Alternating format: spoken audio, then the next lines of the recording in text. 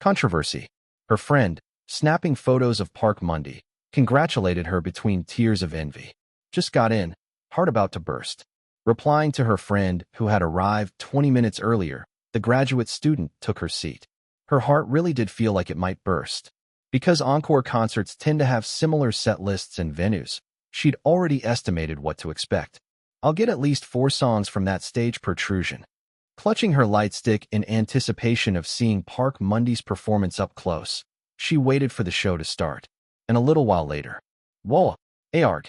Amid the crowd whose adrenaline had gone through the roof, the graduate student cheered too. This is amazing. Watching from the exact center with a prime view, the concert felt almost like art. Park Mundy. The solo stage that had just ended was proof. He'd removed the chair used on tour and floated into the air with nothing but his body. And from dead center, the intent behind that performance was clearer than ever. A whirl of vivid fabrics like a storm of emotion. Under the lights, Mundy hovered in midair beyond the falling cloth, an ephemeral devotion. The graduate student silently nodded, murmuring praise. Park Mundy is a genius. And it wasn't just the great seat making every feeling so vivid. Mundy's performance is on another level. Colder, fiercer than last time. Even though it was the same venue with the same acoustics, there was something raw and striking about his voice now that felt sharper. Had she checked social media, she'd have seen viewers watching the live stream saying, clapped lying in bed. No more excuses for bad audio quality LOL. Mundy still sounds amazing even like this LOL. Am I the only one who thinks Park Mundy's live is better than the studio track? Please release a live album of the encore too. The deeper immersion changed the quality of the emotional line on stage. It was a more potent time of obsession effect than Mundy had anticipated. And he felt it himself, having just removed his headset backstage. His hands trembled, not from pain or cramps, but from the lingering afterglow. A hollow exhilaration, as if he'd been submerged in emotion and then hauled back up, flooded his mind. Still, it was the right choice. He'd been satisfied with the performance. Immersing without a second thought elevated him. Especially since he'd done that piercingly brutal song solo, it hit harder. I felt stronger than usual. Park Mundy drank an energy drink to steady himself and clear his mind. And Mundy, any discomfort anywhere? I'm fine. Oh, thank goodness. But if anything's wrong, you have to tell me. I will.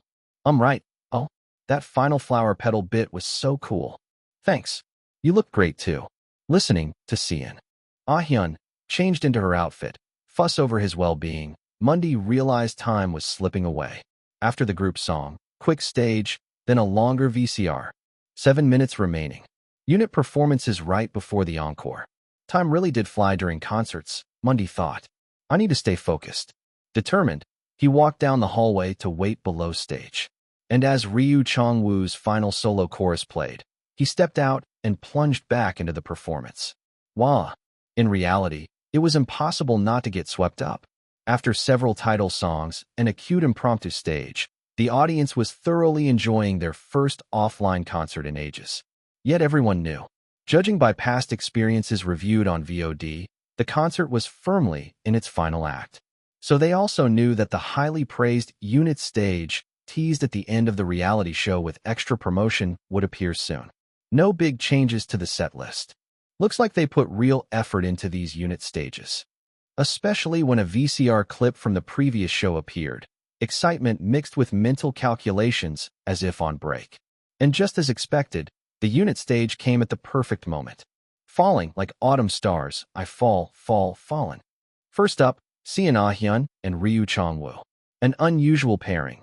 Their fresh take on a famous senior idol group T-Holic's debut song delighted the audience.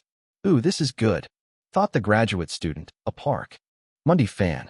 Next came Ink via El Gita, continue reading, Bae Sejin, Big Sejin, and Kim Rae-bin. Nara Norio Ne Target, Nenan Nochi My Enemy. They delivered a fierce concept stage with a hit song called Hitman, dividing parts just right. Cool. Outside of Mundy's performance, the graduate student, still a casual fan, offered a measured compliment. Both unit stages were far bigger and more like large-scale productions than at the first concert. Naturally, she straightened her back in excitement. So only Mundy and Eugene are left. Given the strength of the previous two, anticipation soared for whatever finale Park Mundy and Cha Eugene had planned. Everyone on social media was hyped, too. If she peeked under the surface, she'd have seen plenty of worried fans biting their nails. But the graduate student wasn't that deep into the internet yet. So she awaited the last unit stage with 100% expectation. After the previous act ended and a short video played on the big screen, the stage went dark. Dawn. The clock's chime rang out. Then the lights snapped back on. On the black and white stage stood a tall figure in perfect formation with 8 dancers.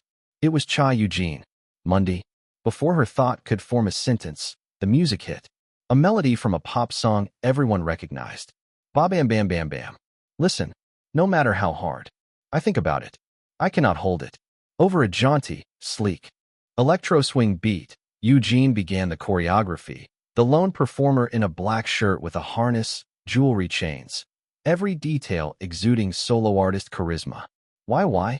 Are you not a monster? Eugene was dazzling. The glitter effects bursting from the background as part of the routine, the sparkling lights, the crisp vocals, it left mouths agape. The screams were deafening. It wasn't until he strode off-center to the left that the graduate student snapped out of it. Wait, where's Mundy? But Eugene plunged straight into the chorus. Thanks to its hooky structure, the iconic part repeated 4 times in quick succession. Monster, monster. You got me so. I grabbed you. BB, babe. Between the dancers, Eugene executed complex moves with effortless precision, commanding every eye. BB, babe. After a sharp flourish, Eugene smiled, finger to lips. Wow. Even Mundy's fans reacted on instinct. Yet at the climax of that stunning first chorus, the backing abruptly changed. Vroom.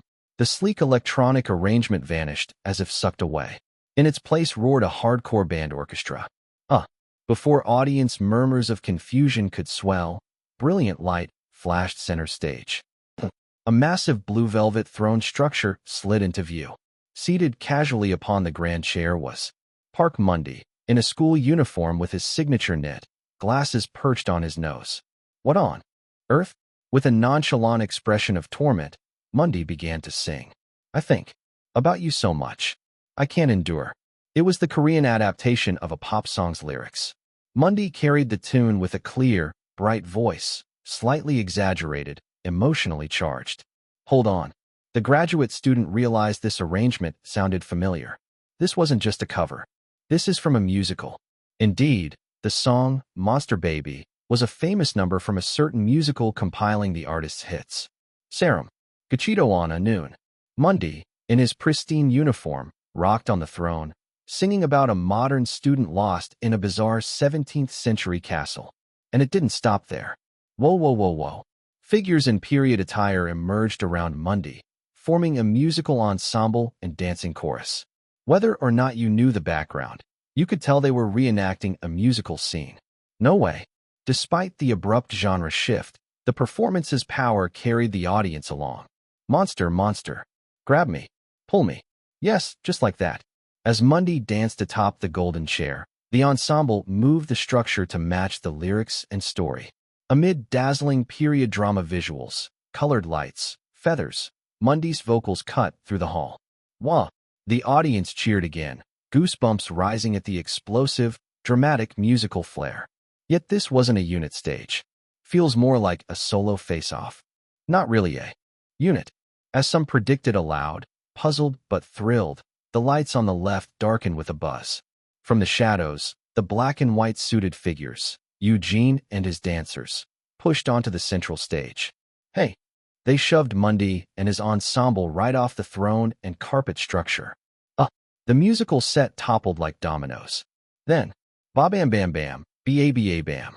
The synthesizer and brass roared back as Eugene and the dancers retrieved glowing batons. The batons connected and detached with each move, intensifying the choreography's dynamic flair. Whoa! When the batons flashed neon, thousands of lights swarmed in support, a glow drone performance. Eugene grinned cockily, treating the drones like living partners. BB babe. As the chorus climaxed again, Mundy barged in, pushing straight to center stage. Arms crossed, He mounted the golden throne and affixed a gigantic chandelier to the structure as a declaration of war. Then, he launched into high-note harmonies with the ensemble. Today I thought, I can't tolerate this any longer. The lyrics were spot on. The chandelier's lights blazed, dazzling the dancers. This is insane. The audience laughed, not out of awkwardness but delight, reveling in the bold, meta humor. Because Mundy and Eugene played along so naturally, the stage felt less awkward and far more fun. DRRR. In the final chorus, the two sparred silently, then burst onto the protruding stage together. With synthesizers and orchestra merging, the song became as loud and grand as any carnival. Monster, monster. BB babe. Grab me, pull me. Yeah, just like that. Original and adapted lyrics merged. Dancers sliced through the ensemble. Eugene changed vocal styles on the chandelier. Mundy danced with drones. Their fearless collision on stage ignited the performance. Monster, just like that. Pewing. All kinds of fireworks exploded as harmony and choreography reached their peak. The contrasting elements clashed gloriously, bringing the show to a close. Wah! Beyond the fireworks and electric finale, the audience's screams shook the arena as part of the spectacle. Yeah! The graduate student pounded her palm with her lightstick in applause. She didn't yet know that the mashup had lasted only 4 minutes and 20 seconds, and that she'd discover this fact in astonishment an hour later on her way home. That was amazing. Amazing. I know. Eugene, replaying his VCR in his head, shook Mundy's shoulder repeatedly. He clearly loved the stage. Mundy understood. He was surprised too. It actually worked. It was bold enough that few could pull it off without thick skin, yet not a trace of awkwardness. I thought it might flop, but it definitely lived up to an S rank. He even felt like continuing without break. VCR be damned. Do it again. 100 times. Incredible. Not. Really.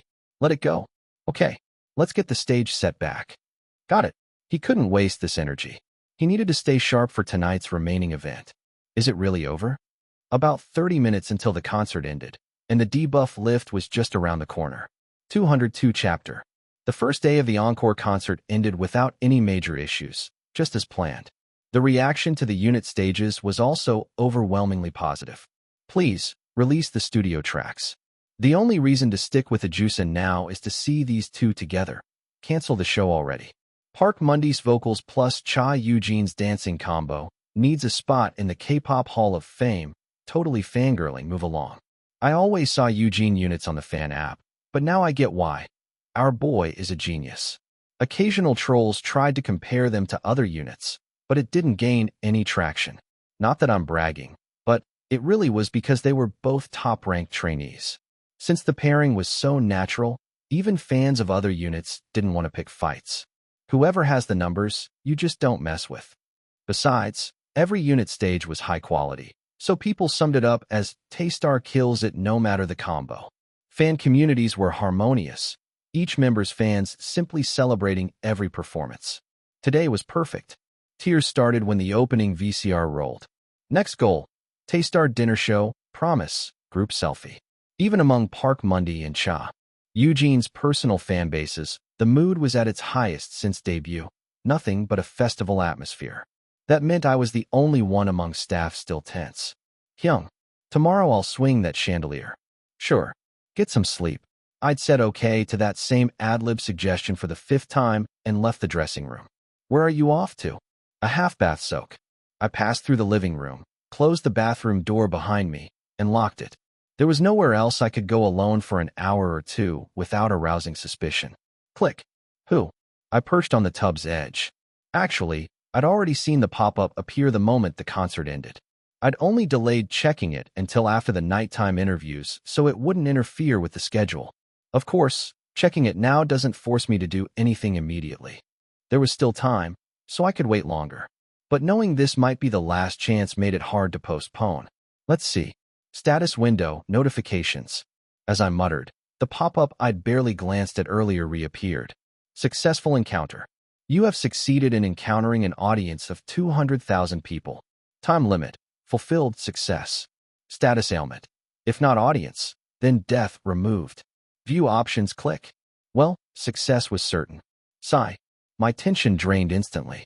I pressed my temple with a strange sense of weakness. All that remained was confirming that damn truth. Wait. View options, click. The keyword wasn't truth.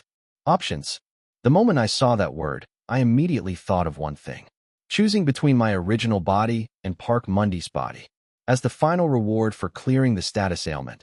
That was the most plausible option. But it was so absurdly welcome. My head felt clear. Isn't it too late to present that now? This bizarre system had faithfully followed a game-style structure ever since I entered Park Mundy's body. Yet to withhold such a reward until the very end, and then spring it as a surprise was odd. In any game, you'd throw that bait right at the start before inflicting the ailment. Even outside games, structure and efficiency demand it. It's better hope torture someone with the promise of a solid reward at the end than whip them with misery alone. Then what other hypotheses are there? If it wasn't about choosing bodies, I racked my brains for any other plausible option, but nothing stood out. I really needed that half bath now. My head was throbbing. Briefly craving booze, I ignored it and left the bathroom. I'll consider everything tomorrow. First, I had to finish the last concert well. Anything that could affect my condition, I needed to clear from my head. Let's just sleep. Just as I was heading back to the bedroom, someone waved from the kitchen. Mundy not sleeping. It was Big Sejan. A half bath. Oh, nice. He smirked and handed me a cold barley tea from the fridge. A drink? Mom made it yesterday. The color made me oddly crave beer. I took the glass without comment. He continued with that grin. Hey, your unit stage was amazing. You and Eugene were so in sync. Park Mundy for the win. But there was an edge to his tone. He's trying to say something. Recalling his own unit experience, he continued. At that moment, I'd given advice like, you two stage producers know how to put on a good show. There's no need to compare who's better. Yet here I was, doing a head-to-head style performance with Cha Eugene. No wonder he was wound up. But really, it was just form. At least you picked the right emphasis. I murmured, drinking the cold tea. If it hadn't been a musical piece, that twist wouldn't have landed. No matter how you sing it. In other words, just like your unit stages, he'd nailed the format. Of course, a bit of trait bonus helped, but I can't explain that. Let me at least finish this thought. Your unit stage was great, too. The shadow choreography fit you perfectly. Big Sejan's face twisted into an embarrassed half-smile. He must have known I spoke from the gut, so that was enough. He laughed nervously and seized his cue. Yeah, worked hard on that. Glad it went well in practice. Sure, I'd seen him sweat over practice. If it had failed, he might have killed me. At least Ray Bin was there to tense things up, so it went smoothly. Big Sejan grinned. Next time we should do a unit together? Since debut, we've never teamed up. We don't overlap positions at all, but it was a parting well wish, so... Mundy, I think it's unnecessary given our positions. Guess I hit a nerve. No. How did he know? Big Sejan stifled laughter, then composed himself. Ahem, but if the chance comes, I know we'd kill it. Probably. That's the spirit. He put the barley tea back in the fridge, hesitated, then added. Hey, I owe you a lot, you know. Let's keep working well together. Don't mention it. You always say that when I praise you. He laughed and patted my shoulder. He'd turned sentimental at our first Korea concert in ages. Well, it's better than nothing. Talking about the stage had kept other thoughts at bay, so it was nice. All right, I'm heading in. Yeah, let's kill it tomorrow, too. I went straight to sleep. No surprises yet. The next morning. Wah. Thank you. The encore concert was officially over. Eek. My clothes are sticking. Everyone, grab your stuff first. We need a group photo? The final chores wrapped up quickly. We had a casual after-party at the dorm with delivery food, since we'd done a big one after the tour ended back in Korea. No alcohol. I didn't touch any. I was handed a non-alcoholic beer. It felt weird having booze taken from me. Feigning needing fresh air, I went out onto the balcony. Status window, notification. Pop. The pop-up from last night reappeared. Now it was time. There would be almost no official group activity until the comeback. Sure, only about a month's gap, but that was the perfect window to investigate. I had time, and one thought occurred. If I click Options, another pop-up will list each option. Given the UI so far, that was a convincing hypothesis. Better to know and decide quickly. I swallowed and reached out to click options. My finger passed through empty air, no tactile feedback. As I predicted, a new pop-up appeared. Options. View truth, click. Obtain coin, click. Cannot select both. As expected, there was still no option to choose bodies. And one of the two choices was familiar. Truth. That would be the blasted past notification I'd seen so many times. So the real meaning lay in the second option. Coin. What on earth did that mean? My mind turned over the unintuitive term. The first thing that came to mind was currency. Is it opening some store? A common web novel trope. A private status window shop. Plausible, but too vague. Otherwise just the image of cryptocurrency. Damn, they kept it vague. I glared at the options window. But the choice was already clear. I moved my finger to the option requiring no thought. Obtain coin. A rational choice. Truth, too big a risk. I didn't know what it would show. Even from the pop-up text alone. Truth is view and coin is obtain. Owning the coin, even if it was worthless, was at least maintaining the status quo. That's right. Wiping cold sweat, I stared at the pop-up, expecting instructions on what to do with the coin. Instead, the pop-up was in a familiar form. Unexpected. Status ailment. If not a star, then death triggered. What? Another god-awful status ailment notification appeared. Those bastards. My head buzzed.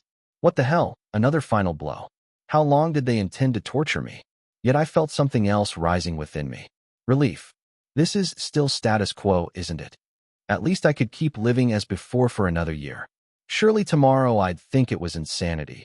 But still, the strange comfort of a reprieve. I could keep living like this. No. I clenched my teeth against that relief and glared at the pop-up. What is their purpose? Then, suddenly, the pop-up crackled. Status ailment. If not a star, then death, triggered again. The text was struck through and disappeared. What the? It wasn't over. Ding. Status ailment. If not number one, then death, triggered. A new pop-up appeared. It was a status ailment name I'd seen before. What now? And it wasn't the end. If not number one, then death, triggered. If not the subject, then death, triggered. If not the performance, then death, triggered. If not the best, then death, triggered. If not the debut, then death, triggered. Fucking what? Each status ailment name was struck through and deleted endlessly. And like some hacking attack, new names flashed and replaced them without end. How many times had they done it? Burring. Unexpected. Status ailment. If not audience, then death, triggered. Finally, the pop-up stopped updating. It bore the same name as the immediately previous ailment. Only the description had changed. If not audience, then death. If you fail to meet with at least 400,000 audience members within the specified period, Park Monday will die. Count achieved. 0/400,000. Not 200,000, but 400,000. Twice as many people. And the description added specifics. The death of Park Monday himself. How am I supposed to process this? From the coin nonsense to this bugged-out status window, there was no clue to the situation. No matter how I thought, there were no leads. I sat on the balcony and cleared my head. I craved a cigarette, but I could manage. As my body grew cold, I organized the situation. Two things are certain. First, gather 400,000 audience members within a year. That wasn't bad. 2-month tours had already hit 200,000, with a larger tour planned. For the year's second NVIIT, original source, half, for 100,000 was easily achievable. Add in festivals, and it's a breeze. So that issue was resolved. Second, there was someone I could question about this whole fiasco. And that jerk even gave me bad information, so I had grounds to press him. Fuck. It wasn't appealing, but I had no choice. I pulled my smartphone from my pocket. I found the MMS message with the puppy photo he'd sent and dialed. The ringtone stopped after a moment. Hello? It was Chongrio. 203 chapter. I checked what Chongrio had received and got straight to the point. Can I call you? Yeah. Has something gone wrong with the mission? He said that as if it were the only reason I'd contact him. Calling him the moment the encore concert ended felt too blatant. So many unexpected twists had smacked me in the back of the head that I hadn't thought it through. But I can't beg him for clues. I needed to set the tone by grilling him right away. I straightened my neck. There wasn't an issue with the mission itself. I see. But another mission popped up. It wasn't the last one. Did you lie on purpose? No. His voice was obedient over the phone, no hint of amusement. I thought I heard a dog whimper briefly. Then he spoke quietly again. I think I can explain. If you're free, how about meeting up? Someone could overhear calls. A call would be worse, I said. It wasn't that I wanted a long phone chat, but at least on the phone someone listening was better than having my skull cracked. If you'd rather, we can meet at the Taystar dorm. No ulterior motive. I know it won't happen anyway. I'd planned to trick him into rambling, then pressure him with the recording, but that didn't seem necessary. Of course, I'd still set safeguards. Couldn't trust when his eyes might go wild. All right, let's do that. I set time and place, then left the balcony. Ray Bin, who happened to be nearby, jumped in surprise. Hyung, you've been gone 35 minutes. I was worried you sneaked off to drink, but you're on the balcony? Yeah. He must have been a little drunk too. I sat next to him before anyone else could notice. Ray Bin. Yes. I need a favor. I'm all ears. He perked up as if I had constructive criticism for him. No, not that. I waved my hand to calm him and continued. Listen. And, as expected, the conversation rolled out. A few days later. This is all right. I arrived first at a secluded outdoor cafe downtown that he'd chartered. Hard to be watched from outside, but if screams broke out someone would call the cops right away. Plenty of CCTV too. You're early. A few minutes later, Chongrio appeared by the entrance fence, his dog panting beside him, leash across its chest. Woof. I half expected he'd bring the dog, but still. This was ridiculous. I figured having him would be a good excuse. Is that okay? Don't mind. Feel free to pet him. He loves people. He smiled and scooped the dog up, its tail wagging fiercely. Quick on the uptake. It looked well-fed and plump. The owner said you can eat anything inside. Go ahead. As if I'd be hungry in this situation. I sat down and answered evenly. Let's get to the point. Sure. So the mission isn't over, should I start there? I need you to answer something first. I pressed on with a question I'd held back, doubting he'd answer. How were you so sure how many missions there would be? From the start, he'd told me the exact count of status ailments. I figured it was once by default, plus one for each year rolled back. I need to know where you got that formula. It was wrong. Oh, that. He nodded and patted his dog, then dropped a bombshell. I gathered cases from others like us. None left now. They died. He sounded completely unfazed. They had some illness, anyway. I clutched my hands. My brain was buzzing. Others had existed? How did you meet them? Well, this is embarrassing, but it was around the 5th time. I was running my mouth everywhere trying to debut fast. He smiled brightly as he continued. I kept saying I knew the future on broadcasts. But maybe the field was different, so the mission didn't. Clear. I went back to doing it properly after that. Funny to think about now. His tone was shifting.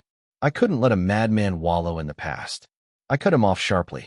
Anyway, so, an old man approached me, claiming he was from the future too. He put the dog down. I verified if he was real, and his timeline matched where I restarted. What?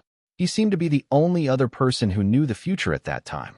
Then after him came me, a few years later. Then there's you, Mundy.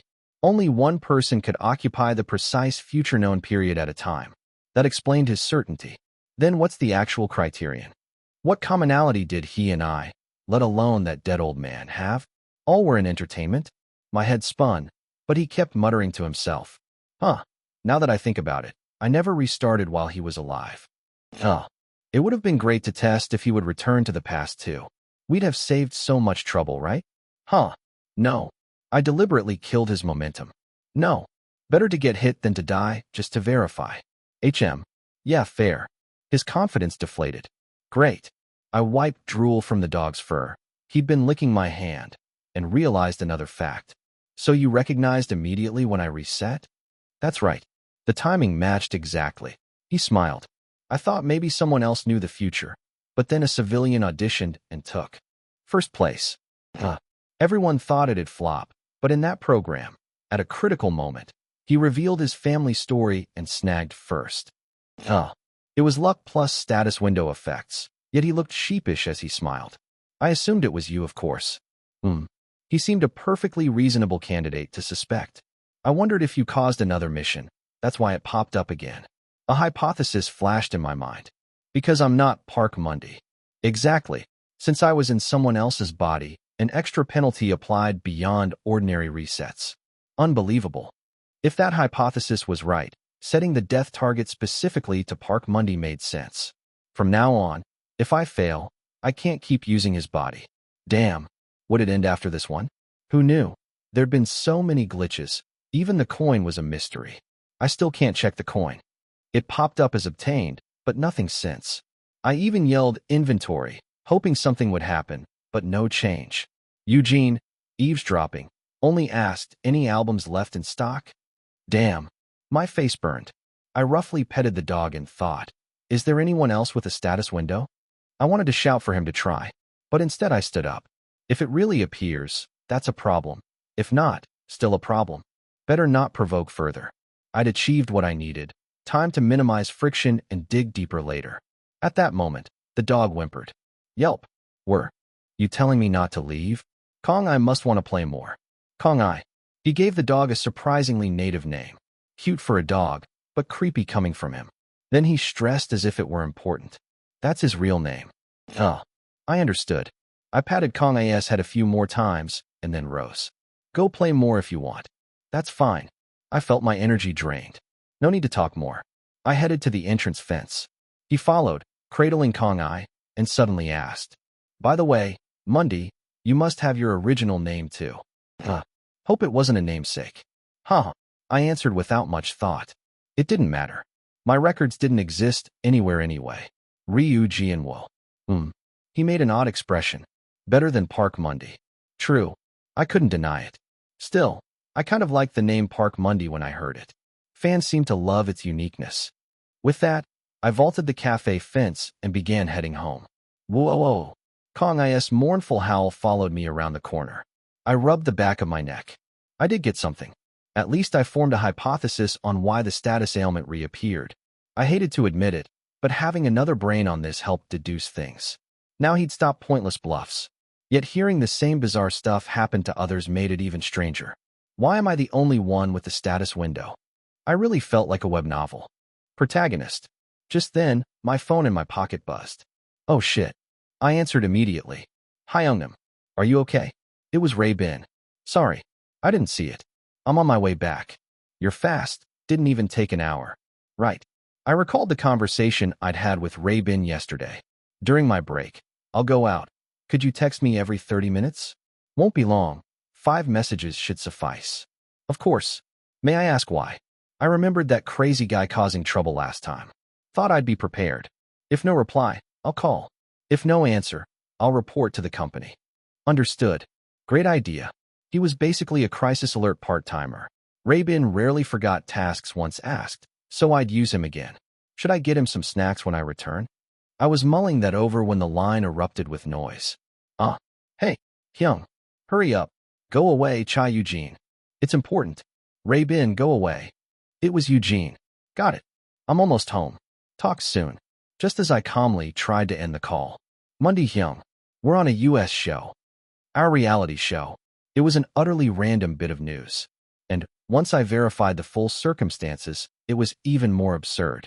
204 chapter. TSDAR's Working Holiday has been well received on WeTube and gained some recognition among overseas K-pop fans. So if you shout Hadiak, you can buy TSDAR's smiles at the store. Crying emoji. Every time a customer calls him a really handsome young man. The lovey-dovey viewer shouts, of course. Anonymous. The precision of Asians is all in chopstick skills lol. Ray Bin. Custom measured 30 grams by hand. Anonymous. No one mentions Chong Woo's kindness. Everyone only talks about his hotness. Laughing crying emoji. After their game collaboration song and guest appearances, circled asterisk operator NLIOTA circled asterisk operator. Read the full story. This reality show widely opened the door to overseas fans. But, as expected, it wasn't enough to break into the global mainstream. Just enough to get their name known among people already into the genre. So when I heard they'd appeared on an American program, I thought maybe Hadiak had gone viral.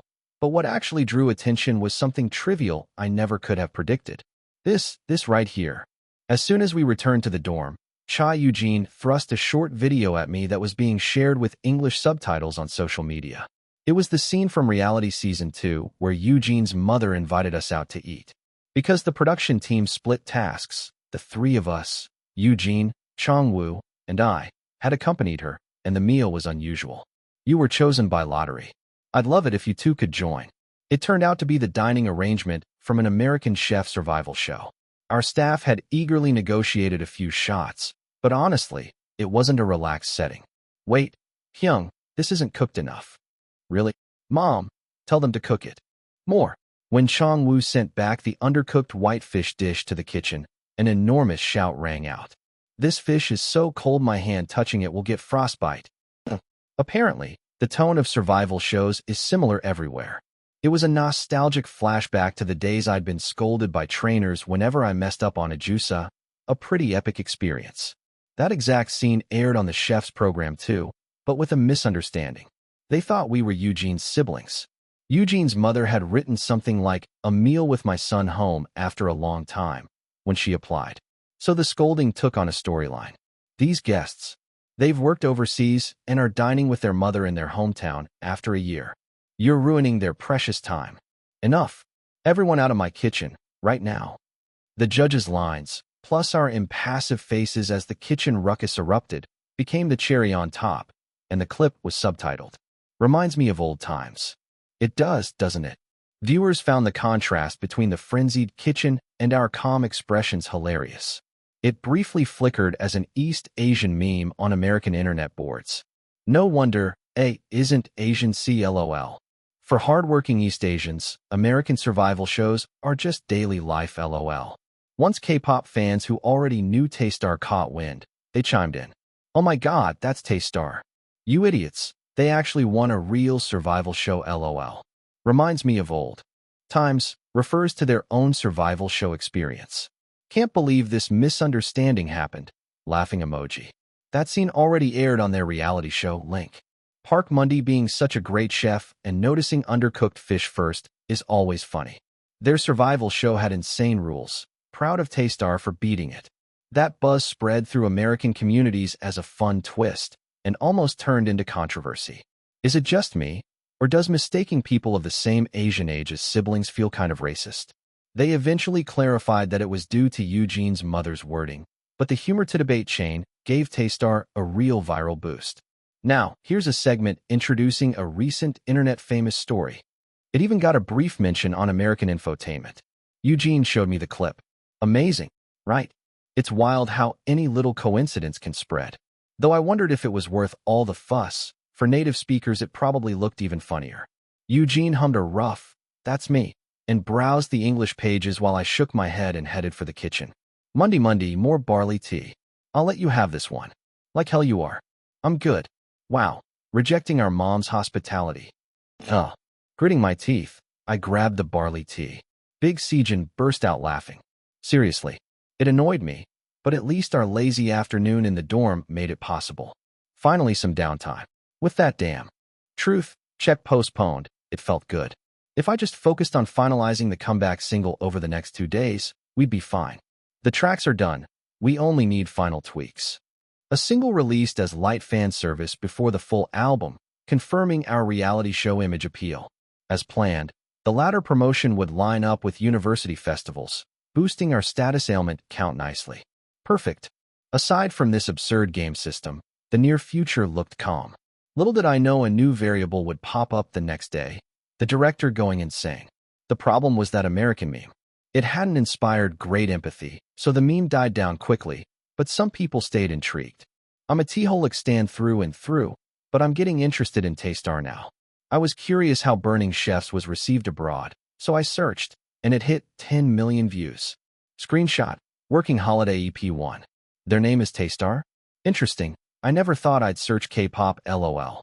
What kind of survival show was it so they got that? Reminds me of old times scold. From diehard K-pop fans to bored netizens seeking variety, some dug deeper. Eventually, they discovered Relisting, Idol Corporation on Net Plus. I found the survival show they were on. It had a negative voting system. OMG shocked GIF. So American viewers, late to the party, finally tuned into Relisting. Idol Corporation. They might not love the sentiment, but the shock value guaranteed. Word of mouth. They even reveal who gets hate voted. Insane. They vote to guarantee only one survivor per team? Let's bring that to America XD. Psycho freak. No need to import it. This country already has too many shows like that.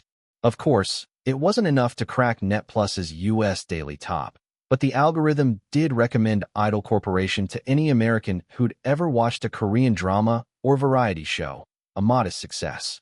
Yet the director took it personally. He'd been pushing, "We must break America with the reality show," and now it looked like success. He probably forgot the show itself didn't take off, and that plans had been revised against his vision. No, he'll think it would have exploded even more if unchanged. Drunk on the conviction he was right. He was like a runaway train. The successful launch of rookie group Millen only fueled him further. Damn it.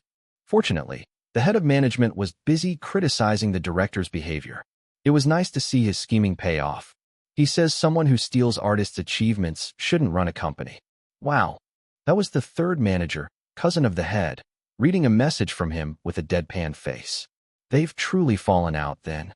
If they keep tearing each other apart for 4 weeks, nothing will progress. Perfect. By the time the single drops and promotions start, everything will blow over. Just keep bickering for 4 weeks. We really appreciate all your support. Sure. The third manager, uninterested, mutedly responded and went back to his smartphone game. He really couldn't care less. Still, he reliably handles tasks when asked, more useful than the first manager. And because he's never had a professional job, he doesn't mind showing texts meant to be confidential. Everyone, let's move. Yes. By contrast, the first manager, stressed by the new dynamics, seemed to slack off less. That was also a relief. Plus, the newly hired chief manager worked efficiently. But Chong-woo is still doing too much. With both road managers just following orders, Chong-woo ended up leading management checks. Ideally, managers should verify and Chong-woo just provide feedback. We need someone good for the Taestar team. I'll plan that later. Right now it was time for the styling meeting. Let's do the red hair. Fine. Go for it, Eugene. Hehe. Sejin. Base Sejin, want a brighter dye? We think it'd suit you. It might look weird, but if needed, I will. Not forcing, just thought a new image might be nice. Image change sounds great, Mundy. Piercings next? You go ahead. And Mundy doesn't like piercings? Just whatever. You like them? No. Never tried. Wow. Park Mundy discrimination. With more say, the members' hair and makeup opinions were finally being reflected. Thanks for your hard work. See you the day after tomorrow. As the meeting wrapped and we headed to the studio, reviewing undecided details, I was called to management. Ah, yes. The management chief summoned us tentatively, never a good sign. Taestar, don't worry. He burst in smiling. Why so chipper? You've suffered mentally with the director pushing an American strategy for this comeback. It's fine. He hadn't actually ordered it directly, and it'd feel odd to laugh while bad-mouthing the boss in front of him. Chong-woo's reluctant reply made the chief speak more energetically. No, we must respect the artist's abilities and wishes. And I secured confirmation in this meeting. I braced myself, dreading what he'd reveal he'd confirmed. And then the insane line came. For this Taestar comeback, the director said you'll thrive in global markets without having to send you to America. So, without worrying about a US debut, just make the albums you want as you've been doing. Are you out of your mind? Suddenly we were expected to deliver a global hit single for fan service. No pressure. 205 chapter. You've proven you can handle things yourselves. On the surface, it sounds like trust and confidence. But coming from a superior, it always means one of two things. Do it yourself, or if it fails, it's on you.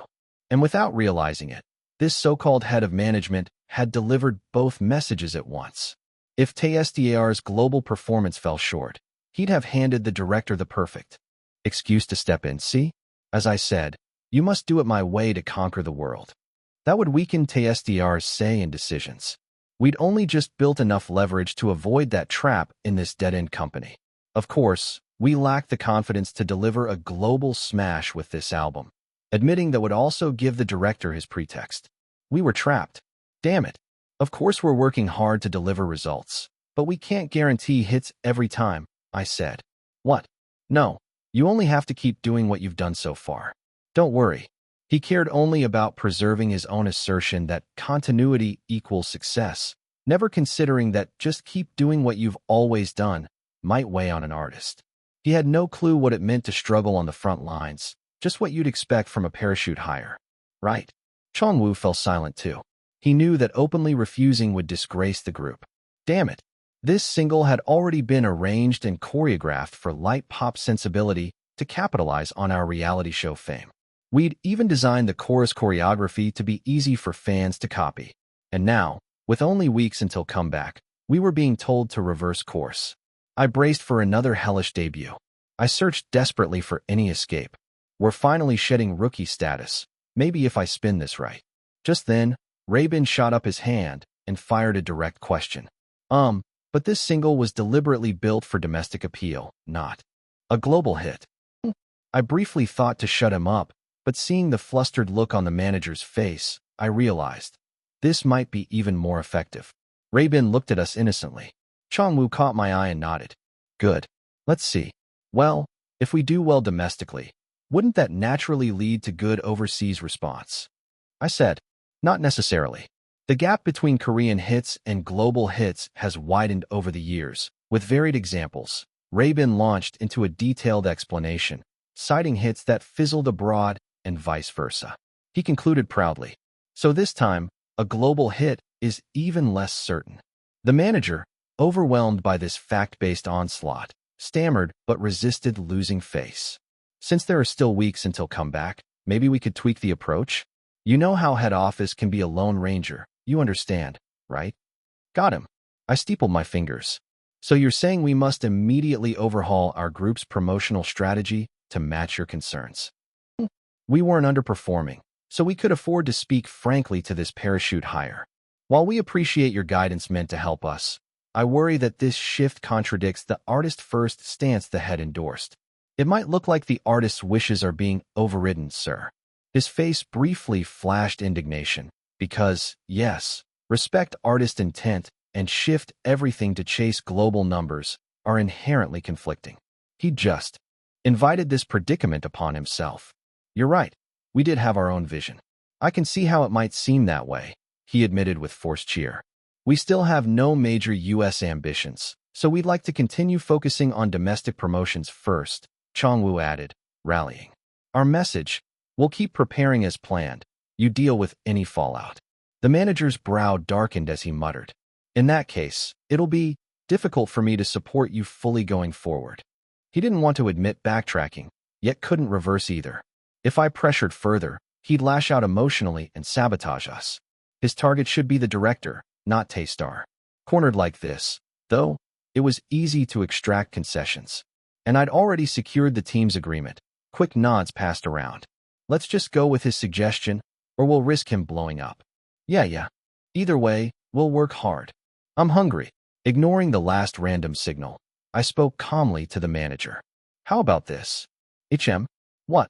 Since reality show success prompted major investment, let's say the company has expanded our project scale pre-comeback.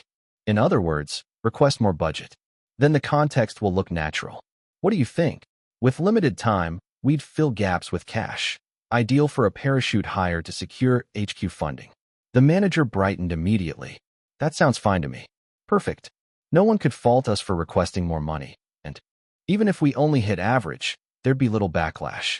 Now it was time to pour in tremendous funds to revise arrangements, choreography, and the MV in 4 weeks. Damn it, an emergency sprint. That day, we postponed recording and locked ourselves in the conference room. Global hit. Unexpectedly, Bae Sejin spoke first. How about English lyrics?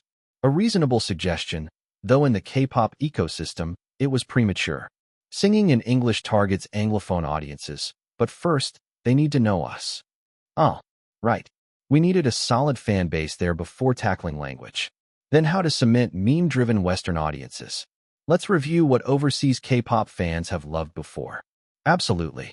Chongwu murmured, and Big Sejin shot up his hand. They like great choreography, strong beats, and slick music videos, right? Wouldn't they also like that in Korea? I asked. Sure, but in Korea, Guys don't always gravitate toward dance tracks with heavy beats. True. That's why between our two debut titles, we pushed the more melodious Magic Boy over the beat-heavy High Five. The latter did chart higher and longer, but Magic Boy felt more broadly palatable. Similarly, the conceptual intensity of Hengsha underperformed slightly compared to our previous title, despite being a career-high campaign. Still, Big Sejin was right. We're leaving domestic momentum behind if we go heavy beat, but we need foreign reaction, so it makes sense. Even after deciding direction, though, revising everything overnight wouldn't be easy. We can adjust choreography and such. Sejin, that's fine? Of course. He replied firmly. Chong-woo, looking apologetic, continued. Right? So we can refine the visuals, but I worry about the arrangement. It'll be tough. All eyes turned to Ray-bin. He looked around, puzzled, then realization dawned. Once the concept is set, I can draft several arrangement samples in 4 days. Please let me. A bold promise. Is that possible? I asked. The current melody top line for this title is very modular. We can try fresh takes. Ray-bin grinned, excited at the chance to experiment beyond the standard formula. Good, someone's happy. I spoke up. All right, Ray-bin. Let's finalize the concept so you can start immediately. Got it. Mundy, any ideas? You're our idea bank. Originally, we planned a breezy, spring-appropriate song without a fixed image. Now we needed a concept on a scale that made for an epic music video, yet still accessible to Western tastes, so the director couldn't complain. Ideally, we'd keep our domestic appeal too, since it was just a digital single and chart performance was key. I thought it over. Something with stunning choreography and a strong beat, yet easy to listen to and share? I spoke. Let's expand our world building. Our world building? How? Hengsha. A few minutes of intense brainstorming later, our revised plan, including new arrangement direction, passed unanimously, but keep it as listener-friendly as possible. And so came 3 weeks of upheaval. TSDAR's fans all knew this comeback was a single. News broke quickly alongside the encore concert to maintain buzz. Press releases carefully signaled the track's mood. Taystar returns with Spring Cherry Blossoms. Taystar heats up comeback, ready for a Spring Carol challenge. Taystar, stock market favorites, return with refreshing spring vibes. Company staff crafted these releases to steer expectations toward an easy-listening track, echoing our repackaged albums, Picnic. Fans predicted a similarly accessible sound, and not only fans. They hit the charts with Picnic, playing it safe. Sigh, I missed the Taystar vibe of Magic Boy, Hengsha. Better Me was insane, but with these easy tracks, I feel them losing edge. After so few years, lowering choreography difficulty already? This is why stans love them, but still, whatever they do, I'll love it. Stop overanalyzing. As the reality show's success meant nearly debut-level attention on the comeback, many eyed us skeptically. I feel sorry for them. Haven't even released the song, and people are whining LOL. The impact feels off, weird. It's a digital single. They'll bring a full album later, so chill. We'll like whatever they do, so stop meddling. Too successful, so now fans can only nitpick. Pathetic. Those reactions were just background noise.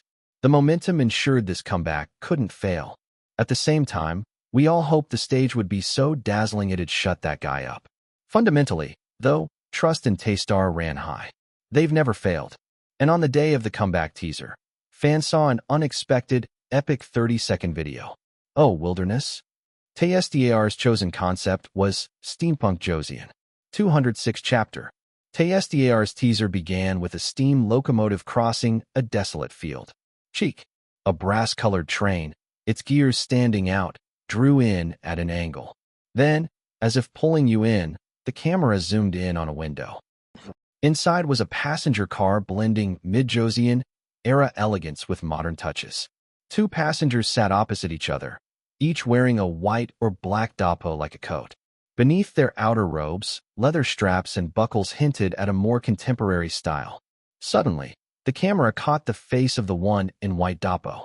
Sian Ah-hyun, his hair neatly swept back, stared down.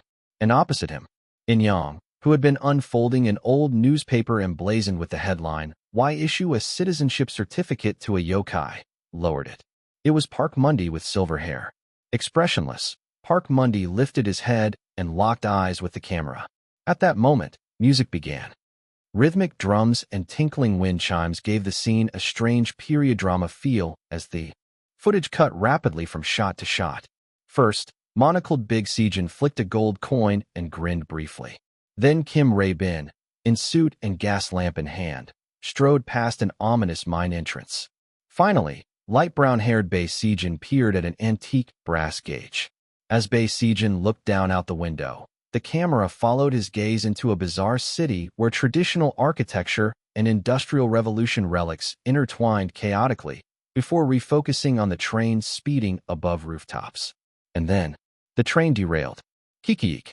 Tiles rained down as the locomotive smashed into a building, golden dust and debris swirling. From the wreckage, a booted foot kicked free. Pat! In-young vaulted across and hung from the train's side, metals clinking on his front. Wow!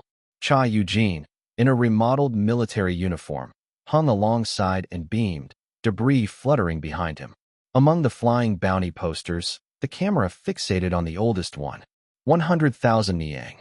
Just as you recognized the black-clad In-young's likeness, the camera jolted as if struck externally and fell. Jijijik. The accompaniment cut out mid-track. On the trembling black screen, Ryu Chong-woo, musket slung over his shoulder, lifted his chin and glared down at the camera. His eyes glowed a piercing blue. The image vanished. A voice sang, "No-oh, no-oh, no-oh." Thirst's parched hours. One melodic phrase, then silence, and subtitles appeared. Taystar, spring out. Moments later, the comment section exploded with question marks and tears. Who? Kim Rae-bin's personal fan exhaled as she looked at the just-arrived package. Since Taystar's comeback featured only a single title track, there was no album, but T1 had still turned a tidy profit on related merch. What she'd ordered were lightstick parts and a concept photo book. The site offered everything from bags to hats, but she wasn't about to go full stand and buy it all. T1 really knows how to make money. She never expected them to sell a photo book this seriously in lieu of an album. Still, she wanted to check the photo book first, after prying off the lightstick decorations. So damn cute. The golden gears and pocket watch linked to a pipe were adorable. She arranged them, thoughts drifting to the music video. Crazy. No other word came to mind. From the moment the teaser dropped, reactions had exploded, not just for its quality, but for something else entirely. They said it'd be a spring youth anthem. Spring youth, train derails. Okay, they wanted to show spring with yellow dust and fine particulates, not cherry blossoms. Never thought spring meant spring-loaded. The media had hyped it as a refreshing spring carol, but the teaser delivered full-on SF fantasy world building. Most fans were thrilled rather than disappointed. Yokai plus traditional vibe? It's definitely the Royal Procession universe. LOL. Ryu Chong-woo is the ultimate final boss material, crazy, national-level sharpshooter. Steam engine, brass, gears, total steampunk. Josian steampunk. T1 has money to burn, that's why we stand them. They're dropping this as a single? Even casual viewers drawn in by the reality show buzz were stunned. Looks like a movie trailer. They must be making bank. I thought it was an idol MV, not SF Josian. Is that Chong-woo at the end? Loudly crying face, he can make that face. So cool. What happened to the cute street food selling kids? Their hair is exploding like magical girl transformations, LOL. Turns out their debut song is Magic Boy. OMG. Those comments came only on SNS. The YouTube thread was drowning in foreign fans. So this is what the work they do in Korea is? Chin resting emoji. Ahyun's pomade hair almost stole my breath. Didn't anyone know about unfair additions and steam trains running over buildings? Cry laugh emoji. I can't believe the ones who survived that brutal show are making this awesome video. Cheering from Wisconsin smiling face. Taystar deserves more recognition. Thanks to memes and overseas fandom hype, the MV hit over 30 million views in 24 hours. Now Taystar stans were already joking about top-tier status. Tour dates are gonna multiply. Kim Rae-bin's fan pictured a grim future as she finally peeled open the photobook's wrap. Who? This was Volume 4. T1's subsidiary of Greed had even borrowed the random photocard gimmick. From albums. If Park Mundy had known, it might have been stopped, but he'd been swamped. The fan clenched her fists. Please, Kim Rae-bin. She'd even looked up which photo cards existed. 14 types total, 2 per member. Kim Rae-bin's were a winking selfie and a behind-the-scenes shot of him in suit and gat from the MV. I want the selfie. Rae-bin hardly ever took selfies. Hello? I'm Kim Rae-bin. Thought of my Love Viewer fans while working, so here's a pic. Photo. Back at debut, his SNS was #InkViaLite hashtag full of gear shots like this. If only. She hoped beyond hope for silver-haired Park Mundy, too. Silver hair Mundy. It was his first time dyeing his hair such a cool shade, neatly trimmed to mid-length. BB Park Mundy, what is this? Let him do a meet and greet. I need to see this in person. Spring Mundy as a Siberian Husky, agreed immediately, screenshot. The first photo book yielded Cha Eugene. Ugh. She sighed, but rallied. Eugene's cards are easy to trade. Eugene's own fans would swarm for that card. Besides, his MV look was stunning. Reclining on a vintage open car, he glowed gold, grinning, utterly collectible. She nearly considered keeping it, but cleared her throat and slid it back in. They might show up in the other 3 books. Reaching for the next, she couldn't shake the feeling she wouldn't sell Eugene's card. Oh well, I can always buy more. What mattered more was whether they'd perform in those outfits on music shows. In 2 days. Well, it was past midnight, so tomorrow was their first broadcast. She recalled the brutal first-week schedule and thought dryly. They're probably wrapping up final rehearsals right now. Unfortunately, she was wrong. At that very hour, the members, run down and exhausted, huddled in the practice room, staring at a monitor. All right, play it. Okay. Having blitzed through the past month's schedule, they were finally filming their music video reaction video. 207 chapter. It had been a tumultuous month. Sir, we need you to confirm the choreography draft first. Sorry, but with these lyric changes, there are quite a few spots where the rhythm no longer lines up. They say the concept photo costumes have arrived. With countdown to promotions underway, revisions never stopped, and by the end, everyone on the team was working as if they'd lost their minds. Of course, the peak of the chaos was the music video. No matter what we tried, we couldn't finish editing by the release date. That was terrifying.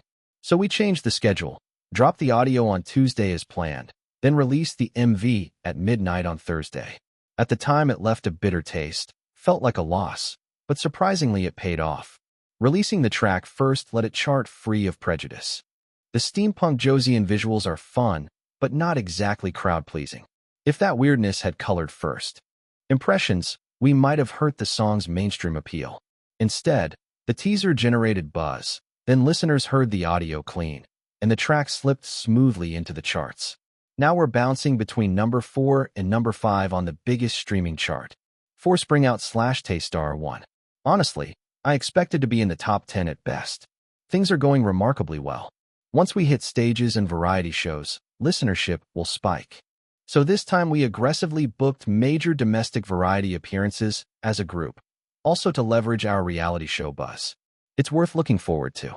Naturally, for smooth sailing at the agency, global response is the most important metric. And no, I'm not expecting to crack the Billboard Hot 100. We don't have that level of overseas recognition yet. If you're aiming for Billboard, you need a Friday simultaneous US release so that week 1 stats fully count. We simply couldn't build that infrastructure in 3 weeks. Damn it. Plus, even then it'd be album charts where you have a fighting chance. Single charts require a VTIC-level global fandom. This single-track comeback means we can't measure TSDR's global growth via Billboard. We'll focus on proving rising Taystar searches on global engines, country-by-country platform views, and tour expansions. And this music video reaction content will help drive those numbers on YouTube. All right, here we go. Thump thump. Even with exhaustion etched under their eyes, the members chattered away energetically. Commendable spirit. Thanks to the royalties. The Q1 payout that arrived a few days ago had already surpassed our half-year delayed debut settlement. Bae Sejin had gasped that he'd paid off his mortgage with it. Anyway, I slapped my palm and watched the monitor earnestly. The MV began where the teaser left off, atop the derailed train. I fancy messy sneaky collapsing.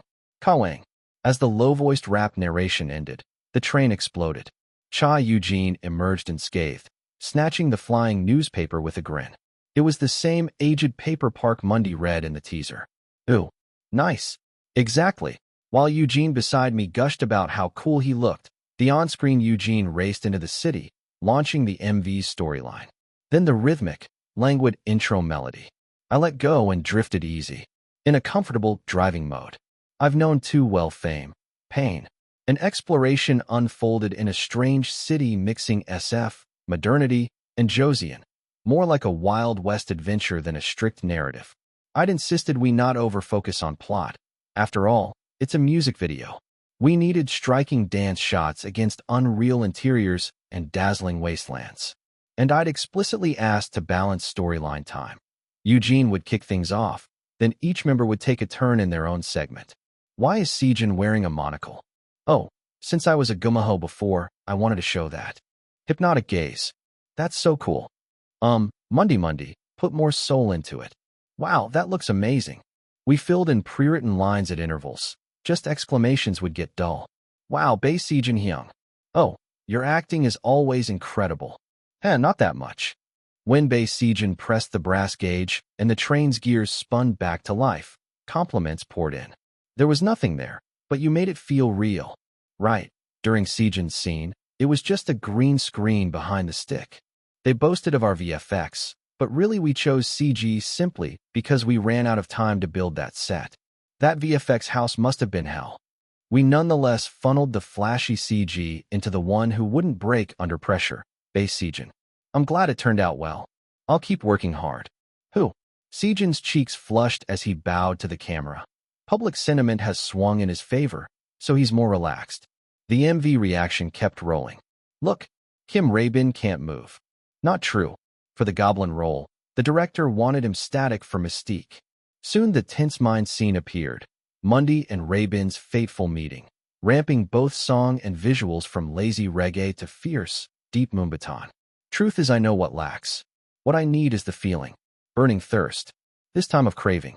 As the story's purpose sharpened, the teaser's train crash revealed its meaning. The yokai had ridden in seeking the citizenship certificate. The members, for various reasons, hunt them to claim citizenship themselves. And anyone who saw the teaser guessed the terrorist was Ryu Chong-woo. No. Thirst's parched hours. On screen, the members faced Chong-woo at midnight, his imposing glare underpinned by CG that, while bold, never felt B-movie cheap. Money well spent. This scene inspired varied interpretations. The dominant take. This is a metaphor for discrimination. Evidence. Members introduced as powerful, mysterious in the procession, must now fight to be recognized as citizens. Set in a modernizing era with little civil rights awareness, it naturally comments on systemic prejudice. Echoing procession in the storyline heightens thematic impact. And Chong-woo, who realized he was a yokai in procession, now rejects yokai citizenship and becomes a terrorist, a self-hate, driven discrimination narrative. Thus, the MV reflects a critique of prejudice. I hadn't planned anything so grandiose, but it was amazing viewers picked up on it. And it did get used that way. Foreign fans stunned by TSDAR's discriminatory metaphor in MV. TSDAR's new release, a counterattack on Asian racism experienced in the US. We'd already skimmed public reactions while shooting, so it came to mind readily. At the song's climax, the members' showdown with Chong-woo teased a fierce finale dance. My part came up. I let the feeling seep in today. Enjoy this moment, gaze. Premonition. Now, without warning. Spring out. Cut to Chong-woo spinning his ebony rifle and firing. A perfect fit. Whoa, Hyung, that's so cool. You really look like a boss. What a badass. Is it? Huh. Chong-woo laughed awkwardly. He seemed pleased, maybe sparked an interest in shooting as a hobby, but I'll keep that quiet. Though 6-1 feels a bit off, right? No. Winning's what matters. As long as we win. I'll ask them to edit that out. The MV closed with dramatic choreography interwoven with waves and backbends, the yokai subdued by Chong-woo. Then Eugene stepped forward, a short instrumental break unlisted on the track. Eugene slid the citizenship application into Chong-woo's hand. Bite, devour, delight. Now spring out. Embrace the sting. Swallow me whole. Music returned for the ending. The members, as if seeing it for the first time, added natural commentary. Ooh, I think it came out so cool. It perfectly matched the storyboard. I'm impressed. Thank you, director. Love yours. Thanks for watching our MV. Hope it's a smash hit. We all knew it had already broken TSDAR's view count record, but these polite lines felt right. Woo. Ha ha ha. A post-credits snippet showed the victorious members celebrating a few more seconds. Just enough. Everyone, we'll work hard and look sharp this promotion. Please give us lots of support and love. See you soon. They signed off. Cameras cut, and the crew packed up. Instantly, the members' faces collapsed with exhaustion. Phew, we'll be able to stay awake tomorrow, right? It was 1:30 a.m. now. With call time at 4 a.m. for the broadcast, they ought to sleep, but thinking of final dance practice, tonight would be another all-nighter. Let's hang in there. Yep, no choice but to push on, though cutting commute time would help. Maybe it's time to move lodgings. I wanted to shift closer to Central Seoul. Judging by the payouts, we could make that investment. I'll bring it up after this promotion's results. I set the thought aside, too busy. Yet the very next day, the issue surfaced. Taystar has been thinking, how about moving to better lodging? This wasn't some charity from the agency worried for fatigued artists. The chief manager, wearing a pained expression, explained. They say there have been complaints about the apartment. Oh, they've had trespassers trying to sneak into the complex, and the building managers refused to handle it further. Right. I wondered why this hadn't come up sooner. 208 chapter. It turned out I'd already suffered plenty of invasive incidents since we started group promotions. Seriously, that taxi tried to crash into us on purpose, right? Excuse me. You keep trying to hit us from behind. Wow, Taystar. Can we get your autograph and a photo? Sorry, but this area is off limits. Come on, he's your nephew, just do it. From staged fender benders to fans crowding into broadcast waiting rooms, it was all just a professional hazard I'd learned to shrug off. In the information age, hacking attempts had become more common than in-person stunts. And at the dorm, I'd felt safe enough. No chance of a one-room break-in here. This apartment's security was top-notch. Nobody could have pulled off what they did to the old one-room I'd used as a temporary base. Bayesian probably bought that place dreaming of equally secure digs. But apparently even this fortress had its limits. They actually broke in? Yes. They bribed a delivery driver to get inside through the garage, but when they tried to sneak in, how did they get caught? Kim Rabin tensed as our chief manager sighed. They got nabbed by a two-pronged sting operation. They infiltrated the security office's CCTV room and tried to loop footage. All the culprits got circled asterisk operator inc via Eliota GHD circled asterisk operator. Read the full story, rounded up and hauled off. Ugh. Unbelievable. Hiring staff corruption and a diversion team like the mafia. Their dedication was impressive, if horrifying, and not entirely surprising.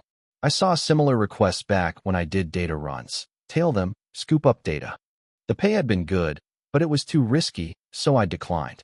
Now the building managers and residents had had enough, and a stern notice went out. They said chasing away intruders was hard enough. Now they can't handle it anymore. Right. Basically, deal with your own problem. A reasonable demand, so we couldn't complain. But the moment residents leaked to the press, it'd blow up. Taystar dorm controversy. Residents' fear for safety amid trespassing and noise. The headline alone made my blood run cold. Moving is the only solution. The agency would rather spin a "we've moved to better headquarters" line than invest in this building's security. Still, their transparency gave us leverage. Scaring people into cooperation beats empty promises. We needed a new manager adept at anti-stalker strategy. Someone sharp, hands-on, tough. So, how about relocating somewhere larger and more secure? Let's go? Sounds great. One moment. Anyone who wants to move, raise your hand. At Ryu Chongwoo's Q, Cha Eugene and a few others raised their hands. Big Sejin just lifted his like a fake stretcher and grinned. Of course moving's good, but where to? We're vetting candidates. Definitely somewhere more secure and better located. Right? Must be closer to the studio. I'm in. He meant within walking distance of our Cheongdam studio, i.e. Central Seoul. Understood. Want to preview some options? I'll send you the shortlist. Okay. Moments later, a file popped up in our work chat. I clicked through the candidates. Not bad. Reputed buildings, many with celebrity residents. Wait, why is this one here? Our chief manager highlighted it. We're pushing SV Village. With the Taystar brand, we can swing it, right? No way. How about closer to the network, Indrapala? We're looking into that, too. The manager deftly pivoted. C and Ahyun chimed in. Mundi hates long car rides, though. True. Oh, right. No. I knew exactly whose dorm SV Village was. Tick's place. They'd technically moved out years back, but still, no need to cozy up as neighbors. And given their lead's personality, they'd never actually shift from single-family homes. I'd seen dog and garden photos, so let them be. We'd stay clear. I'll compile everyone's feedback and relay it. Thanks. The meeting wrapped neatly. We'd probably relocate right after this promo. No big deal. But word leaked elsewhere. They're moving away? Ipole. Damn, prices just skyrocketed. Huh. Now they can complain about privacy invasion? Can't handle fans outside their dorm anymore. They're top stars now. So annoying, they nearly busted security. I can't believe they still don't get it. Our twin fan admin closed the capture they'd been reviewing. They'd been scrolling social media between shifts, then spotted this.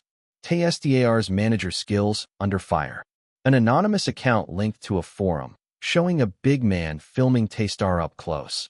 Then a member elbowing and forearming him away in a gif. And that member was Ryu Chongwoo. Chongwoo. He wasn't the type, ex-national athlete, too disciplined for fights. Yet the clip looked brutal. Top comments were furious. Whoa, is Chongwoo really like that? Honestly, any creep deserves it LOL, but Chongwoo goes hard. What did he even do wrong? This doesn't deserve so many dislikes. Scary. So badass. People need sports, man. The likes and dislikes raged. Weird. Our fan admin, unsettled, realized Chongwoo wouldn't act without reason in front of cameras and security. Must be the angle. Soon multiple angles and eyewitness accounts surfaced. That creep breached security and almost shoved a camera at them. Chongwoo barely got him off kids. He didn't hit anyone. In another cam, the guy tripped on his own foot, stopped fabricating. This was basic self-defense. Why drag his national team past into it? Even Chongwoo's calmest fans chimed, furious over the defamation. It made sense. Nobody wants to be portrayed as assaulting a random guy. And then a suspicion hit me. Who orchestrated this? Bingo. A paid data harvesting crew and a group chat intent on stirring controversy. And who hired them? The same people who cracked our dorm's security. They'd gambled on cheap drama to derail our move. Unsurprisingly, the agency caught wind. Are you out of your mind? Get a grip. I'm sorry. The target of this meltdown wasn't us. It was the first manager. If you just dodge alone, what are you even doing? Why are you on the payroll? He dodged a guy trying to hit him, yet copped all the abuse. I can see getting miffed if he bailed, but come on. Our managers aren't martial artists. No need to leap in and self-sacrifice. This was performance. I'm sorry. We'll tighten security from now on. They'd redirected the blame entirely onto him, anticipating artist frustration. Street smart move. We'd never lacked security personnel. It was a special case. Calming everyone was the skill. Some members had been genuinely rattled. It's okay. You don't have to punish our manager. Phew, thank you. The chief manager exhaled in relief. Chongwoo, don't worry too much. Everything's been explained, and most reactions praised you. Chongwoo forced a wry smile. Even someone normally as mild as him felt bruised by this. People who disliked him now pretended to be shocked. Don't stress. Okay. You probably shouldn't have added one more thing. You really don't need to do that in future. The company should handle it. Artist involvement often backfires. It sounded like self-reproach with a "why did you step in" subtext. I'll intervene, or maybe not. Before I could decide, Chongwoo spoke first, his tone sharper than usual. So, you're saying I should have just let him hit me? No? I mean avoidance was enough. So many eyes. After a long pause, Chongwoo replied in one word. I understand. His voice was weary. For the rest of the day, outside of official events, he fell silent. Damn. Anyone could see he was burning out. 209 chapter. The car felt like a freezer. Let's not talk about temperature, but atmosphere. We're screwed. Ryu Chongwoo hadn't snapped at anyone or acted unfairly, but this was far from his normal self. A few hours earlier in the music show waiting room, Hyung, have another snack. Eat lots. Sure. That was it. No gesture, no response. He just sat on the sofa and squeezed his stress ball. Since then, nobody dared disturb him. They all kept silent. Tomorrow's shoot starts before dawn, but since today they could return to the dorm before dinner, everyone quietly held their tongues. Me? I'm not exactly the chatty type either. I was busy checking public reaction on my phone. Everything's sorted now. Ryu Chongwoo fancam from another angle. He didn't hit anyone XXX. Once the explanation spread, people finally moved on with an "I knew it" sigh, although a few diehards still claimed he'd gone psycho. But Chongwoo's state wasn't solely because of online drama. That mood carried back to the dorm. I'm heading in first. Okay. No sooner had dinner finished, Chongwoo retreated to his room, probably planning to crash immediately. Thud. The moment the door shut, worried sighs and wry smiles broke out among the others. Bae Sejin muttered gravely. Honestly, he had every right to be pissed. Exactly. Did we hurt him, though? He was just doing his job. Sean Ah-hyun asked with concern, voices hushed out of respect for Chongwoo, who was now off limits. From the company's view, why did he have to shove him instead of just dodging? Must have been a lot of pressure with everyone talking. Big Sejin mocked gently as I carried my bowl to the sink. Chongwoo's always been way too good to this company. If Chongwoo had been rude, he'd have just apologized on repeat, but his responsible, good nature let him be pushed over the line. Maybe we should let him rest for a bit. If he needs anything, he can tell the company. Everyone nodded in agreement. That's reasonable. Right. Bae Sejin looked acutely aware that without Chongwoo, he'd be the eldest. I almost told him it was a pointless drain on energy. After he rests, he'll bounce back, right? Exactly. Recovery comes with rest. We need to support him this promotion. Right. Okay, let's head in. Their short discussion ended with, let's not burden Chongwoo anymore. It was considerate teamwork, but it didn't solve the rude issue. This can't last forever. No manager could handle Chongwoo's responsibilities the way he did. The chief manager would offload it to the first manager, who'd then try to pass it back to Chongwoo. That minefield could explode at any moment. If it just ends with him storming off pissed, at least that's something. We needed a plan. Replace a manager or snap him back to focus. And monitor Chongwoo's mental state. A major incident would be catastrophic. His 400,000-strong fanbase is still at risk if he goes down. So I decided, tomorrow, keep a close eye on Chongwoo. Even if he seems fine, no slacking. I fell asleep on that note, but next morning I realized no plan was needed. Before the variety shoot, we'll stop by the studio. Any requests? No. Chongwoo was still stony silent. He barely glanced at the first manager as if he were nothing. Scary. Quiet. Even a whisper from Cha Eugene sounded like a shout. I nudged him aside and got in the car, sitting deliberately close to Chongwoo. Let's test him. He didn't resist or snap back, just his usual gentle self, which made him seem even more distant. Actually, he's not that different from normal. That thought unsettled me. When the chance came as we neared our stop, I spoke up casually. I'm grabbing drinks. What do you want, Hyung? I'm fine. He did not look fine, but I shrugged. Coke. Coke. Cha Eugene's demand for soda won out. The others gave me brave attempt looks, but this wasn't bravery, just building rapport. The next day, Hyung. Without preamble, I handed him a fresh fruit juice. I'm fine. Think of it as glucose. We haven't slept 3 hours ourselves. Chongwoo said nothing and drank. Then his eyes popped. It's so sweet. No wonder. I'd asked for extra sugar and syrup la our old Ajusa sugar. High trick. Simple, intense, a low hurdle. It tastes great though. He finished it. Probably too tired to argue or control his diet. Yet as he drank faster, color returned to his cheeks. My tactic had worked. I asked one more thing. How's your condition? I feel especially drained this time. Yeah, I feel like my recovery's incomplete. Right. It was indeed burnout lethargy. At last, Chongwoo was talking freely. Maybe sugar's power kicked in. So liquid fructose really works. I feel energized. Right. When Kim Raebin broke in, relief on his face, Chongwoo responded kindly. The effect was even better than expected. I stroked my chin. He's the type who needs physical stimulus to clear his head. Not just rest, but an invigorating jolt. Fine. He'd earned it. I pulled up a venue search. That afternoon's variety shoot was a blast. Anyone who flubbed a hit to a nostalgic hit song lyrics plunged into a pool. No holding back. Whoa, I won't let you off. Hey, MC, what's this? Everyone ended up soaked and under towels and hair dryers before climbing back into the car, exhausted. I want a half-body bath back home. But we still had a schedule, live. Unfixed, flexible, so we could adjust content if we were too tired. But this time, we agreed to film on location instead of at the dorm, everyone but Chongwoo. In an hour, right? Yes, we'll depart soon. We napped as we traveled. Normally, Chongwoo would ask where we were headed, but he just slept. That earned him a surprise at the venue. Surrounding him, the members grinned and spread their arms. Today's Live venue, the shooting range.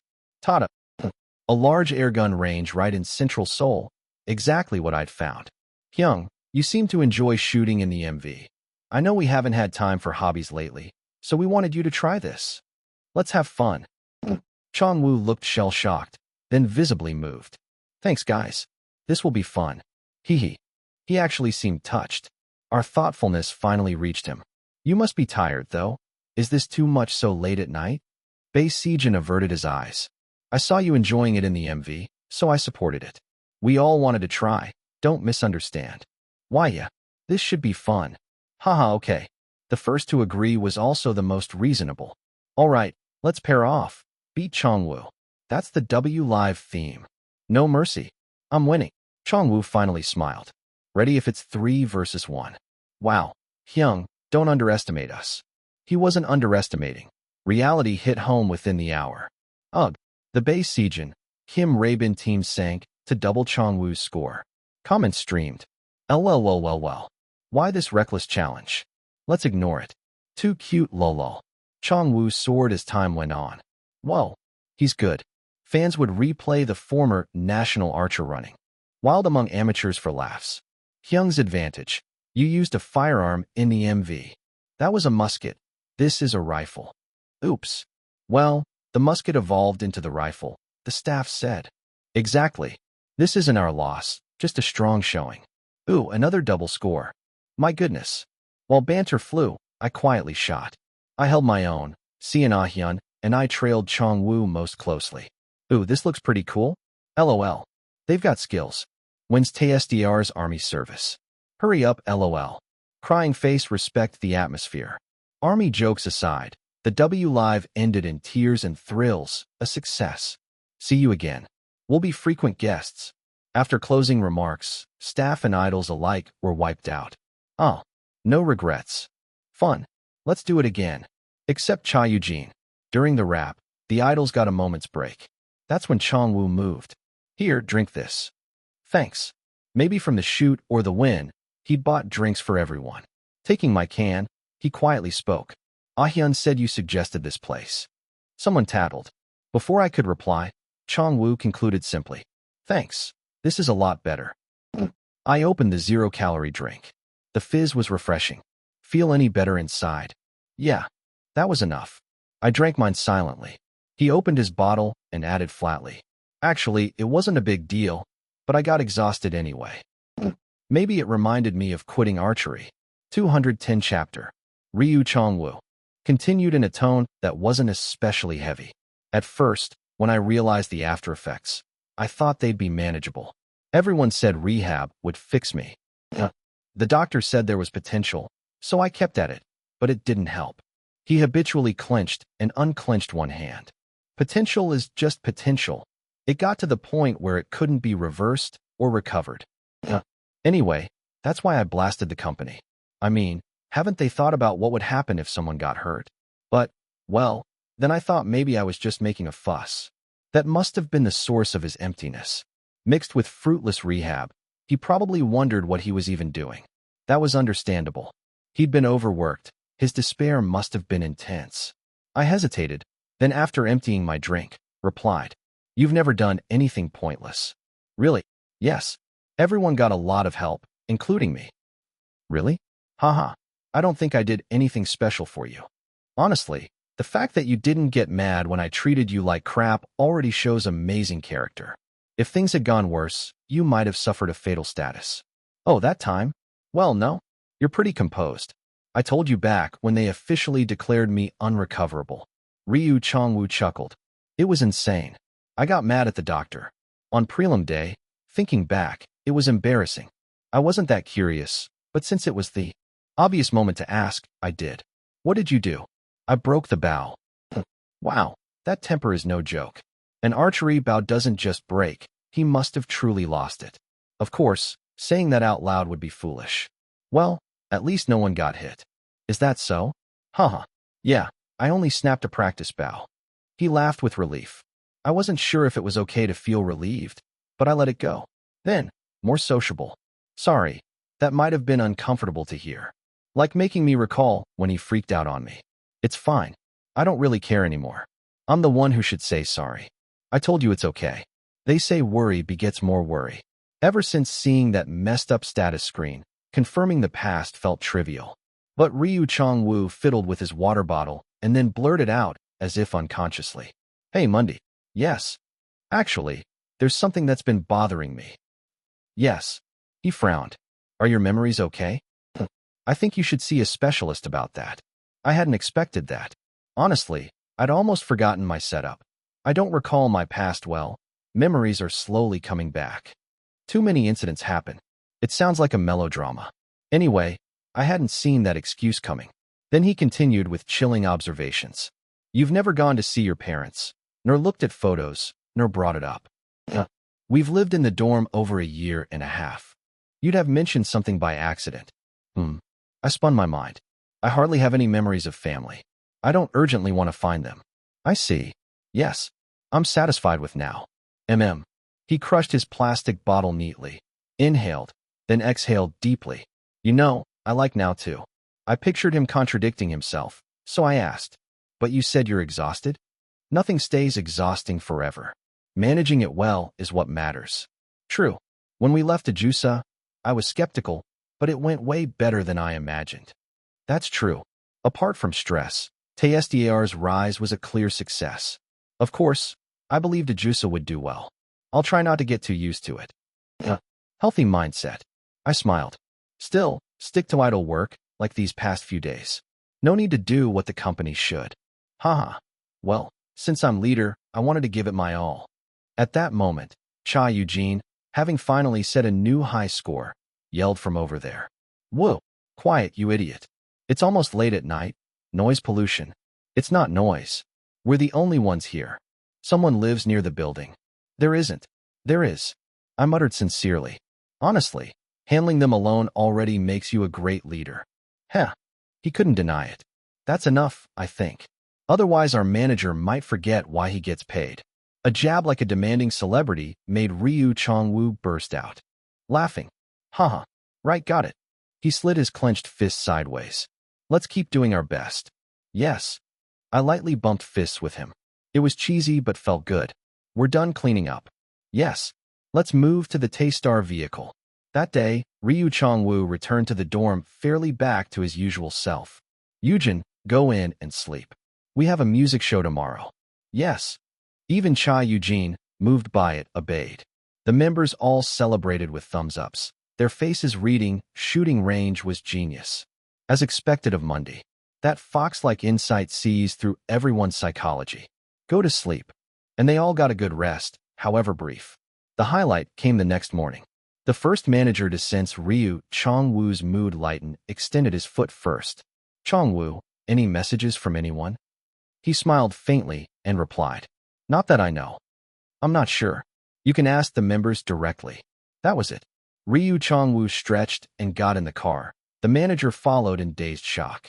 The chief manager had been bested just days ago. He wouldn't dare scold Ryu Chongwoo. That buys enough time until we find another good worker. That evening, online, rumors that Ryu Chongwoo punched someone vanished, replaced by clips of him shooting. As expected from a Tarung-trained idol. Is this even possible? Archery nationals must be non-human. Damn, shooting like this. I bet he cried blood when he quit archery. Thankful he got a new career as an idol. Oh, everyone's freaking out how cool Chongwoo Hyung is at shooting. Big Sejin leaned in and praised him deliberately. Ryu Chongwoo laughed sheepishly. I was just messing around. No, I knew your status would rise after yesterday's shooting. You were amazing. Relieved, they showered praise like a waterfall. Then Big Sejin noticed some comments and asked, "By the way, Hyung, how did you end up choosing Idol as a career?" "Oh, me?" He laughed awkwardly. "Well, my parents suggested it." "Wow, your parents?" "Yeah, they said I'd always been decent at dancing and singing, so I started as a hobby." It seemed they pushed him to get him out of the house after he quit archery and got depressed. "What about you guys? Especially Eugen. How did you become an idol?" "A stranger approached me. My beat won a contest, so they called me to Seoul and I signed a contract." The car's topic shifted to why we became idols. Eventually it turned to me. "What about you, Mundy?" "Me?" I didn't mind answering, but felt a bit embarrassed. "I was scouted by the Ajusa author at a karaoke room." "Really? Wow. I thought that was just a story." The car got noisy. They marveled at how talented Park Mundy must be. "So you didn't even audition, just got in as a casual applicant and made it here?" "He's so talented." And circle dasterisk operator inc via LIO to GHD, circle dasterisk operator. Read the full story. Of course Mundy worked hard too. "Impressive." Thanks. They'd beat me up if I mentioned the status screen. Anyway, recalling the moment I first entered this body felt nostalgic. Without the stats boost and traits from the status screen, I wouldn't have grown this fittingly. Even if I hadn't gotten the fatal debuff, it would have been rewarding years. No, correction. Even with status ailments, it was rewarding. Returning to the past in someone else's body had been densely packed years. Maybe I fought so hard because of the death sentence. Convincing. So it wasn't something you always wanted. Are you okay with this? Yes. Activity, are you okay? Bae Sejin asked seriously. I answered without hesitation. Yes. It's fun, right? Any regrets? I smirked. None. Ooh. They clapped and cheered. Kim Raebin quietly played a track. I don't know what you were thinking, but making an EDM version of Magic Boy. Let's go. The car filled with idle energy, everyone bobbing their heads. What a sight. I decided not to post that scene on the group SNS out of loyalty. After that, domestic activities seemed to go smoothly without ruckus. Taystar standby. The second week music show pre-record went cleanly, and the variety shows filmed pre-comeback and first week started airing. Of course, the schedule wasn't all music shows and variety. Look here, lift your chin a bit. More. They did a few events, but as a first-tier group, they focused on higher-paying ads over inefficient small gigs. Here came the ads. Please grab my lapel. I met Marini, a junior idol under the same agency, on a smartphone commercial set. Oh, this bundling showed the agency's ambition for name value. And there was plenty to leverage. 211 chapter. The smartphone ad wasn't actually a joint campaign with the junior idols. If it had been, I would have known already. They just filmed a few shared shots. Okay. On this cue, come in here together and show what you're holding in your hand. Yes. Oh, and hold the tablet with one hand, please. Keep it light. Got it. The juniors were advertising the same brand's tablet line, but to add something extra, they'd slipped in a few two-group shots. Because Taystar was senior both in tenure and recognition, Marini had waited on standby until our day, then slid in. Still, not telling me until the day of his over the line. Whether our first manager was so stunned by Ryu Chongwoo's cutoff that he forgot, or the company purposely buried the detail, I can't be sure. But I'm pretty convinced it was the latter. These days he's been pushing back against the director's opinions. Finally got some spine, huh? They must have feared we'd all demand changes to avoid mixing the artists. And if they'd warned us in advance, that's exactly what we would have done. Too many potential complaints. We'd already stirred up enough buzz around Magic Boy. In fact, it could have gone much worse. Ugh, bundling again. What now? Clearly this was supposed to be our solo, but they negotiated to tack on juniors, lol, so greedy. They should have pushed Marini. The brand appeals to everyone, but they just didn't have the vision. Those fans really don't get it. No streaming or sales wins, so it won't stick, haha. Yeah, we hate it too. Don't lump our gods with some ancient boy band raised hand. This always ends up in shipping rumors, but at least one couple's already dating by now. Album on the line, lol. From comparisons to shipping rumors and endless annoyance. Fortunately, the company must have sensed the backlash, because most of the suspect two-group shots were cut. Instead, they emphasized Marini's premium electronics line, Cosmic, featuring T1 Stars artists. My identity shines like a star. Chosen by the stars, Cosmic, which still grated a bit. They didn't even develop us, yet act like we share some grand vision. They're probably itching to launch another rookie and decided it's time to build Marini's own brand NVL GT. Only on NVL GT, identity beyond just being an Ajusa spinoff. Existing groups slid in fresh off a hit audition show. They must feel that's bold for rookies. Maybe they're eyeing a stock listing next. Either way, that director must have come up with this. And at that point I realized I could use it. Better start gathering some evidence. Right as my shoot was wrapping, my chance came. Great work today.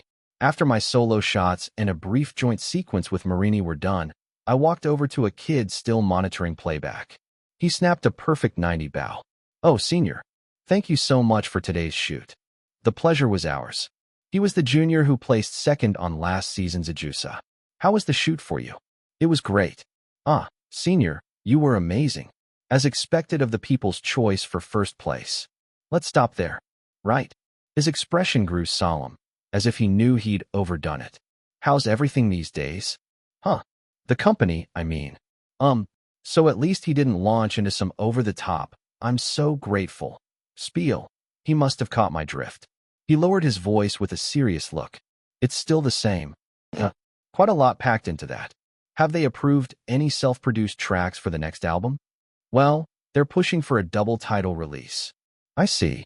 Since TSDAR's debut formula used that, they must be riding that success. They insisted one song be in English. He continued in the tone of a resigned office worker.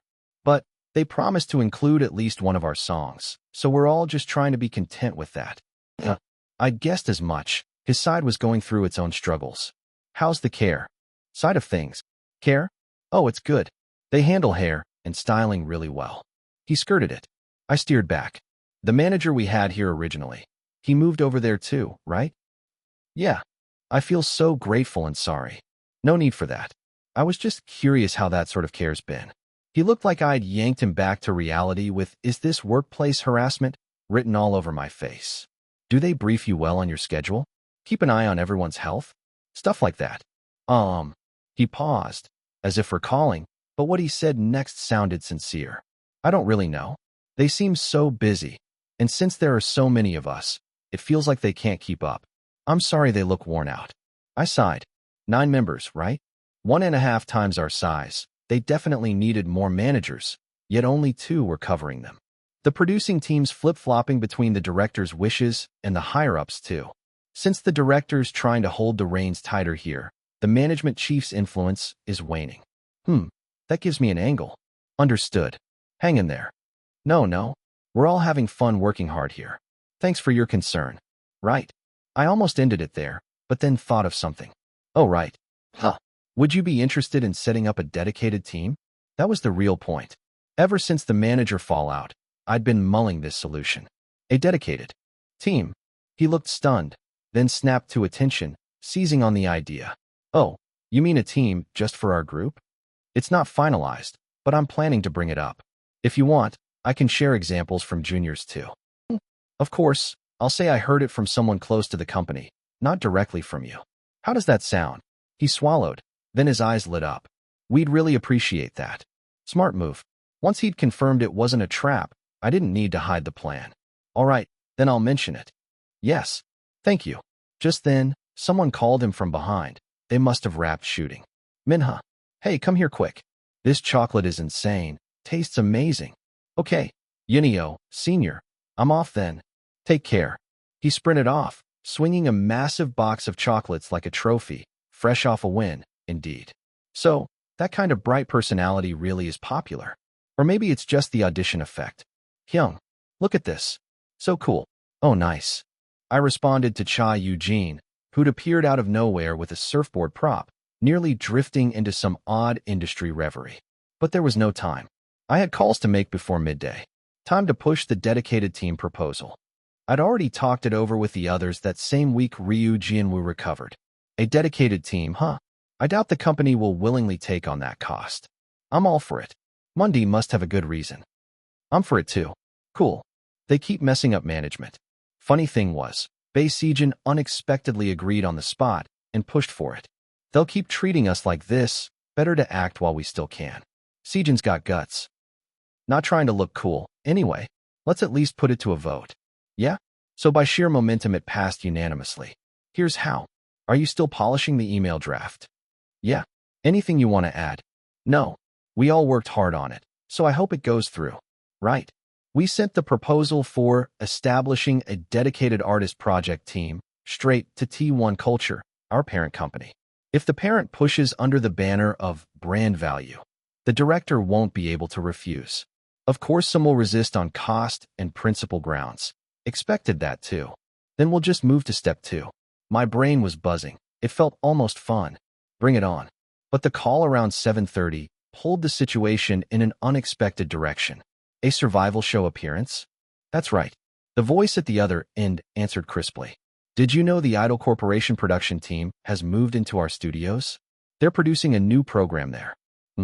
This time, Taystar isn't a contestant, but a mentor. Only third-year idols mentoring on a survival show. A deal I never could have imagined. 212th chapter. I hung up the phone with the T1 representative and replayed the conversation in my head. They want me to appear as a mentor on a global K-pop survival reality show, huh? Of course, this wasn't the first global survival program. Ajusa itself billed itself as finding global K-pop stars. But this format was unusual. It's not airing on TNET, but a Net Plus original production. They must have greenlit it after Ajusa had modest success in the English-speaking Net Plus market.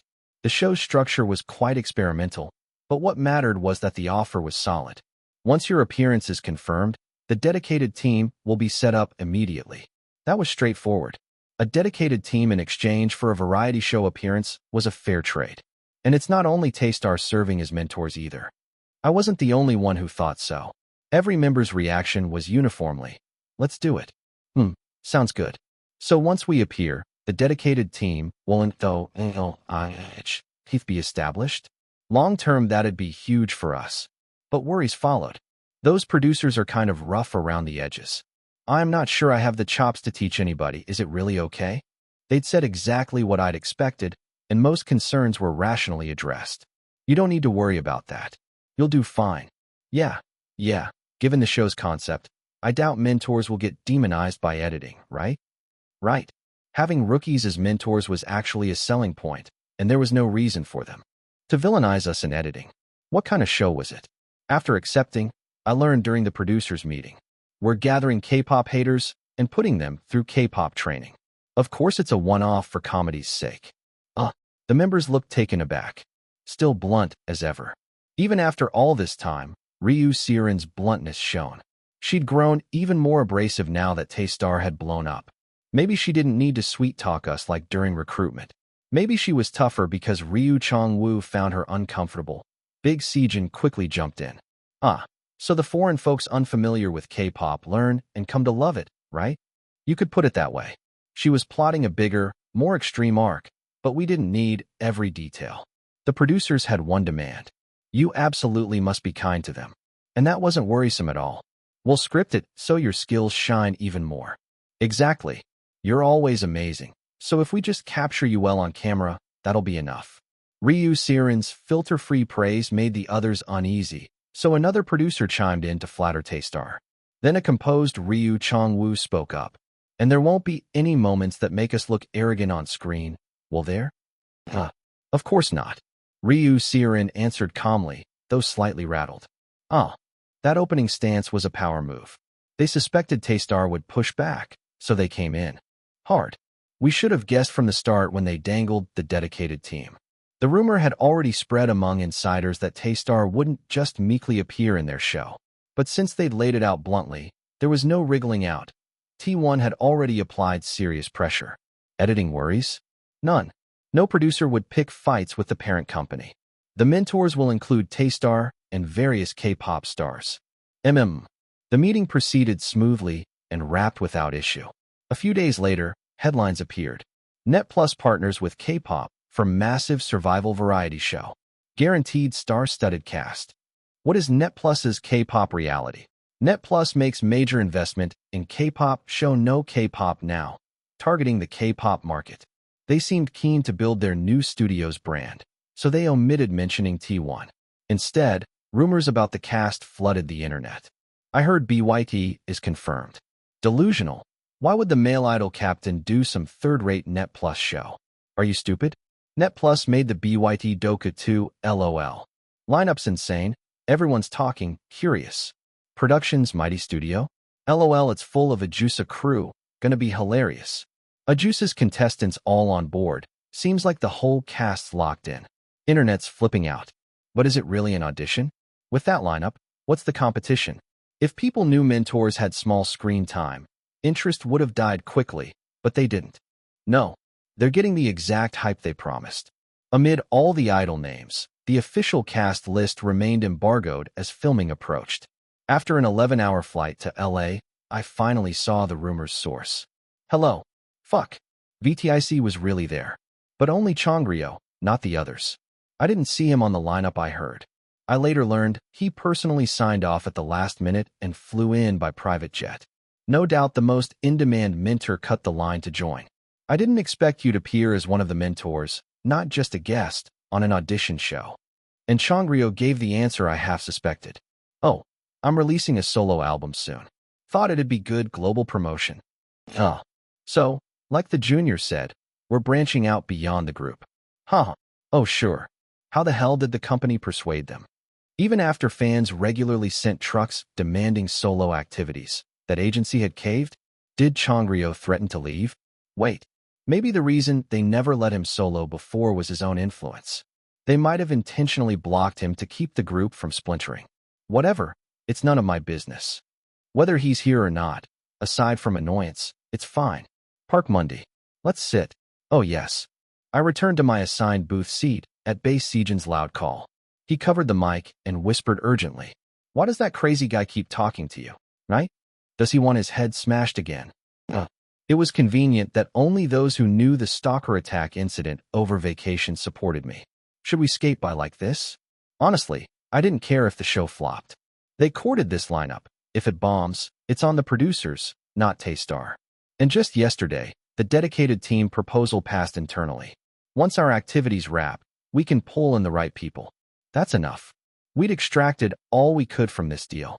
Now, as long as Taystar doesn't get trashed on the show, that's fine. The flight time felt wasted, but since I was here anyway, I'd squeeze in some US schedule. Judging by the script, the cast takes all the spotlight. Those Ajusa producers must have crawled up from the depths of hell. Standby starts now. Got it. On the monitors the mentors watched, the participants appeared as scripted. I'm ready to be famous.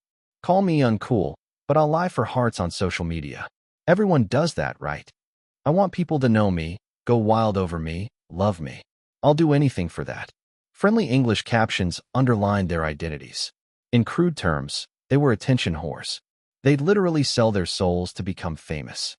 The show had recruited participants with the promise, we'll teach you how to be famous. And the producers hadn't explicitly stated one filter. Musical taste. K-pop? No thanks. I never listened to that. Never. Laughter. I've seen those kids at school listening to it, though. As Ryu Seirin predicted, they hated K-pop. Too harsh. It was funny watching them say it unabashedly into the monitor. Thus the show's story was set. Participants expecting, I'll be famous worldwide on Net Plus, only to get a taste of K-pop boot camp. No wonder they insisted we had to treat them well. They wanted the jaw-dropping moments and the I will never mock K-pop again declarations. Definitely a big dose of national pride. It would also bait overseas fans. Whether they could spin that cringe into universal appeal was another question. This is entertaining. You might hate it. The mentors, anticipating those scenes, looked relaxed watching the monitors. Honestly, the participants probably know too, so it's all staged. But that was none of my concern. We just had to play our roles. Mentors appearing on elaborate platforms to each team amid participants' excitement. With over-the-top K-pop effects, foreign audiences expect. Pew pew pa? BZZGRRR. Please welcome with applause. Here to teach you how to become famous, 7 K-pop star teams. An AIMC, provided by O-Star, shouted in English. Then a curtain dropped above the set. revealing on the big screen. Welcome to K-pop training camp. Unsurprisingly, the reaction was lukewarm. Oh, wow. But startled, reluctant, or exaggeratedly amazed. Attention seekers were cut quickly to the next shot. No time to waste. How much time could 7 idol teams devote? After most mentors rapped, and only a few went to change costumes, participants received their briefing on the new content. The so-called intro stage. On this stage, you could win the show and leave, before even entering camp. In short, don't accept those as mentors. Beat them now to win the prize immediately. And I took my first assignment. Our mentors, please make your entrance. A gimmick that was cheesy but likely to work.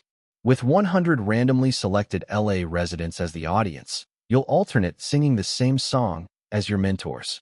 Of course, the song isn't K-pop, but a pop song you pre-selected as your specialty. And now the mentors will see that song. It was us versus them, stripped of rank. 213 chapter. The stage installed on the set was modeled after an open-air amphitheater with tiered circular steps, like one you might find in an American park.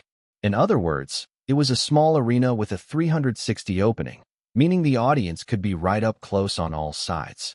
It'll be a fresh experience, at least. While the invited locals trickled in and passed security checks, I sat in the waiting room with a camera on me and received an envelope. The glittery swirl was so American. As the AI MC explained in English, the in-ear delivered the translation. Inside this envelope is each participant's signature song, chosen by them. Our K-pop mentors will learn all 3 of these songs within 1 hour. Shall we see how it goes? No need to see. We already knew the candidates in advance. Of course, it wasn't narrowed down to just these 3 from the start. They'd handed over a list of a dozen-plus songs, giving us a heads up that the final 3 would come from that list. Since they were pop songs, we might not know some of them at all. And they'd likely chosen the final 3 by having the participants compete in running or fighting or whatever. I could already picture a contestant yelling, "This isn't the damn song I wanted." Nervous? A bit, yeah.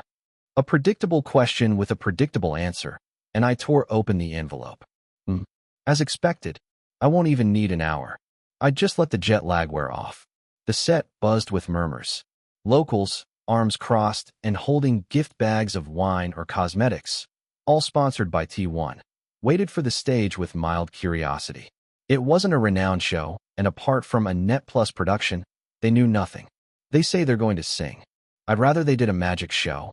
A mother-daughter pair shrugged and chatted. Behind the stage, cameras rolled on the participants hearing the audience's murmurs. 8 people had chosen singing as their talent to become celebrities on this intro stage. Each audience member held a button.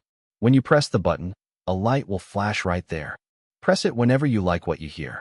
Warning: they think everyone on stage is a contestant and don't know about our secret K-pop mentors. Now, let our K-pop camp participants come up on stage. The audience cheered reflexively as 9 people rose on lifts onto the stage. Wow! The participants, equally reflexive, waved or bounced excitedly. How that excitement would be edited into arrogance or childishness remained to be seen. In the corner stood a young Asian man in a large hoodie. Unlike the other boisterous contestants, he barely moved and was all but invisible. Of course, it was Park Monday. First song is Phil Garcia's Drive It. Ready, set, go? It was a few-year-old R&B/pop hit, a staple on this country's audition shows. The audience gave polite applause for the familiar choice. But when the rules followed, their wonder turned genuine. Contestants on stage will sing whenever they're randomly selected. Press the button mercilessly if you like it. The more lights stay on, the longer that contestant sings. If there aren't many lights, well, next. Laughter rippled through the crowd at the AI's cheeky delivery. Ha ha ha. The better the reaction, the longer they sang. A poor reaction meant the end.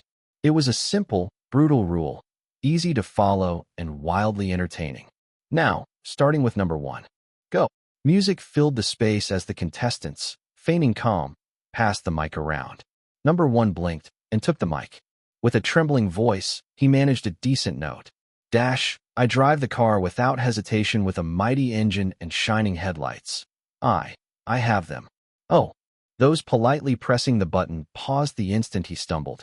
Next, As the lights dimmed, the AI swiftly picked number 5. Dash, I'm no steady guy, but I'm wild. That's my charm. And so the song hopped from person to person. Most barely got through one line. A few made it 2 or 3. It was inevitable. Suddenly called by the AI, with the visual cue, one mistake and you're out. Even the smooth stumbled. Dash, my eyes see, damn it. The next, the contestant, unable to finish a line, was now jeered by the crowd. Just as the audience grew ruthless with familiarity. Number 7, standing quietly in the corner, got his first call on the scoreboard. A flash of the lit-up cue, and the hooded Asian youth casually lifted the mic. The music started exactly where it should, as if it had always been his part. Dash, such a sight makes me live. Racing through the city lights again. Run, between stars and glow. Oh, his pleasant voice resonated solidly through the speakers, with distinct equipment and a clear contrast in tone and power. Tap tap, click, terrorara, brightly blinking lights. Sprang to life all around, triggered by rapid button pressing. The song surged forward. Dash, run, between stars and glow. Tonight, even at the high note of the chorus, his voice never wavered. If anything, the melodic section stood out even more. Wow, the frenzied button pressing didn't let up, and Mundy's run continued. Pabababum, pababum. Lights flashed in every direction. Some contestants gaped, watching what Seven was doing. But Park Mundy didn't show off further. Instead, just before the second verse, he smoothly dropped the ad-lib and politely set the mic down. Then next, the AI MC sprite call drew a sigh of regret from the audience. But for good reason. This is the moment to push once more. Park Mundy knew the rules blind spot. People get used to stimulation. What mattered wasn't singing continuously, but surpassing the previous high point. If you just coasted past the climax, people wouldn't be as impressed, so they'd stop pressing. Thus, the strong singers before barely made it 2 or 3 lines. Mundy skipped the verse's slower intro, and I get the shot of giving the next contestant a chance. As a minter, he needed to look magnanimous, so no one online accused him of hogging the spotlight. And Park Mundy had already calculated it. Given the number of contestants, I'll get another turn at the end. By the pattern, after a full rotation, it would be his cue. Again, too bad next. Thanks to Mundy's excellence, the audience had grown stingy, and most contestants fell after one line. And as planned, he got the final pre-chorus call just before the last chorus. Oh, amid the crowd's bias and eager cheers, he grabbed the song from the first note and never let go. Dash, run, blow the horn, blur the lights. Tonight, Park Mundy held that stage for a total of 1 minute and 3 seconds. Thus ended the first intro stage, so overwhelmingly dominant, it wasn't even a contest. The winner is number 7. Wah! He earned it. Instead of bowing, Park Mundy waved in tune with the crowd's mood, a wry smile on his face. From behind the camera, production staff were already drooling. Wonder if they'll use it in the promos. And sure enough, they did. K-pop? I don't listen to that. You call that music? No, don't get me wrong. I don't think boy bands hear music either. My sister's obsessed, and honestly she's crazy. Oh, a teaser? Exactly.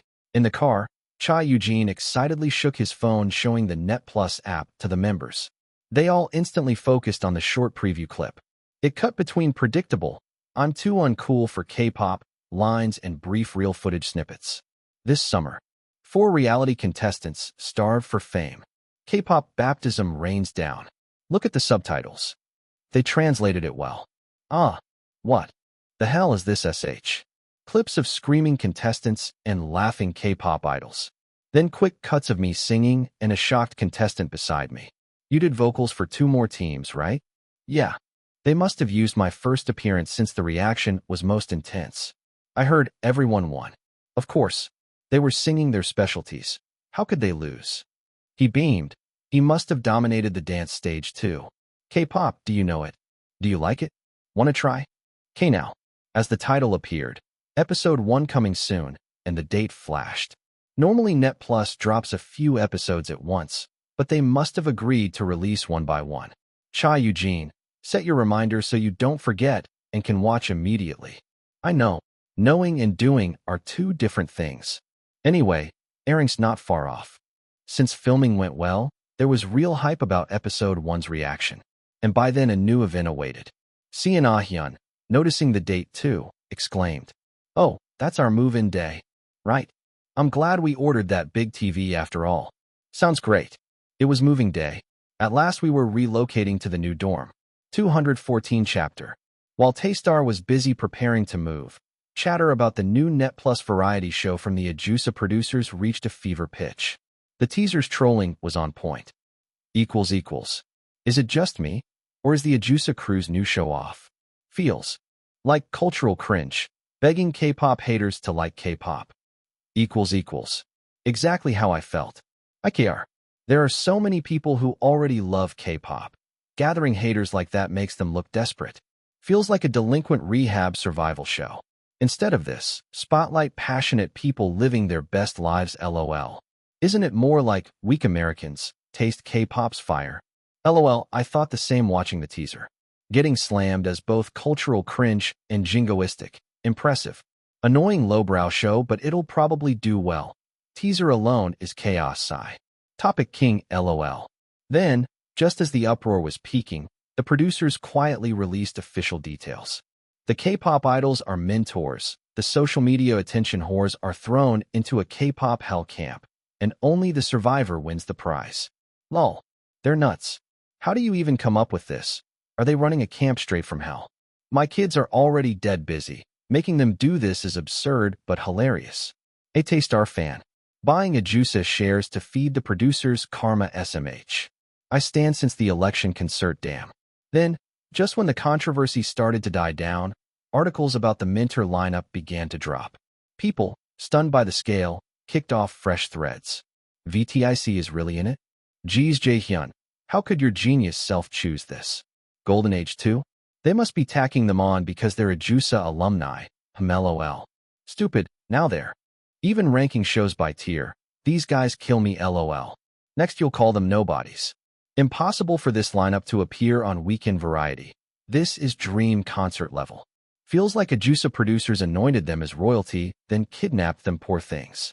And fans who resigned themselves once Park Mundi showed in the teaser had already cooled off after the initial flare-up. Well, isn't it obvious Ajusa's new season mentors? They've done more variety in this comeback than ever. One more can't hurt. LOL. Taystar is Taystar. They're so good I'm actually hyped. Lying. Hope the kids don't suffer during filming. Most fan communities wrapped up with just hope Taystar doesn't get hurt filming. The spring out cycle had gone so smoothly and earned good overseas metrics that fans were mellow. Even the minor camera controversy around Ryu Chong-woo had long since died down thanks to major variety appearances. So, amid muted idol fan grumbles and general netizen skepticism, the show aired episode 1. Now, K-pop is pathetic. Attention-hungry contestants aiming for fame fall into an unexpected pit. As teased, the producers introduced 24 contestants' extremes, then used editing magic to emphasize two common traits. They craved attention, and they dissed K-pop. Domestic real-time viewers immediately reacted violently. LOL, this is so enraging. Is that really the American average? Honestly disgusting. What's with that vibe? I want to smack the guy saying this is real music. LOL, so funny. Koreans are way too overinvested. I actually sympathize. Idol songs all sound the same these days. Oh dear elder. Contestants sparred, gawked at sponsored amenities in their fancy dorm. Then finally the moment came. K-pop mentors are about to appear. 3, 2, 1. Tada! Whoa, screams everywhere. Contestants shrieked or looked bewildered, still edited as shameless jerks. Viewers, unsettled, watched like just another foreign show with idols. I'm out. Skipping this. Haha, this is hilarious. Idols look so pro next to them. National pride overload. If the show had stayed on that path, K-Now would have fizzled domestically after episode 1. But from the next moment, the tone flipped. Now you'll go head-to-head with the K-pop mentors. Categories: singing, dancing, and photography. Yes, the specialty you wrote on your application. What? Wait. LOL, they're competing here too. Stop this madness. Yet it was true. Great. Win, and you get $50,000. Honestly, don't think you'll lose. No. Pop songs. Huh. You've already messed up. A montage of cocky contestants followed, bickering over song choices and photo themes, then stepping on stage as clueless amateurs. In contrast, the idols were calm and gracious. "Oh, we get an hour for this. Better work hard. Can we use this one here?" They really are a different species. They are. Lol. In the second half, the idols, barefooted in simple costumes, mauled through the contestants. Victory, victory, victory. Cut with Ajusa producers' signature dramatic edits. The scenes were brutally satisfying. Well, there's nothing more to see. Another Minter victory. So overwhelming. Still think this camp is pointless. Contestant, damn. Park Mundy's meticulously edited first vocal stage and the masked group dance were equally dominant. The internet flooded. OMG national pride overload. Insane Park Mundy knew the champ's edge never fades. Let them taste K-pop hell. Please give us a fan cam of Big Seejin in a bear suit mask. Release full behind the scenes. Unbelievable they only showed this to Americans. Do it for Korea too. So fun. Ajusa producers have that Midas touch. Survival fans who loved pure skill-based shows got a sports-like rush seeing idols win so decisively. But some doubted. Is it okay to sell this national pride to the West? LOL. Won't do well in the US. They'll hate it. K-pop overkill feels off. Contestants probably all bailed during idol dance challenges LOL. But they didn't. Overseas audiences saw it differently, as a redemption arc. They felt no affinity for the contestants and enjoyed their suffering. The NOVLIGHD producers had expertly assigned each contestant annoying personality traits. Guys, grow up a bit this summer camp winking face. LOL the blonde guy in the cap is. My ex posting weird stunts on InHeart. This is actually pretty funny. Hope they all get reborn as 12+ rated K-pop stars faced with tears of joy. One of K-pop's key images, wholesomeness, shone through. That all-ages charm, teaching toxic attention seekers a lesson, was oddly perfect. Feels like a reality show where they send bullies to special summer camp faced with tears of joy. Public verdict, so true. And the camp has K-pop, rainbow unicorn face, instructors. To English-speaking viewers, it felt like a humorous parody. Simultaneously, they warmed to the idols featured. They're so polite and dignified. Kind of touching. That hoodie guy is an amazing singer. They really master training from a young age. Amid this, dedicated K-pop fans quietly spread info. That hoodie guy never trained. He's 100% regular person from an audition show, pure talent and effort. Their latest songs are incredible. Recommend if you like East meets steampunk. Link. Surprised people are only now seeing K-pop's strengths. Are they living in the 90s? Before those comments even reached Korea in translation, K-pop savvy viewers united around the episode's final teaser. Look, our senior-most Minter is making his entrance. Minter, hello. A close-up of Tix Chongryo appeared, his moment the producers had withheld until the teaser. OMG Chongryo. Hot hot hot so handsome. What the, where have you been? Invite Chongryo home immediately. Minter, I hope you learn a lot from this camp. Delivering polished English lines. Minter, this stage is called Learn from VTIC. Expect meaningful training. Minter, we're famous, after all. Chongryo smiled. With tense BGM and quick cuts of glaring contestants, the teaser ended. Producers, damn right, watch next episode LOL. Thus the Ajusa team's new show secured buzz once more, a spectacular, smooth launch. Yet Taestar themselves, despite being the stars, hadn't seen any of this reaction. There was a reason. Oh, do it again. Do it again. No, this is right. Whoa, Ahyun's resisting so hard. Suspicious. You're more suspicious. Guys, we've been at this 2 hours. They were still deep in the roommate assignment game extension. A side effect of the light-hearted fan service content they'd started after moving. 215 chapter. Bae Seejin said calmly. Next is your turn. Yes, yes. Seeing Ah-hyun swallowed hard, her face tense, then cried out carefully. I'll choose Seejin. What? Ah-hyun, are you just randomly picking because you think I'm suspicious? You can't let personal feelings get involved. And no, I'd never seen those two argue like that before. Even funnier, the others around them watched the confrontation with sweaty palms. How did it come to this? I glanced at the card still in my hand, lost in thought. When we first moved in, the atmosphere had been so peaceful. Wow, it's huge. I love it. We still have 3 bathrooms. Right. They remodeled the back section and added plumbing for a small 4th bathroom. So it's 4 total. Oh, since the cleaning crew handles maintenance anyway, an extra bathroom was very welcome, though the location of the dorm still bothered me. We ended up in S Village, the same neighborhood where Tick's dorm was. We had no choice once E Palace got leaked. Security concerns narrowed our options until we landed here.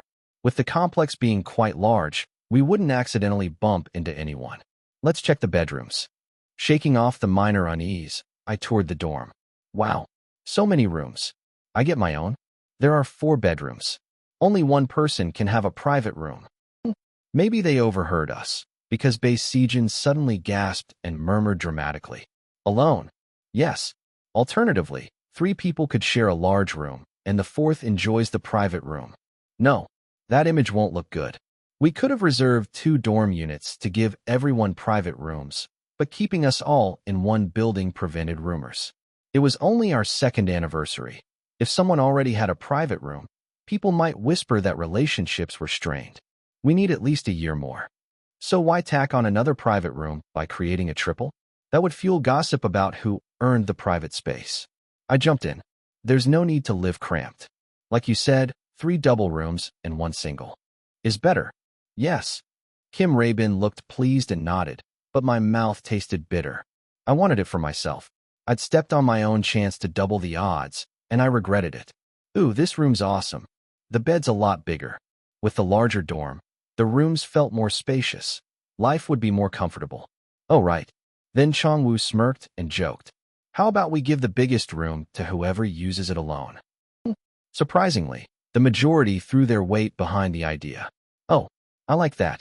The fans will feel that's fair when they watch roommate content. Huh, really? Even Chongwoo seemed surprised, but clearly everyone had pictured themselves in the private room. No wonder the room selection game had gotten so heated. From a rational standpoint, Eugene's statements in the last 2 turns were contradictory. So the liar is Eugene. No, think again. That's right. Okay then, Rabin, you think Eugene is lying? That is correct. I request to verify Eugene's card for the bribe allegation from last turn. No way. Eugene protested like he'd been forced to drink poison. The problem is, everyone's acting like that. They'd kept it up the entire turn. I gave up and rested my chin on my hand. This was basically a simple board game mixing Mafia and a card game. Each secret profession card determined possible actions, and whoever amassed the most money won. But with one twist. You could bluff about actions you couldn't perform due to your profession. Lies ran rampant. I thought it'd be funny. But in the first round, Big Sejin had won with a perfect bluff. Say, Sejin, aren't you a member of the National Assembly? A florist? That's right, oh, who'd fall for that? Isn't that what you say then? Ha ha ha. Gah. His quoting from his own MV had been impressive, so the meta became everyone lies. By round 3, it was total chaos. Okay, Eugene, verify. Show your card. When you were verified, you couldn't earn money for a while, regardless of truth. So every target desperately defended themselves. But, like I said, chaos. Eugene is police. He took a bribe last turn, so Eugene is out. Ugh. See, now every verification nailed someone. This is doomed. We've been filming for over 2 hours, and I could already imagine the edit cutting it down to 30 minutes. Fans would demand the full cut, but if they saw it, the mood would turn somber. No one wants that. The winner needs to be someone who hasn't lied, to break this spiral. I had to intervene. Next round, we should target Ah-hyun. She was the worst liar. In round 4, we gently boosted Seon Ah-hyun's position. I'll buy this. The store takeover pays more, I think. Really? Then that. Ah-hyun steadily grew her money and, surprisingly, held her ground against Big Sejin in the argument, successfully. Verifying him at the right moment. Please, I thought it through. Sejin, please verify his building construction claim from last turn. Got it, Ah-hyun. Chongwoo, the acting moderator who didn't mind a challenge, flipped Big Sejin's card. I crossed my arms. 1 down. I expected elimination, but Chongwoo surprised me. Sejin wasn't lying. Oh, really? Yes. His job could build buildings. He played a double bluff. Come on. If he lied again, I'd react differently. I have a conscience, you know. Lies flew again. Because Ah-hyun's verification failed, she sat out 3 turns as penalty. Ah-hyun can't act this turn. Yes, yes. Sejin also can't earn money this turn. Understood. Suddenly, there was a surprising winner. The first place this round is Mundi. That's me, thanks. By then the totals differed. Big Sejin had been marked heavily in prior rounds. I cursed under my breath. Damn. I should have swept the money. Anyway, the final winner. The overall first place, who may choose any room, is Aishjin. Ha! Of course, that brat won. It would be fun for viewers, but my stomach churned. I want to push him. I smiled and spoke. Congratulations. Oh, Mundi, thanks. A private room would be comfortable. This was about choosing who gets the single room. That's right. I envy you. Enjoy your spacious solo life. Framing it as a done deal, Big Sejin's expression twitched, then smoothed out. Haha. Well, not exactly. He tried to dodge. He'd played well in the game, but didn't want the private room. Solo content appearances would drop. He'll naturally pass it along. Only one candidate remained. I'd like it too, but I think we should give the private room to Changwoo Hyung. Our leader has supported this team since debut. Me? That's right. Hyung traditionally, elders and leaders get it. Oh, great choice. Thus Changwoo snagged the private room. No effort on his part. I envy him. I clicked my tongue, and a small voice piped up. I'm the oldest. Bae Sejin quickly shut his mouth when our eyes met. Actually, he had the earliest birthday. Image matters. I'm technically the oldest, though. Watching the private room opportunity fly away, I wryly licked my lips. A double room wouldn't be so bad. My roommate was quiet. So it's Mundi and Ah-hyun sharing. Looking forward to it. Yeah, long time no room share. Ah-hyun and I would room together. As soon as slots filled, her face lit up. Maybe she pushed for the double room to avoid Eugene, too. It was plausible, but not important. As for Big Sejin, he'd suffered the karma of his own gameplay, caught up in the penalty. Okay, so the 2 Sejins will share. Because Eugene and Ray Bin, both eliminated, ended up picking the same double. Having ceded choices to Changwoo, Big Sejin automatically joined Bae Sejin's room. Hyung, let's get along. Yeah. They exchanged greetings a beat late. At least it wasn't live. They won't fight. Once they'd clashed, they now only interacted when necessary. And the shared room was as big as our last living room. They wouldn't bump into each other. If tensions show, we can switch them. Officially, we'd say our sleep schedules differ wildly, for laughs. All right, let's unpack and reconvene with the next roommate update. Love you, see you soon. With that, the roommate game segment wrapped. I shrugged and entered my assigned room to unpack. This really is higher quality. The remodeling shone through. And Mundi, let's have fun and get along. Of course. I already looked forward to peaceful, noise-free sleep. Let's hang out a lot. Your thoughts enough. That exchange felt ominous, but at least I'd escaped Eugene as a roommate. He talks too much. I sighed and stretched on the bed. Only the sound of Ah-hyun organizing her French embroidery and scrub brushes reached my ears. Peaceful. This must be the perk of moving in. But that feeling wouldn't last a day. The very next morning, I had to catch another flight to LA. All because of one more variety shoot, this time with truly garbage content. A one-off special stage mixing in the Mentors. The problem? Changwoo was on my team. Damn. It all started with that bastard's cameo in K-Now. Episode 2. 216 chapter. The Hellfire K-pop camp, which had really stoked that nationalistic buzz, was able to air Episode 2 following Episode 1 amid immense attention. And there's no denying that Changwoo's appearance played a big part in that buzz. It all comes down to the scarcity principle. VDIC had been holding back on light, fun variety content since that member withdrawal incident. It's been so long since we got any variety show. It's a shame only Jaehyun's on. But I guess he's the leader, so had to step up. You guys worked so hard. Just from the teaser you know this is real K-pop. S.T. Changwoo, please stay an idol forever. And in Episode 2, this bastard took every bit of impact the Mentor lineup could bring. Good thing we laid low in Episode 1. Watching the monitor, it looked like he'd elbowed in as critical judge, instructor, and counselor all at once. Changwoo giving everyone brutal but kind truth bombs. Video. This is what K-dolls are. Our leader's always got a warm heart, screenshot. I don't get why he can't do something, but at least he's watching practice. Shin Jae-hyun all still the same.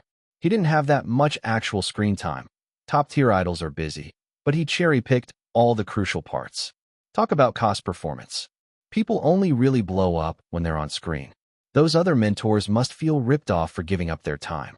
Come to think of it, weren't there golden age guys among them? I hadn't heard from the group with the Gold 1 member since the industry spy incident, but after spotting them on this Ajusa production, they've reached out occasionally just to keep in touch. Golden Age Hi El Jun Hyung. Monday, good to see you after so long. Too bad our shoots didn't overlap this time. See you next time. I sent a brief reply before boarding the plane. Sure, see you next time. Clean. That's exactly how professional relationships should be. No hard feelings at work. Especially with that crazy bastard I'd rather avoid. But now we keep getting booked together, which is annoying. Good thing the guy I'm with listens well. And Monday, did you get your passport? Yeah. I was talking to Sian Ahyun. There were multiple special collab stages filmed by the mentors, and Ahyun's group was up this time. Looks like some group complained about time. If I'd known, I'd have pretended we couldn't do the special stage either. Get on the plane and sleep. Even if their team learned the choreography in advance, their spacing is new, so they won't have time. Ahyun and I ignored the data sellers and a few Homa cameras tailing us, then safely boarded. They gave us good seats. Must have pulled in big investment. I drew the curtain beside my seat to guard my privacy. As for the manager, I don't know. The second guy trailed behind. He'll sit somewhere in back. Gonna sleep. I reclined my seat, almost like a bed, and reached for my water bottle when Ah-hyun spoke quietly. And Monday, do you feel uncomfortable around Tix Chongwoo Sunbeam? Huh. Water almost shot out my nose. How did he know? It's fine. Maybe a massage. Nah, I'm good. I waved my hand and shook my head. Ah-hyun looked worried, then pressed on carefully. He must have thought it through in advance. If you're uncomfortable, should we switch? What? Our team's stage. You already know the choreography, so it'd be fine. I mean, people get uncomfortable, and there's not much difference. I'm fine. I chuckled and closed my bottle. Damn, kind of touching. He's worrying about interpersonal stuff now? And when would you learn new choreography? I've got a day, so it's okay. Talent bully is so annoying. Anyway, he bugs me, but not enough to ruin work. He's basically nothing. Oh, okay. But if you think about it, let me know. Sure. Won't happen, but I'll let him think he can talk to me. I lay back in my makeshift bed and after a moment asked as if in passing. So is it that obvious? That I don't like that Sunbeam. A bit. When have I done that? Every time we meet, you keep balling your fist. I'll have to watch myself. 11 hours later, I found out I really do ball my fist. Hello, Sunbeam. Chongwoo arrived late to the giant choreography studio the crew had already camera rigged. As he greeted everyone with a grin, my hand instinctively manifested that same tension. Probably because I've clocked him before. Thanks to Ah-hyun, I know better now. Don't clench when cameras are rolling. Still, VTC name carries weight. Whether I care or not, everyone else stiffened when greeting Chongwoo. Great to see you. Shall we start practice right away? Amid guys dripping with awe or envy, Chongwoo coolly moved to business. Comforting. I can't argue with cutting waste before practice. Then we began setting spacing. One more, from the top. We divided parts in advance and learned our own paths from video, but doing it together always reveals differences in distance, height, and movement size. Normally a trainer would guide this, but left side, raise your elbow more. Yes. Somehow the trainer's only line was now one more, let's run it again. Someone else was fixing everything. Pre-chorus, come in a bit faster on the beat. When you lower your arms, you can cut and hit it. Ah yes, of course this is Chongwoo, the vet. Even idols who might have slackened are cowering under his gaze, which is nice. Let's take a 10-minute break, yeah? Yep. Chongwoo's timing is precise even on breaks. This is actually useful. Decades as an idol leader pays off. Efficiency is next level. We'll be done quick. Just then I almost revised my low opinion of him. Hyung. Yes. I'd moved to a corner, avoiding chatting with these guys once cameras were set, but he still spoke. To my surprise, it wasn't a crazy remark, just quiet advice. You're making your movements big, which is good, but you're moving your joints incorrectly. Here, watch. He demonstrated cleanly, bending fully, then snapping to give recoil to the upper body. At this point, your elbow should touch your thigh. Yes. Why do you think it touches? To give rhythm to the bending and straightening. That's right. But he didn't stop there. You can't think only that far. Look, you need to move with the next motion, bending your upper body, already in mind. He angled his elbow outward more than necessary, then pulled his torso back. This way, your elbow's joint path is larger, so when you bend, the movement snaps faster. I felt a tension in the motion, the so-called tightness. That's what makes lines look good. If you pay attention to why forward and back movements are there, you'll be able to show all your skill from now on. I nearly bit my tongue. Good Lord, this bastard is actually helpful. I realized how useful that advice was. No wonder. Even with improved stats, he dances better than idols with equal stats feels off. Insights like this take time unless you're pure talent like Eugene or someone like Big Sejin who overthinks and drills until they get it. And only someone who's done thousands of tries can refine it into words so non-experts understand. He didn't just coast on past years. I nodded in full acknowledgement. Yes, thank you. Chongwu looked surprised but then seemed to accept it, smiling and nodding. See, it's better to get this separately. If you get corrected in front of everyone, you feel bad. Not that you're particularly bad at it. Fuck, that still stings a bit. I suck at singing though, so. My stat screen boost, but whatever. Before he could say more insane stuff, I changed the subject.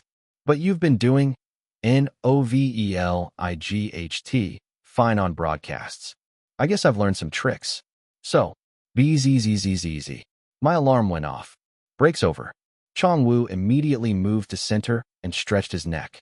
All right, let's lock in the details. Then they launched into painstaking detail matching for the one-off special stage, as much as if it were a regular comeback. Only the production team was thrilled. Is it up? Chongwu's solo fan refreshed Net Plus nonstop, hoping episode 3 had dropped. And their efforts paid off. It's up.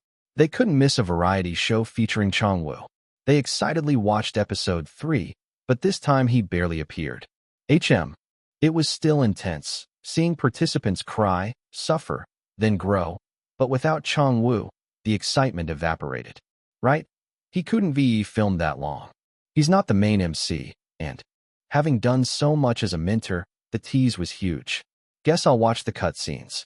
They shrugged and prepared to stop wasting time, when suddenly, coming up next, a dazzling mentor showcase from K-pop's finest.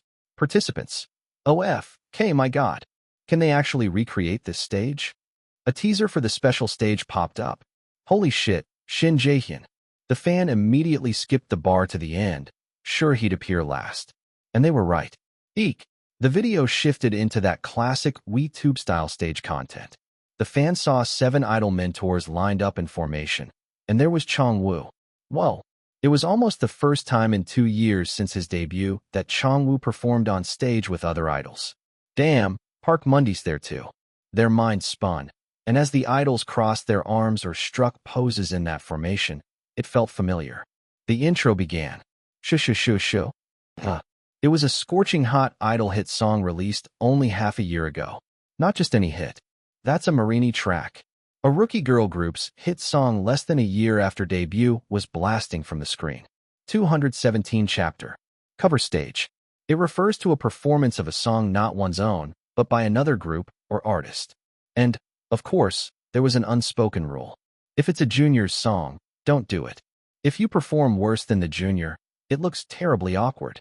Even if you do well, you risk being accused of having no sense of honor. In a cover stage, where you must master someone else's song in just a few days of practice, that risk is deadly. Moreover, many of the idols appearing as mentors on this Ajusa variety show were already megastars. I mean, there are tons who aren't even at the level to do a year-end cover stage. No one had expected to see them cover a rookie's latest hit in the video. Whoa. Related SNS feeds at similar times were spammed with, and the like. But Chongwu's fan immediately realized. True, there aren't many senior idols with a hit in the last 5 years besides VTIC. And covering a song that's already too old wouldn't be fun either. It's been overdone. A rookie girl group song. That's guaranteed fun. Come to think of it, it was the first time since his debut year that Chongwoo had tackled a girl group song. The fans' heart pounded at the rare tease. They had zero doubt Chongwoo could pull it off. And as all these thoughts flashed by in 2 or 3 seconds, we gonna fly high? The close-up cut, and the stage began. Dung dung dung dung. A bass and drum groove underpinned by a crystalline string part that sounded like a synth. Idols in sleek leather harness outfits cut through the formation and launched into choreography on a purple-lit stage. The dissonance of members from different groups melted away seamlessly. Their years of polished experience helped, but decisively, the center was extraordinary. Naturally, it was Chongwoo. You shout high up, fly up, way up, break free, shoot up, escape, paradox. The intense chorus crashed in without warning. Chongwoo's fan fell silent. This is amazing. On screen, Chongwoo connected 30-second chunks of choreography as fluidly as a single movement, wrapping up the intro before you could recall the original song. Like it was instantaneous. It was phenomenal. Aside from incoherent screams and shouting of member names, similar comments appeared sporadically in fan communities. Chongwoo kills it, F.K. World-class level, insane. They only changed the key, but the vibe's totally different. They hadn't just shifted the key. They'd changed the nuance. Marini's debut song, High Up, used a metaphor of a caterpillar trapped in a cocoon, gradually hardening, only to break out as a butterfly. Its retro-tinged lament, yet sleek, rhythmic style fit current trends perfectly, making it a hit. A flawless debut song combining rookie-sharp precision with intentional emotion, but also one with a strong signature sound. After all, its metaphor was about rising above the controversies of a Juice Season 4. Seasoned idols weren't fooled by that trap. They didn't awkwardly mimic the original's mood in this cover. Rip off your shell, cast it aside. Take off, take off, take off. I'm taking flight right now. They preserved only the song's power. Wow, damn. Unlike rookie debut songs, there was no stiffness, only expression amplified by confidence.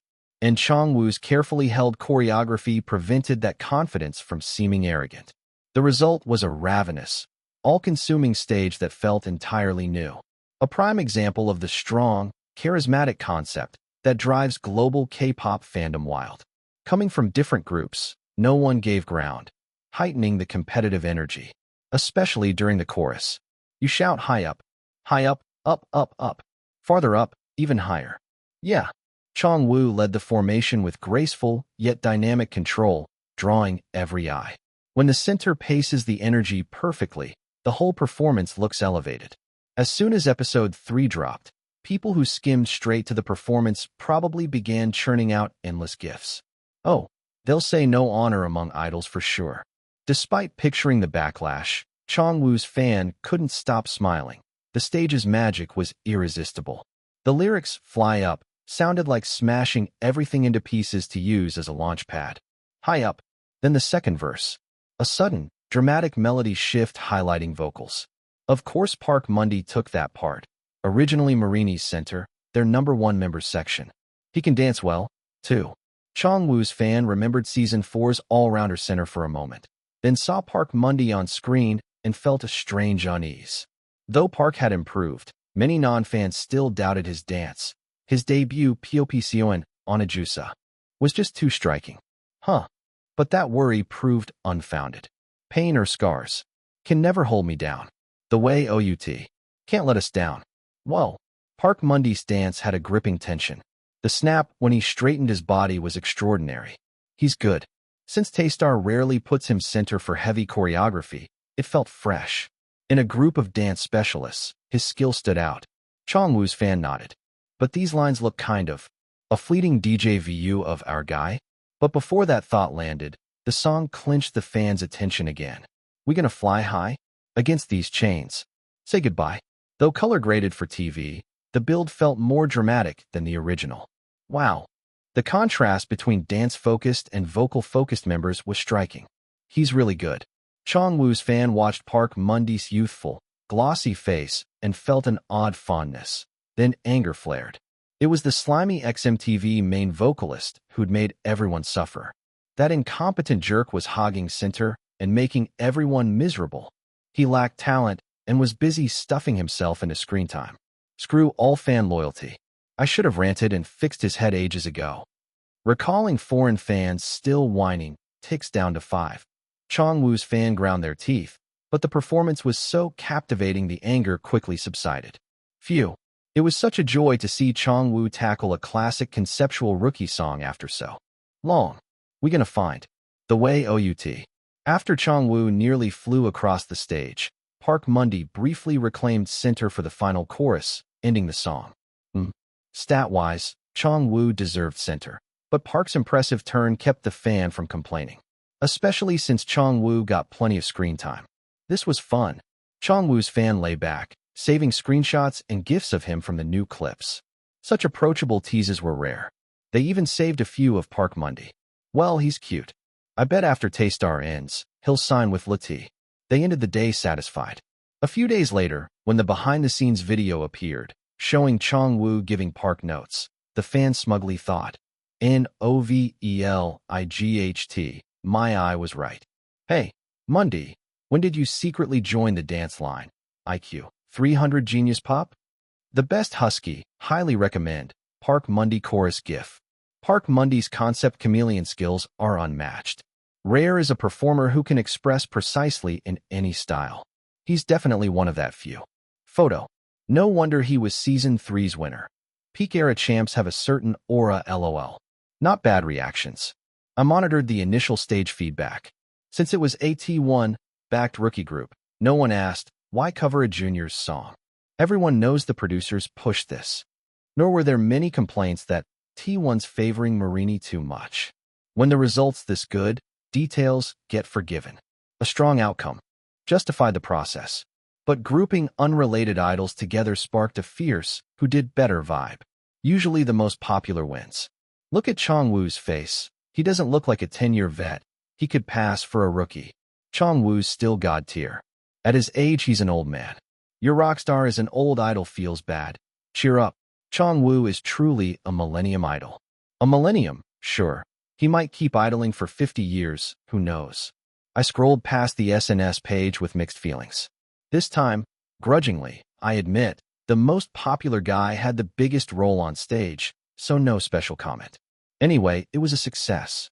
Domestic views climbed, and the separately uploaded WeTube video was racking up views at a terrifying rate.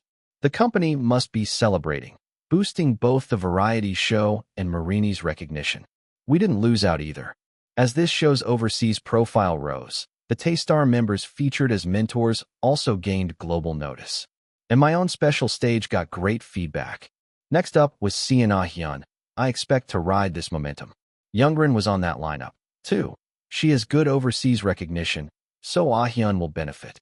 And with their age gap, there's no needless dating rumors risk. It was a co-ed unit song, right? I'd heard they covered a mixed-gender unit hit from a popular agency. I even saw them do it impromptu on tour, an excellent song that fit Ah-hyun's vibe perfectly. The person next to me, monitoring my own stage, must have finished the video and spoke up. And Mundy, you were so cool. How was my dancing? Your strength was awesome.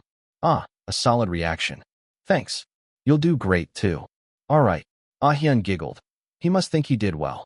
Good thing we didn't switch. I figured he'd do fine, but I'll still monitor next week. I thought that as I turned off my phone. But contrary to expectations, things didn't go smoothly. A few days later, after the second special stage teaser, Choi Ki-woon's secret account on InHeart got exposed. JPG. Choi Ki-woon's alt account fully leaked. The nameless guy who performed that co-ed unit stage with Sian Ah-hyun had his private account publicly leaked. I honestly never thought about him, only considered Youngrin. Up to that point, it wasn't our concern. If his controversy meant less screen time, it might even help us. The problem was the mind readers showed up again. Isn't this about Sian Ah-hyun? Screenshot. The timing's perfect. It was filmed the same day. Time to start the extermination phase. It was time to eradicate the pests. 218 chapter. In fact, what was uncovered from his hacked private account was the same old repertoire. Yeah, so fucking boring. How the hell are you doing all this? Burning emoji. Fucking annoying. Life as a star, the weight of the crown. It meant he'd filled it to the brim with complaints and curses about his job, like a salaryman bad-mouthing his own work. If it had ended with him just cursing the company, people might have thought he's a bit over it. But this guy freely slandered his colleagues and fans too. Of course, the internet went wild. Unfollow and get lost, you psycho. Didn't know it was so much trouble. Sorry I wasted my time on you. Now go live life as a rookie and chill. Isn't leaking someone's private account the real problem? Acting like none of us ever cursed at work. Yeah, it's fun to trash idols, lol. Are you the one involved? Instead of commenting, why don't you just retire, lol. I don't think that one moment reflects his whole mind. But couldn't he have been more careful? My head hurts. Seen that attitude coming, lol. They dredged up his past deeds and slip-ups, matched them with his SNS posts, and speculation ran rampant. This sounds like it's about that radio show where he totally gave off so uncomfortable a vibe. Video link. Shouldn't we verify the friends his age who are close to him? Life as a star bullshit, lol. Wasn't that fan sign yesterday? Wow. Schedule screenshot. Half of it was probably wild conjecture, but nobody wanted to miss out on the fun, so people gleefully piled on every detail. Meanwhile, C and Ah-hyun got dragged into it too. Club rat acting so fucking innocent, lol. Did you enjoy the water yesterday? When I checked the capture, that post had gone up on the very day Ah-hyun and he filmed their special stage together. With the keywords male, schedule overlap, and playing innocent, they'd immediately pegged Ah-hyun as the culprit. Once you eliminate all other possibilities, only one is left, right? This is so blatantly SAH, lol. The schedule matches perfectly, and he was free the day before, too. Creepy. I'm neutral for now, but damn, his image management is too polished, so fake. Because Ah-hyun's image is so mild, a minority insisted there's no way that's true, and those voices got drowned out. Under the surface, some treated it as a foregone conclusion, definitely a deliberate smear. Didn't realize stutter jerks drive girls crazy? Pathetic stands, lol. It's exploded, who's got more dirt? Bring it so we can scatter it everywhere, haha. Finally we can rip that creepy little stalker apart. Love it, clapping emoji. These are the same assholes from Medusa. The ones who treated tearing down or trampling Ah-hyun's image like their life's mission. Most hopped off once Medusa ended or when a new survival show started, but a few clung on. Sure, other idols have die-hard antis, but those attached to Ah-hyun are on another level. They weren't just hoping he'd fail. They were obsessed with ruining his image and crushing his spirit. And because Ah-hyun's attitude softened after counseling, and he was less passive at public events, the crazies got even crazier. Guess it's pointless to try figuring out these psychos' motives. The answer was a lawsuit, but first we needed to extinguish the blaze fast. I rubbed my jaw. Organizing this won't be hard. If we leaked evidence that directly contradicted their circumstantial suspicions, fans' discourse would die down cleanly. Already, where the undercurrent couldn't reach, Ah-hyun's fans were mercilessly bashing that faction. Such bullshit it's embarrassing. Club drama for a bowl-cleaning stutterer. Looks like grounds for a lawsuit. PDF everything and get ready to meet a big corp legal team. Ah-hyun doesn't even hang out outside the group. Stop with the bullshit, please? Honestly, so what if he went clubbing? Our idol never flakes on schedules, never lies to fans. So pro-idol, lol. I liked how they were already crafting the defense to cover the possibility he'd actually gone clubbing. Of course, there was no way Ah-hyun was a club rat, but having all those alibis ready was perfect. We could post proof of that roommate content, the move announcement, etc., all solid rebuttals. Before rumors could spread further, putting something out today would nip it in the bud. The only concern was Ah-hyun's mental state. Wonder if he'll freak out or panic first. Knowing Ah-hyun, he wouldn't rest, and all the counseling he'd had might go to waste. This next promo will be interesting to watch. My temple throbbed already. Better to move quickly and resolve it out of Ah-hyun's sight. I called the company to adjust the content release timing, but that's when a problem popped up.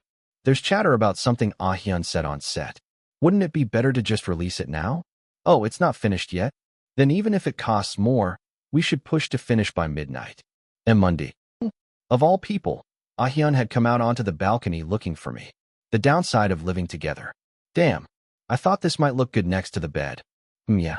Ah-hyun's reason for seeking me out was about room decor. He handed me a dog plushie, which I set down beside the bed. I really should have considered that he's my roommate. But since I'd already heard what was happening, there was no turning back. Ah-hyun is already the type to overthink things. If he didn't hear the exact facts, he'd imagine something even worse. Gotta keep it simple. I spoke as calmly as possible to the rigid Ah-hyun. It's nothing serious. Some idols getting trashed online, and it's got nothing to do with you. I just thought it'd be best to keep your name out of it as a precaution. Oh, I see. Yeah, I understand. Ah-hyun nodded obediently. I bet he's not done yet. But, I knew it. What's the story? You said it's about me. He'd heard up to that point. No point stalling. It's nonsense. They're saying you went clubbing. CL clubbing? Yeah. Nobody believes it, but they saw overlapping dates. I wanted to show you were doing something else that day. Oh, Ah-hyun nodded again, placated. Maybe that's it. I thought if I just kept his phone away for a few days, he wouldn't go chasing rumors. There's nothing major, so you don't need to look into it. But Ah-hyun wasn't satisfied yet. If you found it all out, did you really look it up? If I said I hadn't, it'd sound like it was big enough he could have encountered it anywhere. I shrugged. Well, I was monitoring, so I did dig a bit. He hesitated, then spoke again. So, yeah. Ah-hyun clenched his fists. Can you not look up what people are saying about me from now on? It's hard. Seeing those comments doesn't dull them. It makes it worse. Right. I was a bit taken aback. Didn't expect that from him when it was actually in his favor. I crossed my arms. Wouldn't it be easier on you if we handle it quickly? I'm fine. He said firmly. It's not true, and not everyone believes it. If there are ever enough people who do believe it, then we can talk about it, okay? So, I hope you don't worry too much or stress over it. I couldn't believe this was coming from the same Ah-hyun who said on Ajusa he was used to being trashed online. Looks like counseling really helped. Impressive. While I stayed silent, Ah-hyun spoke again. If I look, it just makes me anxious. Is that so? Yeah. Before, when it wasn't me, it felt like everyone would end up believing it, and no one would hear my side, so I'd worry. His words sounded like personal experience. Even if the explanation gets through, I worry it'll come back as a problem later, so I keep checking and worrying. That, too, sounded lived. Typical for his age? I listened quietly. Ah-hyun swallowed. But the chances of it really happening are extremely low, right? That's right. His relief was visible. So, I hope you don't worry so much anymore. Because... What? Ah-hyun brightened. It's not been that bad lately. This was just random. Ever since Cha Eugene said something similar, I'd stopped obsessively tracking every mention. Ah-hyun's face relaxed. Oh, really? Yeah. And actually, it's kind of fun. Fun. Not watching. Sweeping everything away at once. That's the rush. Oh, haha. Ah-hyun nodded vigorously. His eyes looked a bit glassy, but maybe I was imagining it. Got it. If that's how you feel. Right. I'll do it moderately. Okay. He went back to being calm, as if stress was relieved by my promise. Becoming roommates leads to all sorts of conversations. Finally, he spoke the expected response. Anne, Monday, thank you so much for caring about this. I shrugged. Well, since I knew about it, I'll handle the response. Oh, okay, but if it troubles others, you don't have to. Nah, they won't do it. Oh, really? I'd already decided when they said editing will take more time. You and I will handle it. Oh, really? And that evening, the one day his schedule was free, I spent 4 or 5 hours glued to my laptop. Thanks to that, we were able to upload the content at midnight as planned. Of course, it wasn't the official company content we discussed earlier. Fans already felt Taystar used SNS effectively. Photos or updates went up almost daily, and occasionally members would post cute bickering or competitive uploads. But videos weren't that common, and long videos hadn't appeared since the surprise fan song release. Video length, 6 minutes 27 seconds. Who's this saint? Don't know, click anyway. With nothing but good night written, people clicked immediately. They burst into broad smiles at what played. OMG a vlog. I love you guys. It was a rough handheld video of the members lounging freely in an unfamiliar living room, with even small subtitles. Popcorn lover Cha Eugene. Nom. Instead of the roommate or move content teaser we'd planned, Park Mundy had quickly edited his personal footage for archival and posted it. He'd even used a 90s film camera filter so date and time stamped onto the footage, a cunning touch. 19 hours 11 minutes and 21 seconds. Tonight's dinner duties. Do not approach the stove, Sian Ahyan. In the warm, nostalgic hues, you could faintly see the kitchen still half unpacked behind them as they ate and chatted. Short clips showed them playing games, flashing peace signs to the camera, or saying hello. Pajamas were comfy. Good night. There were even shots of them brushing their teeth and heading to bed, all set to a mellow BGM for a cozy vibe. Even without the filter, the rawness gave it a very different flavor from official content. So cute. They're still wearing the animal pajamas from debut. I love it. Fans adored this intimate content so much it even had a knock-on effect. Isn't that not their dorm? Are they on a retreat? Wow, they really moved. So was that the roommate game? Damn. Hurry up with the full release. Did Mundy film this? Screenshot of Mundy holding the camera. Please, more roommate content is my dream. And most importantly, Ahyan's innocence was proven cleanly. He appeared on screen every second, so there was no way he could have slipped out to a club and back in 30 minutes. What happened with SAH in the club seems false. Yeah, he was celebrating the move with Halle Golly in the dorm instead. End of story. The suppressed suspicion got beaten down again and quieted. Crafty bastard. Did Bare Hair design this? TSK. Covering up club guy? Didn't learn anything from Piddock. When even the underground realized the bait no longer landed, they spat meaningless rage in vain. Then another wave of content washed it all away. Hey, there's something on WeTube too. What's special about today? Finally woke up. An hour after the vlog release, around 1 a.m., T1 Star's official WeTube channel sent a notification. T-Star Enchanted. Concept film. The black thumbnail showed Ryu Chong-woo in an outfit between Spring Out and Hengcha, sitting against a pine tree backdrop. OMG. It was the concept film T-Star had prepared to wrap up this promo cycle and tie in the world building. Originally scheduled for 3 days later, Park Mundy had pulled it forward in a group meeting. Since it was already edited, it was a snap. It was an all-out content blitz. Fans' reactions. Suddenly, not sure what this is, but thanks guys. OMG a feast. As always, lots to enjoy. Just as they rushed to click through the flood of content. The light-hearted buzz in their hearts plummeted at once as the film's atmosphere swallowed the screen. 219 chapter. The video begins with Ryu Chong-woo sitting motionless under a pine tree. The pine forest behind him was deep night. The instant the vivid blue glow in his eyes slipped beneath his eyelids. Beep. The screen flickered and, as in a flashback, it grafted past and future. Together. Brilliant daylight. Ryu Chong-woo, having loosed an arrow, retrieves his bow with a smile. Before long, the cut shifts to an expressionless Ryu Chong-woo holding a black musket, a cartridge ejecting from its muzzle. Bang! The slow-motion shot of the spent shell then morphs into a gold coin of nearly the same size bouncing toward Bae Sejin's face. Ting! And the hand that flicked the coin transforms into a shot of the ornate hand gestures of a dancer performing in the royal palace. Whoosh! Next, multicolored ribbons fluttering in midair change into a faded strip of cloth, which Park Mundy wears around his wrist like a bracelet. Piece by piece, cuts worthy of a music video, stitched together like a stream of consciousness, pass across the screen. All the while, the rearranged orchestral melody of Hengcha plays as BGM. What is this? Looks like Hengcha and Spring Out footage. Awaiting interpretation. Startled by the sudden video, people nevertheless first enjoyed the stunning cinematography and fresh member shots. Though it initially felt like a B-roll highlight reel, the ingenious sequencing hinted at deeper symbolism. After a while, someone noticed the pattern. They're playing the Hengcha teasers in reverse order. OMG. Spine tingling. Indeed. Each member's clip appeared in reverse of the order their solos debuted in the teaser series. And it wasn't a one-off. When the first teaser, shot, Ahyan reaching out over water, appeared, it cut to Ryu Chong-woo spinning and snatching the musket back. The beginning and end connected.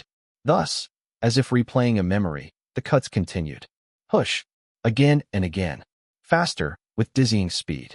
Then, as if chased, as if sprinting, the artistic montage halted as abruptly as it began. Snap! At the moment Cha Eugene, gripping Chongwu's bound hand, helps him to his feet, and the citizenship application in that hand is in close-up. Ding dash. The cut freezes. In its place, unexpectedly, the camera lingers on Bei Sijin's face standing behind Cha Eugene. Like a film, the close-up holds. His thoughtful expression seems to reveal who the myriad preceding cuts have been revisiting. Wahaha! Then Bei Sijin gleefully dashes forward, holding the citizenship application, leaving the other members celebrating behind him. His steps quicken. His laughter fades. Tap tap. And suddenly, Bei Sijin's setting shifts. It's the giant window, Novellight, from the last MV, where he once overlooked the dazzling city below. The vast, exotic city remains. Yet on the glass is a document the previous MV deliberately obscured. Citizenship Certificate Request Handling Guidelines, Yokai. On the crumpled page, actively refuse if applicable, is ringed in countless red circles. It meant the certificate was nothing but bait. Sigh. Bei Sijin exhales and rips the paper away. He hesitates, glancing alternately at the torn document and the view beyond the window, where the still jubilant members briefly appear. His conflict is short-lived. A single-string instrument plays the theme melody of Spring Out. Bei Sijin slowly tosses the paper to the floor. He then removes a worn cloth from his pocket and covers his eyes. Just like in Hengcha, a clear, composed voiceover begins. If I were born again, I want to be born as someone like you. On screen, Bei Sijin, unhesitating, keeps his eyes closed as he reaches toward the window. A slow close-up as the music swells. And the moment his hand touches the glass. Thunk. The music distorts, and the image inverts. Shoo. Pitch black and white noise. Then the screen revives. Standing at the window, not Bei Sijin but black-haired Park Mundi, in school uniform, pulls his hand away. He's in a school. He turns, meets the camera's gaze, and smiles. The sun is setting. It's a scene all too familiar. And the chime of a bell rings. The melody of Magic Boy. As it plays, the image melts away. Still enchanted. See you in that dream. Only those lines remain. The video ends. What did I just watch? Unsurprisingly, TSDR's fandom was completely overtaken by the massive world-building bait for the next 3 days. Brilliant. Releasing an intimate, daily life vlog and an official lore film back-to-back was undeniably effective. I skimmed the SNS posts teeming with theories. Let's see what people are saying. Parallel universe goodness. It's like Inception, a dream within a dream. Hengcha, Magic Boy, Better Me, Airplane. Remember the picnic footage? Past MV scenes overlap there too. Was that bait too? Our boys wanted to become human, not yokai. But since they were originally yokai, that's why they show powers. Next album will return to the Magic Boy lore, right? Pours kimchi soup. Because it was so richly layered, from Bei Sijin's role to the overall sequence, fans could debate endlessly, which only amplified excitement. It's good that people are having fun with it. Of course, many fans dislike the elaborate lore. They must have been indifferent these past few days. Guys, don't go overboard. This has gone too far. How many more connections will they make? Just do a sexy suit concept once. T1 stars will play world building forever if you let them. I know they're concept junkies, but this scale is exhausting. I need to rewatch Mundi brushing his teeth. Peace out. To appease them, the Move and Roommate game videos will drop soon. The fan communities will return to normal within days. Seems like there's nothing more to say about Ahyan. 2 birds with 1 stone. I shrugged, checked the car interior, then closed the tab on my phone. Time to stop watching. Since I made the promise, I'll consciously avoid the undercurrent chatter for a while. Actually, when we held that quick meeting to accelerate the lore content, this topic came up too. So, Mundi, from now on you'll avoid the internet. Good call. Yeah, I was worried you were checking it too often. I heard limiting screen time is good for your health. Excellent choice. Rabin may have misunderstood a bit, but even Big Sijin shrugged as if to say, what else can you do? I never expected them to unite over concern for my mental health. They'd think I was some hermit glued to the net. So I had no choice but to nod. I'll just watch animal videos on YouTube for a few days. I decided nonchalantly, open YouTube. With my watch history off and recommendations blocked, no algorithm appeared. I planned to sort by popularity and watchdog videos. But one video was number 5 in trending. TSDAR's master plan? How Americans got trapped in the K-pop ant pit. The thumbnail showed Westerners clutching their heads with speech bubbles. Idol Corporation? World building again. So jingoistically clickbaity, it was suffocating. Yet I recognized the YouTuber, a creator who usually makes solid, structured content. Watching a trending video isn't a big deal. Even uninterested viewers click thumbnails once. He'd probably just heap praise. No harm in it. So I clicked, skipping the Hello YouTube viewers filler. I jumped to the main points at 1.5x speed. In my last video, I explained why TSDR's awareness rose in English-speaking regions. Interest spurred by survival show memes, leading to Idol Corporation, then flowing into Spring Out MV views. That brings back memories line mixed with East Asian memes caused some buzz. This Eastern steampunk world thrilled many Western fans. And that led to the new K-pop variety show K-Now. Fans in the US flocked to stream it. Flocked is exaggerated, just some who got curious. But here's the thing. K-Now actually blew up more than expected in the States. The Idol Corporation producers' K-pop boot camp found surprising success in the US. It wasn't a blockbuster, but for a Net Plus original, it gave them a real foothold among general viewers.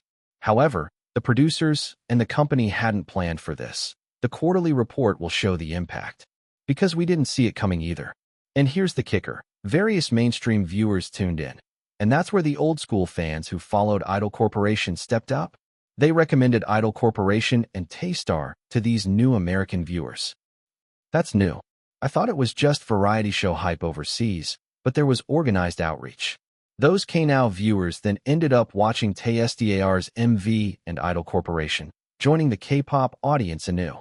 It wasn't just existing K-pop fans. It was a clever move that grew the entire K-pop pie. According to insiders, neither the producers nor the company intended it. It was a happy accident. But the YouTubers seemed absolutely convinced. So what is TSDAR's grand design? Just yesterday, Taystar uploaded a fresh world-building video. It links their entire activity timeline. The data even shows new traffic reaching their debut track, Magic Boy, based on video creation date. Really? The graph looked exaggerated, but it was basically sound. And last Monday, Taystar concluded this cycle and entered hiatus. What surprises await us with the next album? That's it for today's video. I rubbed my chin. Though there was hype and exaggeration, beneath it lay serious talking points. The next album will be crucial.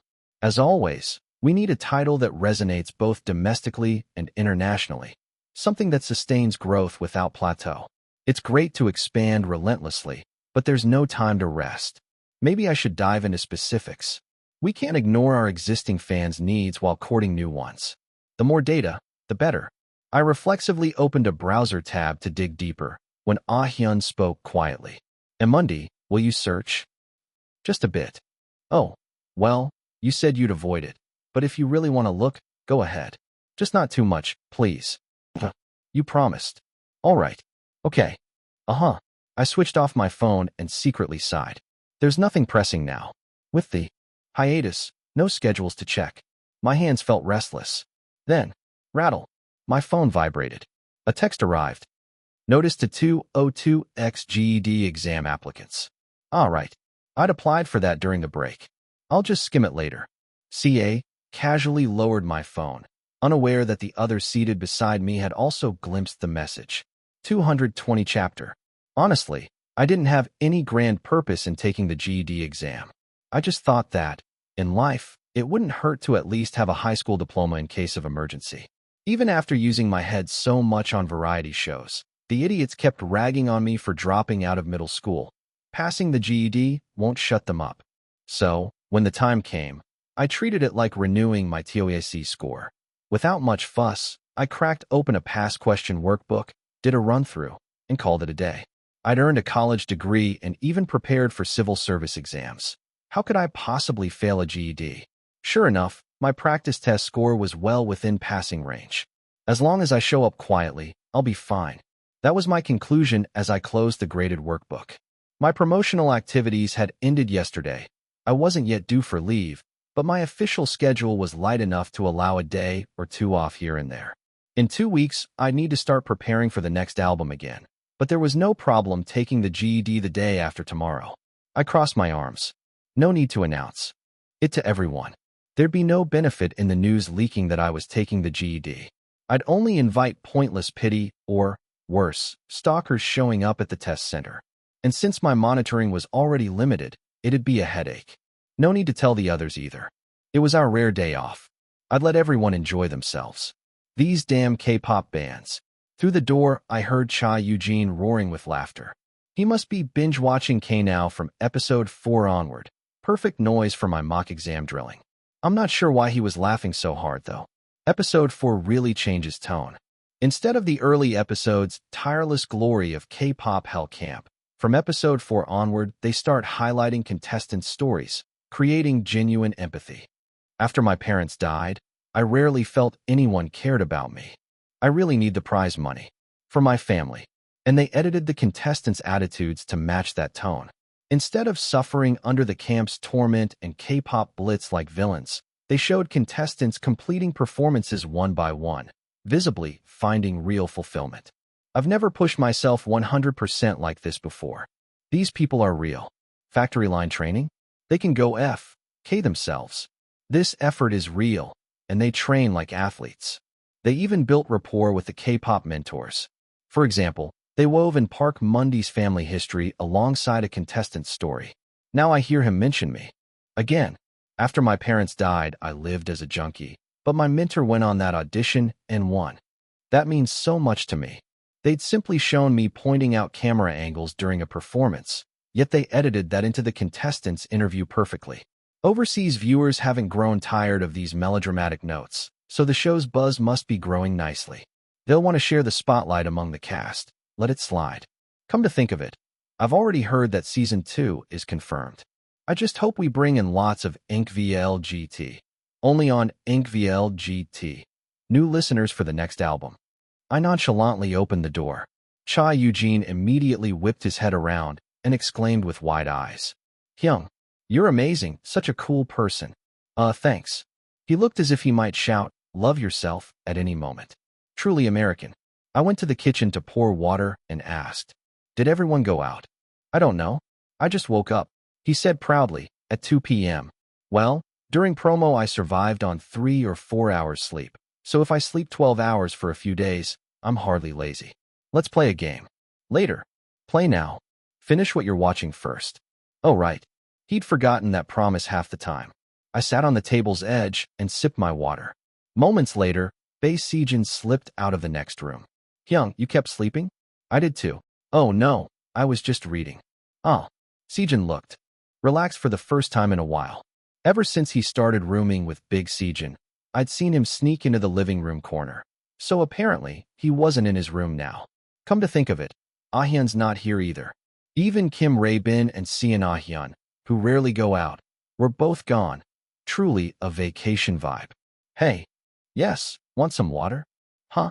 Oh, I handed the glass to Sejin, who stood there blinking in surprise, glass in hand, then abruptly asked, do you have anything to say? Not really. He wouldn't have been expecting me to offer to switch rooms, would he? Sorry, that generosity ends with water. Okay. Sejin's brows twitched, but he drank quietly and went back to his room. What was that about? He'd hinted he had something to say, but the mood suggested it wasn't serious. I figured he'd speak up if he really needed to. I'll give myself a break, too. I shrugged and put the cup away.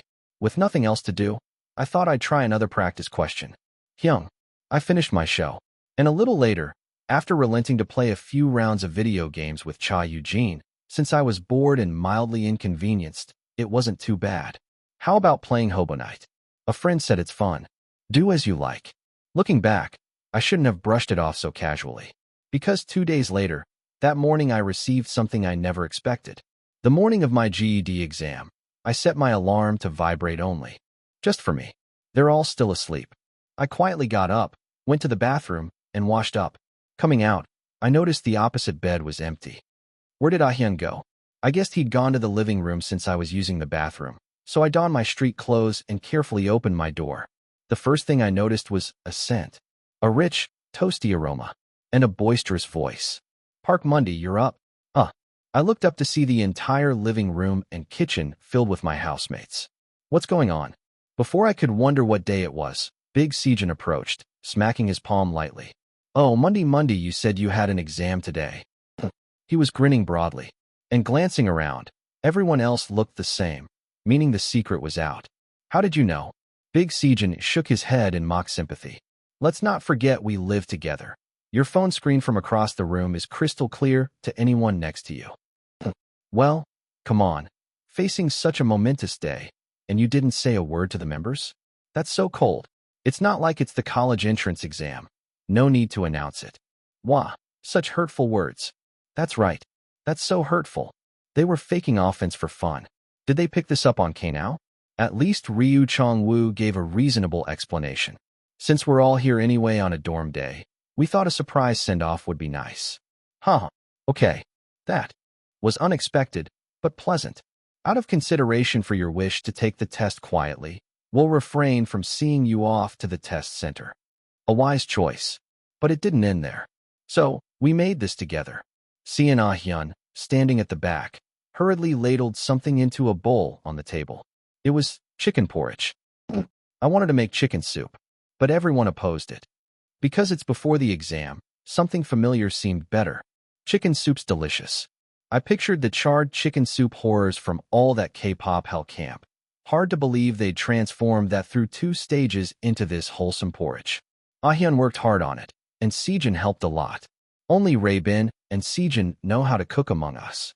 Actually, Bae Sejan Hyung seems to know it best. Not that much. Sejan cleared his throat. True, Rae-bin and Sejan's skills are comparable. They managed it well. I stared at the bowl of porridge that looked genuinely hearty, speechless. Partly embarrassed, partly grateful. "How is it, Monday? You're so quiet. Can't find words?" "I know you'll love it. Dig in." "Well done." My remorse vanished. "What did you guys do?" "We all went grocery shopping together. Delivery would have given us away." "Do you think ingredients fall from the sky?"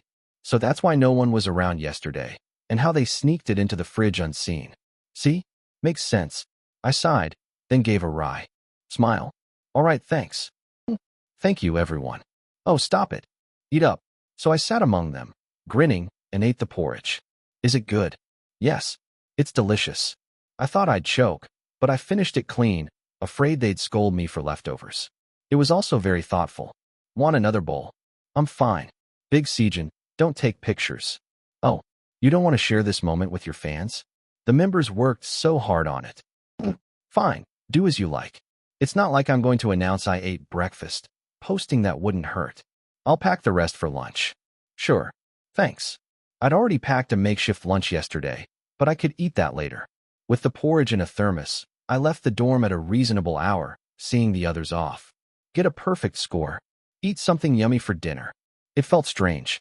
I brought my own lunchbox to the college exam, too. I never imagined I'd be taking a GED in someone else's body and eating this porridge. Focus on doing well. If I somehow failed, it'd be laughable, so I'd better pay attention. I masked up, pulled my cap low, and headed out. The test center wasn't far, and I got there easily and quietly by taxi. Of course, no one paid me any mind. If the company had sent security, I'd have been accused of disturbing the exam. There are plenty dressed like me here. With such varied ages among test takers, my ordinary appearance blended in. Glad I didn't leak the news. I sat at a desk, took out a pen. It was been a while since I'd taken an exam. Inside a Seoul GED test center, people of all ages sat at their own desks. But one thing I hadn't anticipated. Among them was a fan with such obsessive knowledge that they could identify me from my skeleton alone. Park Monday? Indeed. A test taker, placing their bag behind my desk, froze at the sight of my familiar back. That frame, the hairline at the nape, years of watching my behind-the-scenes fan cams flashed before their mind. Instinctively they realized. Wait, he's on hiatus now, and Monday dropped out of high school. He could come take the GED. Their thoughts bombarded them. Their rational self screamed that it was absurd, but after a moment, they shook off the swirl of ideas and resolved. I have to be careful. Though the odds were infinitesimal, Speaking or staring at me would be rude, and I absolutely couldn't disturb the exam. Steeling themselves, the candidate quietly sat at their desk. And just like that, the thrilling GED began. 221 chapter. The bell rang, and even while the test papers were being handed out, the examinee's mind flickered through several sentences at once. Come to think of it, Mundy's hair should be silver right now, but it's black? What is this? A wig? Could it really be Mundy? Even if it's not Mundy, seeing someone who looks this familiar gives me chills. Wait, won't I see his face during ID? Check. All right. He'll turn around when they pass out papers. No, the proctor will hand them out. Some of these thoughts were correct, others were wrong. For example, Park Mundy had used color spray to cover his silver hair and had briefly lowered his mask to show his face to the proctor during identification. But the student behind him couldn't see him properly, and the proctor, an older man, didn't recognize him, so he remained composed. Ugh. So the student in the back could only suffer in frustration and curiosity, screaming silently inside. Then, an unexpected opportunity arrived. Please pass the papers forward. Because the test papers were distributed by passing them from the person in front. And the examinee finally saw him. Gasp. The man in front only turned his head slightly, handed over the paper in an instant, then straightened up. Even with his mask on, the student was certain. Those wide, clear eyes. P.P. Park Mundy. The student nearly fainted as they received the paper. Their heart pounded so hard they couldn't tell if they were at a fan signing or taking the GED. No, they'd never even won a spot at a fan signing. You may start the exam when the bell rings. Please save me.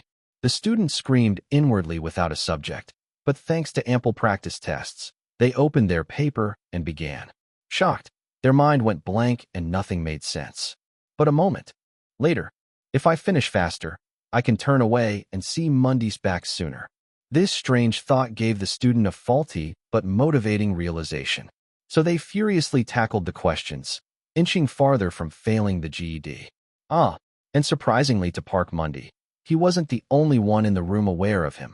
All right, I finished the last elective, ethics, set down my pencil, and leaned back. The exam had gone smoothly. At lunch, it had been slightly risky, but I ate by the window in a quiet stairwell corridor. Eating porridge was easy anyway. Most importantly, the exam was even easier than the past papers I'd seen. I'd worried they'd test me on parts of social studies or science I'd long forgotten, but that fear was unfounded. Looks like I didn't miss anything. Confident of passing, I stretched my arms. I heard a muted cough behind me. Someone must be uncomfortable. I lowered my arms. 10 minutes remaining. I waited calmly for the end of the test. On the way back, I had already booked a taxi at the right time, so I just needed to head down and hop in. Perfect, but reality 10 minutes later wasn't quite what I expected. After putting away my phone and waiting for everyone to leave, someone in the classroom spoke. Excuse me, student. Are you that Mundy? The one who makes Hadiak? I hesitated briefly. Should I shout, wrong person, and bolt? But there were too many witnesses, so I stayed silent. Besides, the lady was whispering so quietly that it seemed like this would be over quickly. Yes, I'm here for the exam. Oh my, I see. If it's not too much trouble, could I get your autograph? My daughter's a huge fan. Of course. I signed the exam slip and tried to leave quickly, but I was already too late. If it's all right, could I? Oh yes. Hey, I'm really sorry, but could I get one too? A few others who'd remained in the room immediately lined up. They were orderly, and not one person seemed fazed by the situation. A thought struck me. Could they have suspected all along? No wonder 7 or 8 people lingered. They must have been waiting for me. I'd seriously underestimated TSDR's public recognition. I'm sweating cold. Above all, I was amazed that none of them made a scene during the test. If even one had made a fuss, it could have become a disturbance, and I probably would have slipped away at lunch. Thanks to that, it went well. There was no escape this time. Their presence had covered my miscalculations. I continued signing without complaint. Thank you. Wow, thank you. Having finished signing for the small crowd, I was about to leave. Before they start asking for photos, I need to slip away. But as I picked up my bag, I noticed the student in the last row still sitting there like a statue. Their eyes lit up, and when ours met, they opened their mouth. That expression looked just like one you'd see at a fan signing. Would you like an autograph? Yes. Yes, please. It wasn't just my imagination. Thank goodness. Thank you. I hurriedly signed the back row student's slip and left. Have a safe trip home. Good luck with activities. Fortunately, this exam room was at the far end of the building, so no one from the other rooms saw. I dashed across the nearly empty hallway to the taxi. I wonder if there'll be posts about this later. No real problems should come of it. No one was disturbed, so they'll probably just sympathize or tease a bit and leave it at that. I shrugged and stepped out to the parking lot, hopping into the cab. The ride back to the dorm was quick, just like coming here. Welcome. You back safe? Yeah. How was lunch? It was good. Thanks. And under Eugene's insistent argument, using my exam as an excuse, we ordered jockball. Once again, we toasted with non-alcoholic drinks in a strangely formal ritual. Monday worked hard on today's exam. Let's recover well until our next activity and show an even cooler side. Absolutely. Yup. Let's use this prep period wisely. Wait. Park Monday. Put down your phone. It's a video of a dog eating meat. Well, it was a fittingly relaxed day. Dinner was delicious. News of Park Monday's GED attempt spread more slowly than he expected. No one had taken photos with him after getting his autograph. So many fans were skeptical. Only after 3 or 4 people posted their signed slips did it become accepted as fact. The clincher was this post. Went to take the exam yesterday and saw my bias. I bet lots of you clicked in hoping to see someone, haha. Yes, it really was my bias. Park Monday. Photo of autograph. I was actually sitting right behind him. My heart nearly exploded. He's so handsome even from the back. Every angle is perfect. I couldn't look up, sob. His posture was so straight and his shoulders so nice and broad. Sob. That was the post by the student in the last row. And below it, someone added a note to prevent trolling. He just quietly took the test, then signed autographs for everyone when they recognized him leaving. I was frozen in place, couldn't speak, but he asked if I wanted a signature and gave me one, sob. I almost didn't post it to avoid bothering him, but everyone already knew. I wanted people to know how kind he was. I'll treasure this exam slip forever, lol sob. A cute, heartwarming account. Even fans who'd been wistful over his GED attempt enjoyed reading it. It wasn't invasive of his privacy, and people could easily picture the scene. Our puppy really loves people, gave autographs. To everyone, sob. He asked if we wanted his autograph. Park Monday is truly guilty of having too much charm. They probably couldn't sleep afterward. If I saw him at my exam, I'd drop everything and stare at his back. Damn, so jealous. It circulated on online communities and SNS as a sweet anecdote, just enough to show his character without turning into a fan service scandal. But, as Monday expected, the trolling reactions followed. Only this time, they were a bit harsher than he'd guessed. Park Monday didn't need to take the GED, it's just ego. Must have a complex about education, haha. Lucky the other examinees were nice. If any crazy stands had been there, what then? He's still just high school graduate at best. How much honor can that bring? Sob. He asked first if he should sign. How solemn. They were deliberate attacks. Because Monday kept diffusing controversies at the perfect moments, diehard haters were itching for a fix. Of course, most of his responses were low-key.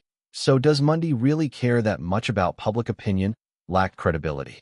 They just found it more satisfying to think that way while trashing him. He's always searching his own name. 100% he saw this, haha. Don't even think about using the GED as a bait for controversy. He'll roast you, lol. Yep, Monday, you know it's just poking holes in a wound, right? You'll keep quiet, won't you? If you post this here, it'd be hilarious. Sign of a loser. But unfortunately for them, Monday was keeping his distance from the internet. He only checked fan communities and WLive. Beyond that, every time he tried to look, the other members swooped in, so he couldn't do much. In other words, the trolls were fighting a lonely battle. Thankfully, someone unfazed by haters stepped in to respond. Hyung, show them the chicken porridge review. Go ahead. Assuming the rumors were already everywhere, Monday coolly agreed, and Eugene immediately uploaded the photos from that day. Monday Hyung had an exam, so we made chicken porridge. Everyone worked hard. Best teamwork. Tiger face, photo set. From shots of them grocery shopping and cooking to photos of Mundy's surprised and smiling face as he ate, there was a story. What the? Are they really posting this? And while the trolls were briefly stunned. Huh? Eugen posted photos. Yes. Oh, I see. Big Sejin saw the situation and even posted a video he'd taken. It's been a while since I saw Mundy smile like this. Good food is the best, haha. Love you, have a great meal video. Fans rarely hate seeing their favorite group getting along and close with each other.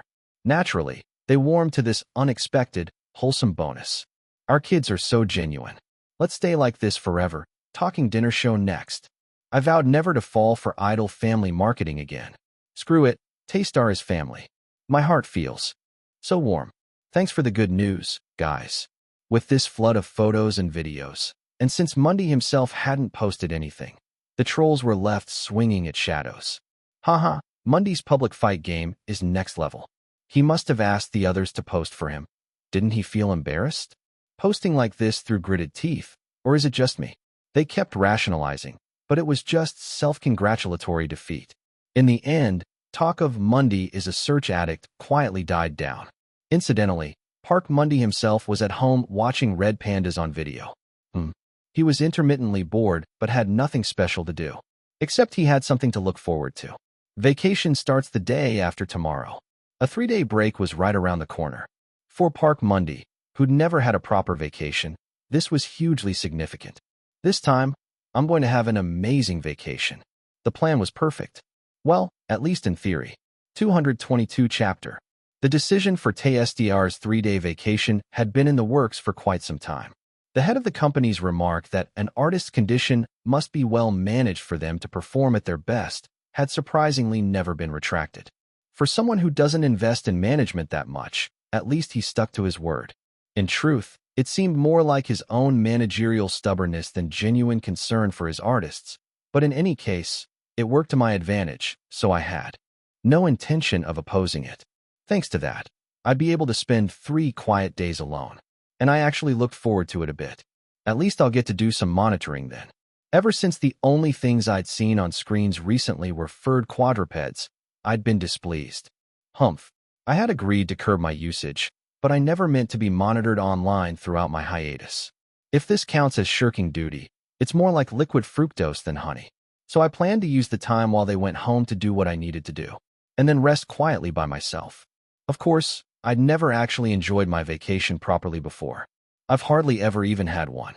This time, I resolved to cut off all variables and definitely be alone. That was the plan, at least. Then an unexpected development occurred. And, for once, it was probably a good one. Youngs, what do you think about doing an MT? Kim Raybin had brought this up the week before our vacation. MT. It stands for Membership Training, meaning a short trip to strengthen camaraderie and teamwork among members. Ah, Ben, I know what MT means. I'm asking if you want to go. Oh yes. At Big Sejin's urging, Kim Raybin nodded enthusiastically. The funny thing was that Cha Eugene beside him was doing the exact same thing. Are you two scheming together? Listening to the next line, it seemed likely. I think it would make up for the fact that, with our busy schedules, we hardly share any topics beyond work. Let's go on a trip. Let's go to the Korean Sea. That's some enthusiastic backup. Ryu Chong-woo answered softly with a slightly awkward expression. Really? It's a vacation. Are you okay not going home? 3 days? No way. I can't go to America. My parents are busy. Cha Eugene answered immediately. I see what's happening. With only 3 days, Eugene couldn't visit the U.S., and since it wasn't peak vacation season, it'd be awkward for his parents to come get him. So he'll be bored at home and wants to hang out with the members. That's some calculation. I closed my mouth warily. Then a sudden flash of insight hit. If this falls through, Eugene will be stuck at the dorm the whole vacation. No way. I'm not saying we should completely use up the vacation. I propose we do an MT in a remote location for 1 night and 2 days starting the day before our break. Then return home the first morning of vacation. Oh, that sounds good. What do you all think? I think that'd be nice too. 1 day should be fine. Approvals poured in all around. Kim Raybin's idea of preserving the vacation while taking a short trip had apparently sounded convincing. Mundy Hyung, what do you think? I answered at once. Sounds good. Let's go. Yes. I waited until the very end to drop the let's go, so there'd be no objections. I had my reasons. I need someone to NVLGT, official version, take Eugene along. During the MT, I'd find a way to have him stay with one of their families for the rest of the break. Wow, Mundy's proactive. Yeah, going somewhere sounds nice. Bin, did you pick a place? I did. Let's go to Ganghuado. Ganghuado? Yes, yum. I found a few places I'd like to stay. I stroked my chin, pondering. Candidates are Chongwu, Big Sejin, and Ray Bin. The other two either didn't mesh with Eugene or would feel burdened, so the odds were slim. All right. Watching them debate destinations, I formed my plan. A moment later, I'll book this place on Ganghuado considering location and interior. Everyone okay with that? Yes, absolutely. Shall I inform the company? That'd be great. Once I secured the company's understanding and set up an emergency contact system, preparations were complete. Since everything would happen in a few days, leaks weren't a big concern. We'd rent a car through the manager and register Chongwu as the driver, so tracing it would be harder. And the manager is on standby in case something happens. The manager had been noticeably cooperative lately, probably spooked by plans for a dedicated team. In any case, I smoothly finished booking our candidate pension. Even in the off-season, its security and facilities kept prices high. Reservations done. Let's have fun. Woo, Ray Bin, thanks for the great suggestion. It's my pleasure. Thank you all for agreeing so readily. They were all excited. I leaned back on the sofa. It's the first time we're going somewhere like this that isn't content-related. Going on a trip instead of work felt fresh. Actually, this qualified as a workshop if it's colleagues traveling together, but since no one seemed uncomfortable, it wasn't worth mentioning. Even Bei Sejin looked unexpectedly forward to it. Just the other day, in the rental car, he'd said, "It's my first time going on something like this." Sitting beside me, Bei Sejin seemed to regret speaking, but the reaction was already in motion. Really? You've never done school trips or events? I hated that stuff, so I never went. Ah, I see. Group trips with dozens of people really limit choices and can be inconvenient. Kim Ray Bin nodded enthusiastically, taking it as an honest preference, but the others clearly sensed the nuance. He must not have fit in well with school group activities. Not surprising. At that moment, Sian Ah-hyun shot his hand up. I haven't gone on many either. Bei Sejin's face, full of regret for his earlier comment, brightened slightly. Oh, yes. I chimed in. I haven't really gone on many either. We'll just have fun when we go. All right. I'm looking forward to this trip. Me too. Bei Sejin murmured, turning his head. It was oddly poignant. What's with this atmosphere? Fortunately, the cringe fest was shattered the next moment. I'm really looking forward to it. The options are perfect. I love the sea. Haha. It's so cozy here. Time for some music. Without much thought, Big Sejin played a song. Doo-dung, doo-dung, doo-dung, doo-dung, doo-dung. This was the Magic Boy EDM version. When did you get this from Ray Bin? Ah, just today. Let's forget work and just have fun together. Let's go. Tay-star. Haha. Ryu Chong-woo in the driver's seat laughed. It takes about an hour and a half to get to Ganghuado. With Big Sejin in the front, Chong-woo could entertain him all the way. It'll go smoothly. I leaned back, head against the seat. Once we arrived, they'd undoubtedly run wild with games, so I planned to enjoy peace of body while I could. Tomorrow, the UL meet. You. Ahaha. And this judgment was correct. After midnight that night, Cha Eugene. Waha. The two youngest charges were sprinting along the beach. Don't they get tired? Since it wasn't work, they never seemed to tire. Barbecue. Barbecue. There's a karaoke machine here too. From the moment we'd arrived at the pension, they'd made the most of everything from grilling meat to the hot water pool, yet still had boundless energy. I thought they'd crash by now. They might stay up all night like this. The funniest part was that the most peaceful activity they were doing was fireworks. They're pretty, right? It wasn't anything grand, just handheld sparklers by the pool near the pension. In case doing it on the beach gets us in trouble. Fireworks are illegal on the public beach. And just now, Cha Eugene had tried to photograph them on the shore, only to be caught by Kim Ray Bin and chased back. I could hear his voice from afar. Dousing them with water is unreasonable. Huff huff. Good. They were having fun. I tried to clear away the spent sparklers in my hand when Mundy beer. Big Sejin approached with a can of imported beer with frost on it. A low-alcohol fruit beer, it seemed. We're here to relax. You haven't drunk for months, but since you're in good spirits, I thought you could have one. He had a point. I wordlessly accepted the can and popped it open. Clink. I heard quiet chuckles beside me. Funny.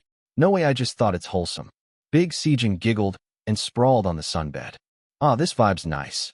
He must have had some himself. I slowly drank my beer, feeling the night breeze.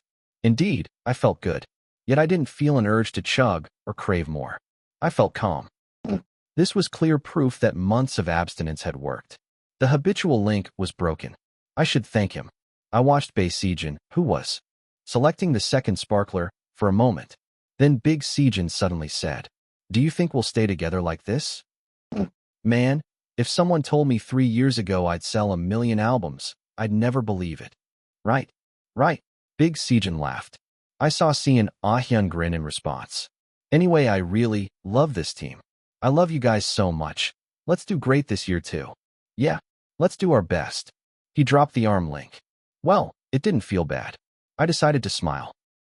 Monday, but actually this is non-alcoholic. They look the same in the package. But you seem fine not knowing. You could have a can or two from now on. I feel like I've gotten a lot better. That was a bit much to just laugh off. But since it had positive results and would make handling Eugene easier later, I let it slide. As I weighed my judgment. Ding dang dang dang. A strange ringtone suddenly played. That's not mine. Not mine either. I grabbed the smartphone by the nearby sunbed and checked it. Nuna. It was Kim Rae-bin. Bin. I'll go bring it. Okay. Should I go? It's fine. I walked toward the beach. Thankfully, the two who had been chasing each other were back near the pension. Eugene, you seriously lack social etiquette. Bin, your phone. Thank you. Kim Rae-bin, wet from the sea, stumbled but respectfully bowed, then answered the still ringing phone. Nuna. Yes, I'm fine. Having completed my mission, I turned to head back to the pension entrance. Then an intuition hit without warning. In Kim Rae-bin's response, I heard a strange tone. The stunned sound someone makes when they hear shocking news. I froze on the spot. I turned my head. Oh, what? Bin.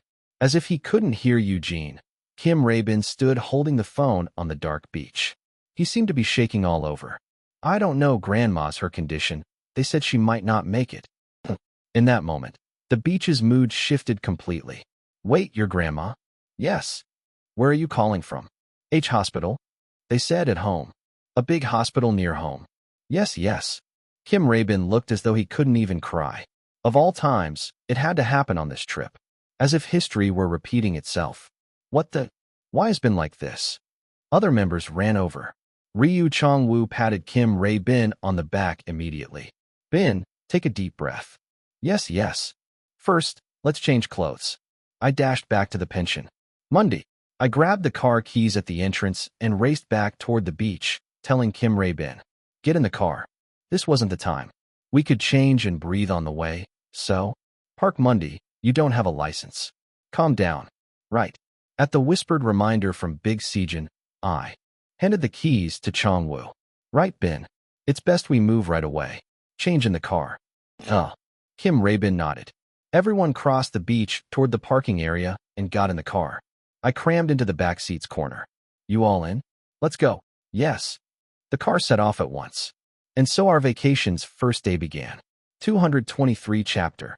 The car was silent as a grave. No.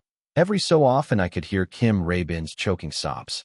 Under normal circumstances, the others would be trying to comfort him with something like, it'll be okay, but they sat in silence, driving or patting his back. Because comforting him might only make things worse. Yes, sir. Yes, at this hour?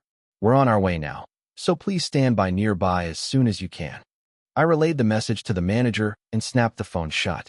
Was now really the time to argue about work-life balance? Who the hell cared about that? After that, what was I doing? Nothing, of course. Just thinking. Thinking that no matter what, getting to Rae-bin's parents' home in Gangwon province would take at least 3 hours. If anything goes wrong, we could be late. But suppose we'd left straight from Seoul, like before other vacations. We'd have shaved off at least an hour and a half. An hour and a half difference. I couldn't help calculating that. Fuck. Because the guy in front of me would be thinking the same thing. Rabin still held his phone, unconsciously waiting in fear for another call.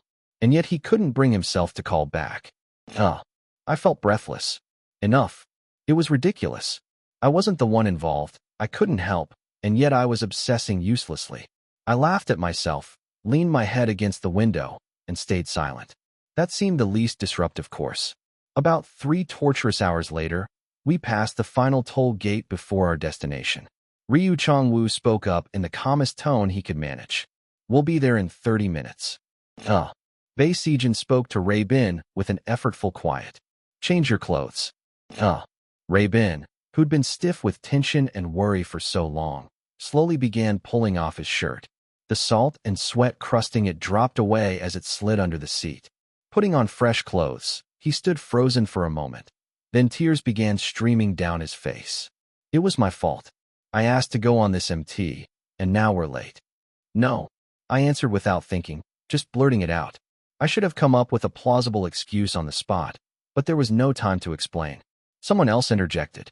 He's right. It's my fault. I was the one who suggested it. It's not Rabin's fault. Cha Eugene spoke stoutly, but looked as if he were about to break down himself. Rabin let out a hoarse sound. No. The MT was my idea. We planned it. I chose the place. Don't think about it now.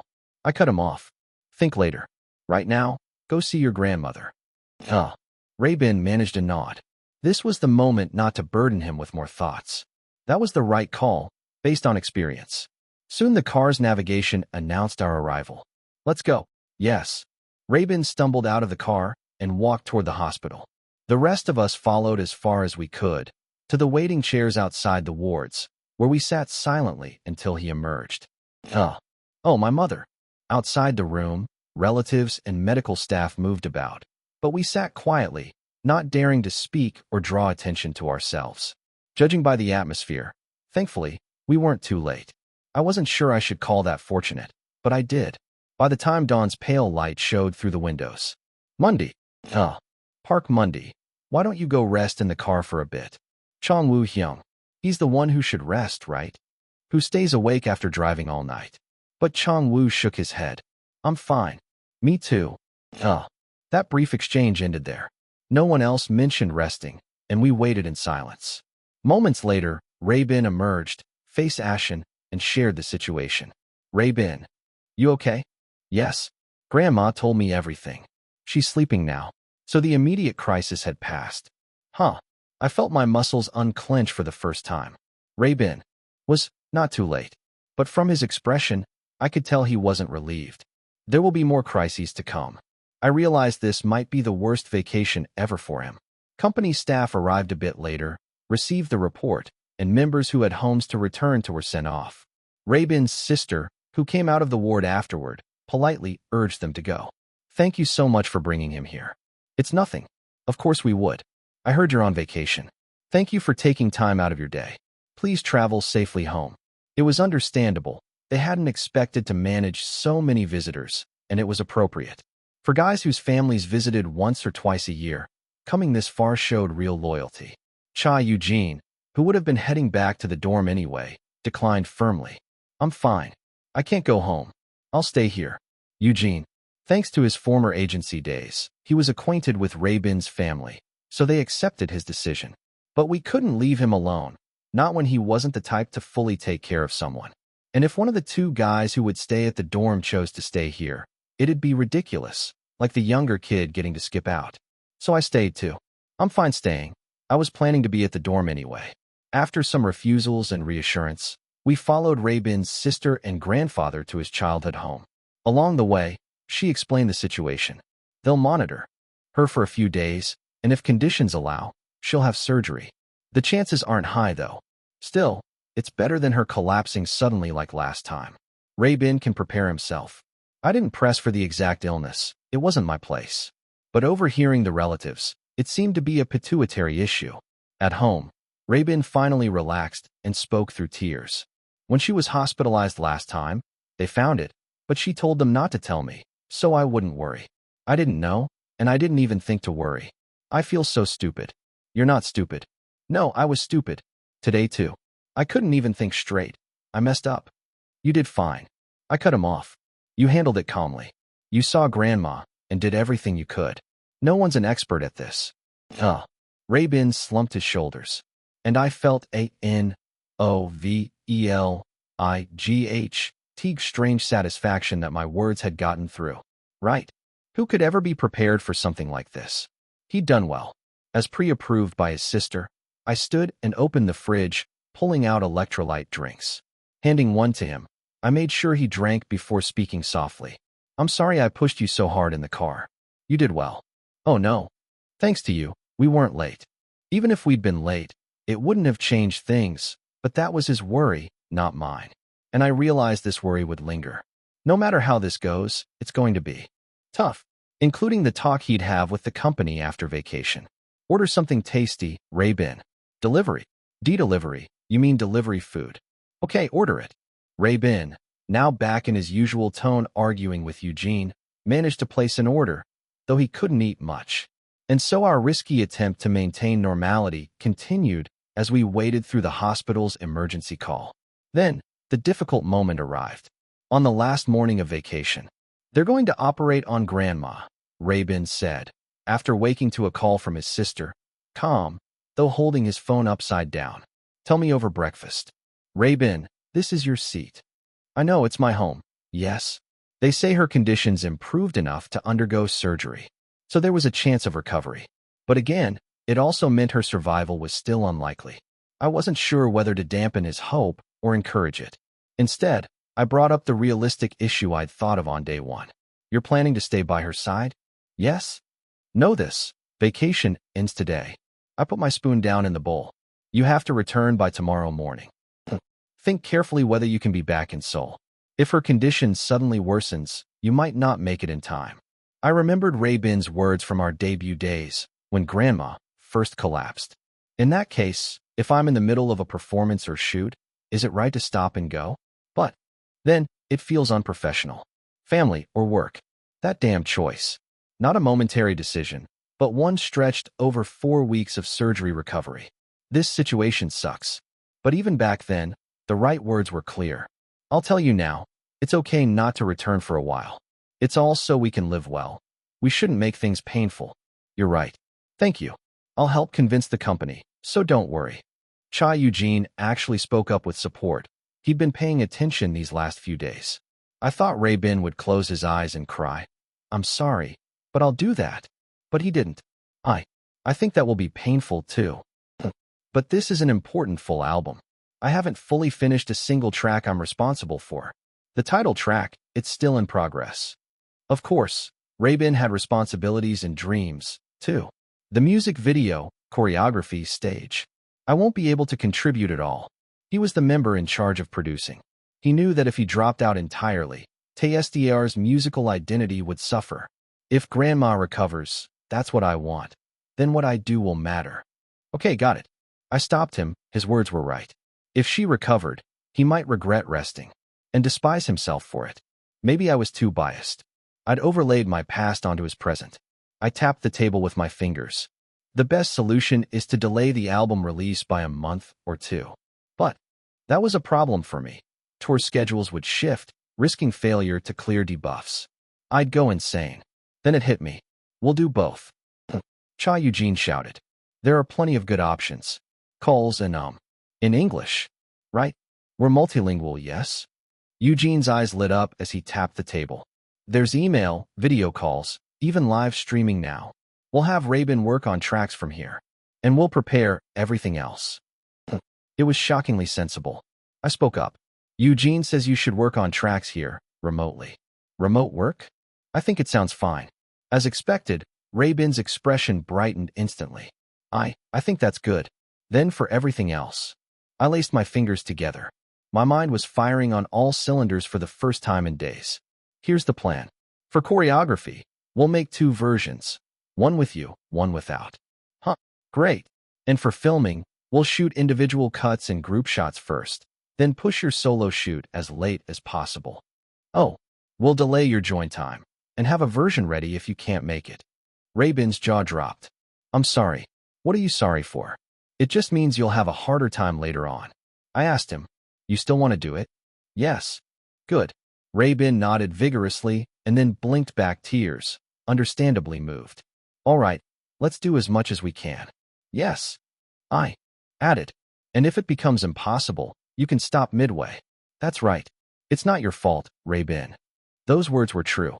And so began 4 weeks of trying to catch both family and career in one go. 224 chapter. After the vacation ended. "You're back." "Yeah." As soon as we returned to the dorm, I laid out the specifics of remote work for Kim Ray-Bin. Actually, I told him it would be hard on him alone, but preparing 2 versions of everything depending on his availability was no small feat. In truth, it's a lot of extra work. If we kept the comeback schedule unchanged, doing this was obviously grueling. There'd be no room to complain if they objected to a plan we 3 had made unilaterally. Of course, none of them did. So, we'll wrap up by having Ray-Bin work on tracks from home and collaborate remotely on the album. "Oh, good job, Phew."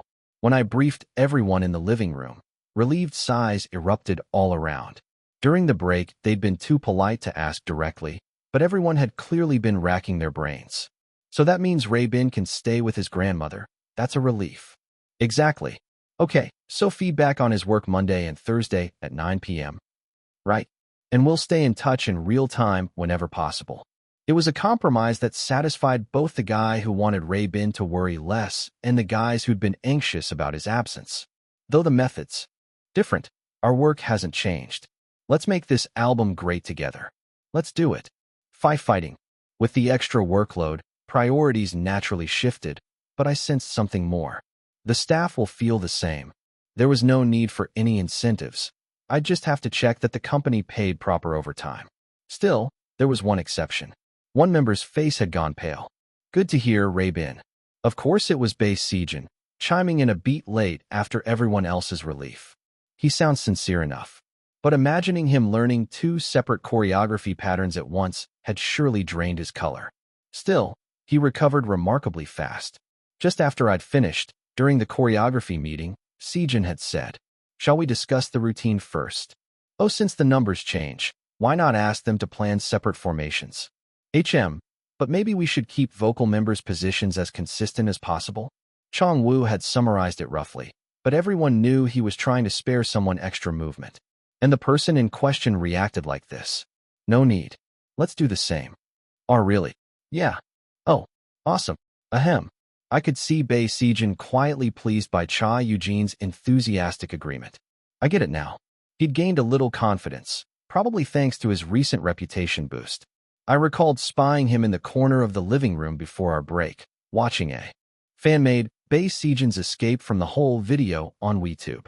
Just as the Ajusa controversy was false, Sejin has shown astonishing growth since debuting.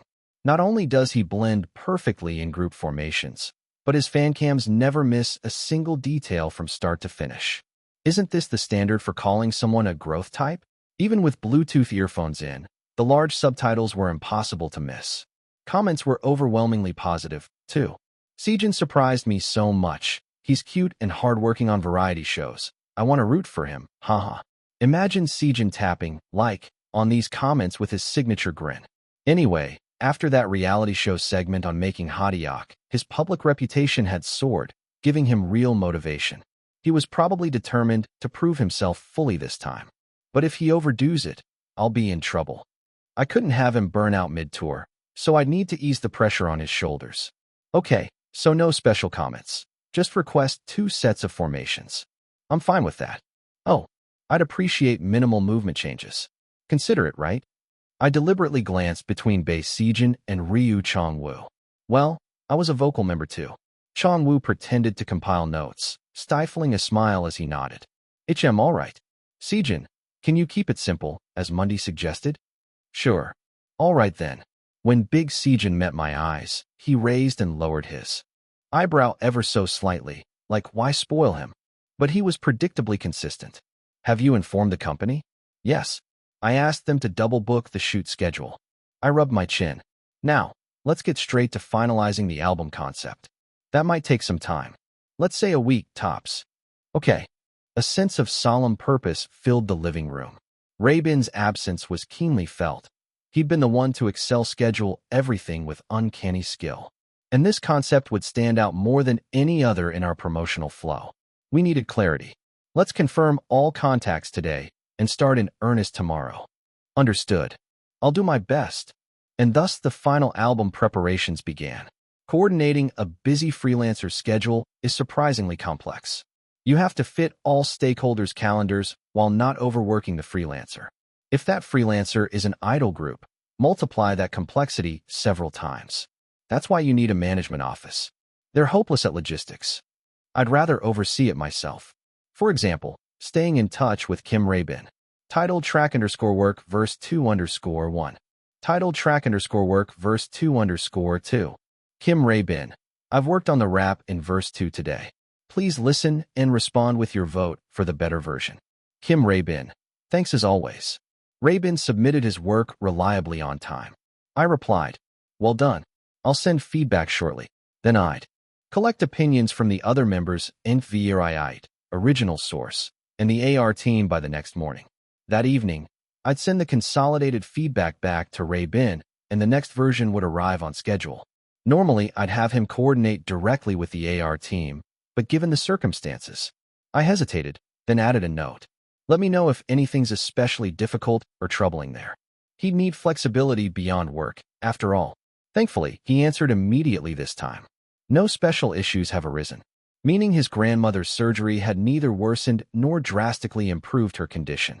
Still, this can't drag on too long.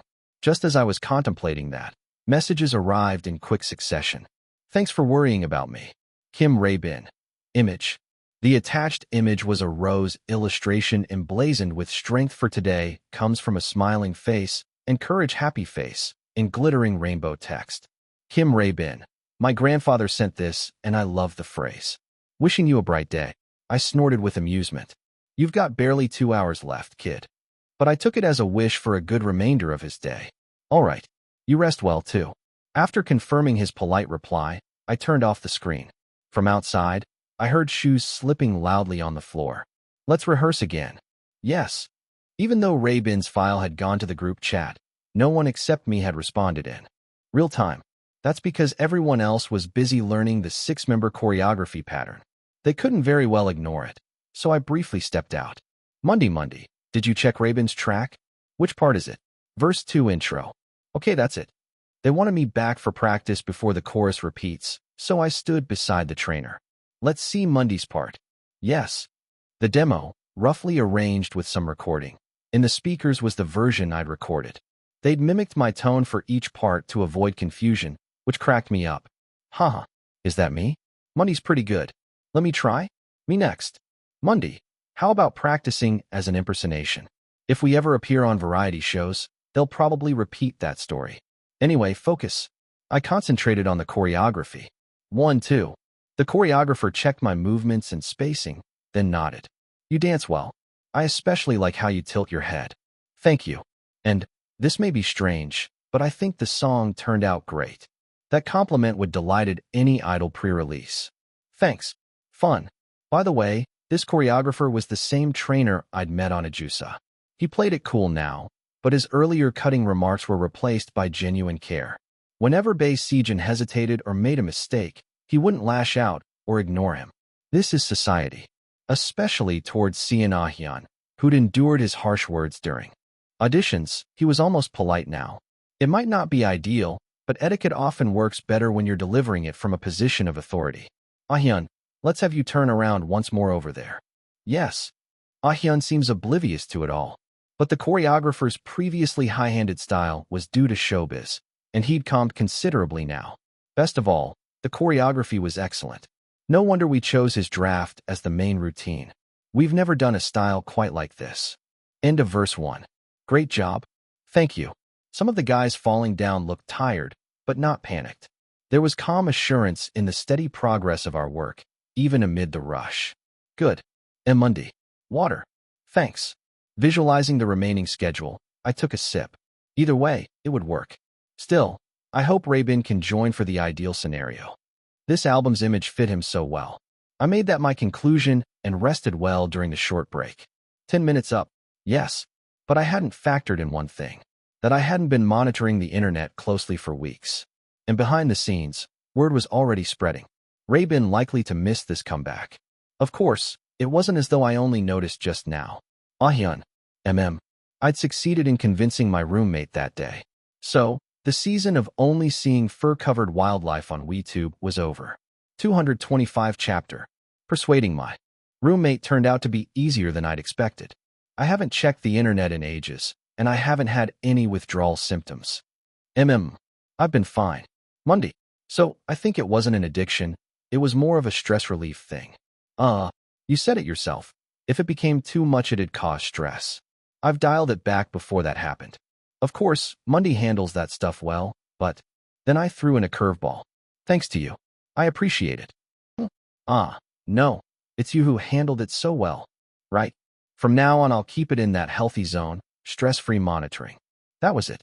Afterward, Ah-hyun looked dazed as if he'd been scammed, but he snapped out of it before long. And just like that, I'd successfully resumed my casual monitoring during downtime. Remember, tomorrow's concept shoot prep starts at 7, so don't stay up late. Got it. Late that night, after everything was done. It's been a while. I lay in bed and scrolled through the relevant fan communities, from the earliest posts up through today. First, the footage we shot in bulk for K-Now had smoothly transitioned from the K-pop Hell Camp gimmick to a healing camp vibe. That gentle change had clearly resonated with viewers, so Taystar was still racking up points. Ah-hyun's special mixed-gender stage was ridiculous. Thought he was a doe, but he's an elk. I'm suing Sejin. He's so friendly even to foreign attention seekers, got us all swooning. Sejin's sunglass pictorial is insane. Did you see it, Americans? Idol turned actor swagger photo. Because our trainees paled in comparison, the editors piled on the hype. As for me, my screen time was mostly front-loaded, so not much changed, but the behind-the-scenes clips got plenty of "he's so earnest" comments. Monday really studies hard. How idol serious can you be? Never misses a chance, sob. What's he thinking standing so cute in the corner? Break time screen cap. Every time a senior talks, his ears perk up. Too adorable. You say you don't see it? Of course not. You just missed the puppy ear gif mashup. If only that BTS clip had been anything other than the special stage rehearsal cam with Chongryo. They did Variety together. Guess they're close. Should we call them the genius brilliant idol line? That crosses a line. Even the Variety BTS edits went too far. I scrolled past that date's reactions. Then the GED posts. Thanks to those who uploaded visual proof, the overall response was heartwarming. What the hell were they thinking? Monday's watching this too, right? Haha, epic battle of wills. I have no idea why they're waging solo wars, but you can see they tried to stir up trouble and failed. One easy win then. Ah-hyun's advice really hit at the perfect time. I glanced at the other bed. He caught my eye, so I didn't have to call him over. What? Do you feel like eating? Huh. For ink via Elgar HT, don't copy. Read here, a late-night snack. Ah-hyun paused, then his face lit up. He shot upright. Monday want a night snack. My cluelessness about reading my peers' cues is off the charts. I figured I'd treat him to something tomorrow morning in return. I gently calmed his off-topic excitement and went back to monitoring. Let's see. After that, nothing major for a while, just light chatter about roommate content or moving day reactions, since it was downtime. But recently the undercurrent shifted. It started with a proof post. Spotted Sabin at the hospital, score. Went to ER for stomach pain. On way out saw a bunch of tall guys getting out of a van in the parking lot. Idle proportions, right? Took a closer look and it was Sabin. Recognized him cause Ray-Bin wasn't masked, haha sloppy. But he looked unwell. Does he have a sick family member? That was his vibe. Blurry photo. Because it was posted on a forum that treats celebrities' private lives as public property, it drew plenty of reactions without backdraft. I swallowed a sigh. I was too complacent. But who could have foreseen even this when we didn't know whose passing we might witness? From that point on, I tried various searches, Ray-Bin Hospital, Sabin van, and corroborated multiple reports. What's this Ray-Bin Hospital sighting? Blocking related posts until Ray-Bin speaks, won't comment otherwise. They all went together, shouldn't consume this. But I'm tearing up. It was almost certain one of Ray-Bin's grandparents was ill. Still, Most fan communities had forbidden outright mention. It spread faster than expected. The original verification post had been widely shared before deletion. Company response was too slow. They'd focused all efforts on reshuffling album prep and PR, letting this slip. That let stalker types run wild. They seemed to feel superiority from scooping the story. They rented the van under the manager's name. Partying without content? Where's the practice? Where's the passion? Why no girls tagging along? Verify ASAP. Eugene's eyeballs ruined the vacation. Had to calm him down in Kongwon. Why am I writing these songs, damn? Some who'd copied phone records were respreading rumors, and fans were lobbing absurd accusations. My mental health's wrecked over the full album. What's happening? He ditched work while on vacation? No news about his return. Ray Bin, prioritize your career. Dropping the album for family time? When did I become such a domestic stone? What a spectacle. They haven't clamped down either.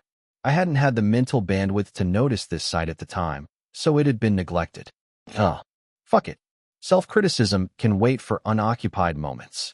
Shut up and use your brain. A few workable patterns sprang to mind. First, posting a screenshot of our group chat would be the most cost-effective. I could share our discussions about Ray Bin's work on SNS as a mini comeback teaser.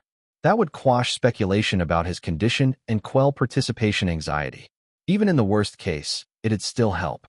Even if Ray Bin legitimately can't join early, the needless flack would drop. Some trolls would persist, but this time I'd deal with them cleanly. Announce the takedown preemptively. That's the first job once the response team is in place.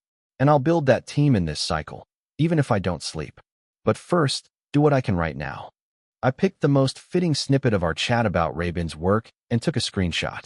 Then I quickly sought approval to post it in the group chat. Ray Bin's a night owl. He'd probably be up. Think posting a screenshot of our work chat would reassure people? Thoughts? Big Sejin. I'm all for that, emoji. Cha Eugene. I need to be in that screenshot. True to form, the no-sleep guys jumped in immediately. And Ray Bin's reply arrived not long after, but it was odd. Kim Ray Bin in. A typo unthinkable for him. Looks like he meant, Ginshiner Gudgutsamnida. That should be okay. And slipped. Did he make this mistake from exhaustion? I folded my arms and waited conservatively for a corrected response. But minutes passed, and no correction came. So that meant that Kim Ray Bin had neither fixed the typo nor answered further. Not funny. The likely scenario is, shitty as it sounds, my mind leapt to the strongest possibility. I tapped my fingers on the armrest. A death notice. If that were the case, I shouldn't call now. It'd only intrude on an emergency. I managed a rational conclusion. Check again tomorrow morning. By then, whatever had happened would be clearer. Big Sejin, Ray Bin. In the group chat a few others pinged his name, but it quieted quickly. They'd gotten the message. Something had happened. I kept turning over rational responses in my head. If the obituary and the SNS post coincide, it'd be a disaster. So I decided to hold off on posting. I set my phone aside and lay down. Monday, you gonna sleep? Stop the useless thinking and get some rest. I had neither the time nor luxury, but by treating fatigue as a sleep aid, I managed to doze off until dawn. But even after morning came, no message from Ray Bin arrived. Just past 8 a.m. Let's reach out. We don't know the situation yet. Maybe wait a bit longer. I'm calling him. Wait. We're already late. Let's talk while we head out. The living room buzzed with the guys tossing out opinions on what to do. We were already past our practice room departure time. I slumped on the sofa. Goddamn. My mind was blank. Because I didn't sleep? Even that excuse was flimsy. My brain was running fine. This was psychological, not fatigue. I exhaled. I have to check. Delaying further would be avoidance. I had to call now. Then, roaring. My phone rang in my hand. It was a call. Is that Ray Bin? It was him. Without thinking, I hit answer and put it to my ear. Hello. Hyung. His voice, bright with excitement. Last night, Grandma fully regained consciousness. We were able to talk again. It wasn't a death notice. Suddenly, I felt a bizarre release, like confetti bursting from my head to my toes. And I exploded. Whether that was good, I don't know. I couldn't control my voice. Then why didn't you call right away?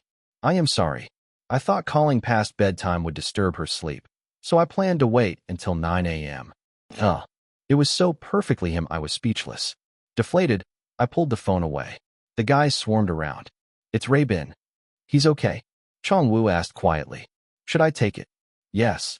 I handed him the phone. They all rushed in and shouted into it with glee. Ray-Bin, your voice sounds great. How's it going? I didn't know what to feel. Just oddly refreshed. Whether because of Ray-Bin, the call, or this crazy situation, or the status screen, I don't know. But damn, that was it.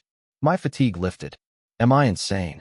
I let out a hollow laugh and rubbed my temples. Ray-Bin says he'll be back tonight. Oh, he nailed the timing. Right. Sometimes things just line up perfectly. As soon as I got the phone back, I jumped online. Better get to work. My head and hands were itching to move. That same morning, not even an hour after Ray-Bin had called me, TSDR's SNS posted a short update. Heart thump photo. Without introduction, the post featured a warm screenshot of our group chat that I'd carefully selected. OMG, you guys, sob. It was the signal flare for our comeback. 226 chapter. Privacy breach of the group chat got a decent reaction. No way this is a comeback hint. Title track is Ray-Bin's solo self-written song. What's with that group chat announcement lol? No spamming more than 10 emoticons. Okay, UI Sejin. Have you ever seen Munda Dang Dang stubbornly talk only about work no matter how much of a mess it hashtag #Innoviolite hashtag is? He's used to messes because he thinks he's a puppy. No way Bay Sejin actually uses hamster emoticons. Are you kidding me? As long as there's nothing particularly problematic, small, friendly content like this is always a steady seller. And since it even hinted at the comeback, it must have been fun. Except we got unexpected final stage approval before posting. Monday, you'll post the screenshot? Yeah. Wouldn't Chong-Woo Hyung be better for this? He's the leader. You're not usually the one to post stuff like this, so I think fans would like it more, don't you agree? He had a point. It would feel more natural coming from him than me, since I'd already used a similar pattern a few times. So I took Big Sejin's feedback and had Ryu Chong-Woo's account post it cleanly. Whoa, it was Chong-Woo. Ryu Chong-Woo saved everyone's contact names with animal emoticons for us. Are you kidding me? Since it got good results, I should have kept quiet and enjoyed it, but I couldn't help doubting myself. I can't believe I didn't think of that before him. Didn't I come across as some hasty kid rushing in with enthusiasm? I clicked my tongue and crossed my arms. Next time I'll do it right. But first, we had to finish preparing for the comeback properly. Even though we'd planned everything so it could proceed smoothly if one person joined later, we still needed to synchronize our performance on stage. The other members besides me had some leeway. We'd already completed many shoots that didn't require Kim Ray-Bin. But not Ray-Bin. He has to do all of that from now on. Thanks to that, the moment Ray-Bin joined, he was so busy he could start talking shop at the slightest prod. Yet he still remembered to greet us. A few nights later, as soon as he had a moment, he slipped into my room. Hyuna asked me to deliver this to you and Cha Eugene. I added my own touch as much as possible. Thank you so much. What Ray-Bin handed me was yagua and pumpkin siki from a local specialty shop. He must have sent them by courier. But the quantity was enormous. He really knows Cha Eugene's taste well. Since it would be odd to give us different things, it made sense to match at least one person's preference. I don't have any strong likes or dislikes about food. I wonder when we'll ever finish eating all this. Still, I had to say something. I took the huge bunch box wrapped in bojagi. Thank you. I'll enjoy it. Thank you. I'll be sure to pass it on to Hyuna. Ray-Bin smiled broadly and bowed his head.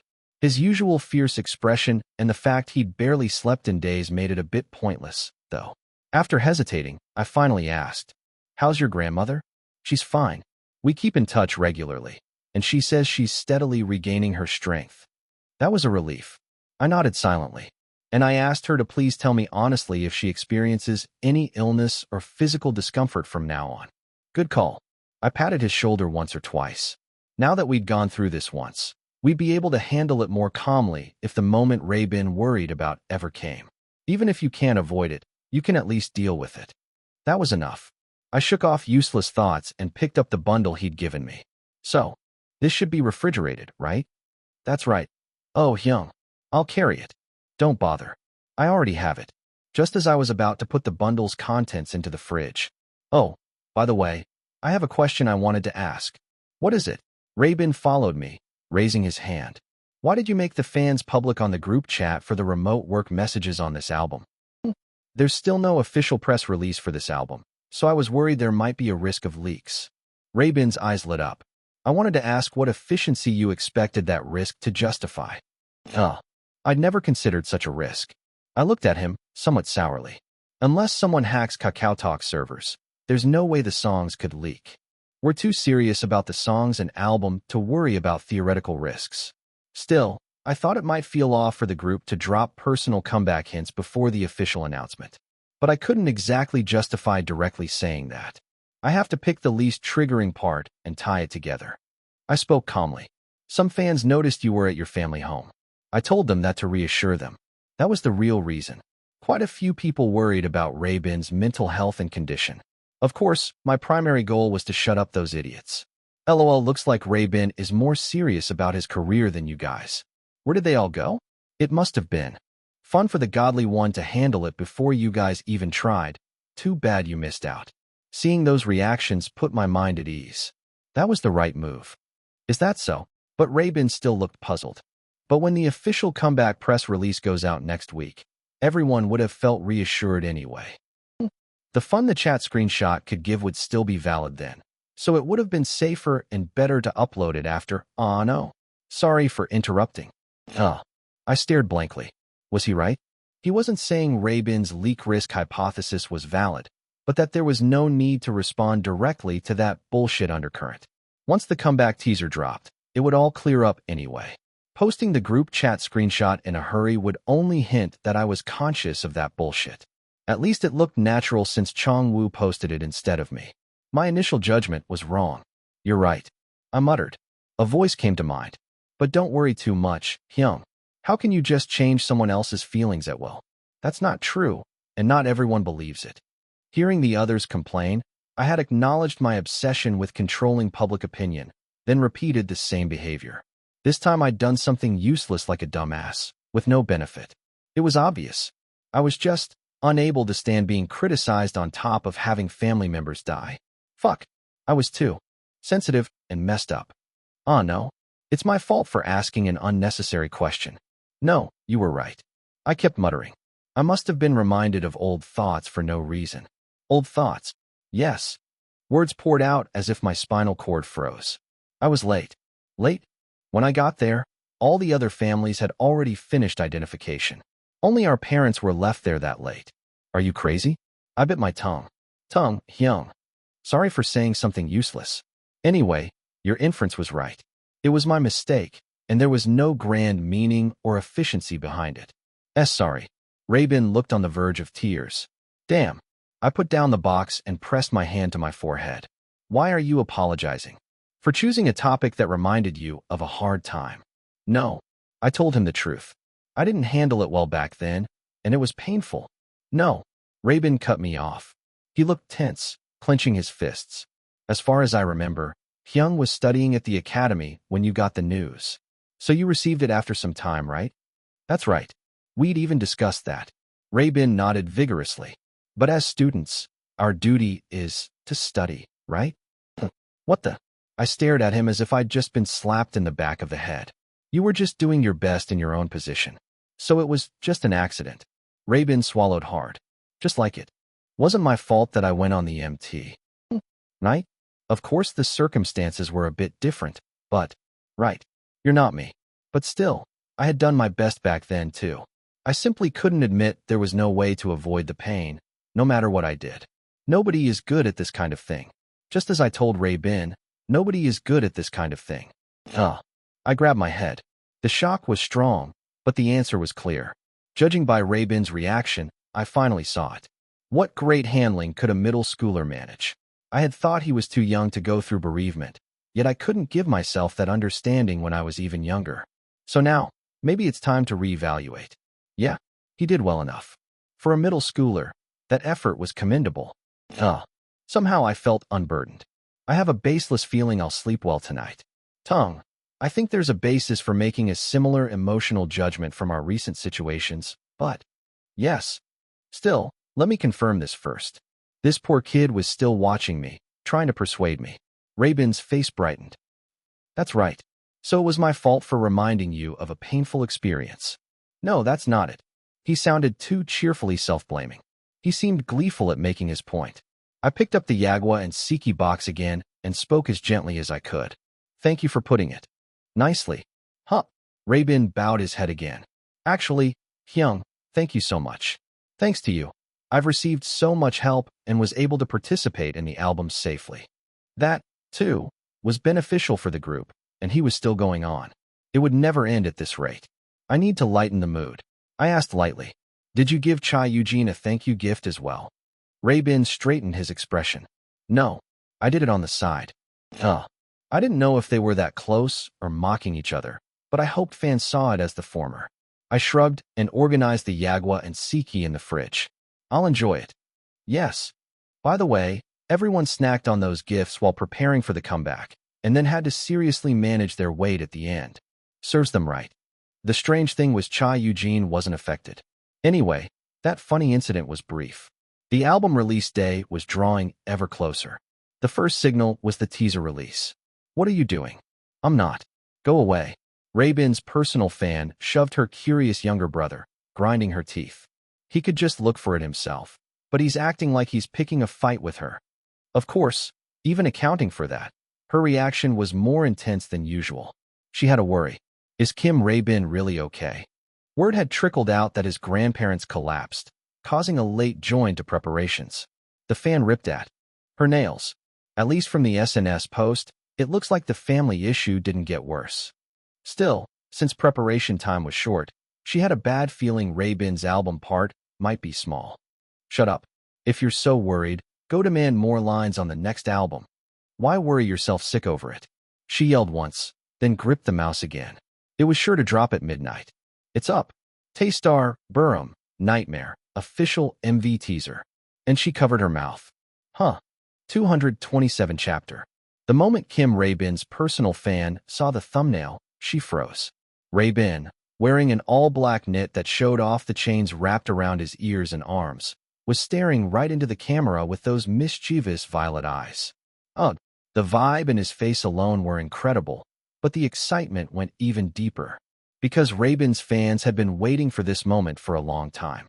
An activity with Rabin as center. They've always screwed him over among themselves.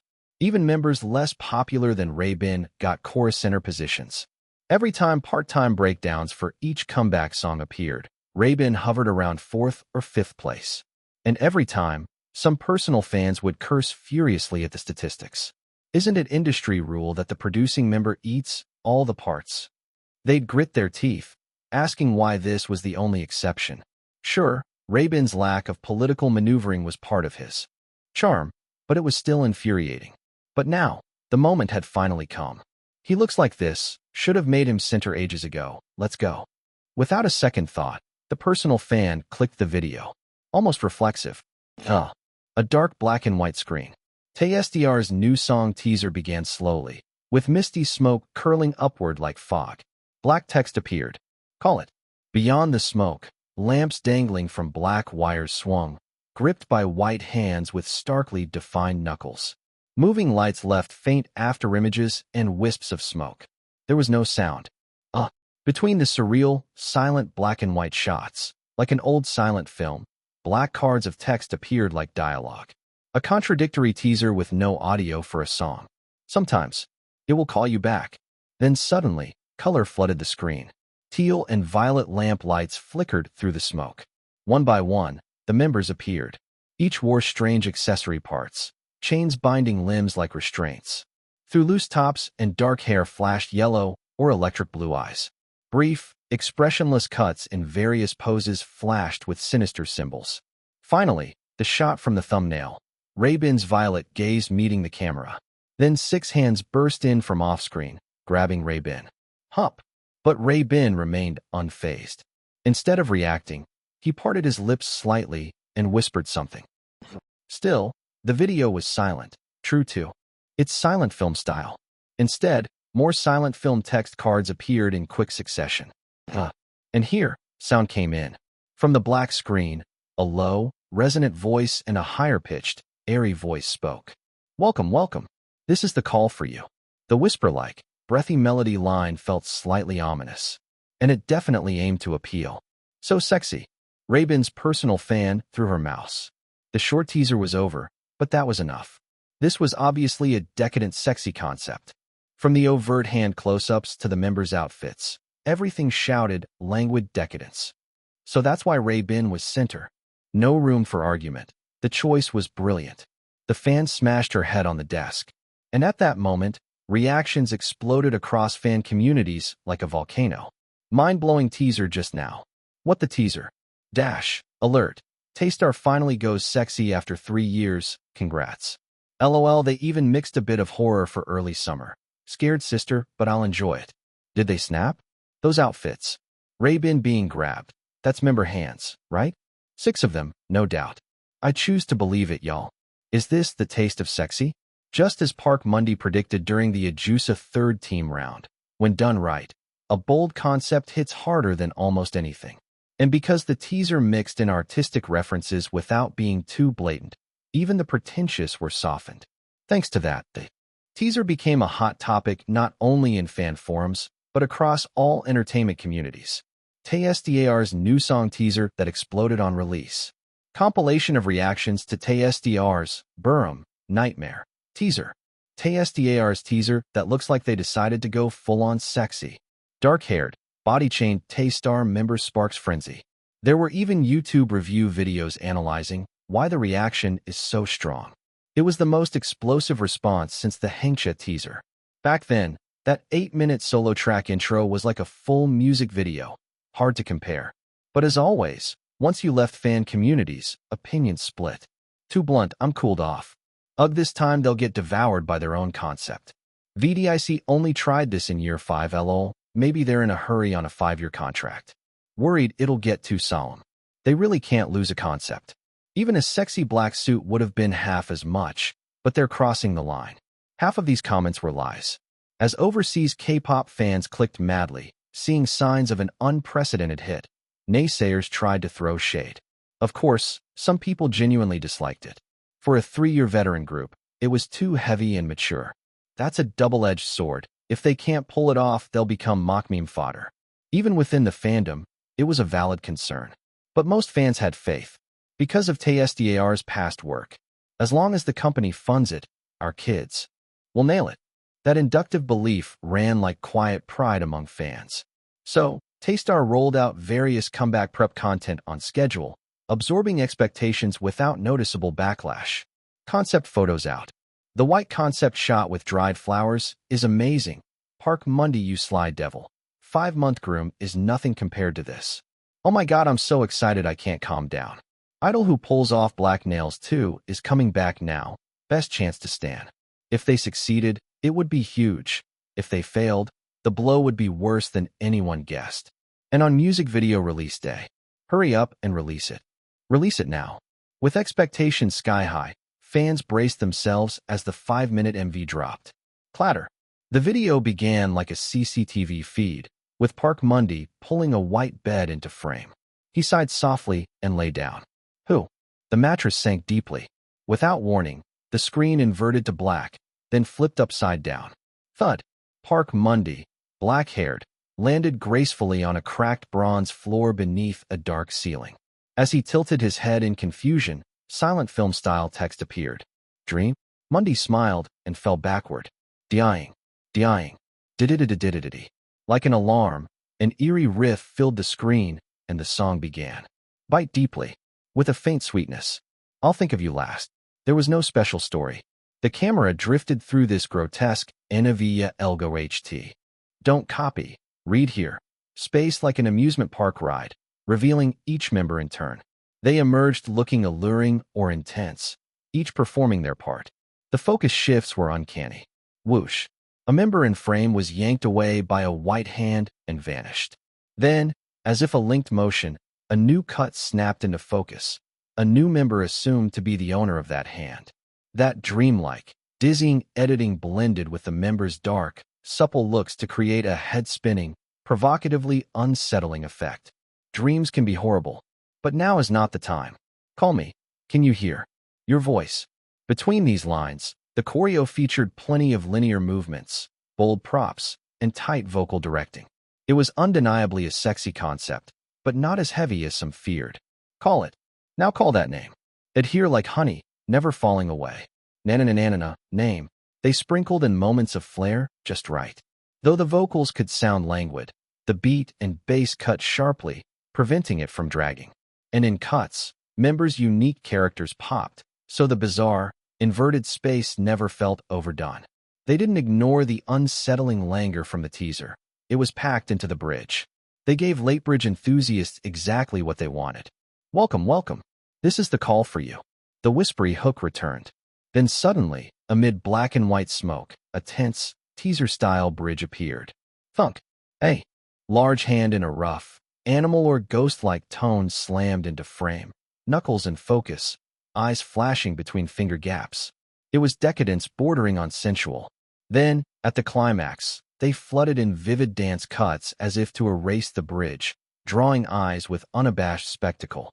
By the time viewers were fully absorbed in that lavish display, the choreography stopped and the song abruptly cut. As if interrupted, everyone froze in unison, staring into the camera like a tableau. Whoosh. Without a moment's echo, the screen snapped black. In the silence, you heard breathing. Huff. Bae Sejin, in a white crewneck tee, opened his eyes on the white bed, gasping as if from a nightmare. But the close-up of shock dissolved into a faint smile, as if seized by something. Then he lightly tapped his sweat-damp ear with a finger, and the video ended. Call me. A phrase ripe for symbolic reading, yet simple to take literally. A primally stimulating MV set. What did I just watch? You crazy people. Taystar. I love it so much I can't believe it, lol. And with expectations fully met, fans began pouring out posts like a storm. TSDAR's current comeback is already causing a huge stir. Oh, thank you. The interviewer was bubbling with energy, raising the voices of our sleep-deprived group. And what they said was true. I didn't expect such a reaction. Only half a day had passed since the MV release. Seeing all those polished GIFs flooding social feeds and ranking as top posts, I felt the power of this concept. I did feel a twinge that the song itself might be overshadowed, but that's something the stage can fix. Anyway, on today's schedule, let's start by entertaining this thrilled interviewer. So, does the music video and these piercings you're wearing have special meaning? Not really, but having more piercings expands the stylistic options for different concepts, so I've kept up with them. I see. I glanced at Kim Ray-bin enthusiastically joining the interview, then nodded with a quiet smile. We said we'd film something for the media. We plan to push these online articles, and there's no harm in managing the behind-the-scenes narrative. Though the hardest-hitting question is still, did you actually get all those piercings? It's my turn now. All right, Mundy. I have all ear studs. Oh, really? Any personal conviction behind that? No, I'm just scared of pain. Ha ha. Actually, I gave up on piercings because they're high maintenance and awkward, but that's the proper answer. Mundy's surprisingly timid, can't even watch horror movies. Really? But this MV was pretty creepy. How did you monitor? I covered my eyes. Ha. Everyone laughed heartily. Yeah, I wish interview viewers reacted like this. Honestly, these small schedules are routine now and don't take much effort. Most questions are standardized, like clockwork. The biggest work is stage and variety shows. And there's one special task for this comeback. Time to put it into action. I smiled to myself, recalling this morning's Taystar dedicated team formation memo. I'll find a way to insert myself and take control. 228 chapter. Formation of a dedicated artist team exclusively for Taystar. On paper, it was run by the Planning Coordination Office, but in reality, I expected the head of department to have his own influence. There's no way that guy wouldn't meddle in something like this. Even if headquarters mandated it, he'd tweak the direction to suit his taste. So I was considering nudging the management office under the guise of coordination, even if it meant taking on a couple of extra bodies. But there was no need. They just do it. Of course. Naturally, the Taystar members, opinions must be reflected. That simple acknowledgement was effectively a declaration of surrender. The dedicated team plan would fully incorporate TSDR's input. What the hell? How was this even possible? It turned out to be simple. This comeback signal was so strong. Even after only 1 week of promotions, the response was beyond imagination, not just measurable metrics like album sales or chart positions, but palpable buzz. Is this how it's done? TSDR's Burham Challenge. DIY nail art. Taystar Burham. Nightmare. Personal custom interpretations included. Smiley face. Even non-fans were imitating or discussing it everywhere, from unrelated online communities to everyday conversations. Trendy YouTube variety shows even lifted MV elements instantly. In short, we're at the start of a trend. I'd felt it on stage yesterday, too. The Cultural Arts promotion event was broadcast live on network TV. During our performance, I noticed fans of other groups were unusually enthusiastic, VTIC fans included. Other idols' supporters typically maintained some restraint, but that barrier was gone. A shared sense of the trend had formed, even among internet-savvy idol fans, within just a week. Our own fans' reactions were above average, though. I could still recall the tearing screams and shouts pouring into my in-ear monitors. Dash wah. Part of it was the concept, but overall, the explosive success and buzz were astonishing. So much so that the artist closing the event opened with, congratulations. You're going to win the grand prize, right? I don't know how it'll go. Haha, you don't know? It's obvious how this will flow. With that, Chongrio stepped on stage. Fuck. I wasn't about to crack his skull with a hammer, but how is that guy still so dense? The dog looked perfectly fine. Anyway, his solo achievements soared to the same celestial tier as the group's, so no one could blame Taystar for a slump. And in truth, he was right. We could win a grand prize. If the run continued without controversy, given our results and momentum, we'd have at least 1 or 2 major awards locked in. They typically split categories into 2 or 3 sections. Take Tick Spot out, and we're still in the running. And to summarize it all in one sentence, our market value was skyrocketing. Monday, did you see our ad rate this time? I saw it. It was double what we commanded during the Hengcha promotions. The agency was cherry-picking only the best, highest-paying deals, but still, remarkably encouraging. Even Hengcha felt like first-tier treatment. Now rumors of a generational shift, with Taystar challenging VTAC, sounded credible. So the agency must have thought, this will be a long game. Let's keep them happy and maintain a good relationship. The earlier vibe of we'll squeeze every last drop from their 5-year contract before renewal had quietly evaporated. It was too precious to burn through in 5 years. Of course, they'd likely start looking for any weakness before renewal season, but that's a story for later. For now, note that even if Taystar took a hard line, the agency staff were bending over backward to placate us. I guess my tough stance on progress issues during Ray-Bin's remote work set a precedent. Maybe they feared we'd run wild again, so they coddled us even on the dedicated team issue. As a result, internal meetings to form the dedicated team could be slotted into our busy comeback schedule, but they were mostly pointless. First, I'd like anyone from the AR team who worked with us since Magic Boy to join. Ray-Bin shot his hand up. I completely agree, and they said they'd love to come. An impromptu spokesperson appeared. Ray-Bin, when did, you ask them? With pride, Ray-Bin answered. As soon as rumors of the dedicated team circulated, I reached out, and they all agreed. Ray-Bin, be careful, security issues. Oops, sorry. They brought it up first in AR team chat. That was how it went. Everyone who wanted on board had heard the buzz and pitched themselves. And since the company was suddenly so favorable, everything was apparently a yes. I tapped my chin. This is tacit agreement all the way. So the only negotiation left was, don't assign the old staff. Give us new recruits instead. All right, let's make sure to say we really want those people. Yes, sir. But just as silence fell, Base Sejin, looking uncertain, spoke up. Then shouldn't we focus only on the new hires? Like holding interviews and such? That made sense. We were adding about a third new personnel anyway, especially on the management side. Ryu Chongwu nodded. Yeah, it'd be good to get to know the new people, too. Yet reality hit. Before I could speak, Big Sejin had already said, but I'm not sure we'll have time for interviews, right? True. With how hard it was to even schedule this meeting, who had time to interview candidates? I crossed my arms. Even drafting preliminary questions takes time. Oh, Hashtag Innoviolite. Hashtag a method came to mind. I thought silently. Status window. Time to spin the slot machine again.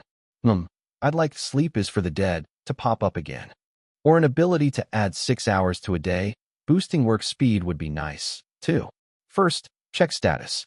Name, Park Monday, Ryu Jianwo. Level, 19. Title, none. Vocals, S. Dance, B+. Appearance, A. Charisma, A+. Traits, infinite potential, time to indulge, S. Bacchus 500, B. Piercing sense, A. Status ailment, death if not an audience member. Remaining points, 1. There's natural regeneration. My voice rest got me from S to S. No wonder the reviews have been better lately. Can't deny the sense of accomplishment. Good. Next, other changes. 1 level up, 2 trait draws from pop-ups. It hasn't been that long since the last check. In just a few months, accumulating this much was impressive, proof of how spring out and this comeback stood out. So, I'd save the point and gamble on needed traits. It feels silly to waste 2 draws. Last time I drew 5 and only got 1 S on the final try. Now I know. They won't hand me the perfect trait at once, so spit it out right. I watched the click prompt sparkle, then raised my arm as if to signal and pressed it. 2. Spins would finish while they chattered. The lever in the image spun, panels flashing in colors. Past familiar candidates. It stopped on a gold panel. B grade. Pop. Bacchus 500B acquired. Trait. Bacchus 500B. Clear mind and healthy body. All fatigue accumulation speed minus 50%. My fatigue recovery totem trait appeared again. And unexpectedly, a pop-up followed. Same trait detected. Combined traits. Of course, the moment to reinforce this essential trait had come. I clenched my fist without realizing. Monday, you okay? I was more than okay. I was thrilled. Well, with a dedicated team forming, I'm excited and in a great mood. Oh, really? Wow, is that so, Monday? How long has it been since you gave such a long answer? No more excuses, let's do this. I hit yes. A loading circle appeared in the status window, then triumphant fanfare rang out. Synthesis success. Bacchus 1000, A acquired. Clear mind and sturdy body. All fatigue accumulation speed minus 50%. All fatigue recovery speed plus 100%. It was gone over the top. Now I only need sleep every 2 days, right? One thing's certain, activities won't suffer, and I can carve out time for those interviews. A huge long-term benefit. The rebound on vacation. Well, that always happened. Even if it's worse, who cares? It's not a lasting side effect, just a few days off the grid. Actually, with recovery rate up, I might not crash at all. Come to think of it, I didn't drag during the last break. Perhaps because caring for Rabin counted as work, the status window didn't flag it as downtime. Anyway, I didn't expect this quirky system to yield something so useful this time. Good. I hope it remains this cooperative, though I might die if it does. It's the least it could do. Satisfied, I viewed the updated traits in the status window, then nodded. Monday, you're nodding now. I guess I'm imagining the dedicated team members. Close enough. I already looked forward to its launch. More precisely, the effects it would bring. TSDAR's first ever manager frowned on his way into work. Fuck. With the boys blowing up, they'd grown arrogant, making his job progressively harder. They say idols with star fever treat staff coldly. That's exactly what was happening. A parachuted-in staffer had taken his spot and blocked his promotion chances. He thought X-Shit Entertainment was the shadiest outfit ever. The manager seethed at the injustice, but had no recourse. Just hang in there a bit longer. In a few days, it'd be TSDAR's 2nd anniversary, and thus his 2-year milestone. With that on his resume, he'd try to jump to a higher position elsewhere. Then I'll fuck everyone over later. Despite the non-disclosure clause, he allowed himself a bit of bravado as he trudged into the company. The night shift boys were all in the conference room. But the moment he entered the lobby, he was summoned to HR and struck by a bolt from the blue. Excuse me. So, I'm not joking. You don't need to come in starting tomorrow. He was being fired.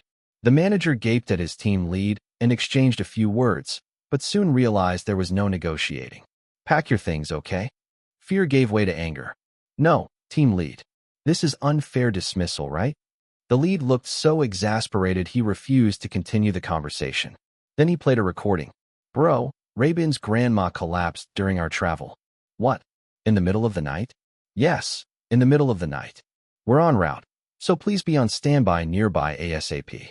Okay. And then a faint curse as the call ended. If Taystar hadn't blown up, or if he had connections at headquarters, he might have survived. He might have spun it as, we were friends, so it was rude, but he had none of that. Yesterday, the artist's phone cloud was almost hacked and leaked. You know, just get out quietly. If this hits the media, you'll have to leave Korea, judging by the current climate. It was a death sentence. Defeated, the manager resigned on his own. Park Mundy, who'd heard the gossip from the AR team upstairs, smirked. What a dumbass. He'd never once turned off his call recording settings since high school. Got one more. Feeling refreshed, he powered on to the next task. Second anniversary. June 18th, TSDAR's debut date, was just around the corner. 229 chapter. TSDAR's second debut anniversary was going to be celebrated with a fan meeting. It's a classic approach, but one that's guaranteed to be fun. And, fitting a fan meeting, the venue was smaller than for a full concert, giving it a cozy feel. Plus, they'd offer a paid live stream online. It's obvious that illegal streams will pop up all over WeTube. It wasn't anything new. They'd work hard to report them on the paid platform. Better that than letting scalpers get fat off resale tickets. And by tracking how many people paid to watch, they could see how much this promotion had translated into real fandom engagement. Ignoring my conscience for a moment, it meant counting how many people were willing to pay even though they could watch it free illegally. So, comparing VODs and livestream prices per minute. Yeah, concert prices are justified. Forget pointless thoughts about WeTube and focus on my job. Fortunately, the fan meeting got off to a smooth start that day. Opening stage awash in bright balloons ascending into the sky. Against a blue backdrop, they began lightly and cheerfully with Picnic. The subtitle for this fan meeting was Daydream. It was like flipping the song's English subtitle, Nightmare, on its head. A thematic connection like this gives the stage a clear concept, and that made it more fun to watch. They'd carry on in an airy, warm atmosphere. After a year packed with incidents, a fan meeting this gentle felt perfectly fine. Overall, we'd gone for a fairy tale vibe. So I try to make the talk segments and variety bits as cute as possible, but who knew? The direction might shift halfway through. At least the start was uneventful. Hello, everyone. Today is the anniversary of Taystar and Lovers, right? Tesversary. Thank you so much for coming. Let's have fun. Casual updates and post-it questions are basically fan meeting rules of thumb, and the prepared answers flowed smoothly. Of course, the most confident guy threw in some ad-libs first. I'm looking at you, Big Sejin. Oh, who's the most EGO-filled? You'll have to see for yourselves. Come on, everyone prepare one EGO each. He was freely throwing around unscripted rules. Be grateful it's live. When the cameras cut to me, I shamelessly executed whatever EGO was trending lately. Gasps and screams echoed from every corner. Screams? When did you even practice that, Mundy SSI? I'm an idol, so I don't sleep. Whatever time's left, I use for practice. Laughter burst from the audience. By the third year, embarrassing antics hardly fazed me anymore. I was smoothly becoming a drama queen. But just as I delivered that nonsense bit, Big Sejin smirked and slapped my back. And reality snapped back into focus. Still, you have to sleep, Mundy SSI? Hey everyone. He really isn't sleeping at all. Lately. Dude works at all hours. Way too much.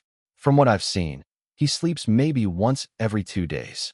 How does someone so clueless zero in so precisely on that? It's true I've been sleeping about that little lately. Thanks to Bacchus 1000. Between that and quickly finishing the interview question list, getting the dedicated team formed just right, and recruiting new management staff, I was very satisfied. I guess anyone who can't see my status screen thinks it's excessive. The one thing to remember was there was no need to take it seriously. If it becomes fodder like Park Mundy doesn't sleep, why are you sleeping? That'd be a headache. Better to brush it off as a joke. I shrugged.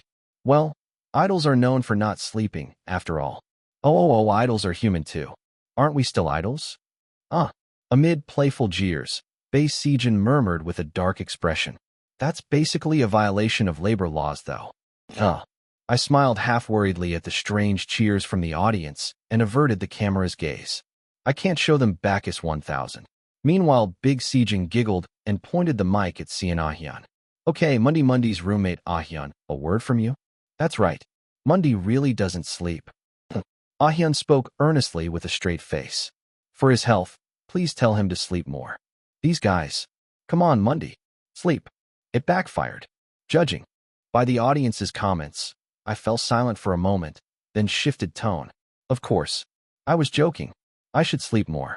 Promise. Promise. I'll make sure to rest enough so it doesn't harm my health. Wah. Not a lie, not a lie. Then, everyone. Since we're talking pajamas anyway, aren't you curious what pajamas we're wearing? I'm curious. Totally curious. Let's show you on stage.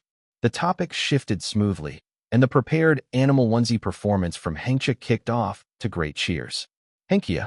The crowd loved it, and the rest of the show and events flowed without injury or mistake. Just as I'd envisioned, the thrill of delivering a great stage kept me from thinking about anything else. And before the encore, the final stage, only after performing a classical arrangement of the sub-song Calling did I have a moment to think. Encore. Encore. Friendly shouts echoed from above. In 3 minutes we'll roll the VCR. I caught my breath and checked my freshly changed outfit, then remembered the earlier talk and quelled a groan. From now on, every time I turn on the app at night, comments will spam, Mundy's booger grows. Might not be able to go full Bacchus 1000 for a while. Then I realized, wait, this basically made the fans police my every move. And thinking who brought it up, it was obvious. He engineered this. After changing, I looked at Big Sejin. Adjusting his makeup, he winked at me. You look so handsome today, Hyung, everyone knows it. See you after the fan meeting. With a lively band arrangement of the fan song, Magic Is You, the fan meeting drew to a close. Get in the car. I'll get some feedback and be right back. Yep. I wiped the sweat off my face, got in the car guided by the new manager, and quickly checked the online reactions. Long-awaited bonus book stage outfit. Huge thanks to the stylist. Screenshot. Mundang dang idle joke? How does he say it so naturally? Soft apple mochi puppy, nose sleep 10 hours. 2-year anniversary cake, cutting LOL caught stealing a bite, gif. Taste our fan meeting talk, plus other idol song medley, 1. No issues. Everything went off cleanly. I decided to skip the behind-the-scenes buzz. I turned off my phone and spoke. Lee Sejin. You said the sleep bit on purpose. Big Sejin, chatting happily with Cha Eugene in the front seat, turned at once and grinned. What's obvious? You know Mundy's no Terminator. Can't sleep and just works all the time. Next he'll drop dead in his 30s. No, screw you. Because of my debuff, I might drop dead next year instead. But Big Sejin swept his hand around the car and asked, who here thinks Mundy sleeps enough? And who thinks he needs to sleep more? Hands shot up. From nervous to casually certain, they all seemed to agree-eyed. Overdone it. That's it, we live together. Protect Mundy. I stifled a sigh. Well, at least they care. All right. Good. Since the dedicated team formation was done, I could seal it off for a while. Used it well these past few days. I shrugged and leaned back. Ryu Chong-woo gently set the tone. Yeah, Mundy and everyone, great job getting to our 2-year mark. I agree. Absolutely right. Yeah, 2 years. When had it flown by? I love this team. Our teamwork is the best. Thanks for everything so far. Let's keep at it. Indeed. I won't slack off. I'll give my all for the remaining 3 years. I heard each member's thoughts and didn't mind them at all. Right? 3 years left on the contract. Longer than everything up to now.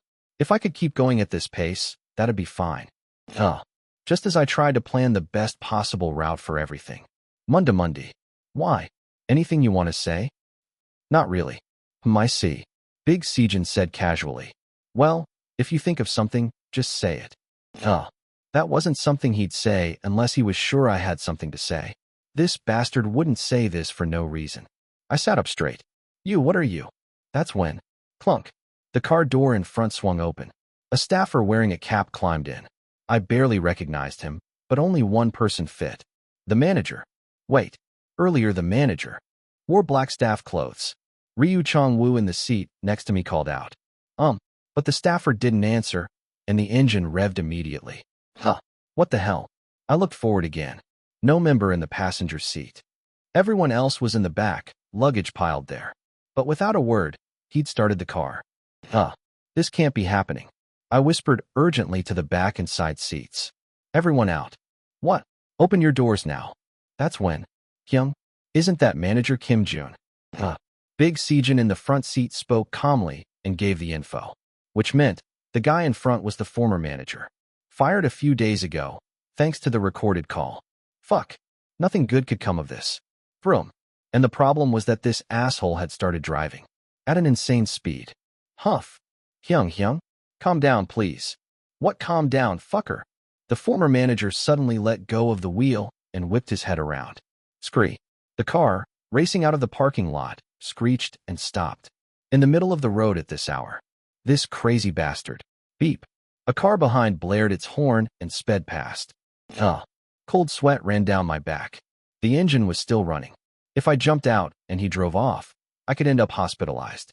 I checked quickly for anything in the back I could throw forward. I had to pull that bastard out. Now, you guys. Enjoying blackmailing people with a recording? The ex-manager spat. Tell me straight. Is this my fault? Firing me for one wrong word. I was wrong. I needed to calm him down. I interrupted in a quiet, agreeable tone. There was a hacking attempt on the cloud account, so we reported it to the company, and when they checked, they must have played back that recording. That wasn't what we intended. When you formed the dedicated team, the company told you on their own. He was unsettled. Lucky he's dumb. Big Sejin cut in right beside me. Hyung, I'm sorry we couldn't back you up harder. We thought you left because you were scouted. We'll talk to the company as soon as we get back, okay? Ryu Chong-woo in the other front seat stayed silent. He knew he was the one who'd provoked the manager.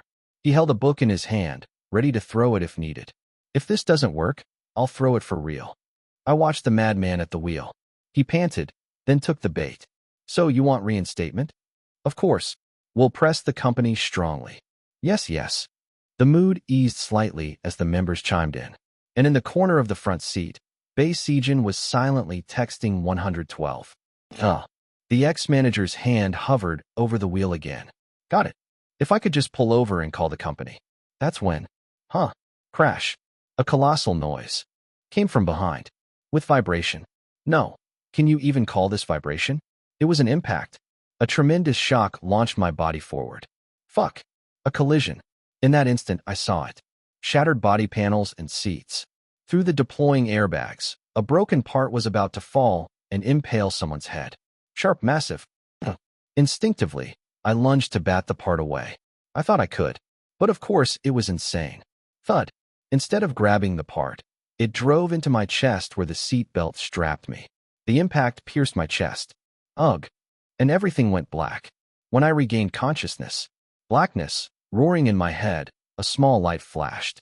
Ting dash. Something round and golden shot through the darkness and bounced up. Then it slowly fell into view. A golden coin. Coin. Insert coin.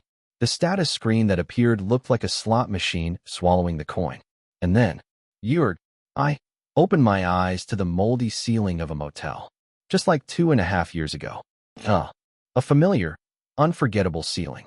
No, this couldn't be real. I sat up and looked around. A mildew-stained blanket had fallen at my feet. The scene was the same I'd seen once. No. Hallucination, maybe. There had to be another explanation. All right. I staggered up from the bed and moved to the vanity. And looked. The reflection in the mirror. Wasn't Park Mundy. It was me. Ryu Jianwo. My appearance 2.5 years ago. I laughed hollowly. No way. Even if I'd come back, it should still be Park Mundy. How could I wake up in this motel room as myself? It made no sense. Seeing the status screen and entering someone else's body would at least fit logically, right? Shut up. I buried my head on the vanity and muttered, status screen. But nothing happened. I tried again. Status screen. Status screen. Status screen. Anything, please. Ding. A window appeared before me. But it wasn't the status screen I knew.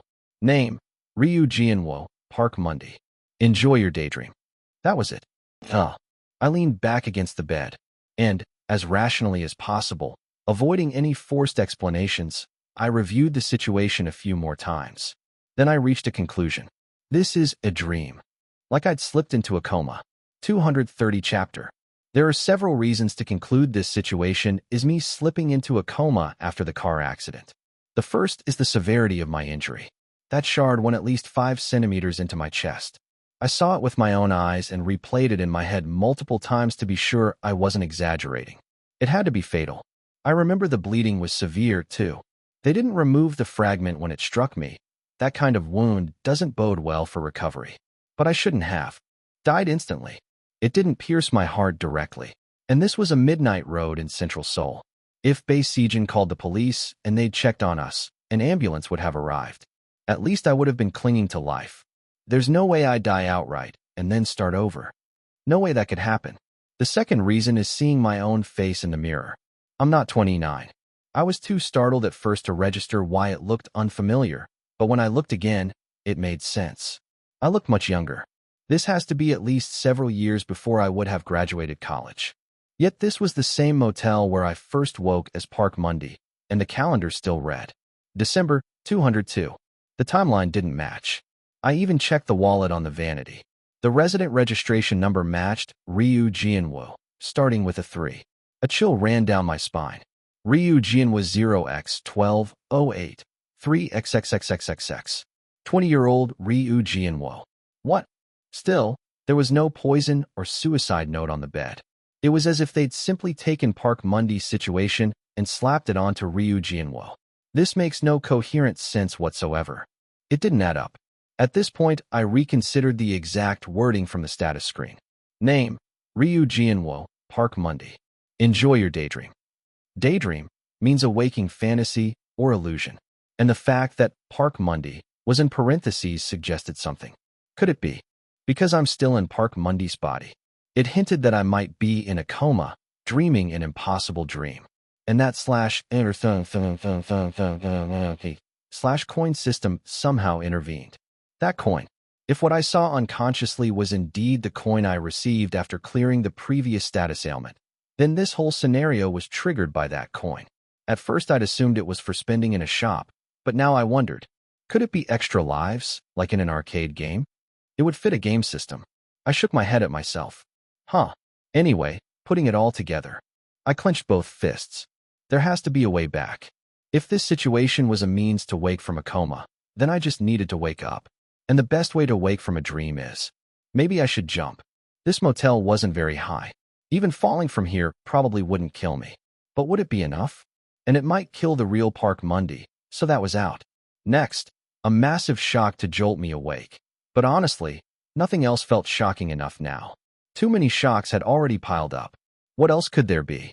I tapped my knee thoughtfully. One orthodox method remained. Wait for the body to heal. External recovery. But how long would that take? And would I even recover? So I chose the most conservative path first. Find a hint. If this was a system intervention, there might be clues to wake me while I examined this dream. The status screen might react again.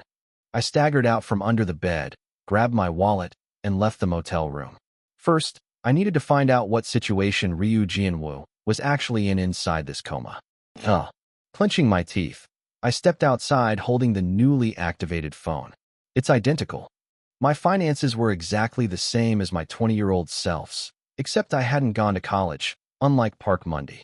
And no relatives responded to calls. They arranged everything to avoid contradictions. Then I noticed something crucial. This body can sing well. It had all of Park Monday's stats. Just like when I first woke as him, I realized it after singing one song at a Noribang. Every stage sensation I'd felt as Park was still intact here. They're tempting me, as if telling me to follow the exact same path Park Monday took, and make it genuinely mine. I pushed aside pointless thoughts. Then I decided to proceed with this dream. Next, I had participated in a jusa, meaning I would have been holed up in a nearby Noribang waiting for Ryu Sirin to recruit me. It's not impossible. If I did get on the show, what to do afterward would be tricky, but entering wasn't hard. My face wasn't bad, and with A-rank singing I had a chance. With no other options, I headed straight for a Noribang to try again. But I failed. Maybe the dates had shifted, or perhaps dreams don't allow the same events. After several nights, Ryu Sirin never showed up. Damn it. and I realized the auditions were already over. There was no way for me to wedge in, nothing realistic I could do. I was back at square one, with no new hints. What the hell am I supposed to do? Should I pretend to be insane and climb to a rooftop? But my body probably wasn't stable enough for that risk. Then all I can do is... What possible path to debut still existed? There was one. I thought of a surefire method. It was dangerous. I could die inside this too. But if nothing else was possible, there was no downside to trying. Compared to jumping off the roof, this is nothing. I took out my phone and typed a familiar contact I'd only seen in messages. Some digits might be off, but I just send to everyone. You always change dog breeds, but this time you don't keep one. Did the schizo rumor last time ruin you? Only one person would react to this exact phrase. Only the real recipient couldn't dismiss it as spam. No futuristic mumbo-jumbo or talk of restarting, too obvious to rattle him. This level of detail would. After sending the messages, I waited to see the read receipts. Shortly after, DRRR Inc. What the hell are you? He called immediately. I responded calmly. I'm someone like you. That was enough to get his attention. After a terse, lethal call, I found myself in Lutti Entertainment's conference room. You came. He must have been on break. Yet he found time despite it not being midnight. If he was smart, he'd have already checked my background from the number. I nodded to the man wearing a cap. As I said, I'm restarting. He stared at me blankly, then spoke. How many times? 3. His expression changed. You didn't last long, did you? Chongrio replied gently, leaning his arms on the table. He's done his math. He thought he could squeeze me for intel since I hadn't done this many times. And since it was my third restart and he didn't recognize me, I couldn't join him in the past. I'll let him misunderstand. No need to mention coma or system spoilers. Whether he was a memory reconstruction or a true person, he was a crazed reset syndrome case. I spoke calmly. First, I apologize for the rude message. You said mild words wouldn't work, so I obeyed. Oh, you called me that? Yes. It just happened. Of course that was a lie. What year did you come from? 3 years ahead. 3 years. How am I doing? You're doing well. VTIC was widely seen as winning the Daesang again this year. I see. 3 years isn't nothing. Big enough to be impressive. Let's not mention a solo career. That wasn't his concern now. If he wondered too much, we'd never finish. Chongrio smiled. I guess we've done pretty well. Even after you realized you couldn't return, you carried on. That's plausible. He nodded, still smiling, then asked. So why contact me? To make you an offer. I spoke as naturally as I could. I want to debut here. As soon as possible. So that's your mission. He kept that same smile. And you, should I call you Junior? Yes. All right. So you'll provide me future information? Yes. I expected no immediate trust issues. He had me at his mercy now. But he didn't agree right away. But how will you debut? Lati doesn't support solo debuts. There are no trainees set to debut. Oh, you already know. You said you came from the future. So I laid out my plan. I have some members in mind. We debuted together last time. Oh, who? There's an audition program starting soon, and I'd like to recruit from its lineup. I paused, thinking of the candidates. On the show, there's an official scouting opportunity with another agency. I want to bring them here. Referring to casting call. No matter which path, if I debuted with those people, it worked. I swallowed. So that's why you need my help. And that bastard in front of me was bound to try to knock me out at some point, so I needed to wake up before then. The first thing Ryu Chongwu heard was a beeping alarm from a monitor. When he opened his eyes, he saw the hospital ceiling. He sat up immediately, but hands reached to lay him back down. You've regained consciousness again. Don't move. Lie back down. Having trusted medical staff during his long athlete days, he reflexively relaxed.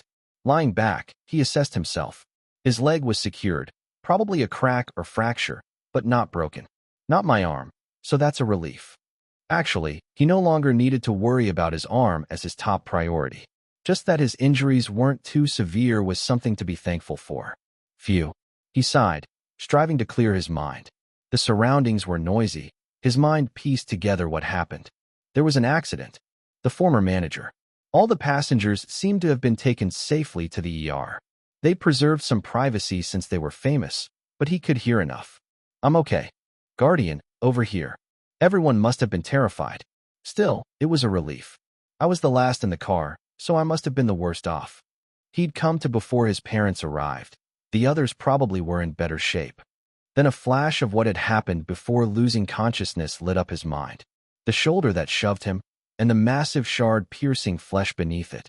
Doctor. Yes. How is Mundy? Park Mundy. You know him. I'll need to confirm that. For now, please rest assured and relax. Ryu Chong-woo understood. That was a lie. Clack. The door closed. An indescribable wave of emotion washed over him. 231 chapter. The emergency room was still busy with its primary purpose. Thanks to that, the news hadn't reached the reporters yet.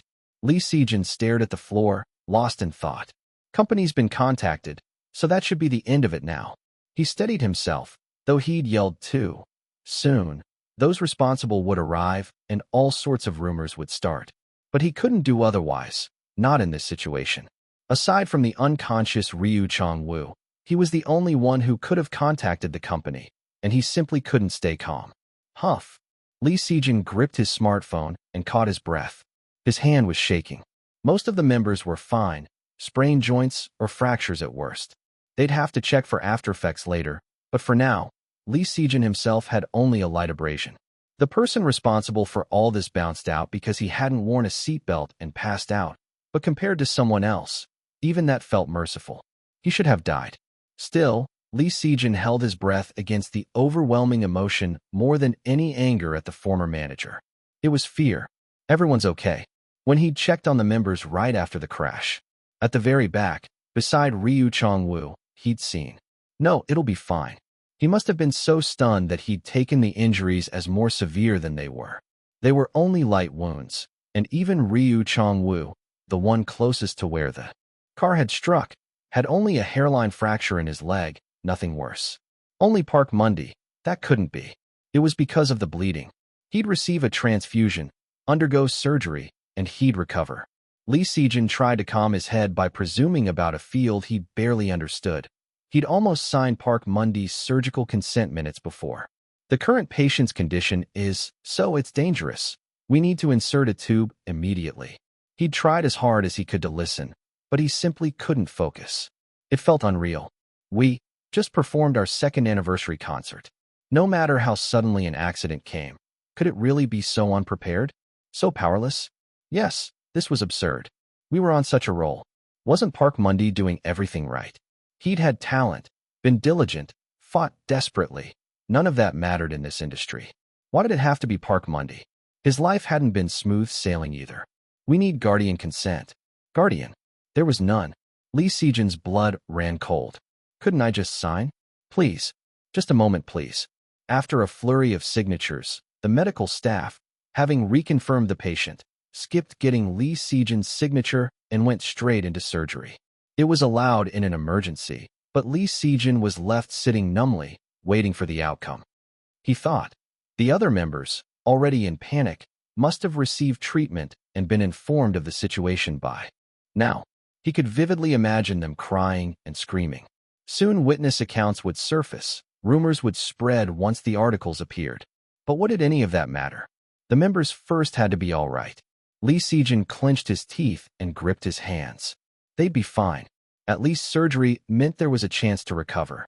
So once Park Mundy came to, he'll wake up. He had to. This is Ryu Jianwo. Ah yes. Nice to meet you. I'm Lee Sejin. Please take care of me from now on. I looked at the guy greeting me so affably with a curious feeling. He was still as slick as ever, even from within the coma, but something was different. This bastard's eyes. They were fucked up. He'd grinned and acted so friendly as if trying to grab any opportunity, yet his eyes couldn't hide doubt and wariness. Was being forced off by rumors such a fatal blow? He clearly didn't know why Lati had picked him up despite the school violence rumors, nor why they'd gone so far as to allow him a thorough explanation. How old are you? I'm 21. I'm 21 as well. Oh, we're the same age. For once, he hadn't presumptuously switched to casual speech. Must have judged I outranked him as the senior.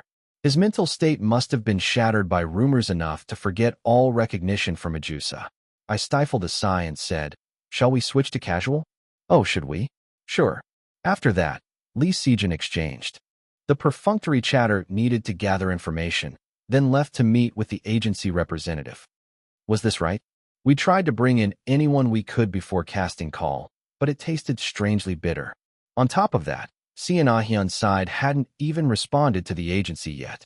Watching the Ajusa broadcast, I understood why. Damn, my head throbbed. Maybe I should have gone to Ajusa no matter what. Honestly, for a company like Luti, having a participant drop and inserting their own trainee into this failed program would have been trivial. The problem was that the agency had firmly refused. Idle stock company. Why there? There was nothing to gain. They could have added 2 or 3 trainees without it being a debut. Changryo's influence would have made it happen. But they refused to let an unverified trainee appear on a trash show wearing their label. They'd all assumed Ajusa Season 3 would bomb spectacularly too. Persuasion didn't work. I thought I could bait them with future knowledge, but with Ajusa's first shoot imminent, there simply wasn't time. This sucks. The only positive was that this agency treated me quite well. Have you ever taken special lessons, Jianhua? Really? I'd been a trainee for the past 2 or 3 months, and after assessing my skills in the first 2 weeks, they'd been extremely cordial.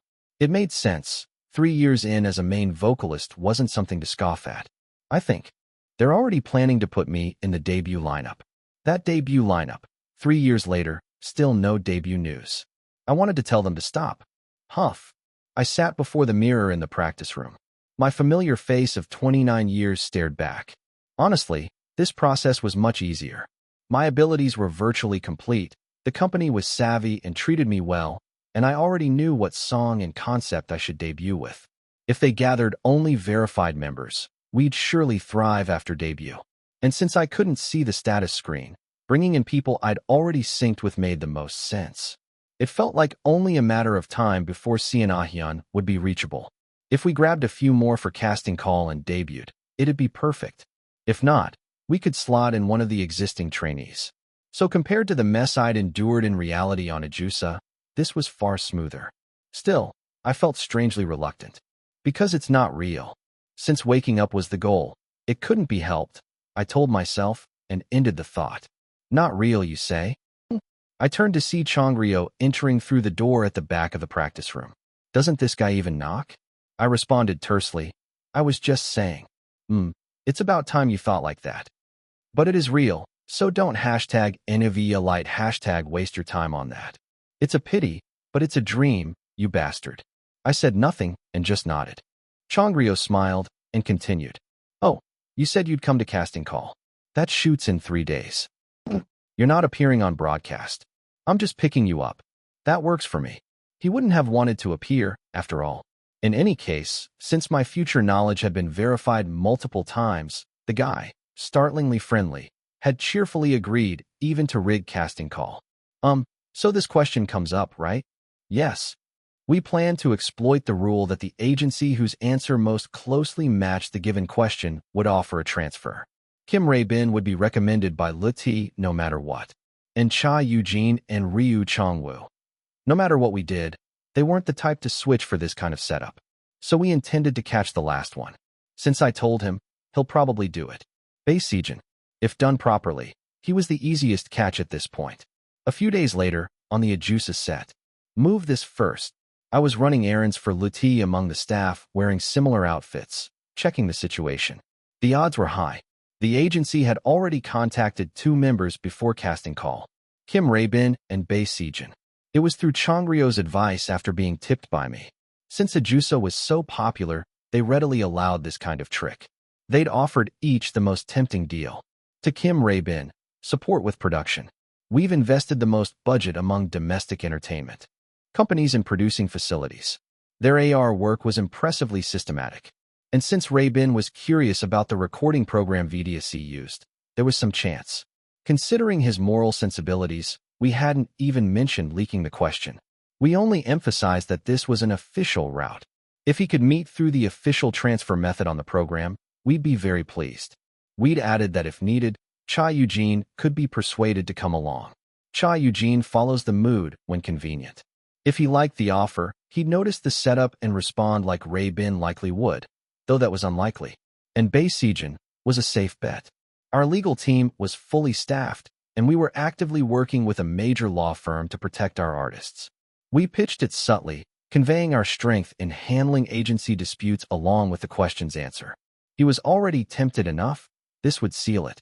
In the process, Changryo surprisingly did a thorough job planting the idea with the agency externally on my behalf. Using a composer as bait was a clever move. Now it was time to see the results. I continued posing as staff, scanning the set. First, Kim Rae-bin. I'm sorry. Since I'm appearing, I'll do my best at my job. He hesitated more than in reality, but ultimately declined. I figured as much. But the crucial point came next. Here you go.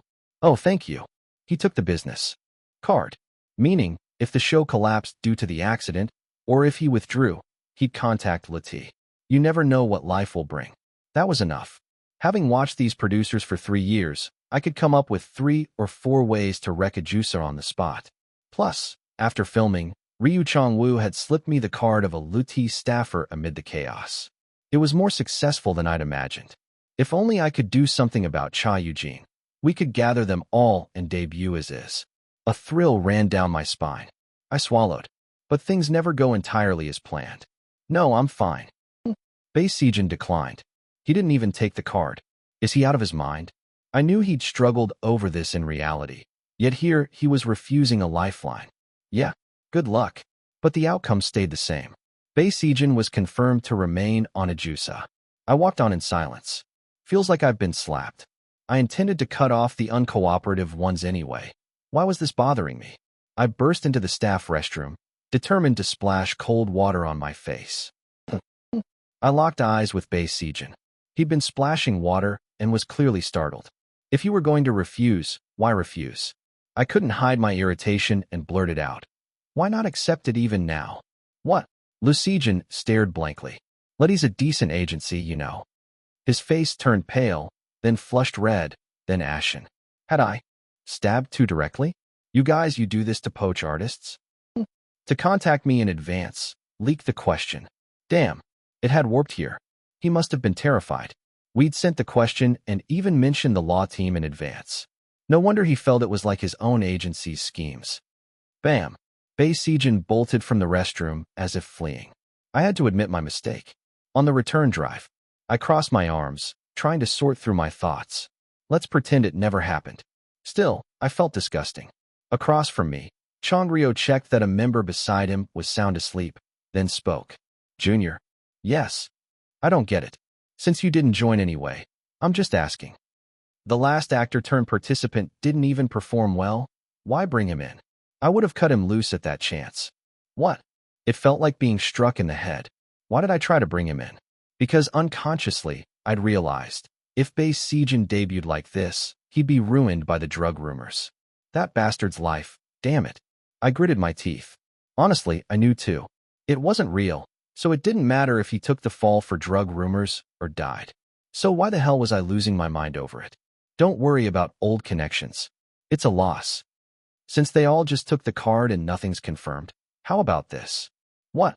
Changryo smiled. What if he joins VTIC? What? Insane idea was that?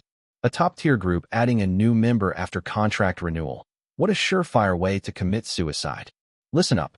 And then, astonishingly, he began to outline a pretty plausible route. 232 chapter. The plan to add a new member to VTIC. A plan so absurd it sounded like fresh bullshit. Began. First, you'll do a pre-debut as a solo artist. On your own. Out of nowhere he brought up a solo debut. If nothing disastrous happens this year, you'd actually have an easier time winning Best New Male Solo. There won't be any competition. He said it as if it were nothing.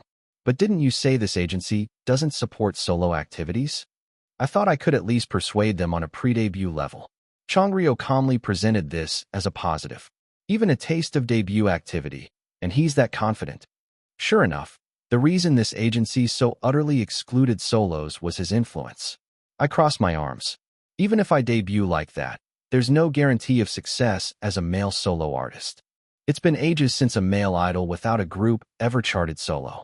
But Changryo just laughed. Oh, not a performance-centered idol. You'd be a vocal-centered singer. You'd be the first junior to come out of LT after VTIC.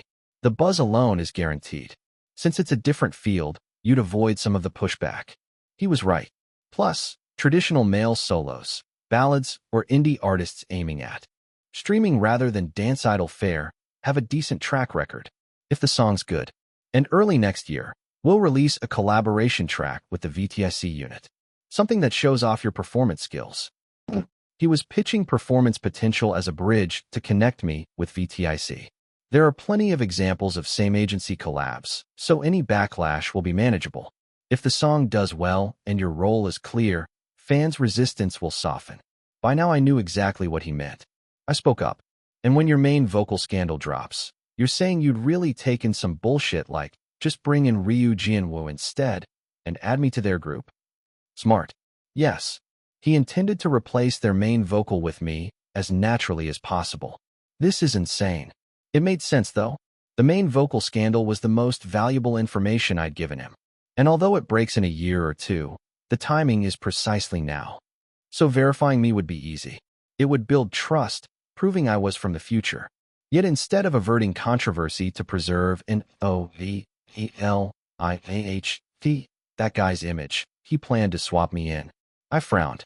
If you can prevent the scandal, I don't know why you'd suggest that. His expression vanished. People aren't disposable parts. Remember that. It's information you'll find useful. Pure parts treatment. Definitely a madman, but fine. In short, he was willing to sacrifice group stability to leave no seeds of unrest he couldn't control, and instead insert someone desperate and obedient, worth watching. So, will you do it? He meant me. I'm experiencing some wild shit. I never expected to have the chance to join the same group as this bastard. I opened my mouth. No, I'll pass. That plan was one misstep away from total disaster, and it would hand him all the power. If he sweet-talks me and the situation changes, he could ditch me after my pre-debut. Besides, this wasn't real. Every move I'd made was just me hunting for hints to wake up. No reason to gamble. I'll stick as close to reality as possible. Even the Bay Seijin I didn't snag would have another chance if Ajusa collapsed. I clenched my fist. But since I didn't need to pretend to be hostile with him, I offered what I hoped was a plausible excuse. I'm not convinced a solo rookie award fits the mission. If they only give rookie awards to idol groups, I'm dead in the water. Oh, that seemed to work. Chongryo folded his arms and grinned cheerfully. Aha, then we'll try another approach. You still need more challenge spirit. I decided not to waste more words with this asshole. Chongryo left, saying, I'll give you a month's grace, neither withdrawing his offer nor closing the door entirely. He's so sure I'll give up within a month. What a prick. I'd almost prefer the real world. Bastard who just spammed dog pictures out of boredom. I sighed and stood. Time for the next task. I'd laid the groundwork. Now to drag out the recluse who needed pulling back in. Seon in this dream. The hospital room was quiet. Only the hum of machines and distant footsteps beyond the corridor filled the private ward with gentle white noise. They hadn't assigned a single room just because he was a celebrity. It was because the patient using it still hadn't woken up. Seon sat in the caregiver's chair, silently. Park Mundi had no relatives. Not even distant ones stepped forward after TSDR's huge success. So this room saw visits only from those connected to him since he entered the entertainment world, apart from the hired caregiver. Once the others regained consciousness, company staff occasionally came by.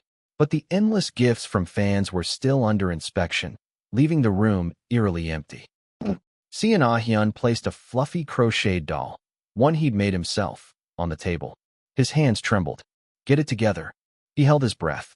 He visited most often among the members, and at least pretended to help care for him. Because Seon was almost unhurt. Unlike members sidelined by fractures or busy fighting with the company, he could move freely from the start. Yet despite no real need, he felt burning guilt at that fact. I couldn't say a word. While the others argued with or reported the former manager, he couldn't bring himself to speak up. Not because fear had robbed his voice, but because he feared that if he spoke, he'd only get in the way. He folded his hands on his knee and froze in the chair. They were his juniors. They'd be okay. But while the two his age persuaded the former manager, his own inaction was clearly a problem. Even after the accident, it was the same. No matter how brilliant or brave his ideas, his lack of eloquence meant he'd need someone to cover for him against public opinion and the company. Even if I'd yelled at the company, it wouldn't have helped. He was worthless. He had only guided the members into the ambulance when it arrived. His body was fine, but he'd done that half out of his mind. Sean Ah-hyun clenched his fist. Pathetic. He truly was useless, at least in his own eyes. Yet larger, more urgent worries forced his self-hatred aside. Park Mundy had been unconscious for 5 days. They said the surgery was fairly successful, but the trauma and blood loss had been massive. I should have sat in the back seat. That would have been so much better. Mundy would have been less hurt. He wiped his face. He couldn't waste this moment on shameless tears. He should be praying. Get well, with no after effects. Hurry back. Wow. We meet again. Nice to see you. Hello. Chongryo, unnaturally cheerful, greeted Seon Ah-hyun, who couldn't even raise his head. I watched in silence, my temples throbbing. He still hasn't switched to casual speech. Given that they're both Goldits, I'd thought they'd already dropped formalities. This meant Chongryo didn't even feel the need to force a bond with him. With that face, Sejin might try networking. It also meant Seon Ah-hyun's performance quality or the broadcast edit had been so damaged. I'd watched the broadcast, so I knew what had happened. He got beaten down too hard. In the first team challenge, they'd forced him onto parts that didn't fit and treated him like shit. Even the editing wasn't kind to him. Seon Ah-hyun really got developed. Stuttering doesn't mean you can't communicate. Christ, I'd have cursed too. His teammates bore all manner of insults, but public opinion was also harsh. Someone like him shouldn't be on a survival show. As a result, the negative votes directly targeted him, and he narrowly escaped elimination. I pressed my temple. I managed to get him out. I already knew where he lived, so talking to him wasn't hard. Luckily, I caught him while he was packing up to check out, persuaded his parents, presented as a Luti trainee, and brought him along. His parents, worried sick about him, were sold by the agency's good image and artist care. Of course, convincing him was a condition. He's not debuting right away. I thought. He could train and live together first. Thank you for asking. But if Ah-hyun says no, I won't push. May I try persuading him once more? I took him straight from his room and laid out the pitch. The agency says the group can't debut unless you're included. I wondered if you'd consider coming to practice, at least. I think you'd do great. He barely reacted, head bowed, but finally nodded. Though he looked terrible, a good meal and rest would help. If he trains and can debut properly, his mindset will recover. He's shown resilience even after mental breakdowns before. I've seen it multiple times. So a bit of encouragement should do. A little later. Ah-hyun, just a moment. With his head still bowed, he left with his parents to meet the agency reps. Chongryo asked me casually. They're putting him in our group too? Looks like it. Oh, I heard you persuaded them directly. For real. Wow, you're good at this. Chongryo sat next to me. I hit a snort. His mind sets back to roughly when we first met on Ajusa. Sitting beside me, he spoke sociably in passing. Any other friends the company's considering? Why? I wondered if he was curious about other members, but Chongryo waved it off. Oh, no, he might drop out just in case. He sounded certain he'd leave, an oddly ominous tone. I asked immediately, why do you think that? Oh, he's here because he's scared of you. You can tell, right? Hey, maybe you were trying to intimidate him for motivation? Haha, sorry. Me intimidating him? That can't be. I'd done my best to persuade him gently. I'd never forced or threatened. I only said. Then I recalled Seon Ah-hyun's state. His self-esteem was in the gutter, broken mentally. And what I'd said. The agency says, the group can't debut unless you're included. It might have sounded like, if you don't come, it's your fault I can't debut. That's why he couldn't respond and just came along. Anyway, you don't really know who'll join, right? Okay. Chongryo wrapped up the chat and, fiddling with his phone, walked out of the practice room. I thought, was the Seon Ah-hyun I knew really that kind of guy? And was the Chongryo I knew really someone who'd say that? No, he wasn't. In that moment, everything started to shatter. I stood frozen, retracing my actions. I'm contradicting myself. When did I start doing this?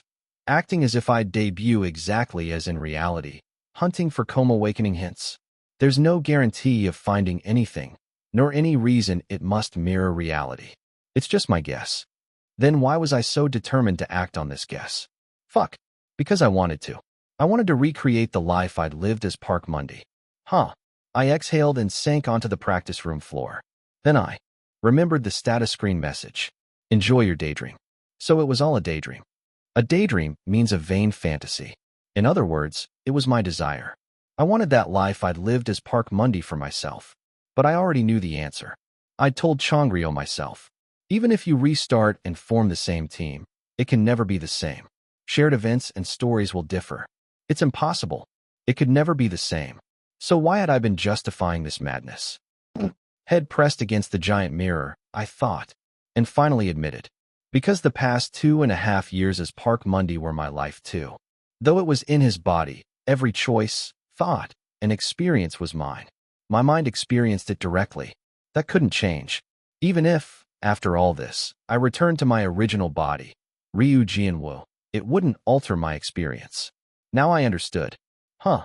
I lifted my head from the mirror. Fogged by my breath, the glass hid my face. Though the face that should be there was Ryu Jianwu's, this dream wasn't my life. Enough. I'd been here too long. I wanted to return to reality. To the reality I live in. At that moment. Ding. Function unlocked. Function. Gotcha. Consumable. A pop-up appeared. And one more thing. What I'd left behind in reality. Remaining gotcha 1. Treasure trait gotcha click. I raised my hand and frantically tapped. It. 233 chapter.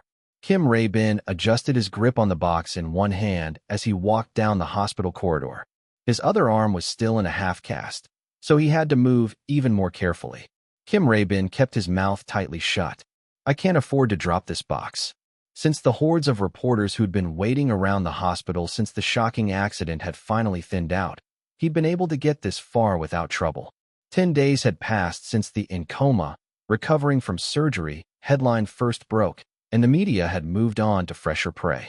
It was the entertainment world. After all, there was a new scandal or disaster every other day. Still, pessimistic speculation articles, columns, and fans worried, angry posts swirled online like a war zone. Testers Park Mundy. Is he at risk of brain death? May Groom. S. Accident. Reconstructing the day. Day 7 after surgery. Prayers for Park Mundy's recovery. Kim Ray-bin barely had time, or the expertise, to scrutinize all the online reactions. He only checked the occasional search engine headline and used fans' comments on the official account to piece together the basic facts. Everyone's pouring so much interest into whether Mundy Hyung will wake up. That much was true.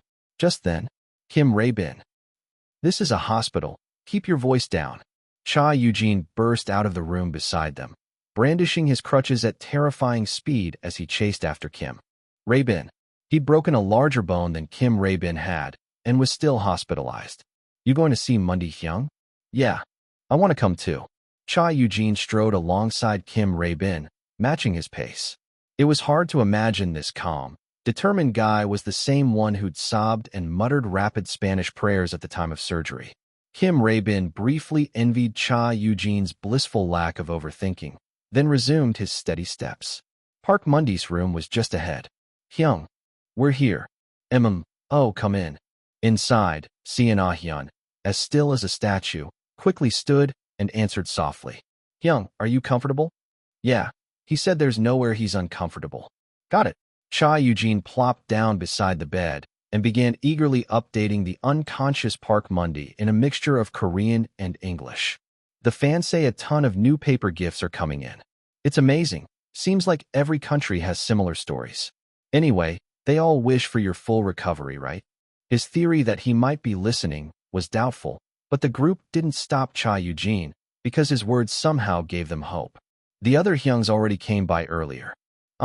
They went to the company earlier. I see. Kim Ray-bin nodded and waited for Cha Eugene to finish. What he had to share was too important to be drowned out by Cha Eugene's ongoing chatter. Keep it down in here. I've got to respect the visiting hours. Determined to appear dignified in front of the great Mundy Hyung, he held back the urge to shout. Stop wasting visiting time on repeats. Finally, without any squabbling with Cha Eugene, he was able to take up the baton quietly. Hyung, hello. Of course, there was no answer from the lying Park Monday. Kim Rae-bin felt tears welling unexpectedly. Perhaps it reminded him of his grandmother, but he simply held them back. I have something I prepared. He tried to sound composed and opened the box. It was packed to the brim. Several sheets of paper covered in musical notation and treble clefs, some iconic props, and a laptop. Seon Ah-hyun, who'd been standing quietly, widened his eyes. This is concept materials for the next album. Kim Rae-bin replied cheerfully. I've prepared everything, so please don't worry at all about future schedules. Just rest comfortably until you get up. It was what he'd done as soon as he'd heard Hyung would be discharged. Even Cha Eugene was at a loss for words as he stared at Kim Rae-bin. In truth, it was highly irrational. No one knew if Park Monday, should he awaken immediately, would be able to begin rehabilitation and return to activity so quickly. Moreover, he'd been unconscious far longer than anyone expected. Rumor had it the medical staff were already discussing a full re-examination. Yet Kim Rae-bin had acted as if it were all possible right this instant, coming with concrete plans for their next activities to report to the sleeping Park Monday. I know, Kim Rae-bin thought. He couldn't believe someone could look at such an uncertain future with absolute positivity and spend so much time on it. But I've experienced it. His grandmother woke up, so surely Monday Hyung would too. I'll prepare and wait. Kim Rae-bin reaffirmed his illogical conviction and sat cheerfully beside the bed with his box. At that Ingvia LGT official version moment, a loud shout came from beside him. That's right. Hyung, wake up so we can have another concert. Lots of them. Following Cha Eugene, Seon Ah-hyun, finally inspired, clutched his dropped knitting and cried out. If anyone else had been there, they might have scoffed or pitied them for their desperation. Yet they persevered. Of course, Park Monday still didn't respond. This wasn't a cartoon, and comatose patients don't awaken at the call of a friend. But they chose to wait. Instead of planning a future without Hyung, they made this choice. And even the sleeping Park Monday faced a moment of decision. The click prompt on the status screen flashed brilliantly, summoning a new pop-up, just like in reality. The familiar slot machine graphic appeared. As he pulled the lever, the reels began to spin. Between the golden reels, occasional platinum slots appeared. But unlike reality, these slots weren't filled with embarrassing labels. They were all empty. He simply waited for them to stop, a cold sweat dripping from his chin. When the slowly spinning reels came to a halt. Pafang. Slot machine jackpot. You've drawn a legendary trait. The pointer landed on a platinum empty slot. Trait. Underscore acquired. The blank in the pop-up was stark, as if begging to be filled with anything. Is it because this is a dream? He didn't know. But one thing was certain. Platinum, a legendary trait. That's an A rank. Which A rank did he know? Before he could think further, a brilliant intuition struck him like a hammer. He opened his mouth almost without realizing it. Bacchus to 1000. Bacchus 1000, A. Confirm input? Yes/no. He raised his hand and selected yes. The additional effect granted to Bacchus 1000 upon reaching A rank was all fatigue recovery speed plus 100%. Then what would happen at S rank? Confirm same trait. Would you synthesize Bacchus 1000, A? Yes.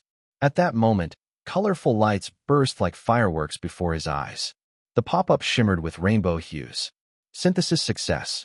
Nectar, S, acquired. The sweet taste of life. Full health restoration, one-time use. This was it. He collapsed to the floor. I did it. He'd chosen the correct option. He could feel his body, already standing, gratefully absorbing the rest. As the tension ebbed and his limbs trembled, unresolved questions still roiled his mind. But one thing he knew. I can go back. The moment he activated that, his body would undergo complete restoration and awaken, a perfect match. Could his dream body, Ryu Jianwu, awaken instead of reality? No, no chance. This status screen never worked here to begin with. And besides, it had merged with the traits he'd originally had in Park Monday's body. This was surely targeting his real-world body. A thrilling rush surged through him. At the same time, anxiety. I have to do it before the status screen deactivates again. He didn't know what other madness might occur in this damned dream. He moved to activate the Nectar S trait immediately. He murmured without thinking, "Let's go back." Already. When he turned, he saw someone's face peering into the practice room, claiming he had a schedule to get to. It was Changrio. Instinctively, he assumed a defensive stance. Plenty of excuses came to mind. I figured more practice wouldn't help, so I meant I'd head back. Lie. Changrio strode into the practice room as if it were nothing. If he tapped now. Wait. If he made a gesture toward the air and felt a mismatch, might this madman attack? While he quickly calculated the odds, Changrio stood before him. Then, with an indifferent expression, he spoke. You're less tenacious than I thought. What did you say? You said this was your third time? I thought restarting at this point over something like this might be premature. Ah, that's what he meant. Of course, Changrio had no way of knowing this was a coma dream. Apparently, he'd understood it as going back to the beginning. He lowered his tone. I'm not restarting. I just spoke seriously while thinking things over a bit. I really am going back to the dorm. Fine. Then tell me this. Changrio's accusation didn't get through at all. He continued, confident that Kim Rae-bin had indeed decided to restart. For now, those two you gathered, they're tricky to handle. They won't always cooperate. You saw that just now, right? It'd be better to wait about a month before deciding who joins. This was a bit hasty. There were some good signs just before. Right. Kim Rae-bin smiled. I just wanted to work together. Changrio's face twisted into something strange, like a distant memory had surged back. He muttered, well, it's the start, so one or two missteps are okay. Kim Rae-bin didn't bother replying. Instead, a moment later, he tossed out a casual remark. But if I do decide to restart, please debut the others. I'll leave you with plenty of useful information. Those two. They're not great, right? They won't threaten VTIC. Changrio shrugged.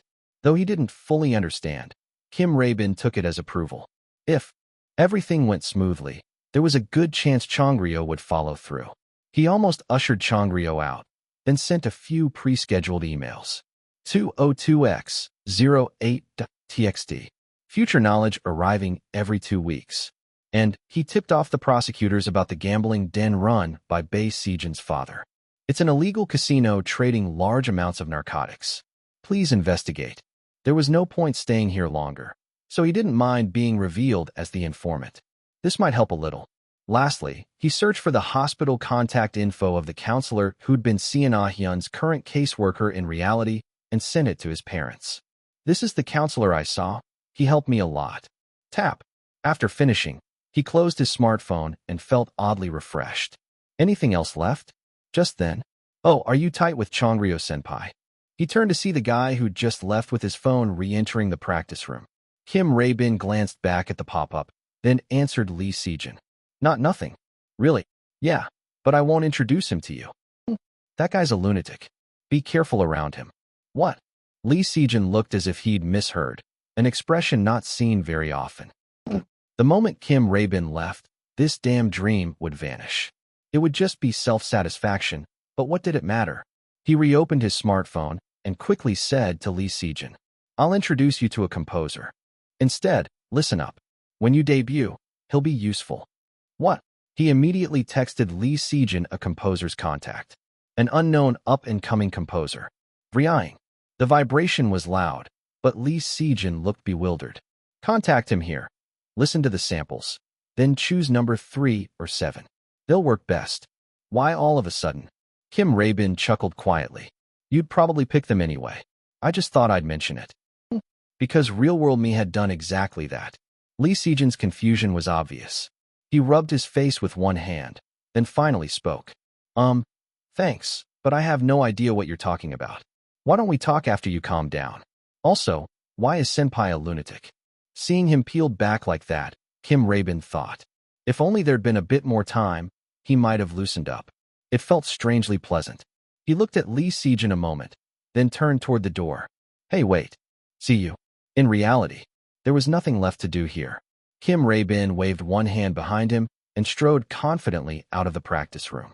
The pop-up still hovered in his field of vision. Activate Nectar S. Warning consumable trait / one-time use. All right. Then his vision went white. 234 chapter. Bayesian stared at his smartphone with hollow eyes. Most of the deliberately anxiety-stoking articles had been pulled down by the company. Or at least the company claimed so, but Bayesian thought differently. They're just done milking it 'cause it's climbed as high as it'll go. Since the company had completely stifled any insider details about the accident, there was nothing left for the press to chew on, so the articles faded away. Right now, the company was desperately blocking any mention of the former manager in the media. In the end, the story was reported simply as an accident caused by the negligence of a soon-to-retire former manager. This is bullshit. Bayesian clenched his fist. After some members pressed the staff relentlessly, they'd learned the route the former manager had used to enter. The event company hadn't been told the manager had changed. They assumed he was on another assignment that day and let him through. So part of the blame lay with the company for failing to notify the involved parties that they'd fired the previous manager in time. Bayesian intuited that the company, knowing this, was now scrambling even at headquarters to muzzle the press. They were being slammed everywhere for lax oversight of their staff. The clearer the facts became, the more devastating the blow would be, so they were stalling until the uproar died down. They should be focusing on Park Mundy's recovery instead of wasting time on this. He didn't expect much. Had some members not rebelled so fiercely, they'd already be talking about carrying on with 6 members. Disgusting. Bayesian covered his mouth. He was thoroughly sick of this petty capitalist view that treated the group as mere business assets. They behaved as if the safety of their own artists' schedules didn't concern them. He'd grown up seeing it so often it was nauseating. Accidents like this happened in the industry every day. If you strip away that hollow sense of legitimacy they claim inside the system, they're no different from his old agency. Bayesian pressed so hard on his covered hand that it went white. I need to find a better agency. There must be one run by decent people who still value humanity. He had to do it. If I can just hold on 3 more years. His thoughts threatened to spiral into the void, but he pulled himself back. He thought of Park Mundy, still not awakened. Bayesian's hand fell from his mouth. His eyes gleamed. I'll do it. He opened his smartphone to check a contact, took a deep breath, and began composing an email. His hand trembled. But I'm the only one who can do this. He bit down and hit send. Was it the right move? He didn't know, but it felt right. He sat back down with a sigh and fiddled with the hamster-patterned phone case a fan had given him, trying to steady himself. Just then, he jumped at the ringtone. He frantically checked the caller ID. Sean Ah-hyun's little brother. Without a moment's hesitation, he answered. Yeah, what's up? A chorus of excited voices burst through the line. Trying to stay calm, Bayesian froze when he grasped the full meaning of what they were saying. Wait, hold on, just a sec. He stammered, unable to finish, and bolted out of the conference room. His heart pounded.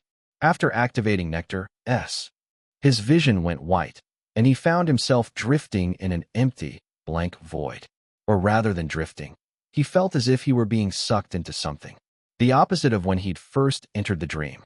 Back then, everything had turned pitch black. Let's just assume I'm waking up. He instinctively folded his arms, but realized he couldn't feel his body, and that it had been that way for a while. How long must I wait? At that moment, color bled into the white space. Not colors, but waves. From far off. Strange pulses, as if slash emotions or thoughts had been made sensory, approached, and crashed over him. Fine. His whole body vibrated as an intense experience swept through him.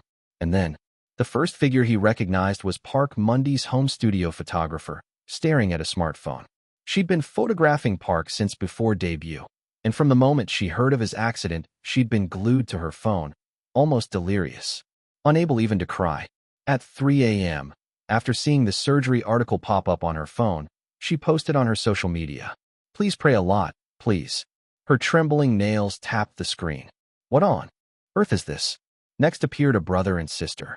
The sister's eyes were red and swollen from crying. She was furiously battling people arguing about Tester's accident online. Her brother sat beside her, nodding supportively instead of taunting or teasing as he usually would. He casually dropped some baseless internet medical facts, saying Mundy had a much higher chance of being okay. The wave felt searing. A grad student who'd seen the breaking news spilled coffee as he poured a cup in the lab. He didn't even care about the mess on the floor. He just burst into tears. His lab mates rushed over, taken aback, but then understood and comforted him. Some thought it pathetic, but even they unwittingly offered solace in their intense grief. It didn't end there. A working adult home studio photographer, who'd once sneered at the industry's habits as haven't they learned yet, couldn't hide his anxiety. He called in sick the next day, claiming to feel unwell, to follow the news on Park Monday. Why was all this flooding in? He didn't know. A person who'd come to see an Idol concert for the first time in their life.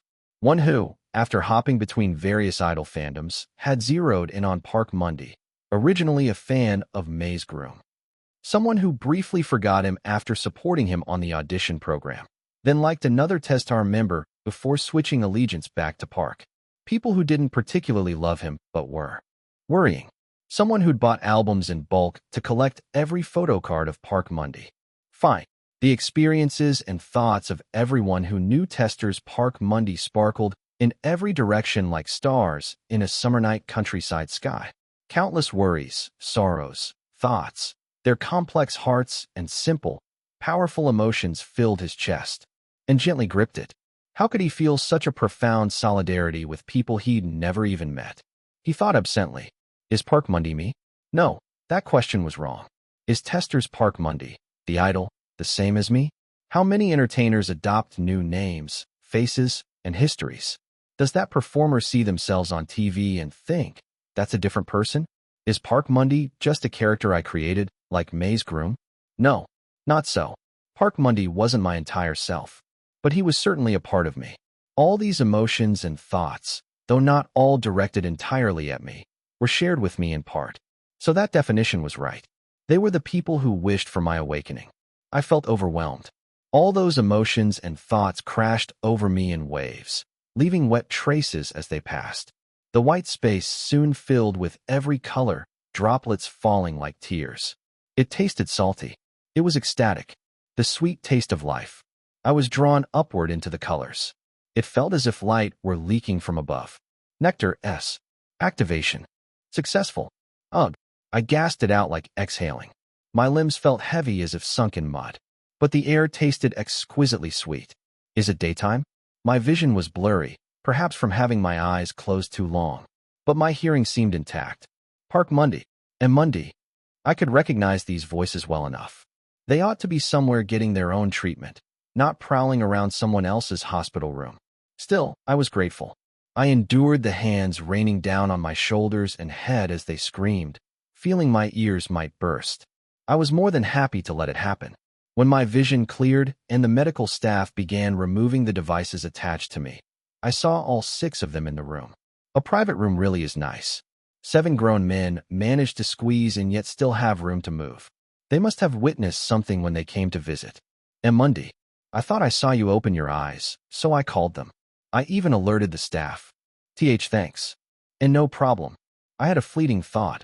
What if I hadn't awakened? But I didn't voice it. I do have some sense. You can't break the spell of tears and congratulations. And it was good to see them again, after all. I expressed my thanks to the members as calmly as I could. One red-faced guy piped up. Monday, want some melon? It's super sweet. Sure. He really has an eye for this. I looked at Big Sejin with new appreciation. Are you marveling at what a true friend I am now? Pretty much. Hearing that bullshit, I finally felt reality sink in. I was back. Big Sejin, still stunned, dramatically raised one arm to cover his face and sobbed. That's so moving. He was probably faking tears on purpose, but I must have looked pretty terrible. Given what I'd just seen, surgery was definitely happening. The staff would call it a miracle, right? But I'd heard nothing special. Honestly, my condition wasn't that terrible. I wondered if I was this well because I'd activated nectar. Could I have healed this well just by resting? Maybe I had overreacted. But anyway, I was back, and that was enough. I liked how I felt right now. I nibbled on the melon they'd brought me as a special patient treat while I tried to assess the situation. Maybe because I'd just regained consciousness, I felt a bit sluggish. Then I saw Cha Eugene, drooling at the sight of the melon. Want some? It's fine. Hyung, you have to eat a lot to regain your strength. Still so energetic. He'd nearly throttled me in his welcome earlier, but he was the same as always. And Kim Raybin looked like he had a lot to say, but he was busy crying, so I left him to it. What I needed to ask now was, speaking of which, what day is it? And what happened to that former manager who caused the accident? Someone had the answer. Park Monday. Oh, yes. Surprisingly, Bae Sejin spoke up with a resolute expression. First, listen to this before anything else. Yes. Bae Sejin took a deep breath and began to explain slowly. The company, they tried not to mention anything about the former manager. I suspected as much. There'd be time to use that later. What mattered was whether that guy who'd been driving was facing justice now. Clenching one hand, Bae Sejin uttered the unthinkable. So I made an anonymous report to the Human Rights Commission. All the details so far. Well, what did you say? 235 chapter. Human Rights Commission. The sudden mention of the Human Rights Commission threw the hospital room into confusion. At least I thought it would. But seeing everyone else remain calm, it was clear they'd all been briefed on this except me. At least he told someone before and after the report. I pressed my brows, then remembered my drip and stopped. You mean the National Human Rights Commission? Exactly. That body has no legal enforcement power, right? At best they can scold the company, and that's it. I doubt they'd even seriously investigate an anonymous idle rights complaint. Yet Bae Sejin showed no sign of fluster. I know they can't fix everything, of course. But it'll hit the press anyway. We'll get corrective recommendations in the media. Still gripping his fist, Bae Sejin earnestly explained his reasoning. So, to summarize, his plan was, the company's blocking entertainment news, so I try to get it into the social section instead. Is that it? Exactly. In short, a change of tack. I couldn't believe Bae Sejin had this ambition. Sigh. Almost reached for a cigarette. No, never mind. I almost bit my tongue. Better to compose myself. I quickly ran through in my head what fallout this might cause. If it's anonymous, there's a high chance it won't have the desired effect. A reporter getting a tip that an entertainment company is covering up an artist's accident? The Human Rights Commission wouldn't painstakingly investigate where this came from. At best, a few gossip column reprints scratching the company's arrogance, and that's it. However, the company would get nervous. If their annoyance at being reported outweighs their outrage at who dares to report us, it might make negotiations easier. And anonymous doesn't mean I didn't give the group name. Then, I only protected the whistleblower's anonymity. I used my mother's friend's name. Bae Sejin swallowed hard. This way they won't think it's us. They'll assume it's a competitor or a former employee or something. It turned out he'd collected all the employment and labor issues at the company. Everything from unpaid overtime to illegal industrial espionage and personal data breaches, and sent them off. How far has this grown? Part of me wondered. If this too was just a daydream. I don't mean to brag, but this was necessary. I held back a bitter laugh. No, I think you did well. Bae Sejin's eyes went wide. Oh, really? Yes. That most worrying part was behind us. Let's assume that's true. T1's parent company won't dare crack down on Tesdar now. A pity I can't turn this into a loss for them. It wasn't like I'd suffered the accident alone, and there's no moral imperative that I alone must profit. I'm sure they've had grievances building up too. They might act on their own. Though this scale might blow up in a different direction entirely. That's actually good. Once it blows up as a corporate social issue, power harassment, etc., the headquarters and higher-ups will have to handle it. As long as our group can operate, we don't care what their execs go through. If they do it right, I might see the approval machine again. Just imagining it brings comfort. I nodded, feeling much more at ease. Yes, I look forward to the outcome. Right. Bae Sejin brightened. The other members nodded. None wavered. They must have clashed hard with the agency after the accident. I clicked my tongue internally and asked again the question I hadn't gotten answered earlier. So what date is it today? Then they exchanged looks. What's going on?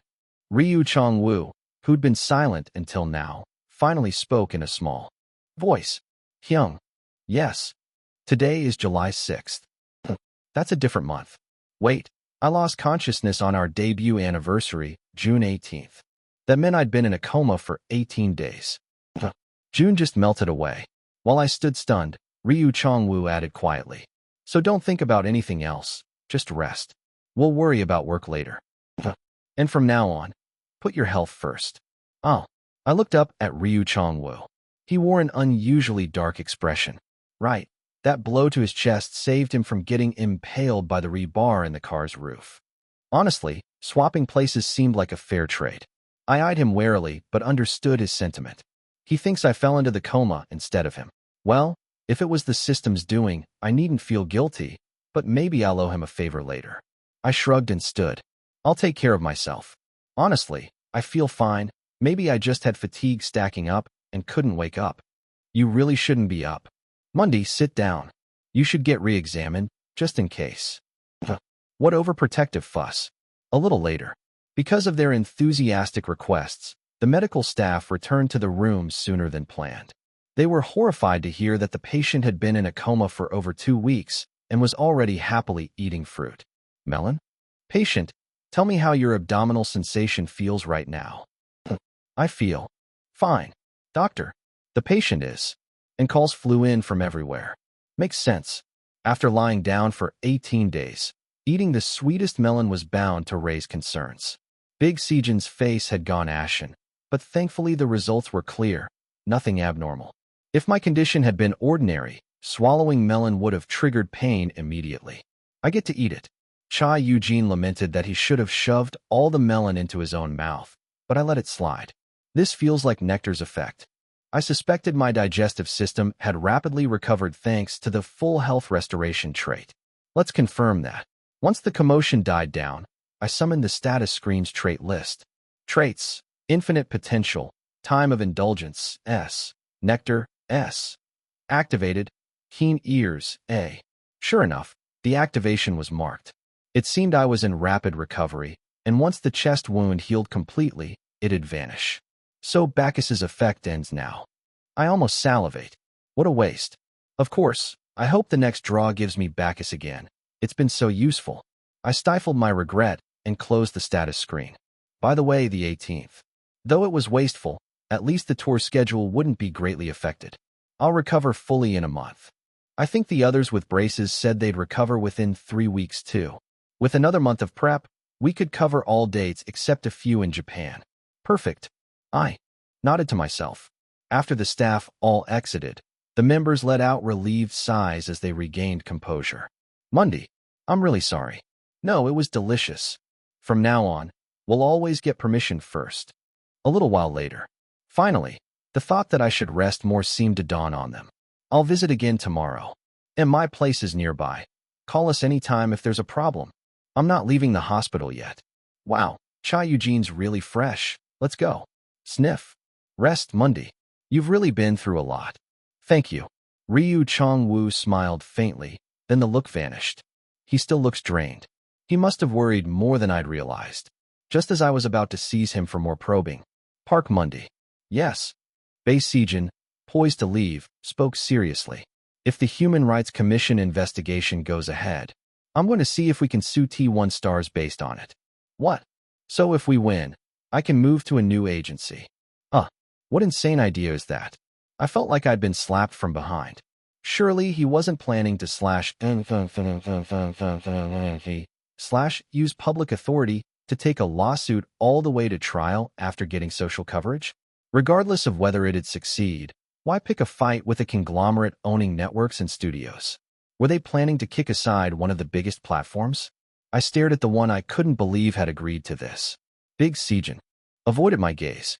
Man, if T1 looks like they'll restructure the agency after this, perhaps the deal could get even better. Even if not a new agency, isn't that enough leverage? And just like that, he'd bought in too. This isn't something to act on immediately. We'll discuss it gradually. For now, let Mundy rest more. Of course. Now go. I need some time to think. I waved, my thoughts swirling, and the members left the room, some laughing, some waving. Click. I sighed in the suddenly silent ward. Phew. A lawsuit, huh? I can tolerate most things, but that's not smart for a long-term career in this industry. I've rarely seen an idol sue and come out okay career-wise. Whether they win or lose, it leaves a mark in the industry. If you want mass appeal, it's most realistic to handle it as amicably as possible.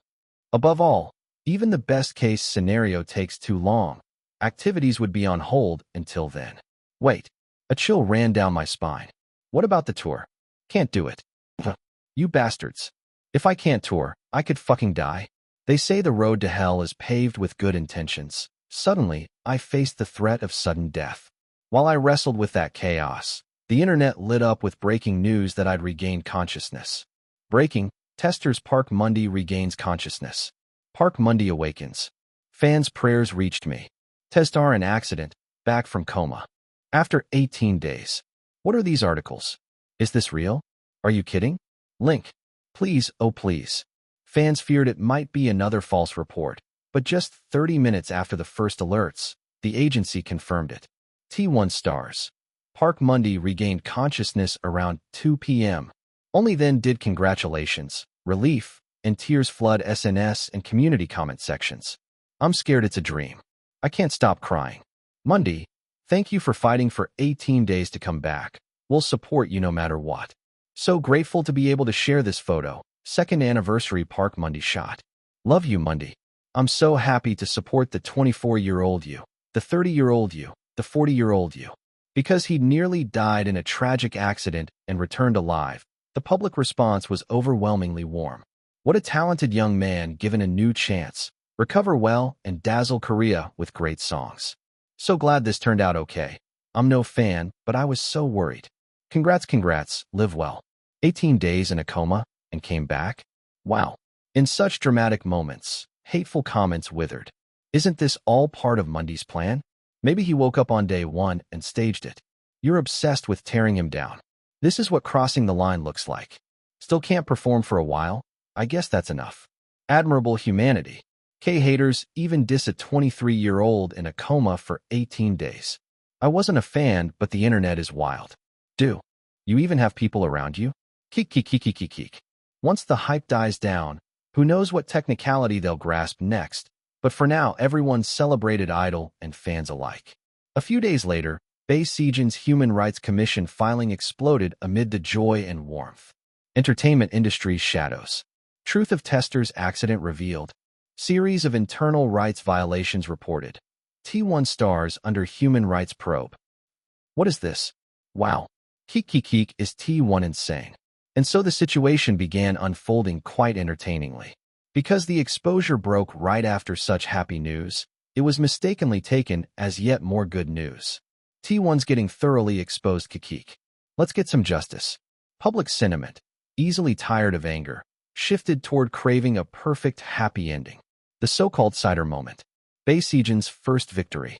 236 chapter. Bae Sejin's summons by the Human Rights Commission hit the jackpot. This actually worked? I almost lost my words watching the internet gleefully tearing into T1. The thing that resonated most, obviously, was the theory that TSDR's car accident was a cover-up. Tragedy born of complacency. The true face of entertainment giant T1-inch. It wasn't an accident, but an incident. Agency concealed the terror. Ever since I woke from a coma after 18 days and the T-Star car accident shot back to the top of the headlines, rumors about what really happened had been swirling, and they were incredibly inflammatory. People latched on as if some conspiracy theory had been confirmed. Articles gleefully fanned the flames with words like terror, behind-the-scenes manipulation, and catastrophic cover-up. It wasn't even the entertainment section but front-page news. And once an embargo breaks on social issues, even a major corporation can't scoop up that spilled water. Those idols were on the brink of death, and the company's only concern was shutting their mouths. Classic big corporation move. Intentional terror by the ex-manager? They're scared, so they lash out at the idols. Damn it. Did they even interview this asshole before making him a first-team idol manager? LOL. Parachute hires galore. The inside must have been a mess. Wonder if that's why TSDR's hair is falling out. Multiple verbal abuses leading to forced resignation. They were clueless until they fired him in panic, and their security was shit, so it blew up. Bravo. T1. Disgusting scum good only at cover-ups and manipulation. We need to root them out for our country's sake. Severe punishment.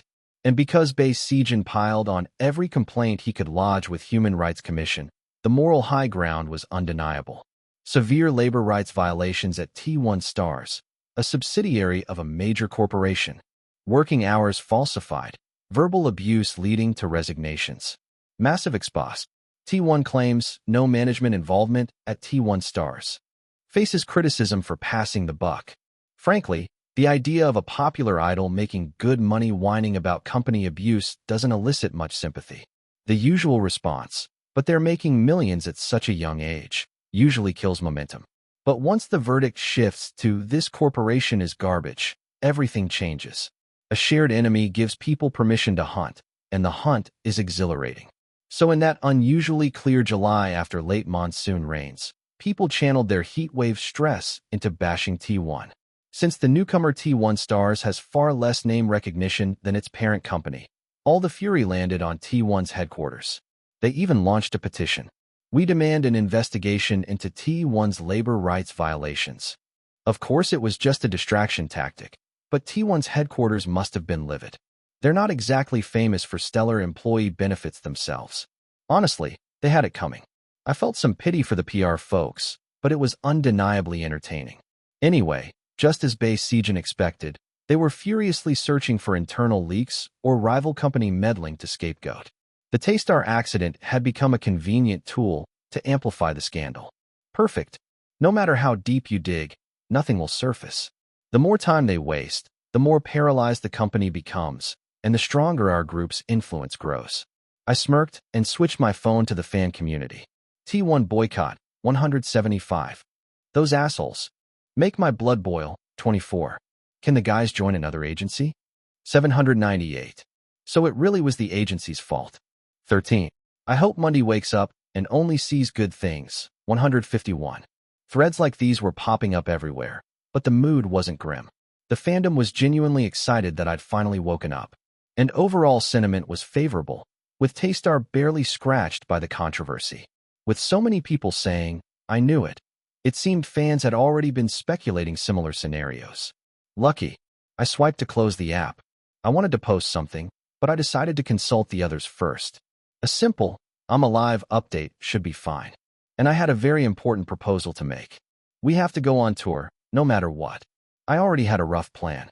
I crossed my arms and decided to wait patiently until the others arrived. At 2 p.m., Bay Sejan burst into the hospital room, face flushed with excitement. This worked out great, right? Yes. The reaction's amazing. He clenched his fists, trembling with the thrill of victory. Just as I was about to broach the real topic gently, when the Human Rights Commission report comes out, let's file suit immediately. As long as we have proof, we can win. I'll cover all the lawyer fees. Bay Sejan was pressing the accelerator to the floor. No. Had he forgotten that lawsuits are the last-ditch, do-or-die play? But before I could speak, Big Sejan cut in. So this hasn't been agreed yet, huh? He finally seemed to have sobered up. Hyung. The plan is, after we win, we switch agencies, right? Yes. Well, then we'd be blacklisted from every show T1 invests in. That'd be rough, wouldn't it? There are plenty of other shows. And these days there's YouTube. Lots of ways to stay active. Bay Sejan swallowed. But if we can't appear anywhere now, we're stuck with this agency for 3 more years, and who knows what tricks they'll use to twist us into another contract after that. So I still think what we're doing right now is the right move. Big Sejan twitched, then replied in a breezy tone. A lawsuit would be great, but if we can't work for over a year, our careers will tank. Honestly, even if we win, no agency would sign us while we're embroiled in litigation. He finished softly. An agency would have to be desperate to rub shoulders with T1 to pick us up, and that's not happening. Why don't we negotiate with the agency instead? Get more staff on our dedicated team, add clauses to the contract. How about that, everyone? Bay Sejan looked ready with 100 objections, but his face fell as he considered the counterarguments. So it goes like this. I tapped my temple and said, all right, let's take a show of hands. Who's for filing suit right now? Bay Sejan raised his hand tentatively. Then, like lightning, Cha Eugene shot his hand up. We'll win. Only he could love lawyers this much. Hey, Cha Eugene, a year off, what about that? Even with a year off, we'll be fine. We can always come back stronger. An almost absurdly optimistic answer. Thanks, Eugene. Okay, who wants to stay and try improving conditions at the agency? Big Sejan raised his hand, as did Kim Ray Bin, surprisingly. There are many great people at the company. If we cooperate with them, we can make improvements. Also naively optimistic. Thank you. That left Ryu Chong-woo and Cian Ah-hyun. Ah-hyun you. Whatever keeps everyone comfortable and safe is fine with me. Got it. Very Ah-hyun. Then Chong-woo Hyung. Similar. I'd love to file suit, but we're a group. We have to respect differing opinions on career paths. Ryu Chong-woo answered slowly. Mundy, what do you think? Me? Simple. Filing suit right now seems impossible. I opposed a lawsuit, even apart from my tour issues. This has grown too big. Once it shifts from a group issue to corporate labor rights violations, the company will never allow a precedent of them losing in court. They can't have TSDAR's lawsuit become a landmark case. Then unions would file lawsuit after lawsuit. It'd be madness. So it's better to seize what we can now without burning bridges. We need to position ourselves so the company looks apologetic toward Taystar. Even if they're not actually sorry, we can exploit their apology when it happens. But since Bae Sejin deserves credit, I couldn't state it outright, maybe hint at it. No one knows how tomorrow's public sentiment will shift. Let's monitor a bit longer, and if conditions are favorable, at least gather evidence so we can sue later. Secretly. Exactly. Bae Sejin thought it over, then nodded. Okay, I can't just push my own opinion. We're a team, after all. He was finally tasting that Ajusa-era camaraderie, like Cian Ah-hyun. Well, maybe that's a good thing. Team Taystar, come on. Right on Hyung. I shrugged and returned to my original point. And while we keep an eye on things, why don't we fulfill any already booked schedules? Why? There'd be penalties for cancellations, and showing that we're still active would boost morale. You agree? Yes, as long as I'm fully recovered. Once the doctor gives me the all clear. No bluff, just literal truth. The nectar gave me the courage to say it. Especially the tour. So many tickets are already sold. Better to go ahead if possible. No, stop. What? Cian Ah-hyun yelled. I stared at him, but he stood firm, face flushed red. Mundy, you need to rest. I said I will, after resting. You need a lot of rest. Nothing I said got through. Ah-hyun's right, Mundy. I was wondering what you meant by tour, just stay in bed, Mundy. I'll diligently prepare the next album and report back, so no worries. Live long, Hyung. If you insist, you won't live long. Yet they were resolute, refusing any compromise. Their memory of my 18-day coma must have been too vivid. Can't mention the status screen. If I pretended to lose it and brought up the status window, I'd be Ingviel GT, official version, scheduling a psychiatric consult next. While I nursed the ache in my temple, Ryu Chong-woo spoke with a faint smile. Mundy, the internal approval to cancel the rest of the year's tour is already complete. Unbelievable. They patted my shoulder affectionately. The fans will love seeing you focus on a healthy recovery, and maybe an occasional post or photo. Let's do that for a while. Right, Hyung's advice is perfect. We'll support you concentrating on your health. And with that, the tour was gone. Lying alone in the empty hospital room, I reviewed the situation. Then I reached a conclusion. We're screwed. How am I supposed to fill 400,000 seats without a tour? Do gorilla shows in Myeongdong or Neverland 40 times? My head was spinning. They mean well, so I can't get mad. I sighed several times, drafted various plans, then paused. I need to understand the fans' conditions better. But first, there was something I had to do. I turned on my phone, took several selfies, and chose the best one. Then I opened SNS. Hello, lovey lovers. It's Mundy Dogface. I'm eating well and resting safely. Thank you for waiting. I'll be back in great shape soon. I attached the photo and uploaded it. Is it day 21? My heart fluttered. Sure enough, SNS notifications exploded almost instantly. Mundy, thank you so much. Take good care of yourself. Mundy, eat well, rest well, sleep well. And don't sleep too much, lol. No matter what, I'll sue whoever messes with you. Wishing you health and happiness always. They were just words, yet I felt the warmth and heard their voices. That's reassuring. I smiled as I read the comments. And a thought crept in. If they love, I'll be back soon. I can use that as proof. It's okay if you don't come back soon, Mundy. Your health comes first. Mundy, please take care of yourself. Even though they say that, they probably really want to see me in person. They deserve to. I'm losing it. I ruffled the back of my head and tossed my phone onto the pillow. Jying. As if on cue, my phone buzzed again and again. I just turned off SNS notifications. I picked it up, puzzled. Then I saw text messages. Photo. About 20 familiar dog photos had arrived in succession. Oh, wow, what a welcome. Damn it, say something. If I'm going to die anyway, I'll grasp at any rotten straw. VTIC Cienrio Sunbeam. I dialed his number. 237 chapter. The call to Chongrio connected after a few rings. But there was no polite greeting like hello. You're alive. I expected as much. It just worked out that way. Not that I hoped you'd die or anything.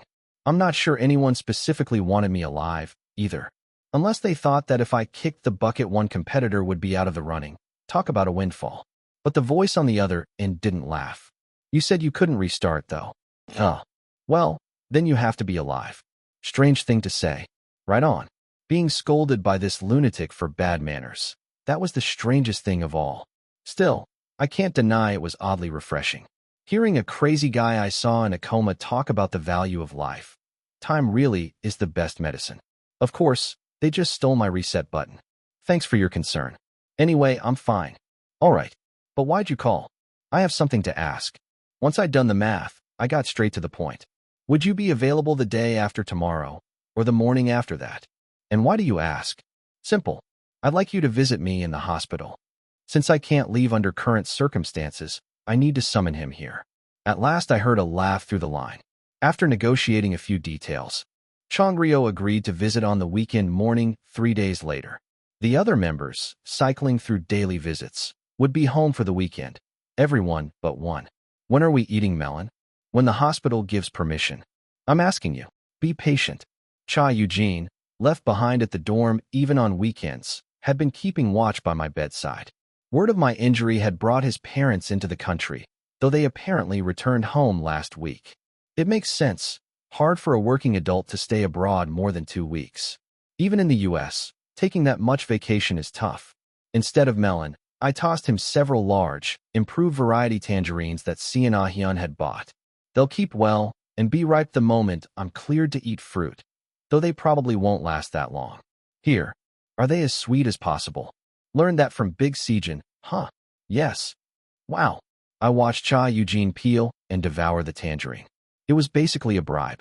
In about 30 minutes someone will come. You don't need to tell the others. A guest for you, Hyung? Something like that. Who is it? Tix Chongrio. Oh. Cha Eugene shrugged around a mouthful of fruit. Okay. Good. He's straightforward, refreshing that his personal boundaries shine through. But why is he coming? Because it bothers me. I have questions about upcoming activities. Ask me. You have to ask someone with more experience. Luckily the interrogation ended there, but I knew it would repeat once Chongrio arrived. And 30 minutes later. I want to listen too. Of course. Go buy yourself a snack. Ugh. Still, after dealing with him directly, my command held weight. Cha Eugene grumbled, but left, though he did remember the Korean etiquette greeting. Hello, Sunbeam. Clack. He bowed deeply, then swung the door closed behind him. Chongrio watched him go, then laughed. He's a tough one, but your team atmosphere must be good. You manage him well. I've handled someone similar once. He skipped schedules 6 times in 16 months. He really excels at killing the mood. Anyway, I crossed my arms and got down to business. I asked you here because it's urgent. Okay. I think we're going to fail the mission. No point hiding it. Even a misfire, since my reset is blocked, can be leveraged at the right moment. This mission, to gather an audience of 400,000. Chongrio paused, then tilted his head to the side. That's very specific. How can you be so certain? Interesting. Of course. He's peaked. I'll postpone the status window talk for now, just in case. But we need these concrete parameters to proceed. I need as precise a prediction as possible. With the tour canceled, the risk of sudden death is skyrocketing. He might think it's unfair I have backup and he has to bash his head against the wall, but I need to rein in that line of thought. Let's change the subject. I shrugged. Well, knowing specifics isn't bad. After all, whether mission or accident, I almost died twice in my 2 years of activities. Originally, this profession has a lot of variables. Right? You nearly killed me twice. Twice? Yeah. The first time was you. He burst out laughing, then quickly offered a sheepish smile. Smart. He felt some remorse. The gamble paid off. 20 dog photos generated a bit of guilt and camaraderie. Still, he's unstable. Let's move on quickly. Anyway, the tour's canceled, and I'm stuck here in the hospital. But I still need to meet 300,000 more people. Scheduling a dome tour at year's end would be tough. Exactly. Year-end is peak season. Most weekend slots at large venues are already booked by Taystar. And I can't even mention it to him. But if we go through with a lawsuit, the whole year's entertainment activities will be toast. Chongrio then offered the most sensible alternative. How about a non-face-to-face performance? That's the issue. I furrowed my brow. The counting criteria are ambiguous. The fan meeting I held just before the accident was streamed online, but neither paid live viewers nor illegal viewers were counted. Only the in-person audience qualified. As audience, at first glance, remote performances seem useless, right? But some fully online events did count certain viewers. A few comeback show lives streamed via paid live W Live were counted. During those, viewer messages and feedback appeared on the big screen. Considering all these trends, one very vague criterion emerged. It seems only those audience members I personally recognized during the performance count. I have to acknowledge the audience, see them, feel their energy. Oh, Chongrio's eyes narrowed. So it's an audience in the theatrical sense. Theatrical? Reactions are part of the performance. Kind of old-fashioned, but true. He's lived a bit in the academy world. He quickly defined the concept. Chongrio stroked his chin. Still, that makes it tricky. Exactly. I clicked my tongue. We need about 300,000 people simultaneously able to interact in real time. Not just VOD purchases, but sitting in front of their screens together. Even increasing repetitions has a limit. Even if we change the performance each time, once we go beyond 2 shows, real-time audience numbers will drop each time, due to diminishing returns and scarcity. Busy people buy it now and watch later. And they'll think, well, I already bought one, so the rest can be free. Chongrio saw my dilemma and grinned. All right, then do you want to be a guest on the VTSC tour? If you endure. For a month or 2. Have you lost your mind? He shamelessly asks, even knowing it's absurd. A guest appearance at a VTSC concert? That's pure hell. Fans of both groups would light me on fire. But Chongrio remained unfazed. Better than dying, I think. Think about it. It might be your last chance. True. VTIC would have more excuses than Taystar. I might survive the backlash. But it's still a loss. This perfect, obsessively top-tier idol offering such a crazy proposal? It reminded me of the Coma offer to join VTIC as main vocalist. I responded half-heartedly. I don't know why you'd want to take such a loss. Because I feel guilty. Was he joking? He seemed calm, not trying to deceive me. Let's call it repaying a debt. Remember when I messed things up for you a couple times? How about it? Seeing how I nearly died in this accident must have made him reflect on his past actions. Having a dog really does help your psyche. Still, I have no intention of investing in that plan. I reconsidered everything. What resources do I have? My stats, connections, time, money. Money. My eyes nearly popped. Found it. No, I won't go that route. Then, we'll do a remote concert. I ended firmly. All free of charge. Other barriers aside, I can cover the monetary entry barrier. I can handle the cost of staging a concert. I've got enough. Unspent funds. Donors not needed. Oh, like a settlement. No, this is what I want. I chuckled. The biggest barrier to a free concert isn't money. It's the existing contract. Taystar signed a 3-year exclusivity deal with the W app. And W won't support free concerts. But Taystar's online concert must stream via W, so I need a workaround. Let's borrow your platform. Luti, the exhibition and performance platform VTIC, created with an overseas crowdfunding partner. The contract only names Taystar, not individual members. We can manage other propriety and public opinion issues by tweaking the format. With him on board, it'll be smoother and faster. It's the company brand after all. This seems like the surefire winning combo now. As expected, Inc. via LGT. Only on NVLGT. Chongrio laughed and nodded. Good idea. Better than his other proposal. I almost clicked my tongue, but instead replied calmly. Sure beats touring with VTIC. Yeah? Haha. Obviously. Who would do that? I only meant we could even do something like that. Apparently, it sounded plausible. Damn liar. That Coma VTIC main vocal offer must have fallen apart too. Fucking hell. Park Mundy almost lost his temper, but quickly regained composure and hashed out the details with Chongrio. He then immediately contacted the company to discuss engaging with a new platform in depth. So easy. Calculating that this would quell the unrest, the company, though devastated, gave the go-ahead surprisingly quickly. Approval fell on Monday morning, right after the weekend. Thank you. Clearly a terrible miscalculation, but Park Mundy was happy to let them be mistaken. Hope it goes smoothly from here. Now he just needed to persuade the other members.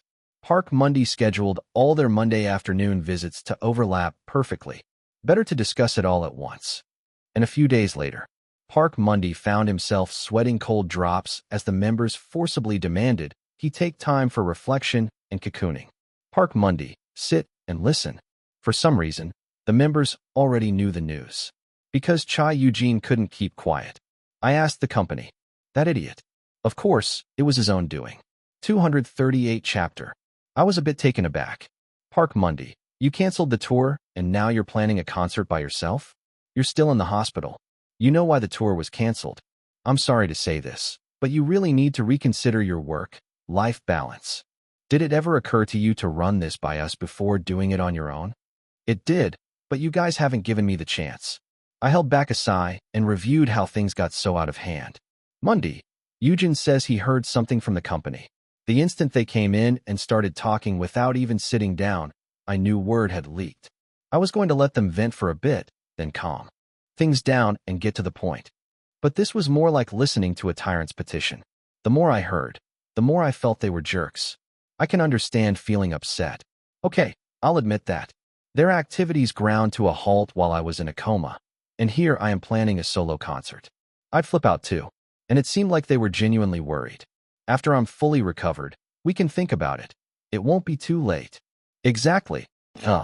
Thinking of how they must have wondered for the past 18 days whether I'd ever wake up, I patiently listened, but 30 minutes in, the same points kept repeating. I sighed and began to organize my thoughts. First, I wanted to discuss this today. Oh, after everything's already decided? Big Sejin's at it again. No, nothing's decided yet. Telling the company was just an idea. I pressed my temple. I wasn't planning to do it immediately. I thought it'd be nice as a celebration once official Taystar activities resumed. That actually sounded realistic enough to silence the room. After a moment, I added. Still, I realize it looked like I just blurted out solo concert to the company. I'm sorry. Really, I apologize. I was about to explain that it was a bait and switch, but Ryu Chongwu spoke first. Mundy, you must want to perform again soon. Right. Otherwise I'd be dead. Chongwu nodded. If you want a solo concert, go ahead. And if you don't really want to sue the company, it's fine just to keep performing. You don't need to apologize for that. Bei Sejin's face went red, but he didn't argue. He just nodded silently. But you have to take care of your health. Everything we've said so far is because of that. You're pushing yourself too hard. I hope you understand that. I've said it every time. Chongwu's expression was grim. That blow to my solar plexus must have traumatically lodged in his mind. Sigh. Back to square one. I interlaced my fingers. I'm perfectly healthy, and full recovery is right around the corner. How do I make them believe in this miraculous healing? I am taking proper care of my health. I'm following all the medical staff's instructions, and I hear I'm recovering at a ridiculous pace. So once you're fully healed, you want to return to activities? Well, if they call me an expert, I'd consider it. Big Sejin chuckled. Man, the fans would love that. You think they'd react well? Fans know you're only human. If they thought the company was exploiting someone in a coma, they'd send a truck at them. Oh, this is all part of the big lawsuit plan. In that case, wow, Mundy, you're amazing. Unbelievable. I ground my teeth. Do you have to say it like that? Don't mock me. I'm being sincere here. It pisses me off when they keep rubbing it in that I almost died. Enough already. Big Sejin opened his mouth, then closed it again without speaking. I focused on calming down, and then my namesake exploded. He's doing that because he's worried. Bei Sejin clenched his fists and lunged forward. That's just how he expresses it. He's teasing, right? Why, yeah. Sejin wants to apologize too, right? Seeing Si and Ah-hyun back him up, I guessed it wasn't teasing. Big Sejin stared at the floor, expressionless. I'm sorry. I nodded. Okay, I was a bit hypersensitive. I finally found a way to clear that status debuff, but it took so long to discuss that I ran out of wiggle room. They probably didn't mean to pick a fight. They were angry, sure. Maybe they thought some sarcasm would snap me to attention. Can't complain too much. After 2 years of training camp and hardship, they do care about me. And since the car accident happened, they have to worry about my health. Plus, we've been through countless trials together. They're bonded to me. It all comes down to information. They don't know that if I don't draw 400,000 people, I die.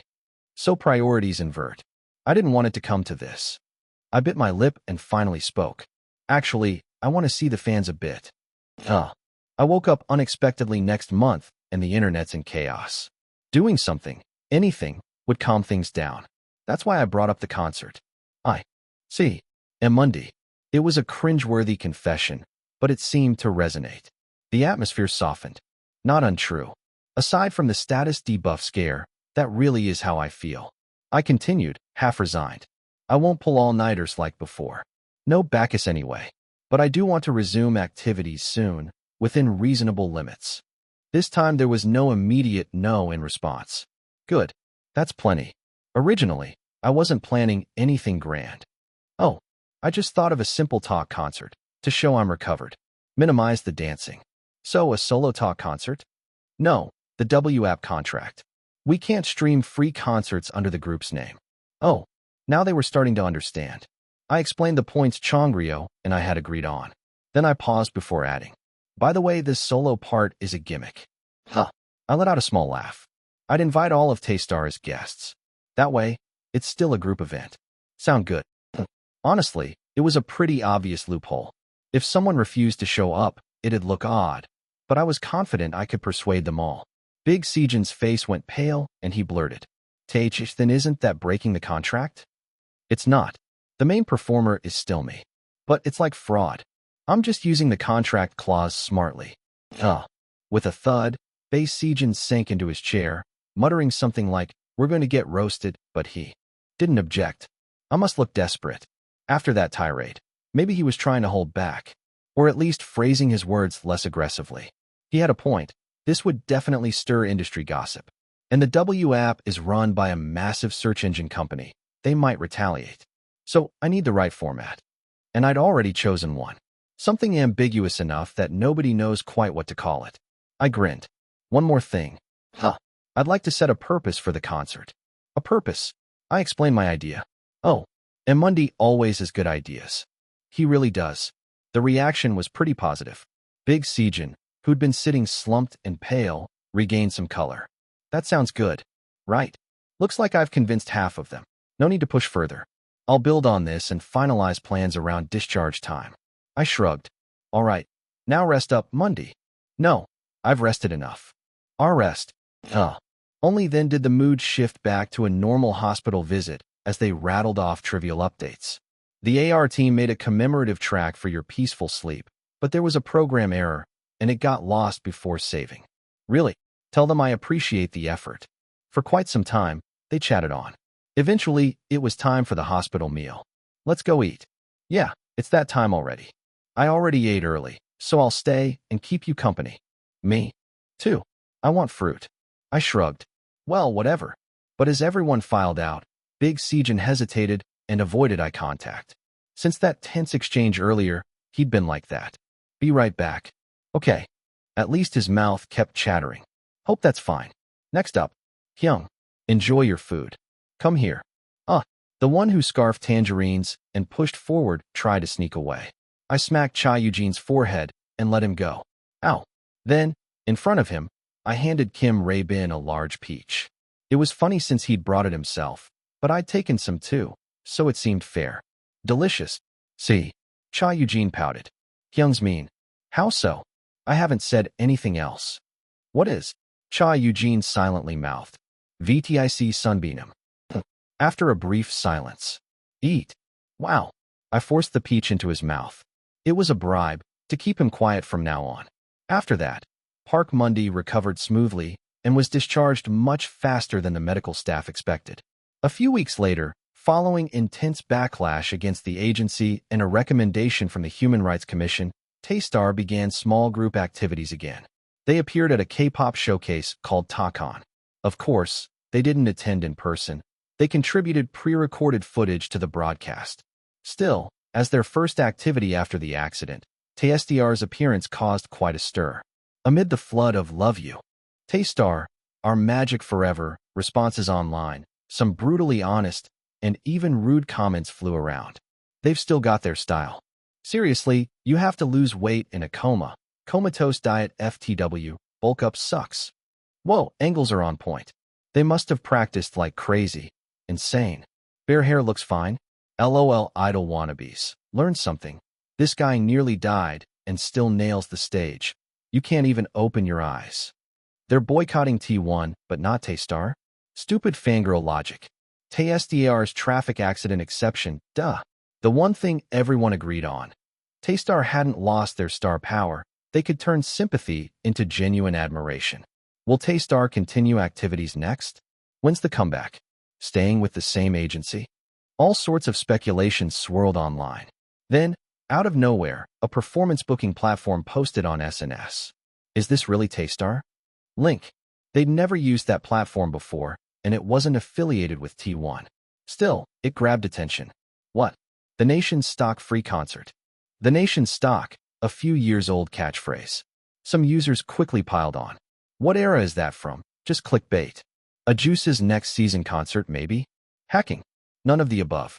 A few days later, the next SNS post #InkViolite, #read. Watch the nation's stock free concert and support sick children. Hosted by Park Mundy. Guests, Taystar. That's right. Park Mundy had planned a charity concert to raise funds for children in need. 239 chapter. There was some risk. People might wonder. Why is Park Mundy the host and Taystar only the guests? They're really pushing Mundy, LOL. But it never became a real controversy because I already knew how to flip cause and effect.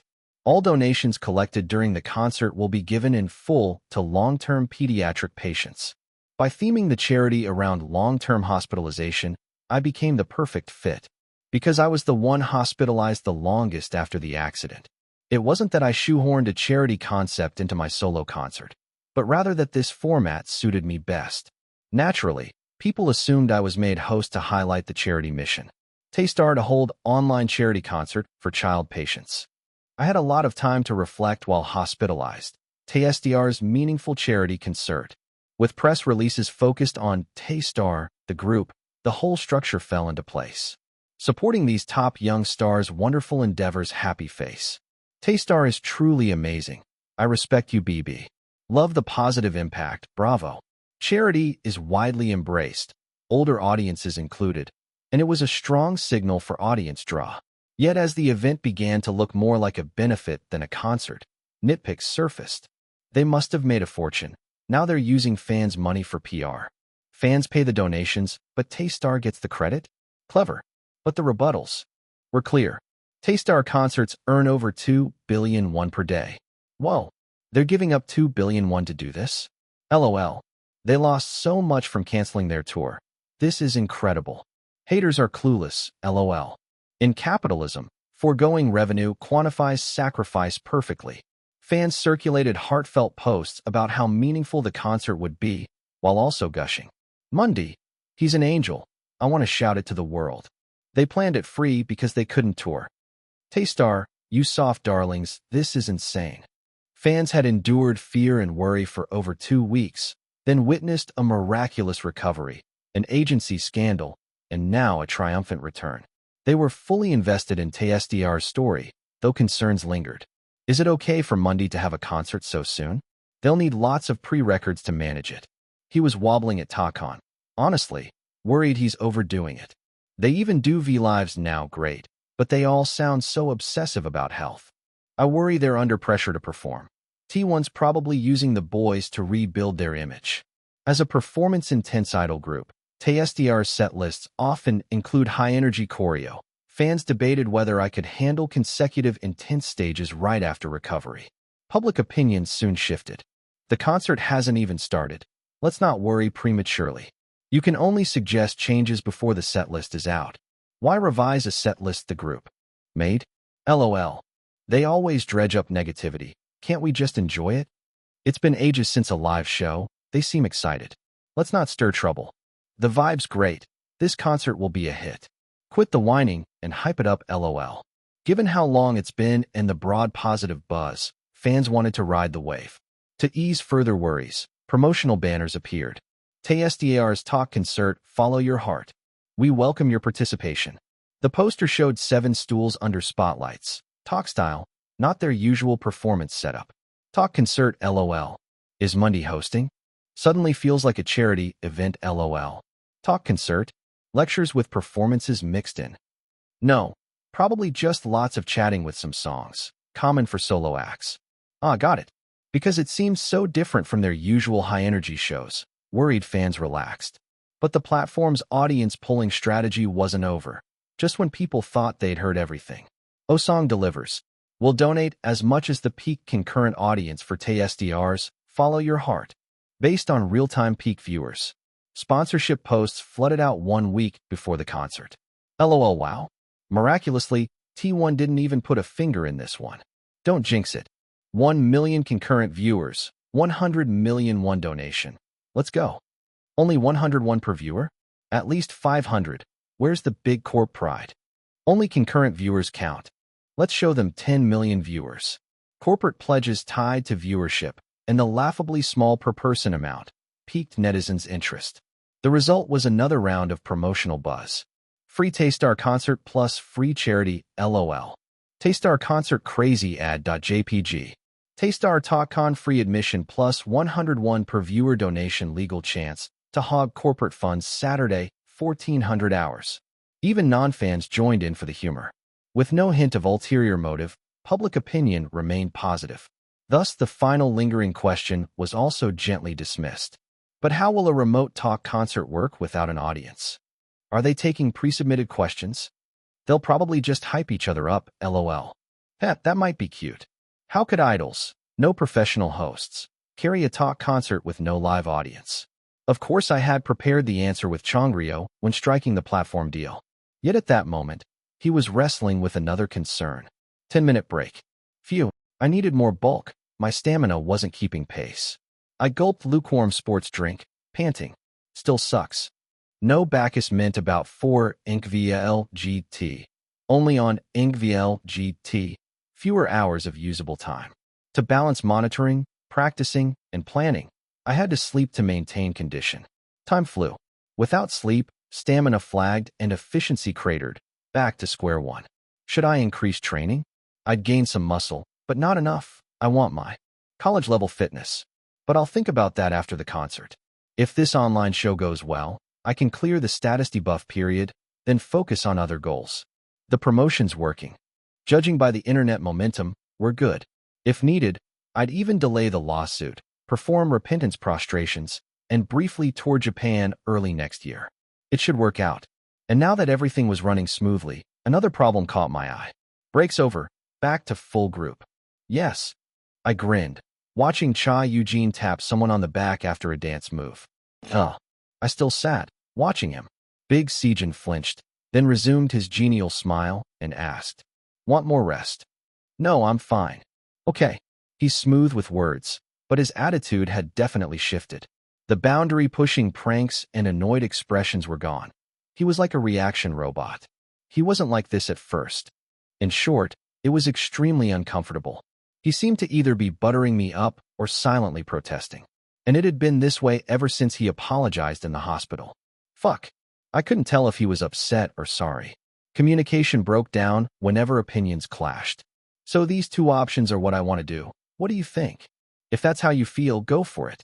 I asked your opinion. You told me to choose one earlier. Me? I said either's fine. Do what you want, no problem. Was he backing down or expressing stress? Indirectly?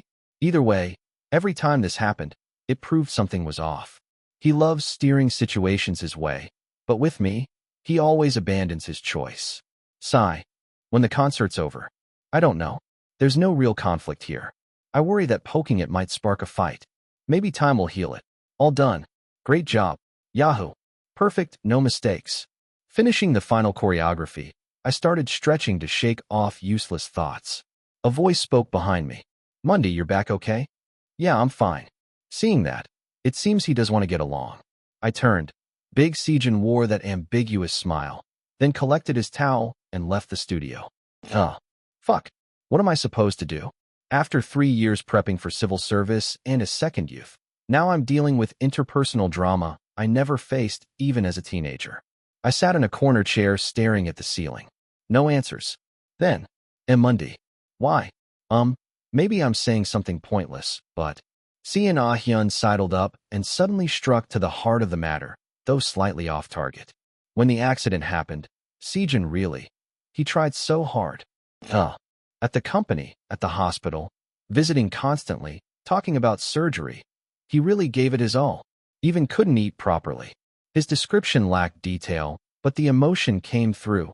Sejin's desperate efforts and sorrow when I wouldn't wake up. And it hit me. When you woke up, even in the car, Sejin was crying so much. Everyone was, but he especially worried about you. More than I'd thought. These guys cared about me deeply. I was speechless. So, could you think about that too, in a good way? I want you to feel at ease. I struggled to reply. All right. I'll consider it. Seon Ah-hyun smiled faintly. Then, at Cha Eugene's call, staggered up to gather his things. Hyung, I'll eat this. Wait.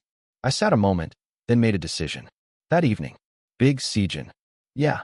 I asked Bae Sejin's permission and temporarily switched rooms. He happily packed his stuff from the living room and moved in. Monday. Yes. In other words, today, I became Big Sejin's roommate. 240 chapter. Big Sejin looked a little taken aback, then immediately changed his expression and gave me a sly smile. Oh, you looking for something? No. I just switched rooms with you, Bae Sejin. The room? Yeah, just for today. I sat down on the edge of his bed, where Bae Sejin normally slept. Let's talk for a bit. A brief tension flickered across Big Sejin's face, but his words came out smoothly. So, what do you want to talk about? I wanted to say, what's with your attitude these days, asshole? But I held back. If you're not trying to pick a fight, don't talk like that. Instead, I laced my fingers and calmly began with what needed saying. First, thank you. I heard you had a rough time holding down the fort while I was unconscious, dealing with the company and the hospital and everything. I continued evenly. I feel like I never properly thanked you, so even now, it feels right to say it. Thanks for caring. He looked as if he'd taken a punch. And thanks for worrying about me. Are you crying? No. Big Sejin's eyes were red as he blustered. I'm just moved, okay? Moved? Maybe. More like relieved. Not quite the reaction I expected. He must have been going through his own turmoil these past few days. His embarrassment gave way to a looser, more genuine laugh. This is kinda awkward. Good, his tension eased. I crossed my arms. No need to be awkward. Anyway, now it was my turn to ask. Hey, have you been pissed at me or something? What? Feels like it's been ages since I said anything, and you just nodded, you're right, without giving your own opinion. I tapped the bed frame with my finger. Seeing his tension spike again made me uneasy, but better to clear it now than let it fester. Let's get it out now. If you felt it was unfair that I got a one-sided apology, and that was the end of the matter when I brought up the concert, why would I think it was unfair? No, I guess I was kind of thoughtless then. I was just trying to be careful with my words, but that didn't feel genuine. I said exactly what I thought. I don't think that's it. You probably just wanted to smooth things over, but if you keep not voicing your own opinion, that'll backfire. I sighed and kept going. So, I apologize for planning a solo concert without consulting everyone, since the team is in a rough spot. I already said that's not it. Big Sejin ground his teeth. Then he couldn't hold it in and spoke seriously. Mundy, do you think I'm some kind of sociopath? Do you think I was pissed off because you planned a solo concert? That it had caused problems for the team? He wasn't angry at me? Big Sejin took a few deep breaths as if to calm himself, then collected his thoughts. Have you never considered that I was just worried you'd overdo it after waking up from a coma? I did think that might be part of it. You thought that, but you assumed I was annoyed thinking it'd hurt the team more. Isn't that it? I don't recall him ever speaking so directly before. Now he was on a roll, almost confessing. You always do this whenever someone gets hurt or there's controversy. Yes, I care a lot about this career. Of course I want to do well, but I also worry about my friends. Aren't we friends? Honestly, I didn't care about performing. I just wanted you to wake up. And then you finally did, and you threw out another crazy idea, right when I'd just. Big Sejin's voice caught in his throat, and he fell silent. Only after hearing him out did I realize why he'd acted that way. He'd been scared. His close friend almost died, and then I'd fought with him on top of that, so he'd been trying to tread carefully. He took my slip-up far more seriously than it warranted. And he thought of me as such a close friend. It hit me anew. Big Sejin is still in his early 20s, the age when most people are goofing off in college. He'd grown so used to having backups that unconsciously he judged himself more strictly than the others, like a peer coworker. I was wrong to reduce him to nothing but career and benefit analysis. He'd been through an awful lot for me. I hesitated, then nodded, and spoke sincerely. All right, you were trying to look out for me, and I misread it as annoyance. I'm sorry. It's okay. No, it's not. And you are my friend. I never doubted that. I thought of the status window and all the unresolved mysteries. I've just been so strapped for time, desperate for results right now. I'm sorry. This isn't about the solo concert.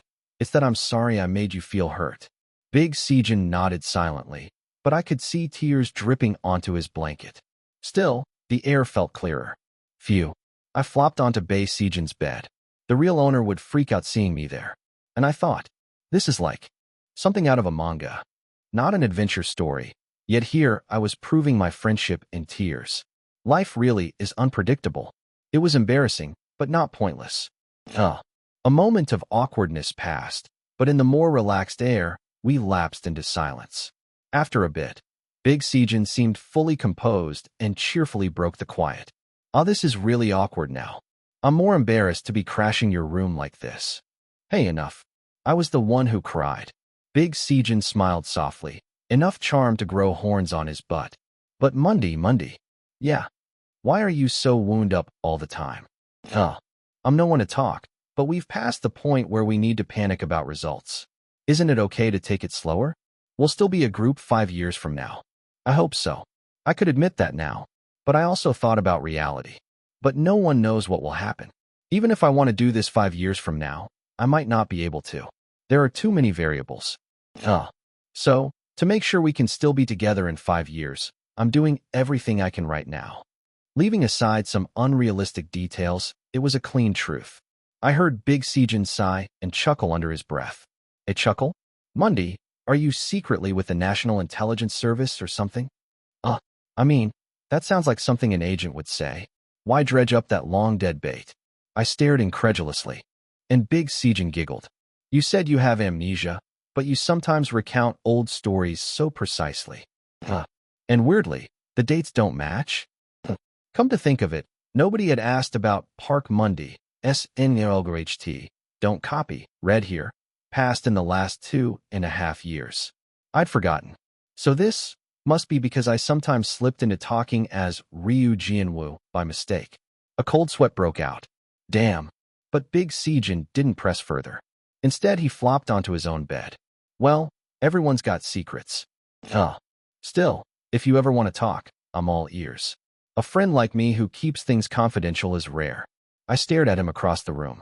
He didn't even know about status windows or resets. He'd probably only suspect I was lying about my age. Still, somehow I felt more at ease. I let out a small laugh. Yeah. I'll tell you when I can. Once all status effects are cleared, maybe one day we'll spend 2 nights and 3 days drinking and finally hash it out. And maybe it'll work. I added jokingly. Until then, cut me some slack. Appreciate your cooperation. Big Sejin fell silent, as if digesting something complex, then slowly replied. Cooperation with the National Intelligence Service? Hey. Haha. Okay. He was laughing mischievously, but I could tell he wanted to smooth things over. Oh, Monday, it's already midnight if we want to practice tomorrow. We should sleep early. All right. I tousled my hair and got up to turn off the light. Well, leading by example and turning off the light, roommate of the day is awesome. Let's just sleep, right? In the room of my namesake roommate, the light went out. We went to sleep in comfortable silence, and I knew that from tomorrow onward, things with him would feel natural again. The only side effect was that Bae Sejin returned to the living room looking rather lonely. Maybe I should switch roommates again sometimes. Costumes are ready. Whoa. Do you think these are okay? Given our past experiences, I'm sure the fans will love them, right? In any case, concert preparations proceeded smoothly, and soon the broadcast day arrived. On the day of the talk concert, Follow Your Heart, hosted by Park Mundy with Taestar as guests, the grad student didn't go to the lab for the first time in a while, but sat at her home desktop. There's the instant expert, but no instant master, she'd quipped to herself as she fretted over her career choices. This was a rare dopamine boost. This is so great. It felt like the first time in ages she could relax and see Mundy again. After that hellish 18 days, seeing him recovered left her emotions so full she could barely function. Now, she felt okay. She was excited. Since it's a talk concert, it won't be too strenuous. Above all, she loved the buzz of everyone's eager anticipation. I bet Mundy's excited too. She giggled as she exchanged a few fluttery messages with her home admin friend, then logged into the concert platform. Gotta sign up to post real-time comments. Though the platform was a bit niche to her, its user-friendly interface and good causes overcame any hesitation. Even if she'd been reluctant, she wanted to leave a comment for this concert. I might not see it live, but I want to cheer him on. She was so grateful Mundy recovered and was back in good health. I'm officially a fangirl now. She set her hands on the keyboard and waited for the concert to begin. Moments later, a black screen flashed rainbow lines and a countdown started. 3. Love you, Tester. LOL, so many people. Charity concert, love it. 3. Watching Chongwoo. Comments flew by, then the screen lit up to lively classical accompaniment. 7 chairs on stage, just like the poster. Taestar weren't there yet. Ooh, where's Taestar? Pre-show? Now they're appearing? Mundy goes first, right? He's the host. As the grad student slapped her knee in excitement, the voice came over the audio. Welcome, everyone, to our audience participation talk concert. It was Park Mundy. It's Mundy. Only his voice. Where will he appear? He's definitely coming out first. Just then, as she hurriedly typed, Mundy is the best, in the comments. Before we begin, we need your choices for a smooth program. Words appeared on the venue's backscreen. Taestar are awesome, cute. Her eyes went wide as she stared at the screen. Comments filled with question marks and laughter. But Mundy's calm voice followed. Combine the pound key on your keyboard with your number choice and post it in the comments. We'll count your selections on screen. Please choose Follow Your Heart. Hearing that, a few people quickly tested the combo. Number 1. Number 2. The moment they appeared in the chat, the on-screen tally updated. Taestar are awesome, 25. Cute, 31. A clear reflection. Whoa, they're using this in a concert, LOL. And so began the 21st century remote talk concert. 241 chapter. The real-time comments ballooned monstrously. It's a concert, so let's go cool. Number 1. #2 #2 #2 please cute. Does this count if I use it too? This is so funny. Some were just testing other numbers, some were genuinely pushing one choice, and most were picking at random for fun. A flood of different messages updated the comment feed in seconds. The vote count on the big screen climbed just as fast. Taestar is cool, 2017. Cute, 1992. Park Mundy's off-screen mumble rang out again before he'd even appeared. It's incredibly close. Thanks for voting so quickly. Time limit is 3 minutes. Now, 120 seconds remaining. His calm voice betrayed a hint of surprise. He hadn't expected such enthusiasm. So cute. The graduate student pounded the keyboard with both hands, then cast her vote too. Number 1 Taestar so. At a concert, Mundy would probably want to show something cool too, right? She felt pleased with her choice. Number 1 was just barely ahead. But unfortunately for her, a good many of those early test votes were insincere. Many who'd logged in the moment the concert started were hardcore fans, hardly representative of the general public. The more entrenched the fans, the more likely they were to pick the less mainstream option. Pick 2 right now. All you viewers watching the Taystar Con, please boost number 2. I'm number 2, hurry. Let's see those idols acting cute. Because footage of Taystar's cool stage was already everywhere in data archives, a genuinely cute performance was a rare treat. Only seen in surprise concert stages or on SNS. Fans weren't about to let this chance slip. An official cute stage. They went absolutely nuts for option 2. As a result, Taystar is cool, 10,286. Cute, 15,601. An overwhelming victory. Hoi, you poor souls who don't appreciate Taystar's coolness. Yes, cute conquers the world. Despite the chaotic sea of comments, Park Mundi's voice remained measured. The audience's choice is, Taystar is cute. Thank you for participating. He even sounded a little amused. Honestly, I didn't expect results like this. Cute. Even the graduate student, who'd been disappointed at number 1 losing, happily accepted the outcome.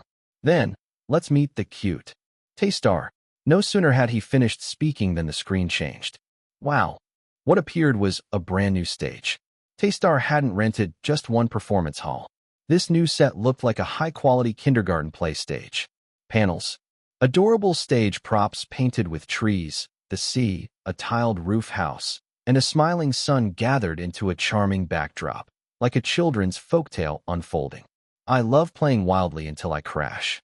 Cha Eugene's Korean narration, far livelier than the original, sounded over the loudspeakers. Shimmering helium balloons burst above the stage as Taystar poured out. Children's cheers were mixed in. Wah! They charged on wearing costumes that belonged in a folktale play.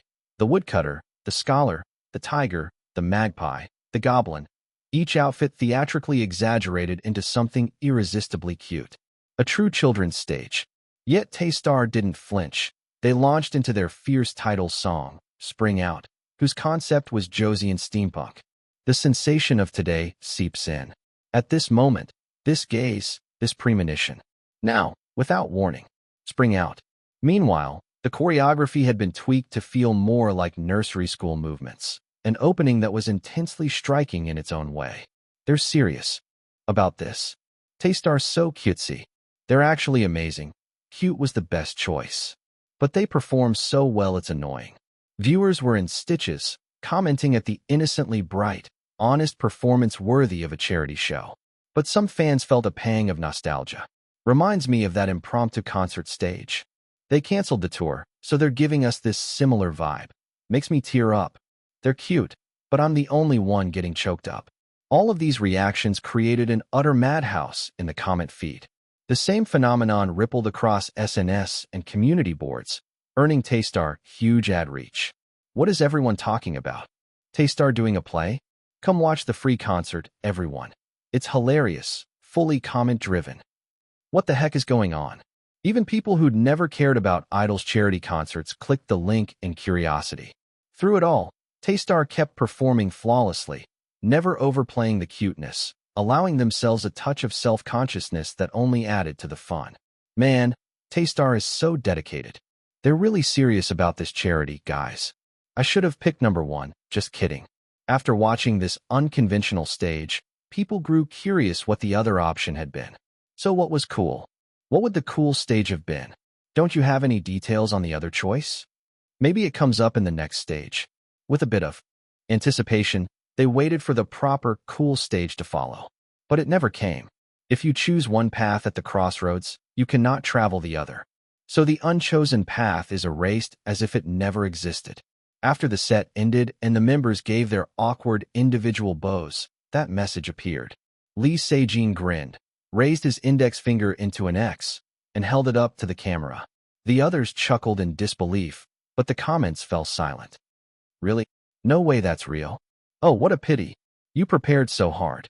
But the show goes on. Next choice.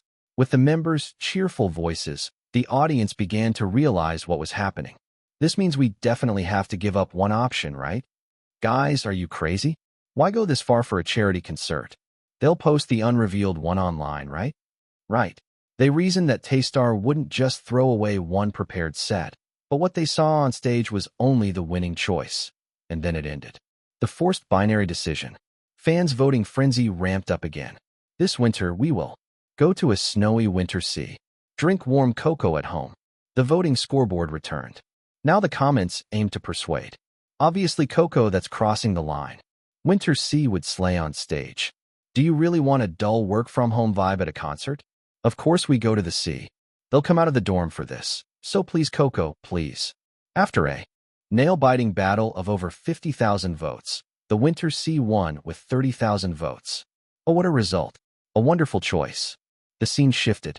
The members sat on the floor of a dreamily swaying gray stage, singing Picnic, rearranged with more delicate harmonies to suit a vocal performance style. No need for weather forecasts. Today's the day I want to meet you. Take a light step as you go. Today the sky is blue, yeah? It was a cool, beautiful a cappella. Making use of the non-contact concert format, silvery blue waves gently rippled across the screen in harmony with the song. At the climax, Park Mundy led a dramatic chord that left the stage echoing. That was so good. A great choice. Taystar has so many good songs. Every time a fun or memorable stage stacked on top of the last, viewers boasted of their votes and wondered what the other choice would have been, immersing themselves ever more in the concert. Even those who'd been watching an unauthorized stream on YouTube because they found niche platforms annoying felt drawn to vote. Pick number 2 for the dance vid. The MV's so cringe number 2. If you pick Puppy you get Mundy. Pick Kitty you get Chago Young Center, right? Just type hashtag and upload, right? Boring. Wow, this is so close. Trolls tried to stir up trouble, but it didn't matter. The comments couldn't influence Taystar directly, only by piling votes behind one number. The thrill lay in the instantaneous feedback and high-stakes choice. People voted on Dog versus Cat, Hadiak versus Yagua, Magic versus Baseball, and more. Some choices blatantly favored Taystar's connections. Others made no sense. But whatever they picked, the resulting performance resolved the mystery and sparked laughter or amazement. So it was a cover song contest. Sweet Kitty for Cat. Baseball equals high five, nailed it. Chongwoo in a baseball uniform always looks so good. Hadiak, did they roll a mukbang VCR? Ingenious captures and GIFs flooded SNS in real time. And Taystar didn't forget the mid-show ad. Help Samong, who's never left her hospital room, by giving her the gift of tomorrow's dreams. In collaboration with a child welfare foundation, hopeful donation appeals appeared intermittently to remind viewers this was a charity concert, and they worked remarkably well. Because donation moments were scheduled, funds poured in all at once. Firework effects in the comment feed encouraged even reluctant viewers to give. Awesome. We're so cultured. Saturday leisure, yeah? By the time everyone was fully comfortable with the system and flow. Now, the next choice concerns a special stage. Please look forward to it. After seeing Ah Hyun's gentle voice, the big screen displayed a choice no one expected. My guess is the special stage will be Taystar covering VTIC. VTIC covering Taystar. Suddenly, a senior group entered the picture. What is this? Seriously? Why is VTIC here? But soon viewers caught on. If you pick number 2, Taystar will pretend to be VTIC. That'd be hilarious. Listen to Taystar's VTIC-style rearrangement. That'd be so fun. Maybe Taystar shows up to apologize to the nation. Option number 1 was obviously the safe, intended choice. Fans all assumed they'd vote for Taystar covering VTIC. But the audience pool had grown now that everyone knew how much fun this was. Those familiar with the format would never pass up a chance to troll. Let's go number 2. Curious what it'll be. They'll be so embarrassed. Number 2. Number 2, the answer is hashtag 2. Even fans wanting to tease Taystar joined in, and the vote tipped to number 2. A few hardcore fans squirmed at the thought. If this backfires, we'll be accused of exploiting VTIC. This is risky. But with only 3 minutes on the clock, there was no time for second thoughts. The result was in. VTIC covering Taystar, 71,432 votes. Option number 2 was the victor. Insane. So what will Taystar do? Wow, number 2 actually won. Can't wait, guys. as that mischievous anticipation peaked. So it's come to this. Indeed, a sudden back-and-forth narration played, unlike Park's earlier voice. Does Taystar regret this yet? Non-fans laughed in the comments, but TSDR's fans froze. This isn't TSDR's voice. Moments later, instead of the stage changing, the big screen rose. From the black backstage, for silhouettes emerged through swirling dry ice. Wait, what? No way. It's Circle Dasterisk Operator Engva Liota GHD Circle Dasterisk Operator. Read the full story, was real. VDIC themselves had made a cameo at TSDR's concert. Crazy. That unexpected, dramatic twist sent the audience into a frenzy. 242 chapter. Several hours earlier, behind the stage set up for TSDR's virtual charity concert. Do you need water? I'm fine. Chongryo was familiar with backstage. From the modest local festival that hadn't gone well, to a stadium packed entirely with TIC's own staff, he had experienced every level of the industry repeatedly, and that familiarity had layered deep geological strata within him. That was why TIC's members were used to their leader's composure. No matter the situation, he never wavered or misstepped. He seemed born for this work. Naturally, they too had caught his calmness like a contagion after debut. Wow, this is kind of nerve-wracking. I know, right? I guess that's the burden of being a guest. Yeah, you always have to shine more in someone else's party. VDIC bantered lightly in front of the camera set up for their WeTube upload, waiting for Chongryo to jump in at just the right moment. It was a sound decision. This is such a meaningful project. I hope it helps our juniors at Taystar. Exactly, thank you for inviting us to this wonderful event, Taystar Juniors. The members smiled and waved. At the camera, Chongryo watched them, smiling inwardly. No, this is a loss for us. Saying something so ridiculous with a straight face, he couldn't blame the members. They'd been selected solely on stage quality and accident risk. None of them were perceptive enough to realize that, at this rate, they'd only be padding someone else's success. Play nice and you're a sucker. Mess up and you're washed up. All-star guests at a rookies concert, performing the juniors' own songs. This was unheard of for first-tier seniors in the same industry. Of course, he couldn't entirely blame the members. The trap is just too delicious to resist.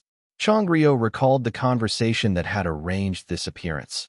The day he visited Park Mundi in the hospital, when Mundi first proposed the charity concert. Why don't we co-host it? I'm not sure. At that moment, TIC's schedule was on the verge of becoming murderous. They were preparing a full group comeback. After Chongryo's solo album had been a huge success, TIC's freedom had expanded greatly. The board's hesitancy to release a domestic album, fearing any sign of decline, had vanished. So their comeback preparations had gained momentum without him having to prod them. As usual for a group of TIC's stature, they planned a week of domestic music shows, then an overseas tour. But rehearsing a stadium tour while preparing a new concert? Impossible. There wouldn't even be time to sleep. Just visiting Mundi in the hospital had already cut into Chongryo's rest. And that was before comeback. What came next was a foregone conclusion. Chongryo had spoken the truth. My promotional period will be busy. I don't think I'll have time. Park Mundi didn't seem fazed. In that case, as a guest? If it's going well, the platform will want to hitch their wagon too. Mundi's plan was clear. Luti would sign an exclusive contract for the concert format. In return, as a gesture of friendship and promotion, Luti would invite Chongryo, who happened to be close with Mundi, to appear. So you just want us to do any stage and get our name on it. In that moment, Chongryo realized. He already knew. Knowing that a co-production was impossible given TIC's schedule, Mundi had steered the discussion this way. Chongryo narrowed his eyes. He wants to use me as the guest. And do any stage at all. At first it sounded like consideration for the seniors' busy schedule, but in truth it meant show up and do whatever. While Taystar trained for the special concert stages, Chongryo alone would perform a standard set, a mismatch of scale. If things went poorly, his reputation would take a hit. It might not be as damaging as Mundi appearing as a guest on TIC's tour, but it was risky. Your thoughts? But outright refusal was dangerous too. He remembered. The recording. The audio of their conversation during his abduction must be on Mundi's cloud. The moment that leak hit the headlines again, TIC's career would be finished. Yet Changryo judged that Mundi was unlikely to release it. That would drag us both into the mud. A scorched earth tactic wouldn't serve Mundi, who needed to stay active. Still, he could bluff with that recording to threaten Changryo, and that would destroy their rapport. Changryo didn't want that either. After a swift decision, he smiled. Fine, I'll appear as a guest. Then, oh, the whole VTIC will appear? That's okay, right? The audience will be even bigger. It was madness. If only Changryo had appeared, any fallout could be chalked up to friends hooking me up. But he refused to give so much advantage away. Mundi was silent for a moment, then nodded calmly. All right. Okay, let's do it that way. This was a gambit.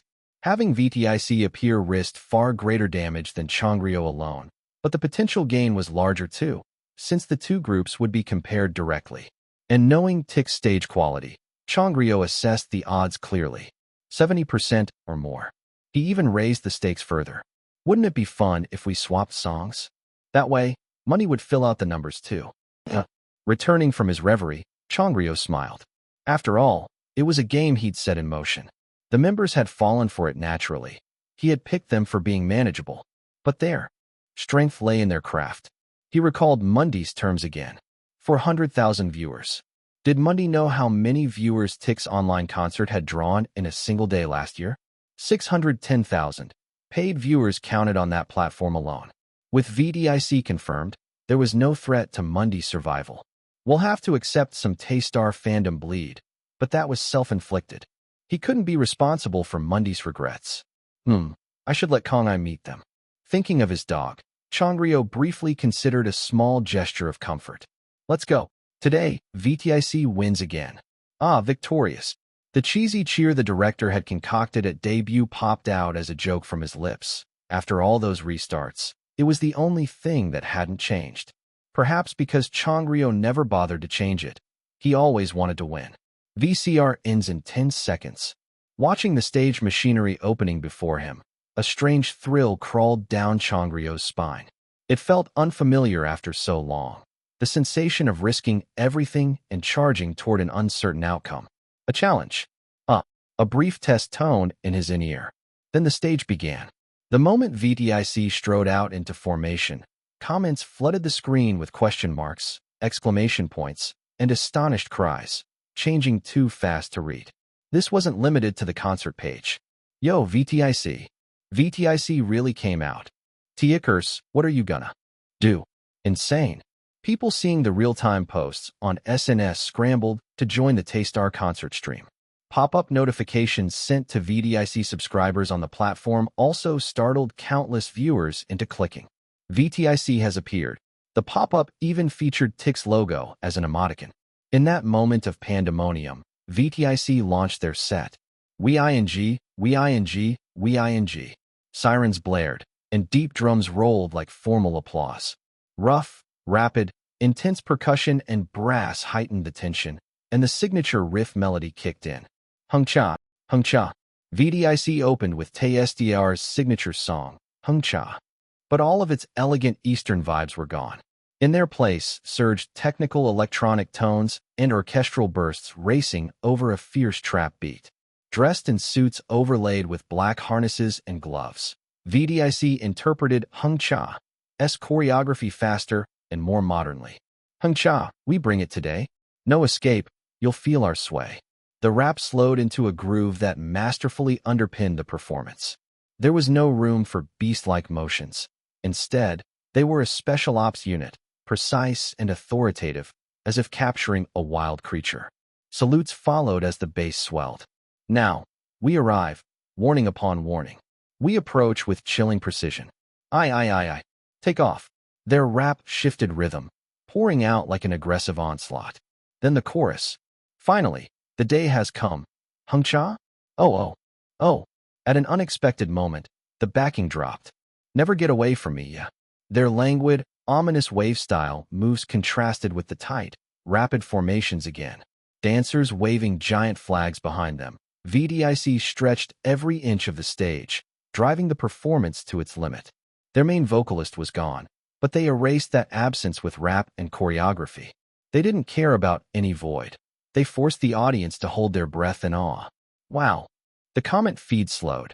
Their extreme focus made applause unnecessary. Amid red and blue lasers, and under the deeper, grander riff melody, VDIC rampaged. They skipped straight to the bridge, omitting the second verse intro. The backing leapt to where the bridge should be. The members paused, turned, and reformed. But instead of the expected melody, the familiar rap chorus hit. Sangun, their claws are hella sharp. Readily tear you apart. You can't catch me. No, you can't. Then their iconic hand and hip moves. Sangun. Whoa here. One of their signature tracks, Sangun. The melody and bass intertwined perfectly as Sangun grew even more imposing. The traditional wind instrument reference, most emblematic of the song, was added. Make me a boss. That's right, that's right. VDIC had woven two songs around the keyword beast and pulled traditional style firmly into their own camp, almost promising to show who did it first. They'd completely rearranged Hung Cha to escape mere imitation, and the attempt was utterly convincing. So damn cool. Sangun, Sangun, Sangun. Look at the dignity of a hit song. The public and Tix fans roared at this melding of massive hits, Sangun devouring Hung Cha and dominating the latter half. At its best moment, the stage had all the persuasive power needed.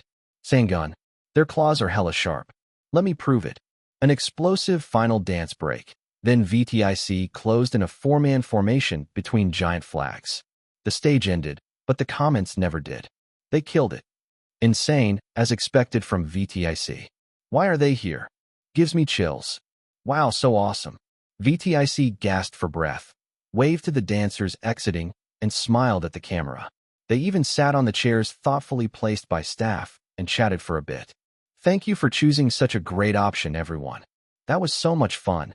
Even though they'd have appeared no matter what, they played it off casually, applauding and praising the concert's intent.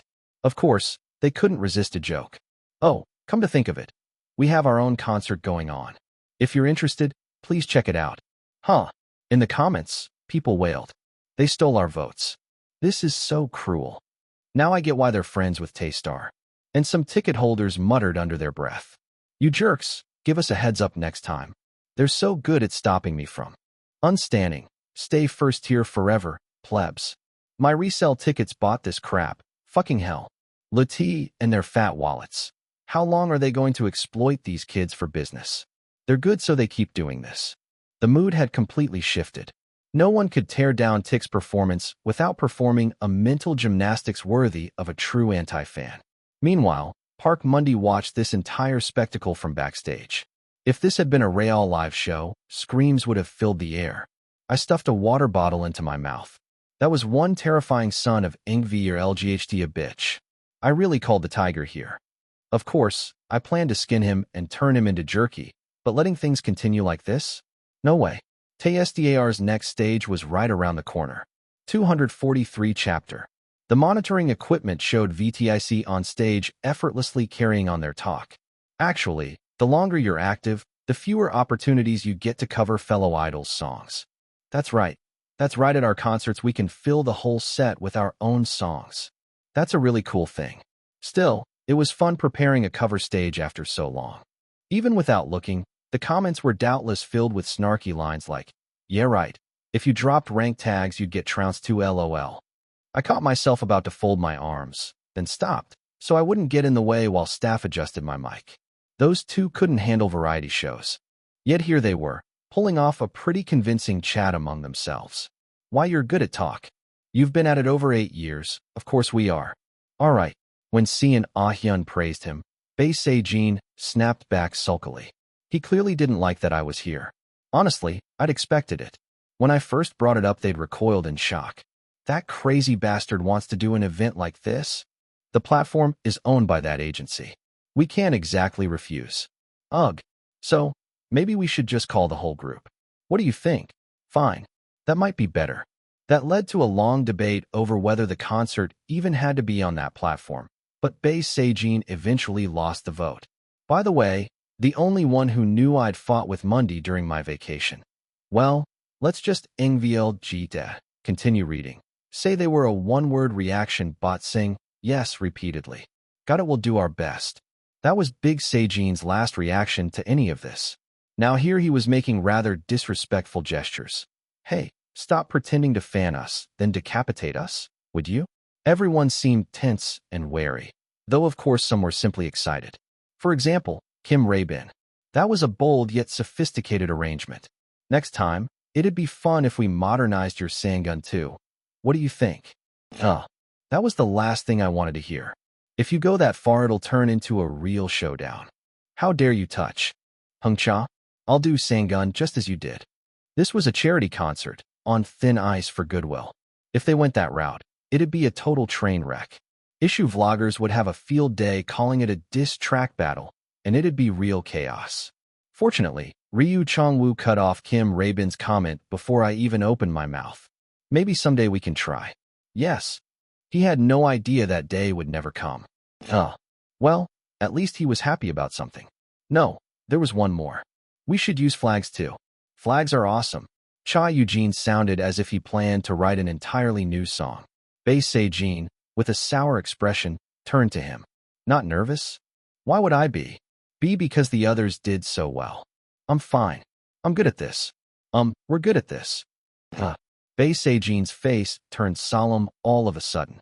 Why, you're right. That's right. Sure, good luck with that pep talk. I nodded and chimed in. Let's do our best out there. Yeah. Right. Mundi, who pushed hardest for this concert. Mundi, who booked the choreographer just one day after being discharged. Even Ryu Chongwoo. We really had to nail this stage. If we screwed up, they'd hang me upside down backstage and pour red ginseng down my throat. Not that I intended to fail. Stick to what we prepared. I smiled and stood with them. Soon it would be TSDAR's turn again. Wow, the graduate student sitting in front of her computer was still marveling at Tick's stage she'd just watched. No one could deny it had been incredible.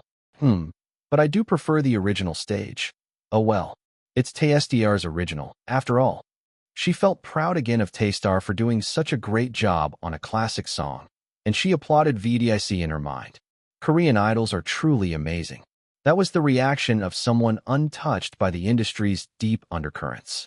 Unlike ordinary viewers happily praising both acts, the hardcore fans were wringing their hands, wondering what to do. Fucking VDIC can't even keep their spoon to themselves, showing up at the Rookies concert, so obnoxious. They could have just done their own thing. This power trip is disgusting. Coming as guests in a charity concert, bringing all your dancers, fuck off. I'm cutting my internet. Tick's side wasn't much different. Initial shock and anger gave way to excitement. Their stage was just too overwhelming. They should have spent that time on variety shows. Still, Victorylings won, so I'm good lol. LOL, I'll use this for promo vids ***. Let's push Sangun again and ask for a VTIC version of Hung-cha too, huh? This mystery when they don't see every time is why being a T-car is so fun. If they spent this time on a fan sign instead, crap, it's gonna be a brawl. While clips of Tick's surprise performance surfaced across SNS and forums, right then the screen displayed. VTIC is going off. Please participate. After a short talk and friendly goodbye, VTIC exited, poking at the new message on the big screen. Next stages. Taestar covering VTIC. Taestar covering VTIC. It looked almost identical to the last options. The original VTIC covering Taestar choice was gone, replaced by a sentence with an enigmatic question mark. What's with number 2? Why is there a question mark lol? Naturally, the comments buzzed again at this unfathomable prompt. Tick's fans, who'd tuned in because of them, held off leaving. Another number 2 for sure. I wonder why they added the question mark. Feels like some funny twist will happen. Hit number 2. Lol, so much fun. With the unpredictable choice delighting everyone, votes piled in. Taestar covering VTIC. 179,557. A complete landslide for number 2. Is this okay? I mean, VTIC will be brought up again either way. TSDAR's fans felt uneasy about the prompt itself, but couldn't dampen the excited crowd, so they quietly waited for TSDAR's next stage. Then, as always, the screen suddenly went dark. Normally that meant the next stage was about to start, but this time the first thing heard in the darkness was a voice. Sangun, their claws are hella sharp. Readily tear you apart. That was the lyric of Sangun, which VTIC had just performed. TSDR's doing Sangun too. No fucking way. Whoa. Amid stunned comments, a spotlight shone on one corner of the dark stage. Click. It illuminated a table. The camera cut into close-up. On the table sat a red retro radio with an antenna, set up so it seemed the song was coming from the radio. Without warning, a solid hand reached onto the table and pressed a button on the radio. No, you can't. With static crackling, the song abruptly stopped. Then the owner's head slid into frame. It was Cha Eugene, wearing a mischievous grin. Hum, hum, hum. He hummed the melody of Sangun with delight, even bobbing his shoulders in rhythm. A perfect fan tribute. Just as the audience was about to relax, Cha Eugene suddenly stopped humming, grabbed the table, and somersaulted over it. BBABM. A crisp brass hit sounded. Lights around Cha Eugene flared bright as stage lights snapped on. The view opened to reveal a party scene for 10, filled with gold, purple, and red balloons and LED lights. Sofas and bar stools and tables were occupied by TSDR's members, frozen mid-pose with drinks in hand. A brief, motionless pause, as if someone had hit pause on a tape. Then, bobum, bam, BBABAM. Brass chords full of flourish exploded. Suddenly, Ryu Chongwoo and Lee Seijin burst in from either side, as if flowing into the party, and hit their formation just as a fast-beat electro swing track kicked off. Hey partner, are you thinking of me? I wonder, my owner, where our connection will lead. Cha Eugene sang the lyrics brightly, and every viewer knew. The song, NASA, Night Sign. This one, that's right. Taystar had chosen TIC's immortal hit, Night Sign, the title from the Monster album that sold 1.8 million in its first week. It had knocked out TSDAR's debut release the moment it dropped. The original song's sexy lyrics and languid melody, contrasted with intense instrumentation and choreography, made it an extremely demanding stage. But Taystar didn't sing it the same way. They totally didn't notice. Amazing LOL. Was this always such a fun song? They'd turned it into an upbeat arrangement with electric guitar, drums, and disco-style synth, lifting the tone sky-high. The lyrics sounded like playful flirting. Our hands clasped and twisting. You remember again. Night after night. From sofa to bar to table, Taystar moved their formation and passed center smoothly to each member. With no live audience, the stage had no fixed front, so they shifted center according to camera angles. When the camera panned down from the ceiling to Park Mundi on the sofa, then cut to bartender's eye view of Sienna Hyun at the bar, the transitions felt natural. They grinned and leapt onto sofas and bars, filling the frame with big disco moves. Until the end of this night. Remember my eyes. Like a night sign. Drag you into a trap. A multicolored mirror ball glittered and confetti rained down. With precise rhythms, they fused sharp hand and foot disco moves into high-energy choreography that filled the camera, evoking an early 80s retro high-teen vibe. This is so hype LOL. So cute. I'm pumping my fist in my seat. Instead of meeting VTIC head-on, the juniors chose a direction that no senior veteran could top. The heat and innocence of childhood. Hoo. Like a night sign. They spun until their cheeks burned, bounded around, and sang with joyful abandon. They weren't wild. They kept it clean and respectful, yet exhilarating. Park Mundi's lead vocal parts took on a new poignancy. VTIC themselves could never sing those parts the same way again. Whoa, that high note. The singing is top-notch. Figures they gave the main vocal to him.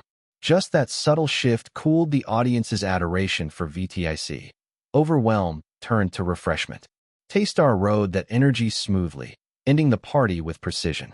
Then, only at the very end, did the difference between option number 2 and number 1 reveal itself. As the members formed their final line in colorful outfits, the lights suddenly switched to black and white. Creak. They froze, heads bowed, motionless on a stark monochrome stage. A narration echoed. Welcome, welcome. This is the call that summons you. It was the chorus from their own song, The Summons, a nightmare concept track, intoned in a chilling voice. Behind the party set, a massive banner unfurled, revealing in Gothic lettering. To be continued. Crack of thunder. The members snapped. Their heads up to look at each other, like a trailer for a classic American teen horror film. Then the stage cut to black. Instead, the screen filled again with the peaceful talk show set, 7 chairs neatly arranged. You can't leave us here. All right, we'll vote lol. Show the summons. Do we have to donate to see it? Name a target amount. As always, after a moment's shock, the comments quickly demanded the next vote. Curiosity about comparison morphed into anticipation for the next stage. Taystar had masterfully used VTIC and kept everyone glued to the screen. It was a brilliantly executed plan. A little later, during the ad break, we rapidly changed costumes and began mingling with VTIC. Wow, that was amazing. Thank you. Look at those moves. We'll never dance like that again. Everyone take joint supplements. In this job, your knees are everything. Hey, I take one. Want the name? Sure. Those guys really know how to pretend we're tight. I watched them insistently offer advice I'd only seen them give once on Variety, then glanced at Chongrio. He was talking to Kim Ray-bin, then looked over and grinned. Yeah, now I know what kind of squad he picked. I just texted you the supplement name. Thanks. Suppressing a sigh, I pulled out my phone. Their eyes lit up. Ooh, how should we save your names? VTIC Senior Shino. VTIC Senior Chayel. Oh, you categorized us. So professionally. What did they expect? I mumbled a quick thanks and escaped that conversational swamp. Big brothers, long time no see. Oh, Seijin. I can't deny it was handy that he backed me up. A moment later, just before VTIC left for their next schedule, Chongrio, still in his stage costume, turned to me not with a goodbye, but a question. Or rather, an assertion. You got what you wanted, right? I pulled up my status screen. 244 chapter. A semi-transparent pop-up appeared with triumphant fanfare. Successful encounter. You have succeeded in meeting an audience of 400,000. Time limit. Met. Success. Status ailment. Death if not an audience member removed. With a single free online concert, you eradicated the status ailment requiring 400,000 spectators. No wonder. After Tick's appearance, vote counts neared 300,000. I saw the count rise myself on the big screen, no different from verifying live audience reaction with my own eyes. I knew it would register. Moreover, on this platform, viewers can watch without registering. Casual onlookers likely didn't sign up. Many of Tick's overseas fans also aren't registered here, so the real view count must have been astronomical. Even generating 300,000 registered participants actively voting in real time would have been a stretch for Taystar alone. Thus, the basic plan to draw in VTIC was amply successful, though the outcome differed somewhat from my prediction. Confirm truth, click. The coin choice disappeared. I thought the default would remain now. The previous coin was clearly an anomalous option, so the system predicted that error and provided it. It seems the system detected the risk of my former manager screwing things up and proactively guarded against it. The identical audience status ailment reappearing only with inflated numbers now fits that logic. After offering confirm truth with the coin option, it ran the same ailment again to revert to the original. I recalled how my status screen had flickered with all sorts of ailments before vanishing. It must have diverted the pathway just to hand me a coin, even if it meant generating an error. But why? I'd never detected any trace of emotion or intellect in this system. Yet from tampering with gacha probabilities to this, there was a pattern of favor. I thought quickly and reached a conclusion. It wants me to clear the ailment. This status screen must be designed to force me to survive and clear this madness. Without the status screen, I'd have. What are you staring at? I looked up to see Chongrio studying my expression closely. I reflexively replied, just lost in thought. Is that so? He answered casually, then turned to fix his gaze on the empty space I'd glanced at, where the status pop-up had been. Fuck. I dismissed the pop-up at once. Chongrio showed no sign of noticing, simply smiling. He'd read my glance. He saw me glance that way. He was one of those people whose battle-hardened instincts never dulled. He asked if I got what I wanted. I let go of unnecessary tension and gave the orthodox answer. I think it worked out well. The performance. Indeed. Good to hear. Chongrio nodded, as if he understood the implication. Then he extended his hand. I enjoyed today. Likewise. He was confident. I reached out and shook his hand. His glove felt cool. Good luck with the rest of the show. Fighting. Tix members grinned and elbowed into the handshake line. I suppose they felt our connection had deepened. A few of our guys seemed to think the same, like Kim Ray-bin, who'd figured out the rearrangement software. I hope you have a safe trip home, seniors. Thank you for all your guidance. What guidance did we give? You're heading overseas, but still, thank you. We'll be careful. Yes. Thank you. Thank you. The farewell ended warmly with multiple handshakes exchanged. Well, we weren't enemies, and industry colleagues seeing each other again might as well part amicably. But the real problem lay elsewhere, the fandoms. The internet's gonna lose it. At least both sides broke even. Neither would win outright. So in the worst case, it'd just be gossip that two groups had a bit of a power struggle at a charity event. Not ideal, but survivable. Seijin, for minutes. Left on the big screen vote. Coming. Base Seijin, tasked with the next vote announcement, dashed down the corridor. With VTIC gone, he moved even more recklessly. I shrugged and returned to gauging audience. NVLIGHT, reaction. Let's nail the remaining stages. The next one was a performance where I'd have to pretend to gush fake blood. At least let's keep the quality high. This turned out to be a sound decision. TSDAR's charity concert ended in roaring success. Total donations this concert. 252,096,000 Korean wons. Thank you for your enthusiastic participation and warm hearts. Real-time donations exceeded 140 million Korean wons, and peak concurrent viewers surpassed 1.12 million. The platform wiped cold sweat, proclaiming their temporary server expansion was not in vain. Public response was overwhelmingly positive. Amazing. So much fun, seriously LOL. I donated $10 and feel great. Saw a great show and did a good deed. Wish they did this often. Taystar really are solid. Don't they have an in-heart? I want to follow them. Everyone who watched loved it, and they cheered that each performance would be posted to WeTube. The platform smoothly offered the full concert as VOD for purchase. No pushback, since individual stages were free to watch. That's fair, they gotta eat. Thanks, Taystar. VTIC were epic too, cheering for both groups. Happy face. Fans, eager to catch all the little hilarious moments, bought the full video at a good rate. And there was more. News on SNS.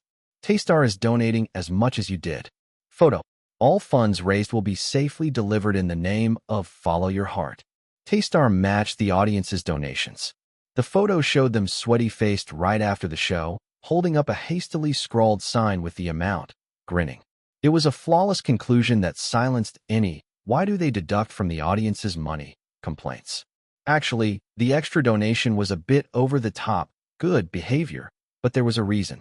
Idol-obsessed communities were already buzzing with chatter about VTIC versus Taystar. At first, it was all praise for the surprise VTIC set dominating popular posts and nearly monopolizing the internet. 9th year idol cover level. True first-tier dignity. VTIC, Hungcha. Countless comments debated better than the original or still prefer Taystar. Then TSDAR's performance changed the tone. Taystar was great. Love this vibe. Both are amazing, great concept. Main vocal. That hit home. Taystar had digested Tix's song freshly, removing the head-to-head nuance and uniting the setlist concept. The comparison fizzled, but in its place, hurt feelings among fandoms and opportunistic provocateurs flared up. Maybe it's just me, but the way they turned off the VTIC song on the old-style radio feels too calculated. Not mentioning they hummed it first. Is petty, it was clearly respect. It's 80s. Concept. Of course the outfits look old school. Why are fans trying to silence everyone? I felt it too. I think you're just trolling. Honestly, VTIC had the bigger scale, but it felt like they wanted to dominate too much. Kinda uncomfortable. If they didn't do it, you'd complain they didn't try. Sorry our kids did too well and hurt Taystar fans' feelings. I'll ask at fandom events for them to tone it down so rookies aren't embarrassed. So savage. Please stop. They were all great. Why this hostility? Under the surface, wild overinterpretations of TSDRs and Tix motives and baseless speculation swirled. Fans eager to pit the two fandoms against each other confronted those trying to calm things down. Though the performances were acclaimed, each side couldn't help but irritate the other. So fucking pissed. A college student, arguing with a VTIC fan on an article's comment thread, was livid. She was a fan of Kim Rae-bin, who she'd ranked second behind Park Mundy. You're losers for calling them guests even though you couldn't handle it. The guests ended up winning anyway, dancers and all. Are you blind? The guests crushed it. Anyone could see that. It's obvious, you idiots. The Kim Rae-bin fan clenched her teeth. Why are T-cars so disgusting? She typed. You're trolling because the guests tried to shine. They even turned aggression into part of the show. That's impressive. But she also realized she was commenting on performance skill itself. This did shift the atmosphere.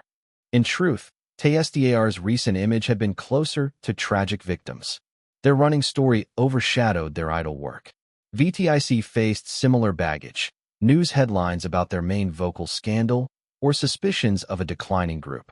But all those reputations flew out the window in this topic. Instead, both groups were celebrated for their craft. Fans of both held opinions on who did better. The idols themselves were hot again. All the conflict felt very much like first-tier idol drama. It's kind of fun, though. Love Our Viewer feels so obvious. You fucker. The Kim Rae-bin fan withdrew her previous comment and fired back with, oh, you're a T-car? Still pulling fans, aren't you? And she sensed. One wrong move, and this will blow up. Both fandoms must hate each other right now. Somewhere out there, someone was digging up dirt on the rival group. She instinctively knew. Ouch, my head hurts. At that moment, a notification dinged. Hello, I'm Mundy. It was from TSDAR's official account on SNS. Yo, Park Mundy. The Kim Rae-bin fan abandoned the keyboard battle and clicked the alert immediately. Hello, I'm Mundy, smiling face with smiling eyes. What a fun concert. There are so many great photos that I'm sharing a few I took. Thank you to all the Love Our viewers and every audience member. The attached photos were VTIC. Hey, she screamed. Feels like I lose if they post first. But she calmed instantly. Mundy followed up by posting TSDAR's own photos all at once. Kim Rae-bin looks handsome. She saved the picture of Kim Rae-bin, wearing bandages from the summoned stage, giving an awkward wink. Actually VTIC looks petty for pulling something like this on juniors. She reviewed Tick's pictures with cool detachment. Ugh, Mundy annoyingly took amazing shots of them too. Chongryo's solo photos looked even better than some home admins. That allowed no excuses about intentionally omitting some members. Wish they'd post a selfie or two of themselves. She grumbled, but looked forward to saving the fan-edited versions from various accounts. Similar things were happening among many fans. In an age where I like them because my idol likes them no longer holds, it still served to divert the atmosphere. People voicing, look, a great event, so don't call off invites, now had substance and feeling behind them. Even reluctant admissions surfaced in the undercurrent. Gamio knows what's up. When he's on our side, he's solid. THX for the pics. The internet went into a temporary truce to digest this bait. Meanwhile, TSDAR's official account posted an announcement, fresh bait about the abandoned choices. For those curious about TSDAR's other options, we've prepared something. Wednesday, last week of September at 11 p.m. on CVN. Stay tuned. Though specifics weren't revealed, it clearly doubled as promotion for TSDAR's new program. They work well. Their agency had been ludicrously incompetent, but letting the group handle things themselves produced this flawless result. The Kim Rae-bin fan, unusually speechless, toggled between the teaser and Mundy's photos. Yet the mastermind behind all this wasn't calmly monitoring as usual. We have to choose. Right? Lawsuit or next promotion? Instead, he'd begun a detailed debate with the leader on their next move. 245 chapter. Ryu Chong-woo hadn't sat down for a serious talk like this in a long time. Is this the first time since I awakened? No, that miserable confirmed truth kept us at arm's length before I woke. I could afford to let more time pass this way, though I might have to hit confirmed truth again. I briefly recalled the pop-up, then erased it from my mind. There was still time. Anyway, since he'd seemed off after I woke, I'd intentionally left him be. From experience, poking him when he's like that just pisses him off. So I didn't expect Chong-woo to be the one to call this meeting right after the concert ended. Do you want a non-alcoholic drink? He asked. Yes. I took the can of alcohol-free beer he handed me. Click. Gulp. The can opening and the tingle on my throat felt. Refreshing. You drink it well. I guess so. I wasn't dying for a drink, but I couldn't deny that thoughts of alcohol flitted through my mind now and then. Chong-woo, perhaps out of courtesy or to match me, poured himself a non-alcoholic beer too. In that surprisingly gentle atmosphere, we began to chat, and it wasn't hard to ease into the main topic. Have you thought about suing them? Right. Now that the suddenly arranged concert was over, it was time to broach that topic. I answered honestly. I thought about it, but honestly, it'd be too much for at least half a year. Our momentum would collapse. That makes sense. Chong-woo quietly sipped his beer. 1 year now, and 1 year 10 years from now won't have the same value. Exactly. That's the dilemma for professions whose prime can be short and unpredictable. Is this worth sacrificing a peak year? As a former athlete, Chong-woo would be even more used to that calculation. He gave a wry smile.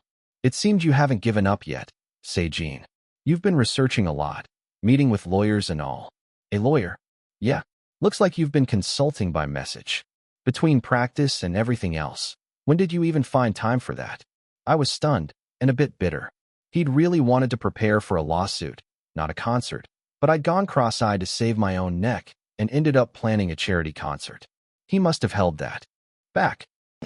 Chong-woo and I drank in silence. Then I spoke first. Shall we call Se-jin? Yeah. We needed someone who actually supported the lawsuit to keep the conversation moving. I messaged Novelight Bay Se-jin. Hyung, can you come to Chong-woo's room? We're talking about something. The one disappeared. Then I heard him barreling down the hall and a cautious knock. That guy was so predictable. Come in. Why, yes. I opened the door for him, and the two of them and I were now face to face. We were talking about a lawsuit. All right. Yeah. You still want to sue the company, right? That's right. Tension showed on Se-jin's face, but his answer was composed. No red face, no yelling. They got a recommendation from the Human Rights Commission, then cut tails and didn't change the head of division. If this keeps up, they'll just revert everything soon. You're just waiting for it to die down. Clearly he was fired up. Well, the company was keeping a low profile, but Se-jin had a point. They hadn't replaced the head of division. Actually, maybe it was better they didn't. Se-jin, I think it's more comfortable with that head still in place. What? What? I answered evenly. Because they're scared. They'll probably do nothing and just keep an eye on us. The case got so big they can't help it. In short, the hierarchy had shifted. When your signed artists almost die because of company negligence and have just cause to sue, the moment they do, everything changes. Headquarters must have been beaten to hell. If they want to keep their jobs, they'll have to suffer a lot going forward. I lightly crushed my kin for recycling. So even if this company feels like trash, our future moves will be freer. Trash is too much. Let's call it unethical. Se-jin fell silent. I don't know if he was speechless or stunned, but soon he answered in a subdued voice. Okay, if everyone thinks so. So the same dynamic as in the hospital room. Se-jin would lose the vote again and have to give up? He hesitated briefly, then continued. Actually, I did think, if we file and win, it'd set a good precedent. He'd thought that far. But right. If I have time for that, I should focus on my role in the team. Se-jin bowed his head. I give up on the lawsuit. No, that wasn't meant to pressure him. I'd hoped to persuade him or at least shape a short-term litigation plan. I hesitated, but Chong-woo spoke first, gently. Not everyone thinks that way, Se-jin. I'm okay with a lawsuit. What? Se-jin's head snapped up. Oh, really? Yeah. Weren't you agreeing earlier that a lawsuit was burdensome? Wait. I remembered Chong-woo's earlier line. That makes sense. It was also reasonable. I stifled my surprise. He remained neutral. Come to think of it, he did that in the hospital too. Chong-woo continued in his calm tone. And Se-jin, I think you're doing your role as the eldest well. Maybe I should add to that. I think so too. I just lacked conviction about suing, so don't worry. You guys. Se-jin looked moved, but quickly cleared his throat. Ahem. Then, shall we ask the others? Maybe their minds haven't changed. Yes. Let's. All right. And shortly after. A lawsuit. Didn't we decide not to? A lawsuit would delay the next album indefinitely? I want to promote. I like promoting. KO. Even Cha Eugene, who'd supported the lawsuit, turned around. Guess he enjoyed the concert. Seijin sat on the floor, replaying his defeat with a forlorn look. The poor guy. Seeing Ah Hyun, who'd stayed neutral, looked restless but raised his hand tentatively. If we sue, does that mean a break? That's right, Ah Hyun. Chong-woo answered for him. Ah Hyun glanced around, then spoke quietly. Then, as long as it's not too long. I'd like that. What was that? I asked immediately. Ah Hyun, do you want a break? Yeah. Ah Hyun averted his eyes. This guy? Wait. So Ah Hyun wants to sue because she wants a break. Yeah, the concert went well, the reaction's good. I thought a little rest to manage our bodies would be nice. Big Seijin seized the moment. Then let's take off a week or two before preparing the next album. Go somewhere and recuperate. Ooh, recuperate? Like what? Eat good food and relax. I like it. Votes of approval poured in. Seijin glared at Big Seijin but stopped himself. Ah Hyun's vote wouldn't have swayed the majority anyway. Now the question was me. I thought briefly, sipped my new can, and answered. A retreat sounds good. Oh really? Yeah. Either way, the worst was behind us. We still had the grace period before confirmed truth forced itself again, so we could take it easy for a while. It had been a major crisis. I did push things pretty hard though. Not for myself, but these guys. I'd shoved through a charity concert plan the day Mundy left the hospital, even insisting on inviting the biggest senior in the industry. I was desperate, they just went along with it. Still, the logic I'd used to persuade them held up. I recalled that conversation briefly. I thought we needed hype. Hype?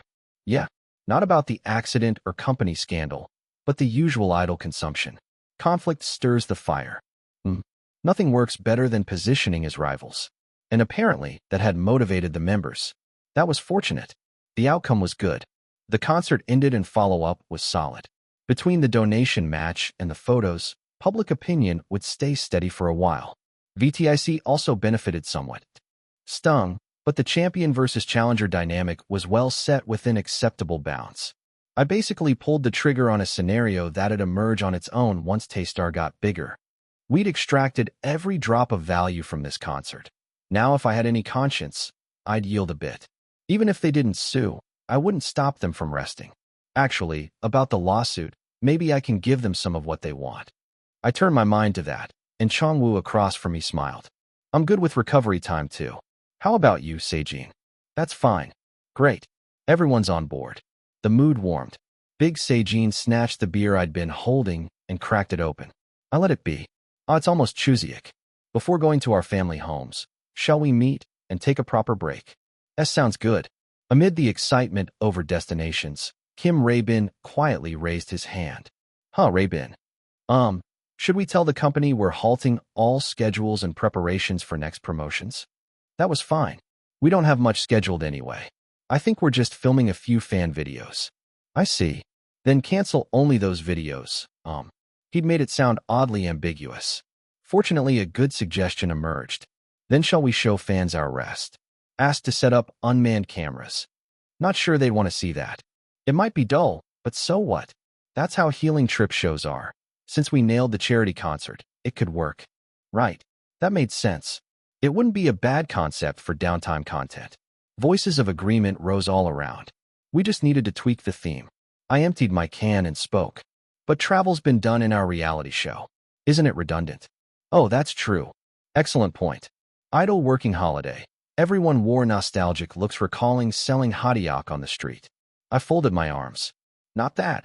What other signature healing show concept fits a recuperation theme? Something we could lean on. Oh, I knew. Spicy chicken feet. How about a mukbang theme? I asked. Mukbang. It was proven content. I recalled those days on Idol Corporation, Ajusa, and I wasn't the only one. Big Seijin burst out laughing. As expected of Mundy, spicy chicken feet. Oh, Tibet? Right. Let's mix in animals from there.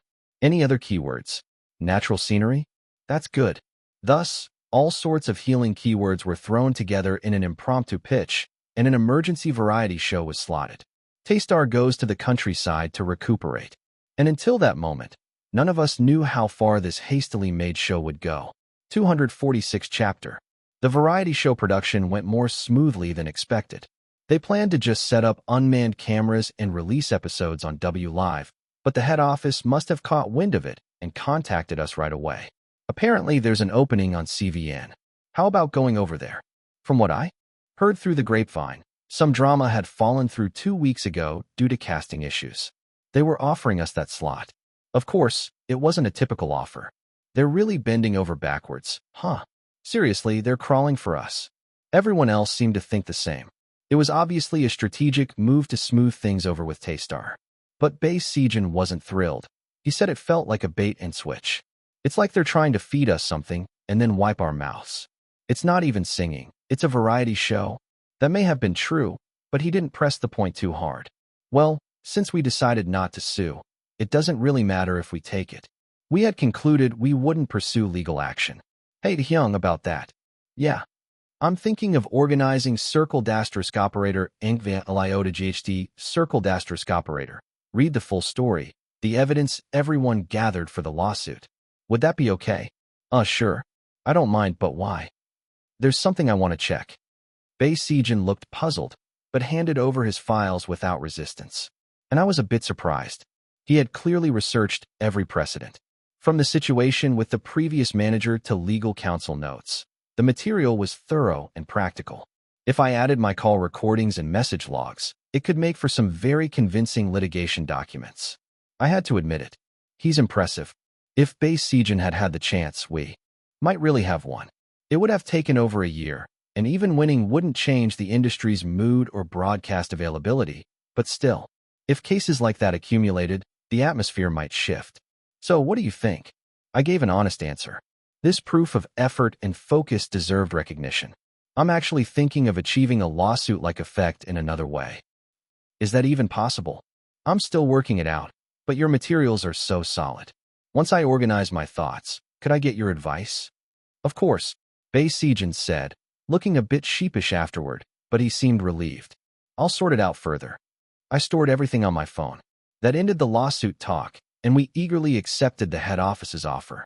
Prime TV exposure was hard to pass up, and as soon as the professional variety team jumped on board, the scope ballooned, which wasn't necessarily all good.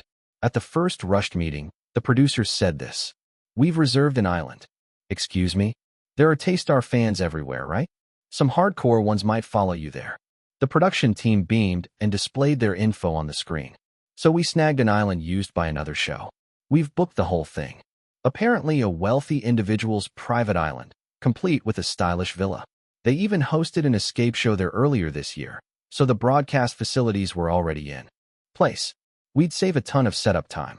Perfect, right? It'll suit watching Taystar, chilling in nature. While the producers proudly bragged about staying within budget, the members looked uneasy. Can we actually relax here? With the scale this big, it felt like work. But the producers were adamant. Play. Just play. Are you sure that's okay? Of course. In a healing show, the editors handle the story and airtime. They were very hands-off. Anything you want, just say it. Yacht. Massage. Yoga. King Crab Feast. King Crab Feast it is. Cha Eugene jumped on that first, and before long, everyone was listing what they wanted to do. Campfire, swimming, meditation, hiking. Soon it was my turn. Monday, what about you? I'm thinking of cooking. It'd be good content, and I wasn't terrible at it. But the producers had obviously planned cooking as a staple. That'll come naturally. Anything else special you want to do while you rest? Cha Eugene butted in. Monday Hyung, you take great photos. Oh, then wandering the island taking pictures together sounds fun.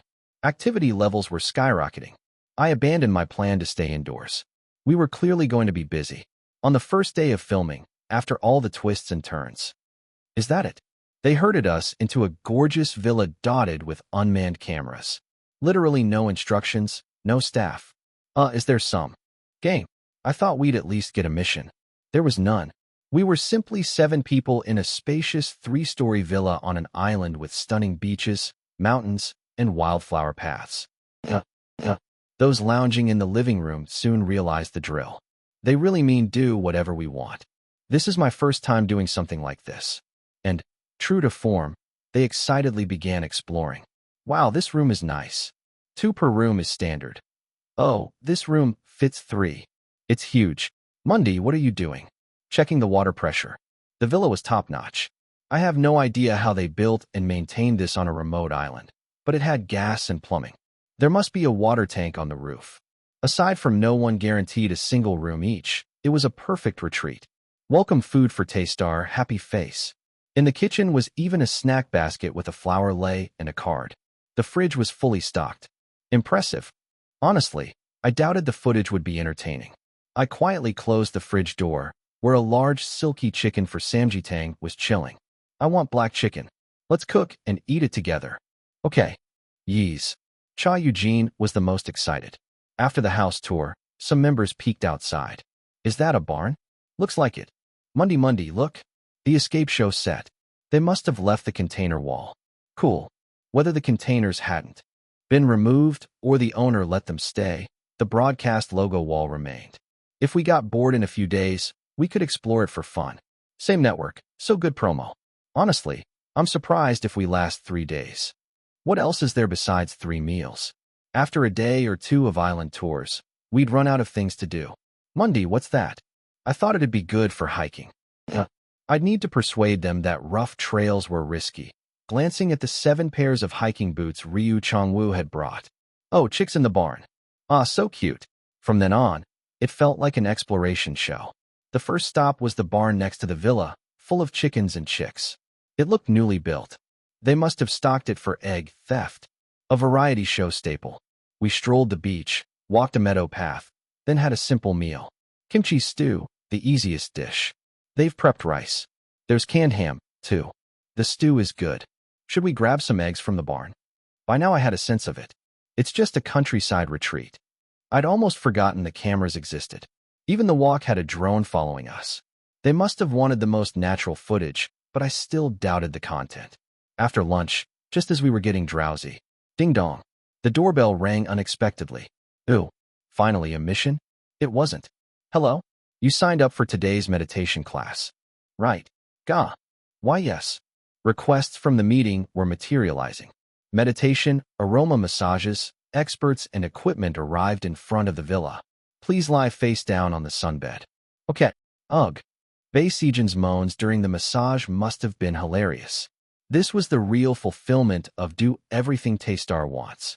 I wondered if watching others feast on camera would get boring, but it might satisfy viewers' vicarious cravings. And they at least enforced some boundaries. We had to do our own chores. That made sense.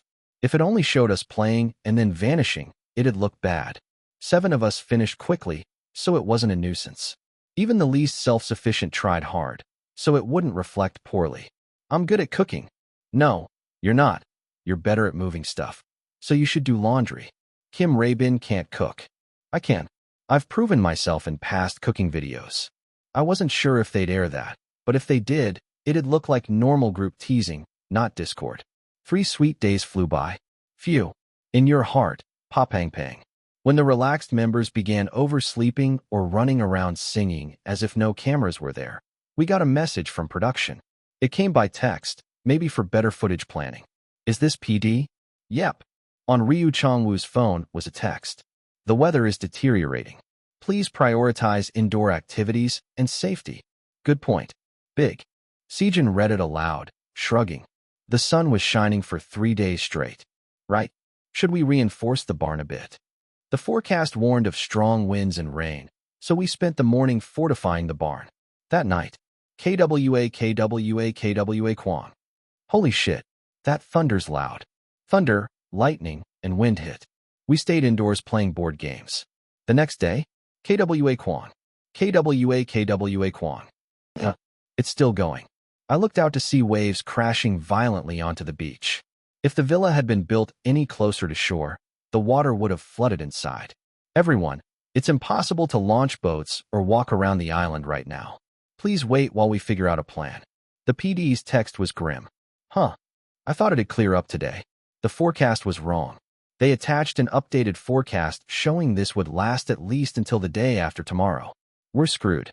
I already saw the show's future, salvaging what daytime footage we had, and the rest dragging on. Of course, other worries arose. We need to feed the chickens. Cha Eugene asked, what about our food? Wait. I did the math.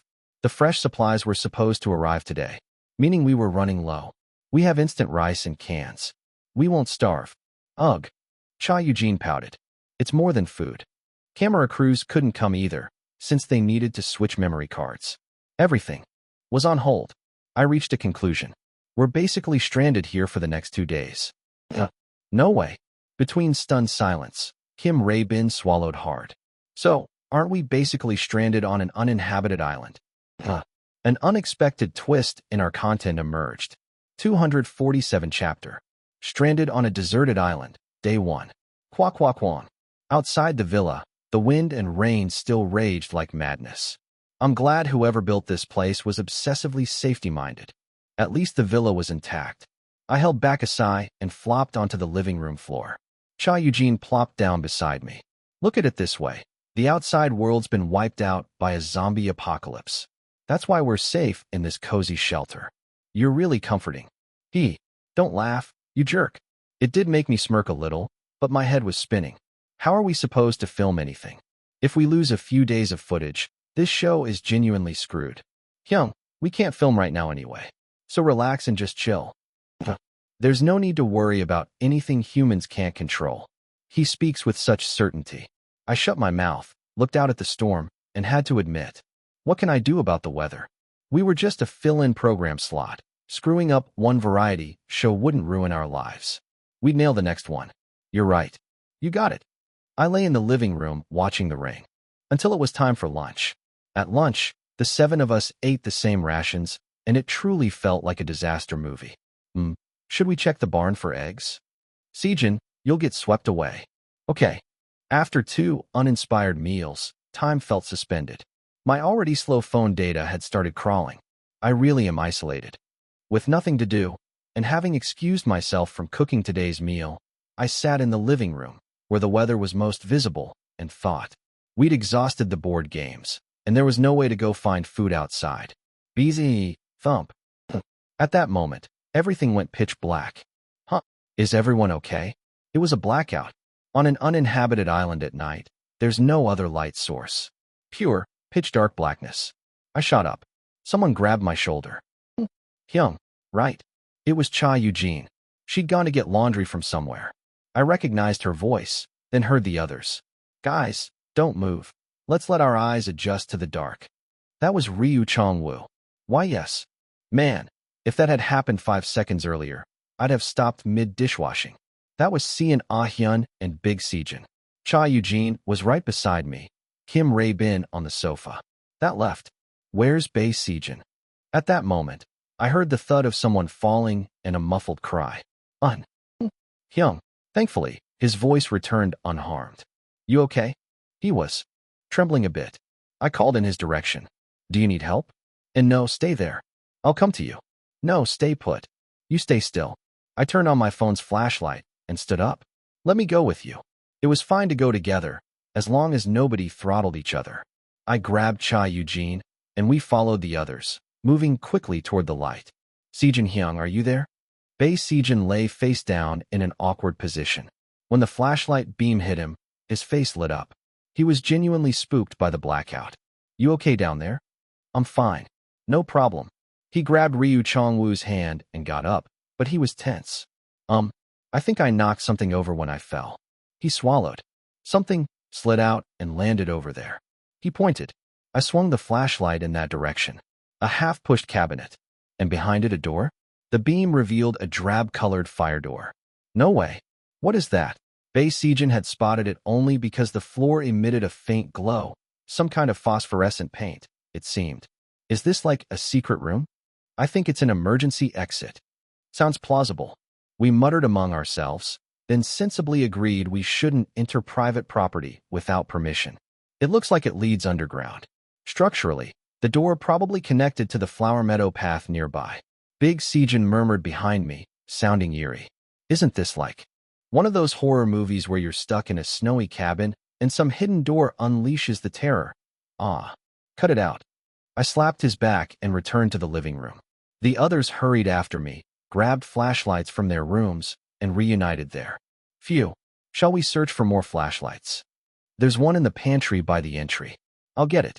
With Ryu Chongwoo's help, we gathered enough flashlights to feel a bit better.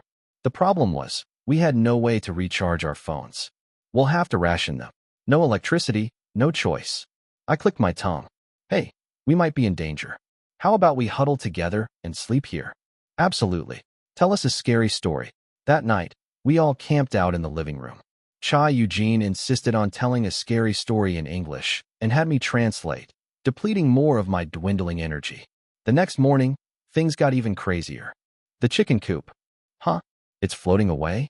The 2 days of rain had flooded the front yard. Chicks from the coop were bobbing in the muddy water, almost washed down the slope. Cluck cluck. A desperate chick call echoed. No, we have to save them.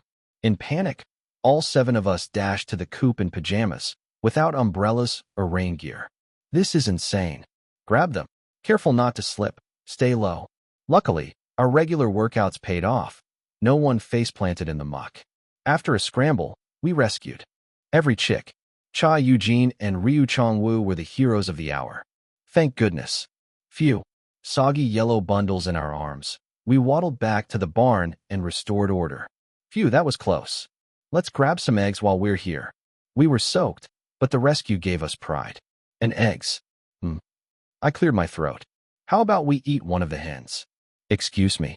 Huh? There are 5 hens. One won't break the group. 7 adults could handle 1 chicken. Kim Rabin nodded. Good idea. Overeating rations isn't great for health. No, absolutely not. How can you say that right after saving those little chicks? They can't understand us. And aren't farm animals meant for eating? Ironically, those most enthusiastic about the hunt were outraged. Cha Eugene was the fiercest. We're not eating them. We're raising them. She went full Little Prince, mixing English and Korean to explain with passion. As the Little Prince's rose is special, these chickens are special to us. All right, I get it. Haha. Fine. Let's just take the eggs. With Ryu Chongwu's intervention, Kim Rabin leaned in and whispered to me. I strongly propose that if we catch a chicken, we shouldn't share it with Cha and VLGHD Eugene. In any case, clutching eggs, we returned indoors. But another surprise awaited. The water's freezing. Right. The power outage had cut the hot water. Bay Sijin, used to sweltering summer showers, got a shocking immersion. This won't do. Thankfully, the stove ran on gas, so we could at least heat food. But that, too, had limits. After dinner, rice topped with sunny-side-up egg and tuna chili flakes, I spoke up. We need to fix the electricity first. Indeed. I agree, but we lack any expertise. Our similar backgrounds, artists and athletes, left an awkward silence. Then Bei Sijin ventured uncertainly. Can't we just reset the breaker box? Oh, that could work. Perhaps the distribution panel tripped when Chongwu's breaker went down. I'd been imagining some grim solar power shutdown because of the cloudy days, but maybe it's simpler. Ryu Chongwu crossed his arms. Where would it be? I didn't see one near the entry or outside. Shall we ask? We tried texting the PD, but messages failed. No signal. Maybe strong winds damaged it. Being so remote, that's plausible. Signal's been spotty anyway. We decided unanimously. With nothing else to do, let's hunt the breaker. Let's do it. So we split into small teams, each with a flashlight, and began exploring every corner of the villa. We'd find it before sunset. Nothing here. Why can't we find it? Probably because our chances were slim. Yeah, I teamed up with Big Sijin and Kim Rabin to search the first floor. In houses, breaker panels are usually tucked away on the lower level. We spent a while, but no panel. Could it be on another floor? Maybe, but in a house, you'd expect it downstairs, right? Then Kim Rabin raised his hand. Could it be behind the secret door Sijin found earlier? Oh, that's possible. I recalled the drab fire door behind the cabinet. Definitely worth checking. If it led underground, there might be a boiler room with the panel. Shall we go? Yeah. We headed to the hallway corner where the cabinet had been. The further we went, the darker it got. No windows. Even in daylight, we needed flashlights. Good we brought these. Could have been scary. Flashlights really are essential. We reached the cabinet, pushed it aside, revealing a large fire door under the beam. Overkill for a boiler room entrance. Should I open it? You go ahead. Better for the one holding the light to stay back. I grabbed the door handle. It wasn't locked. Creak. And used and uneasy, It swung open. Inside was pitch black and silent. I shone the flashlight and saw a stairway descending. This is kinda creepy. It was just my imagination. Let's go. Wait. How about we join the others searching upstairs first? You're scared too. Your face gives it away. At the insistence of the two biggest cowards, we waited and joined the second-floor search team. There you are. Wow, it's pitch dark. Bei Sijin and Cha Eugene. I doubted they'd actually finish the second floor, but since they were here, let's go. The five of us wedged the fire door open, switched on flashlights, and descended the stairs. The basement was cool, with a rusty, fishy smell. Thud thud. Why would anyone build this? Must be the owner's taste. True. Thud thud. I've been wondering. Yes. Bei Sijin stopped. Why build a villa on a deserted island? A chill settled over us. Well, maybe they liked the privacy. But they offered it to a TV show. Bei Sijin, sweating, said, if I liked privacy, I wouldn't do that. Silence fell. Then everyone tried to defend. Maybe they love TV. They might have a friend at the network. Right? Sorry. Bei Sijin fell quiet. I craned my stiff neck and pointed ahead. We've come to the bottom. Oh. The stairs ended, opening onto a wide chamber stacked with wooden crates on all sides. A storage room? Looks like it. I kept scanning walls for the panel and spotted something unexpected. Huh. Another door, double doors, even. Nothing remarkable except blood? Bei Sijin's voice trembled. Isn't that blood? Sure enough, dark red liquid oozed under the doors. Once I realized it, the rusty smell made sense. Iron. Blood. F. Eek. Panicked screams filled the chamber. I staggered back. Call for help. Where the hell would I call? What is this? Oh my god, what the hell is this XX? It's blood. I told you something was off. F. We need to go up now. Then, clack. The lights snapped back on. In an instant, the chamber was revealed. Bright, tasteful ceiling lights had flipped on. The atmosphere inverted. The creepy warehouse was actually a stylishly designed cellar. The crates were mere props for ambience. Clearly an interior decor storage. And the door I'd seen was a freezer. Yes, what I'd thought was a door was a sleek, gray freezer. I marched over and opened it. A cold burst hit my face. Inside, sausages and meats were thawing, blood dripping onto the floor. The source of the smell. A long silence. Oh, this is where it was. Momundi, I found the breaker. Guys. While the third-floor search team came down, the rest of us stood dumbfounded, replaying our folly. I won't deny I was part of that group. There's a lot of meat, at least. Right? Just mistook it for human. Quiet down. Regaining composure, I retrieved still frozen meat from the freezer. We'd have to apologize to the owner later, but a natural disaster should buy us some understanding. See? Good thing we didn't slaughter a hen. Yeah. I nodded as Cha Eugene enthusiastically hoisted a frozen native chicken. With the fridge back on, let's move some food upstairs. On it. Thank goodness we didn't look like total idiots. I secretly sighed, then realized that relief was fleeting. These cameras' batteries last longer than I thought. 248 chapter. The power was back on in the villa. After a hot shower and the laundry finished in the dryer, we all sat around eating the chicken soup. They even made a big pot of rice porridge. This is it. Hyung, this is amazing. Your cooking is always so good, Hyung. Thanks, guys. Honestly, since there weren't many vegetables, it probably didn't taste better than eating out. But given the circumstances, 2 native chickens were reduced to bones in no time. Not bad. I thought ahead to our future meals. With a cellar that size, there had to be other preserves, spices, olives, things with long shelf life. In this emergency, we could probably use 1 or 2 more items with the owner's understanding. I didn't search thoroughly in my rush to come back upstairs, though. Crap. Aya, I told you something was off. Aya, that nightmarish memory flashed again, making my head spin. Forget it. It won't help my sanity. Still no contact from production? Yeah. Should we go outside and try again? The others were brainstorming how to reach the crew on their freshly charged phones.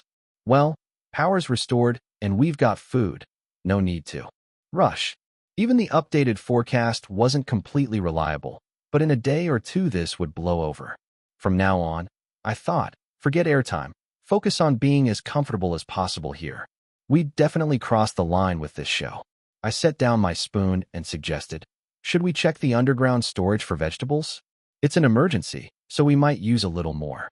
Sure, why not? I'm in. Oh, and let's clean up that blood too. The producers will freak out if they see it like we did. I'll fetch a mop. Once we cleared the table, we grabbed cleaning supplies and headed back to the basement, flashlights in hand, in case of another blackout.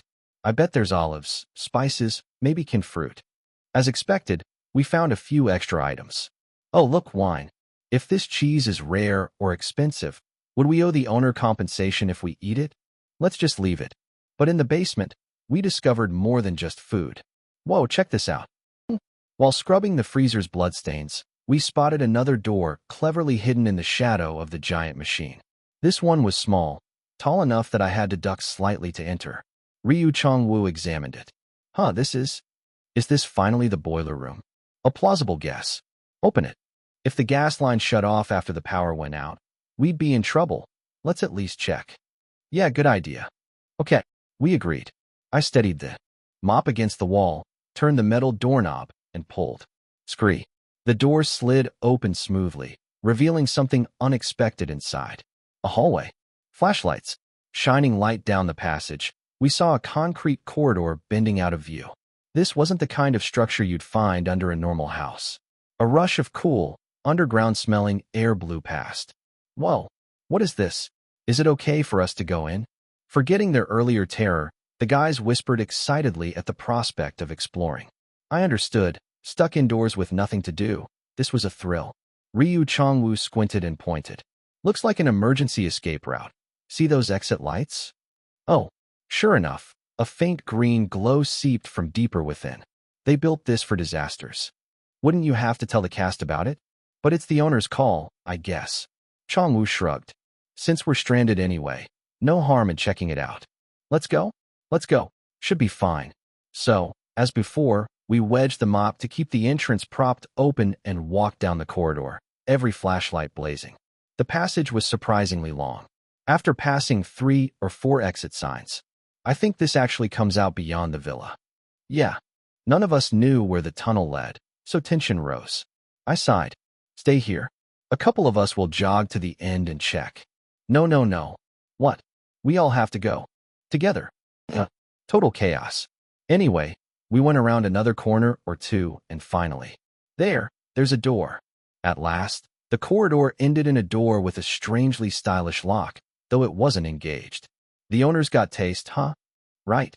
I waited for the chatter to die down, then put my hand back on the handle. Okay, on 3. Hold on, Monday. Everything like this should be done together, right? Yeah, I want in. Fine. Since there were no cameras, the 7 of us all grabbed the door and chanted a cheer like some middle school retreat. They seemed to enjoy it, so who was I to judge? When Bei Sijin reached out to help, I stepped aside just enough. 1, 2, 3. Clack. There was a bit of resistance at first, but with 7 strong pulls, the door swung fully open. And then, crash. What the? Inside was a darkened room, but nothing we saw mattered because, Yawa.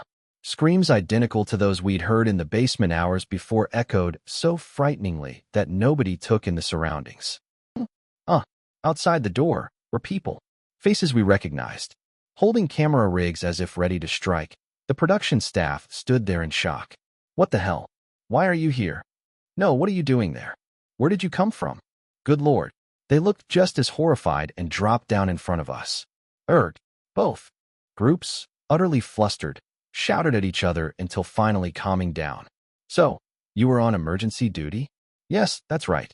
They all looked ragged, apparently stuck here for days without proper showers. No one expected the weather to trap us like this. Hearing that triggered my memory. The text. Everyone, it's impossible to launch boats or walk on the island. Please stand by while we arrange a plan. So there were actually resident staff on the island. I mean, leaving the cast alone to film for hours while the crew vanished? That'd be insane. There'd have been accidents. But I guess nobody foresaw a storm this severe. One producer groaned.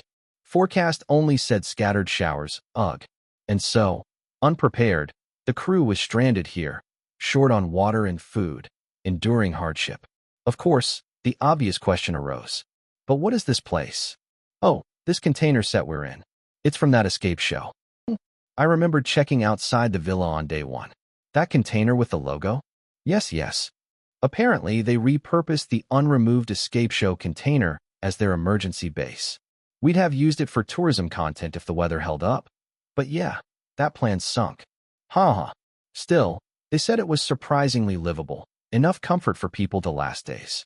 They'd been using it as temporary quarters, and then we burst through the wall into their hideaway. The wall. Panel. Yes. How did you find this corridor? When they realized where we came in, they were stunned. No way, this was here. I'll never forgive Director Park. Behind the scenes, I later learned that during the escape show, this structure was meant for the cast's route, never seen on camera. The head producers knew, but the junior crew on standby didn't. Regardless, they hadn't contacted us because we figured you had little food and would worry if we told you we were stranded too. They brought us here intending us to enjoy a healing show, and felt embarrassed by how it turned out. I saw their subtext. They thought Taystar would freak out. True, we were stuck with no excuse. But then a surprising comment came. I think we still have a few fixed cameras working. The new equipment, some infrared cams, should still be running. No way. That was fine. There were no cameras in the basement anyway, so they couldn't show that footage. From there, they made sensible rescue plans. There's plenty of supplies in the villa. Come on back. Thank you for your help. Yes, let's get you cleaned up and fed before anything else. Why your health? I'm fine, Sniff. They thanked us, grateful for a safe indoor route instead of that dangerous, unpaved road. The crew moved back to the villa, and upon exiting the door, they exclaimed, "Oh, so this is the way out." Why the familiar reaction? Ryder Choi wanted to do a treasure hunt here for today's content. None of us here set it up, right? Anyway, we're all new to this. Oh, lots of supplies here too. Great. They cheered, then scattered to locate the hidden cameras. Phew, we can salvage these shots. Unbelievable. I couldn't help blurting out. Wouldn't the story jump without coverage in the corridor? Don't worry. They smiled confidently. We ran record cams, just in case. We got you on tape too. And the editors will piece it together, no worries. Fine, let it go. If anything could become content, this would. Just survive the basement blackout. But an even more amazing discovery came next. As they inspected cameras around the villa, one producer groaned. The main cam's dead. Then Kim Rae-bin unexpectedly produced a camera of his own. That was one of the handhelds given to us, for roaming the island in the latter half of filming. We all thought those were stored away and forgotten. Even I had nearly forgotten it. But Mr. Overprepared had clearly filmed something. The crew was grateful. Oh, thank you. We'll return it. I shrugged. A few clips at best.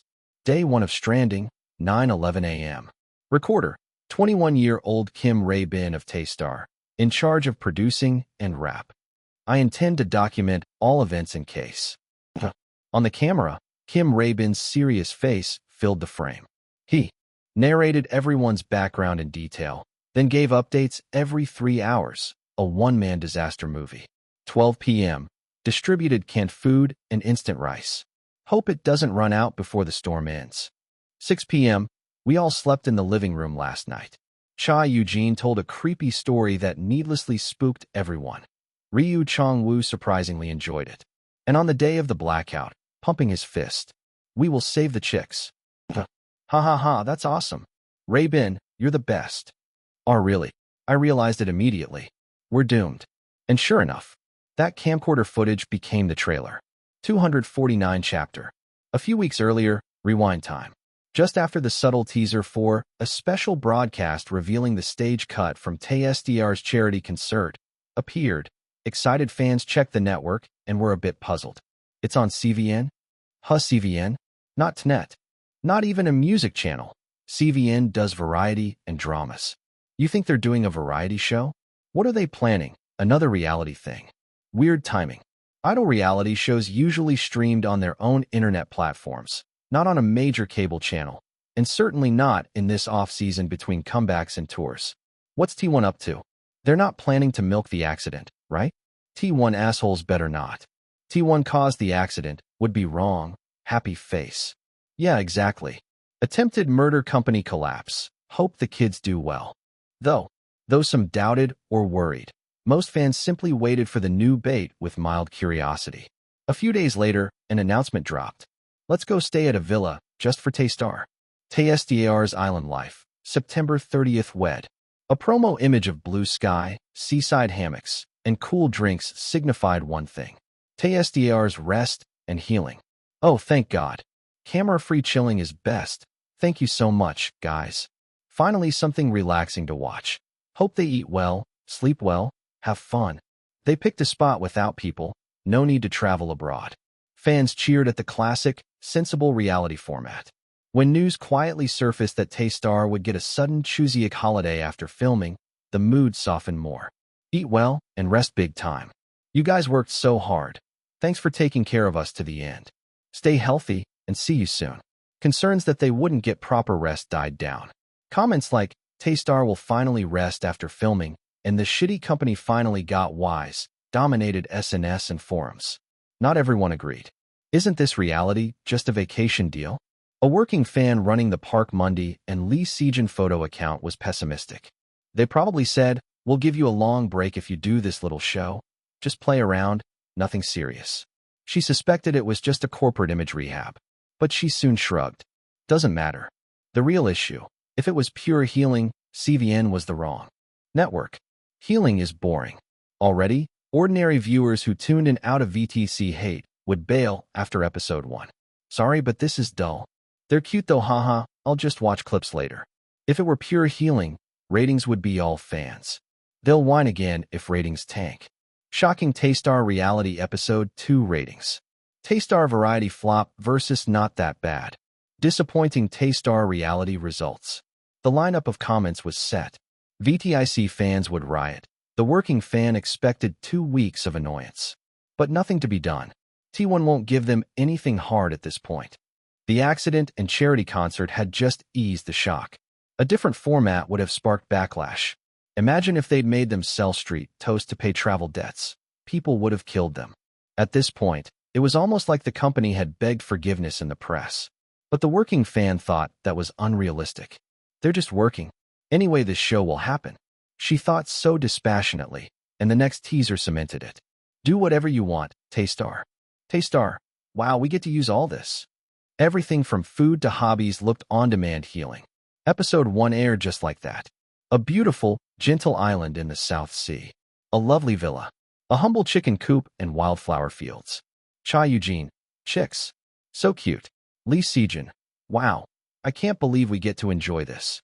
The members happily explored the island and villa, ate restorative food, and enjoyed luxury massages. Bae Sejin, massage maniac. Park Monday. Flustered. Ryu Chong-woo, hiking maniac brought hiking boots. Park Monday. Ignores. Funny moments cropped up sparingly, but overall it was a gentle, indulgent reality. They ate so many drumsticks, lol, sleep well. My heart is warmed. Did you see Ahyeon meditating? He's the forest prince, Sejin prince. Yes, this is what I wanted. Fans were delighted. The working fan gave up.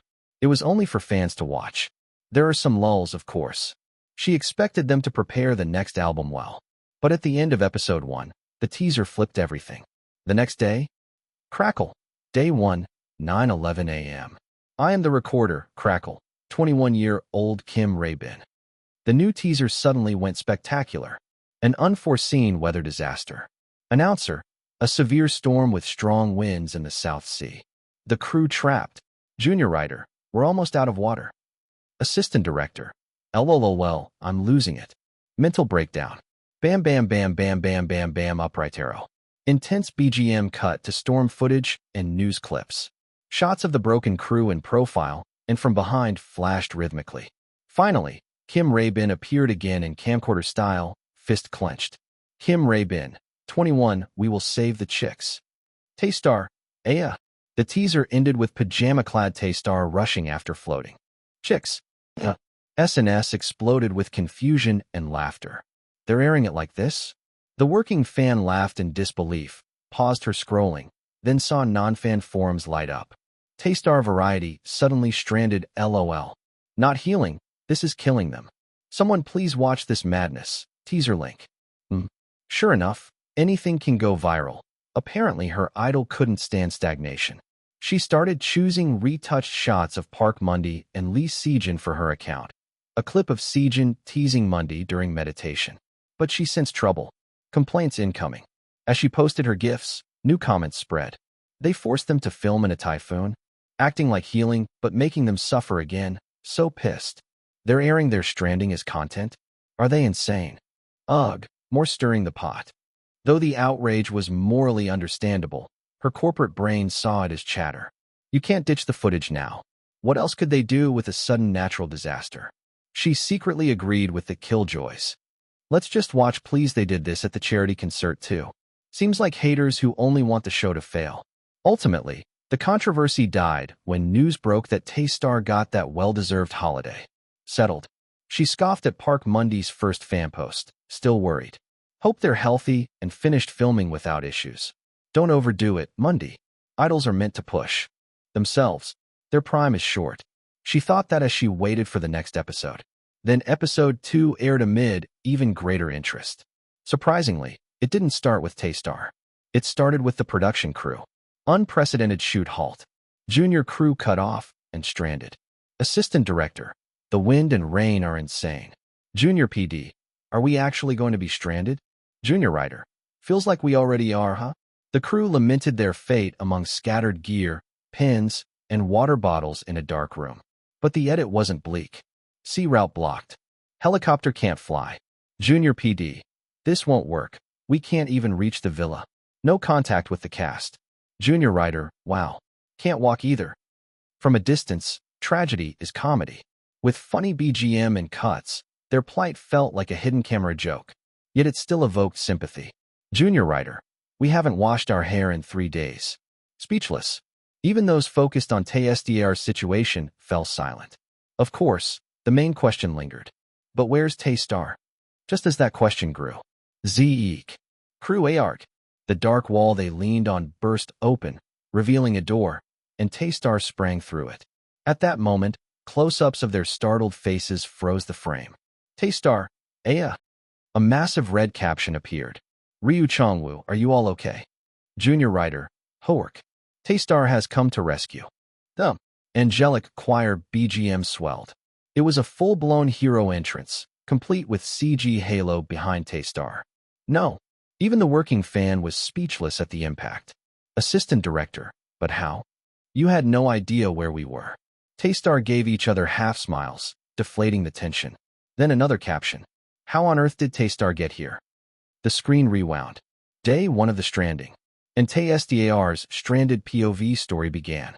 Park Mundy. The wind's too strong. We can't go out. Lee Sejin.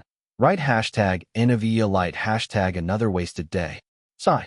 Kim Rae-bin. 12 p.m. The Hyungs discussed our future plans. The outing ban seems to be the new rule. Kim Rae-bin's camera played a major role, his self-camera commentary slipping in like narration at key moments, making everything funnier. Bae Sejin, no? Sweet potatoes are easier, so I pick first. Ryu Chongwoo. Sejin, beans grow faster. I'll take that card. Bae Sejin. Shock. Cam. During a board game, grains were mentioned. Noted carefully in case we farm them. He was hilariously overinvested. Kim Rae-bin is too real, lol. So this was his character? I thought he was some medieval rabbit riding a snail. But he's just a rabbit. Who let a kid film a real, stranding diary? LOL. Who gave him that camera? Confess. Even beyond the humor, it didn't gloss over the hardship. The impact of the first edit emphasized their courage and positivity over suffering. In truth, Taystar didn't panic or complain about the weather. They found things to do and genuinely enjoyed themselves. Cha Eugene, hide and seek? Let's play. Hide Hyung. Park Mundy. Camera shakes. Sian Ah-hyun, great. Should I hide? They're so diligent, trying anything, lol. It's sad their meals got worse. Crew must repay them with beef and king crab. The show progressed smoothly into the much-anticipated power outage episode. 250 chapter. The steady, courageous voice from Kim Rae-bin's camcorder recording suddenly dropped to a whisper. Cam. Who? It's now 9 p.m. Cam. 3 hours ago. Cam. All the villa's lights went out. On screen, every light in the house snapped off at once. Kim Rae-bin. Is everyone all right? Cha Eugene. Hyung. Sudden blackout. From that moment, the episode's tone shifted completely. Ryu Chong-woo. First, don't move. Let's let our eyes adjust. Tae-star checking each other by smartphone flashlight. But then, one person is missing. Park Mundy. Hyung. What had been a rollicking adventure turned tense in an instant. Even cutaway interviews began popping up. Sian Ah-hyun. Suddenly, I heard Sejin Hyung scream. Park Mundy. I was startled. Everyone must have been. In that format, it felt like a horror film. Sudden thriller moment. Wow. OMG, that's scary. They even lost power? That's extreme. Is Sejin? Okay. The infrared camera whirred anxiously, and then panned to Bae Sejin, collapsed in a bizarre pose that looked as if he'd roll headlong any second. Sejin, you're okay? That bit of slapstick briefly lightened the mood, but not for long. The infrared camera crept closer. SSSSHD. Ryu Chong-woo. Yeah? There was a strange door behind the cabinet. Park Mundy. But I didn't think there was any space behind it. Park Mundy. So, there's no path. Only the basement door. They cut to a chilling close-up of the hidden door they discovered. Wow. That's terrifying. Why would the villa owner hide something like that? Spooky, lol. Is it staged? Tae-star recoiled from the door. More interviews cut in. Lee Sejin. It gave me the creeps. Rai smile. Bae Sejin. Such a strange feeling. Then the point of view switched back to that night, with Cha Eugene telling a ghost story. Cha Eugene. Mundy Hyung. In Korean, please. Park Mundy. Help me. Cha Eugene. English. So, in this house's basement, a mad doctor performed lobotomies. Park Mundy. Once upon a time in America, a doctor's ghost haunted a house. Lee Sejin. Mundy, your path is different though? Ryu Chong-woo. In the moment, it had been warm and funny, but the edit gave it a different feel, as if foreshadowing something ominous. Viewers were on edge. What's up with that basement door? Quick, barricade it. Again, why aren't they blocking it? Seriously, are they still in blackout? Where's the healing show? Everyone's overreacting. That uneasy vibe carried into the next morning. Finally, we saw Tae-star splitting into teams to hunt for the breaker panel. Question Sejin Hyung had the first idea. Bae Sejin. Blushing, I only said break the breaker box. Bae Sejin. I just felt we had to do something. It felt off. As his interview ended, the screen cut to Sejin's tense face. Then to the scene of them entering the basement where he made his remark. Bae Sejin. Why on earth would someone build a villa like this on an uninhabited island? The staircase falls silent. Stop, why are you like this? It's just the producers messing with us, right? Tell me that. Sejin's in on it, I swear. The infrared camera slowly panned over the members' grim faces. Then they reached the basement. In the dim light of flashlights rather than infrared, the members saw. Lee Sejin. Isn't that blood? Blood. The frozen frame writhed, zooming in and out while a creepy child's laughter played in the background. Tae-star recoiled in panic, spewing screams and shocked reactions, as viewers joined in the chorus of horror in the comments. Ding! The basement lights flicked back on. In the deliberately filtered, milky glow of the cellar, all 5 members huddled together, trembling. Then one of them, confused by his surroundings, slowly pulled free of the group. He trudged over to the freezer and opened it. A cute ding sound effect played. Poor meat party. What that blood really was downright arrow. A blunt arrow slid on screen, draped in flamboyant rainbow CG. Park Mundy. A wistful BGM underscored the idol's dumbfounded expressions. Then the merciless producers replayed each member's reactions in close-up. Cha Eugene, flashy English. Kim Rae-bin, silent scream. Bae Sejin. I told you it was weird. Aya. Lee Sejin. Get up right now. Park Mundy. Trips. List of fishermen who caught themselves baited. Interview clips showed the 5 members covering their faces in shame. Park Mundy. I was a bit embarrassed. Not really scared. Laughter subtitles galore. Finally, Park Mundy's feigned casual interview concluded with big LOL captions. Viewers laughed just as heartily. LOL. Only the scaredy cats fell for it, LOL. Mundy, stop pretending you're not scared. Your interview's worthless. They'd be scared. Sudden blackout on an uninhabited island. But yeah, you're all scaredy cats. LOL. Even after 2 members came to reassure the stunned 5, the edit milked every laugh. Seeing Ahyun, I found the breaker panel. Overlaid with a faint overlay, the screen flashed to Ryu Chong-woo and Seeing Ahyun high-fiving after flipping the switch. No more scary blackouts, your heroes have vanquished it. Only the non-scarecrow ones found it. Unbelievable LOL. It's the fault of the handprint that tore the team apart. Deedon C is the root of all evil. LOL. Should have shared the Archer and Sejin prints. Tisk TSK, toothy grin. Then Tay-Star, initially embarrassed, spotted the meat and lit up. They grabbed the frozen chicken and nearly danced, which sent the laughter through the roof. They're so cute. Ahaha. They really threw themselves into it, and though LOL. As they climbed the stairs clutching meat, one of them quietly said, Bay Sejin. Thank goodness there were no cameras there. There were. PD. We planned a treasure hunt, but then. Tay-Star blessed by the variety gods. Thank you for your dedication, from the stranded and failed production crew. A final reminder that nothing was staged. The show closed with a tidy wrap-up and courtesy notes. The villa owner is an elderly couple with a dream of farm life. We thank the generous owners for kindly allowing this broadcast and these depictions. And with Tay-Star happily mukbanging chicken soup, the episode ended on a warm, refreshing note. Unsurprisingly, viewer reactions exploded immediately. That was insane fun. Haven't laughed this hard in ages. Can't wait for TSDR's Island Stranding, pure gold. Thought it'd be about island life. When did it become this? LOL. They really have the variety god with them. So funny LOL. The producers didn't forget to push another teaser. Since how Tay-Star would rescue the crew was still a mystery, they milked that suspense for next episode ratings. And the teaser looked hilarious. Tay-Star rescuing chicks, grabbing flashlights, gearing up in hiking boots, and high-fiving. Ryu Chong-woo. Wow, what is this even? Lee Sejin. Never imagined a shoot like this. Huh. Survival, adventure, discovery. A bright, active teaser promising genre-defying fun. Because Tay-Star looked so lively, it offset any too cruel critiques. Tay-Star to the rescue. How grand will the crew's healing repay be?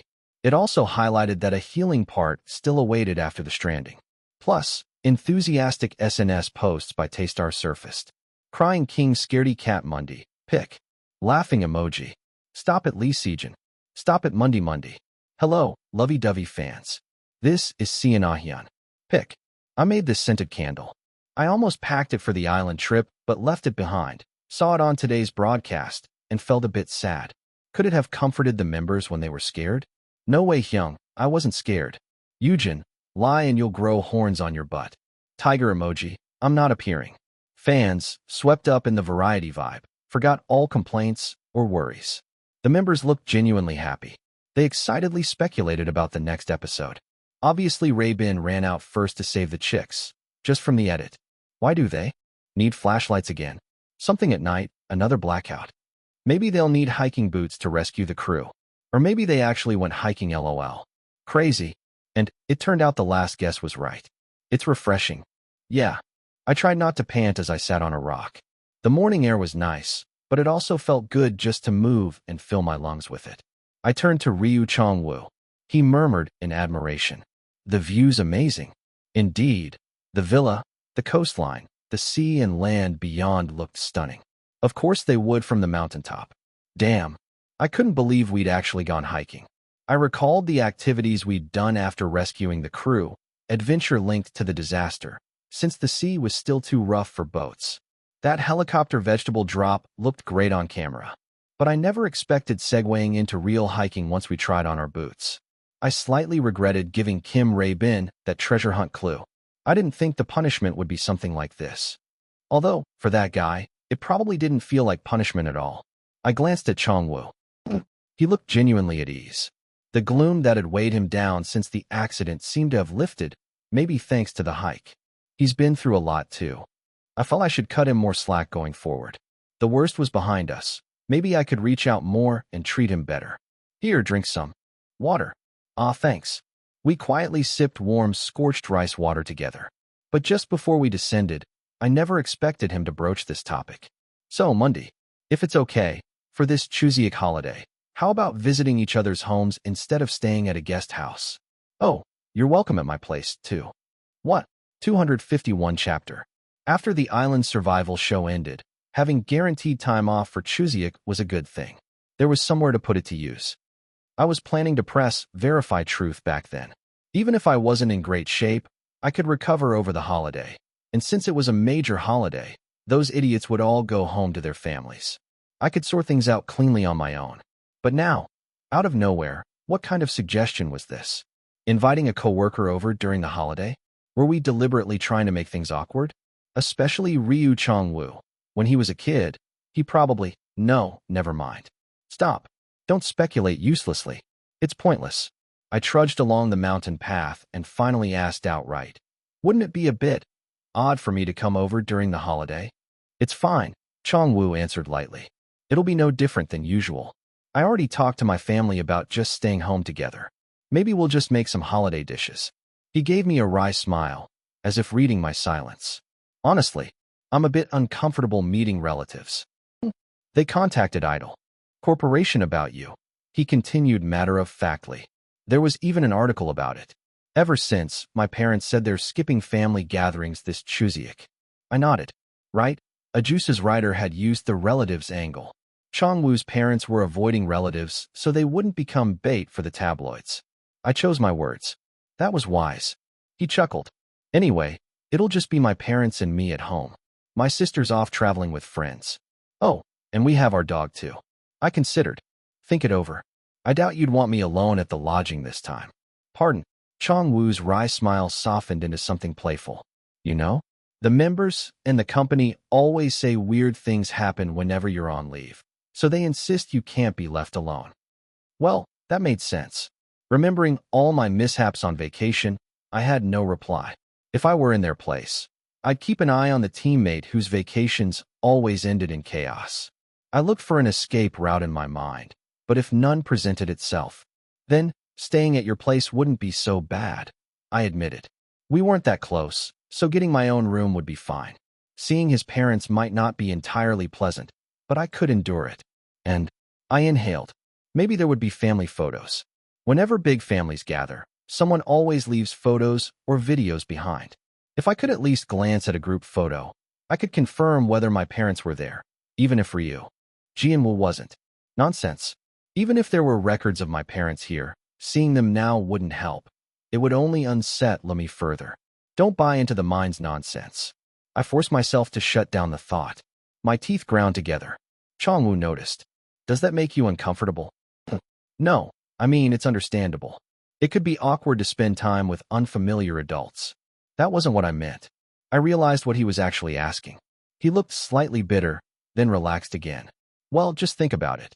I considered letting it drop, but I spoke up. It's not that you make me uncomfortable. It's not awkward for me. He glanced at me as we descended the trail, then answered easily. Okay. No, I'm serious. All right, I get it. Thanks. He clearly didn't understand. I kicked a loose stone. What I mean is, I don't want you to feel an odd sense of obligation. Inviting a coworker home for the holidays wasn't a simple decision. Normally, he'd probably have told me to crash at some other friend's house, some equally close peer. Instead, he'd gone out of his way to describe his own home in detail, which meant he was determined to take care of Park Mundi properly. And there was only one reason for that. I didn't get hurt in the accident instead of you. It was just unbelievably bad luck. I meant the rebar that hit me in the car crash. Chong-woo was silent for a moment, then answered firmly. No, I'm telling you it's true. I saw it Monday. I saw you push me. You nearly died because of that. And who knows what long-term effects you've got. He spoke without hesitation. I had to quit archery because of accident after effects. They said I wasn't even close to dying. I remembered too. I reflexively recalled his crash scene from the Verify Truth feature, him screaming as his arm snapped. Maybe that affected me somehow. That was the truth. As I blurred the rest of the scene, I listened quietly. And you've already lost stamina from after effects. You wouldn't be this winded on a hike before. He massaged his brow. Getting seriously injured and being bedridden must have taken a toll on your condition. No, it was because I didn't have Bacchus. I'd be fine once I bulked up a bit. But civilian Chong-woo didn't know about web novel settings. and he frowned. It's as if you were hurt in my place. How could I not feel guilty? Right. Chong-woo had felt indebted to me for taking the blow meant for him, which had forced him to quit archery and go through a tough time. He exhaled. Well, I hesitated before answering. All right, let's say I saved your life instead. You can thank me a lot from now on. And if you need anything, call me without hesitation. Make sure you repay me then. It would be more awkward to tell him not to thank me. Better to use his guilt until he feels less apologetic. Oh, I'll cover my stamina with exercise, so don't worry about that. Chong-woo stopped walking, his expression startled. He probably hadn't expected me to flip so fast. Then he burst out laughing. Haha, don't laugh. This is getting endearing. I heard him say cheerfully, all right, I'll repay you. Okay. The air lightened. I shrugged and kept descending, then added, still, I won't be going to your parents' home for the holiday. I'll go somewhere they're least interested in me. Sure. Rest well. Seeing how neatly he answered, I shrugged again. If I had to pick someone else's house, it might as well be the quietest. Meanwhile, everything outside, the frenzy that followed the airing of our show, was unfolding in the exact opposite way I'd hoped for a peaceful holiday break. That island show was a total hit. Taystar is the best. Thank you. I answered the enthusiastic call from the producers and finally understood why they were so thrilled. Episode 3's ratings had reached 6.1%. For a cable idol show, that was off the charts, rivaling CVN's flagship variety programs. Even the frozen chicken PPL from the island spiked in sales, so the response was obviously incredible. The producers sounded overjoyed. We really want to do season 2. Absolutely, I said. Everyone at the station must be grinning ear to ear. I'd heard they were planning to bump out some filler pilot and slot in a behind-the-scenes special. For us. Well, luck had played a big part in capturing so many incidents. It would be hard to recreate that unpredictable excitement next season. But maybe I should compliment them on keeping their promises. As soon as the survival segment ended, they blew the rest of the budget on a luxury vacation. Those king crabs we ate. I'm pretty sure I had 3 each, and Chai Eugene had 5. We'd love to appear again if our schedules allow. We really had fun. I heard. Ah, thanks, Inavia LGT. Only on Inavia LGT Monday. That was enough. I ended the call and passed the phone around to the members. Then, producer? Yes. You keep calling, huh? Bae Sejin muttered. I shrugged. They must be happy the show did well. Yeah, I guess. He muttered gloomily. Though they showed our ridiculous antics. We sat in silence for a moment, recalling all the foolish bits from episodes 2 and 3 that had made the final cut. I'm scared of the fan sign event. That stillness was broken by the driver's voice. Sejin, this is your place, right? Oh yes. This apartment. Sejin perked up in an instant. Mortgage-free apartment power, huh? It's on the top floor. He brightened further. My mom's home. Right. I decided to spend the holiday at Bae Sejin's house. He planned to stay quietly with his mother, so it was a fitting pretext. Think of it as a housewarming party. Sure. Thanks for the invite. So, Sejin was offloading his home base on me. I'd bought some nice fruit and meat just in case. If it got awkward, I could always make a show of it and leave after a day or two. Welcome your Monday, right? Hello. Come in, come in. Sejin's mother was bright and warm. I just watched your show again. Oh dear, you kids worked so hard. Yeah, Sejin was an only child, so seeing his child struggle on that island must have been tough. But it was so entertaining. Yes. At least I provided some fun. As expected, Sejin and his mother were on very good terms. Monday, you're taller in person. My son talked about you a lot when he joined the show. When did I? They said you sing incredibly well. Ugh. Sejin sank in shame as his mother laughed and hugged him. A wholesome mother-son sight. After recovering from the shock, Sejin patted his mother's back, then staggered to his feet. I'll show you the room. Thank you. Let's not tease him. I followed to my room and got a look around the apartment. I picked the wallpaper, sky blue. Looks nice. Simple. Sejin clearly felt proud of his home. He even pointed out how he'd organized the chest of drawers. Oh, after snacking on the fruit I'd brought, evening arrived. Thank you for the meal. It's not much, but eat up. Dinner was mung bean pancakes and bulgogi japchae. Worried his mother might be overworked, Sejin had ordered delivery from a specialty restaurant. This feels festive. It really was a pleasant time. I finished my bowl clean, then commandeered the dishes from Sejin. Moments later, I returned to my room. Thud. Sigh. Sitting on the bed, I crossed my arms. I had messages to send out and plenty of time alone until nighttime. Stat screen. The moment had come. It was time to press Verify Truth. 252 chapter. Warning. This chapter deals with depression and death. Actually, there's still time before the truth confirmation deadline. The status ailment countdown hasn't ended yet. However, the problem is that after the Chuseok holiday, there won't be any time to unpack this issue at leisure. After preparing the new album, I'll immediately start year-end preparations. To show that the group's album promotion capacity remains intact, we can't waste this year-end. There's no time to spend on side effects from the truth confirmation. I don't know what will happen, but I can't miss the right window. Assuming I can continue these activities, I made the most reasonable decision. If I return to my original body, I might regret not pushing on for a few more months, but for now, let's not think about that. We agreed to first consider a future in which I can keep doing this. I exhaled. Let's go. Truth confirmation, click. I clicked the word on the pop-up. Clack. As expected, my vision vanished, and my consciousness sank, as if sucked downward. 20 years old. Yes. I'm sitting in a familiar restaurant. It's the gukbap place I've frequented often since I started studying for the civil service exam. It's cost-effective and easy to eat alone. But now I wasn't alone.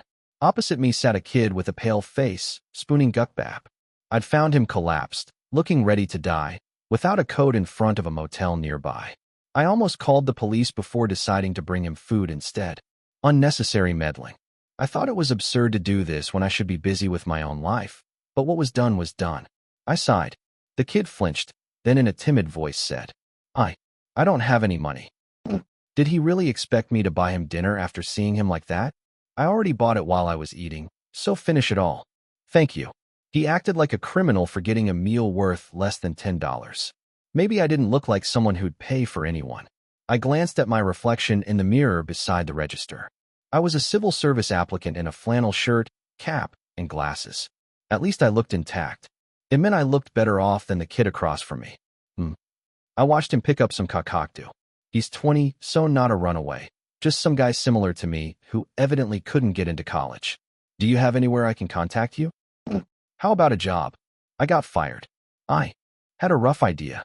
I took a spoonful of gukbap and said, go to the community center first. Yes? I mean the Administrative Welfare Center. Check if you qualify for basic living subsidy. Right. Read more on our source. If you do, you'll get money every month. Even if not, there'll be something to apply for, so ask persistently. I kept listing methods to him while eating. The kid looked bewildered but didn't argue. Must be uncomfortable. At that age, it's understandable. I quickly drained the remaining broth and stood. Well, I'm off. Keep eating. If he had the intent, he'd go. Wait. But just as I was putting on my coat, I heard him call out, panicked, and heart-rending words. Thank you, I'm sorry. I paused, then blurted out. Have you ever worked at a barbecue restaurant? Huh? I've never. Right? A minor working in a barbecue place is tough. They usually don't hire underage without family. I scratched the top option off and picked the next one. I'll recommend you a convenience store job. Call there and say a former worker sent you. I'll give you the number. Barbecue owners are the most gullible, but convenience store managers at least keep business ethics. But the kid looked even more flustered. I don't have a phone. I suppressed a sigh, dug out my smartphone, and jotted my number and the store manager's number on a scrap of paper. Get an advance. And activate a free phone. You can't work without one. Take it.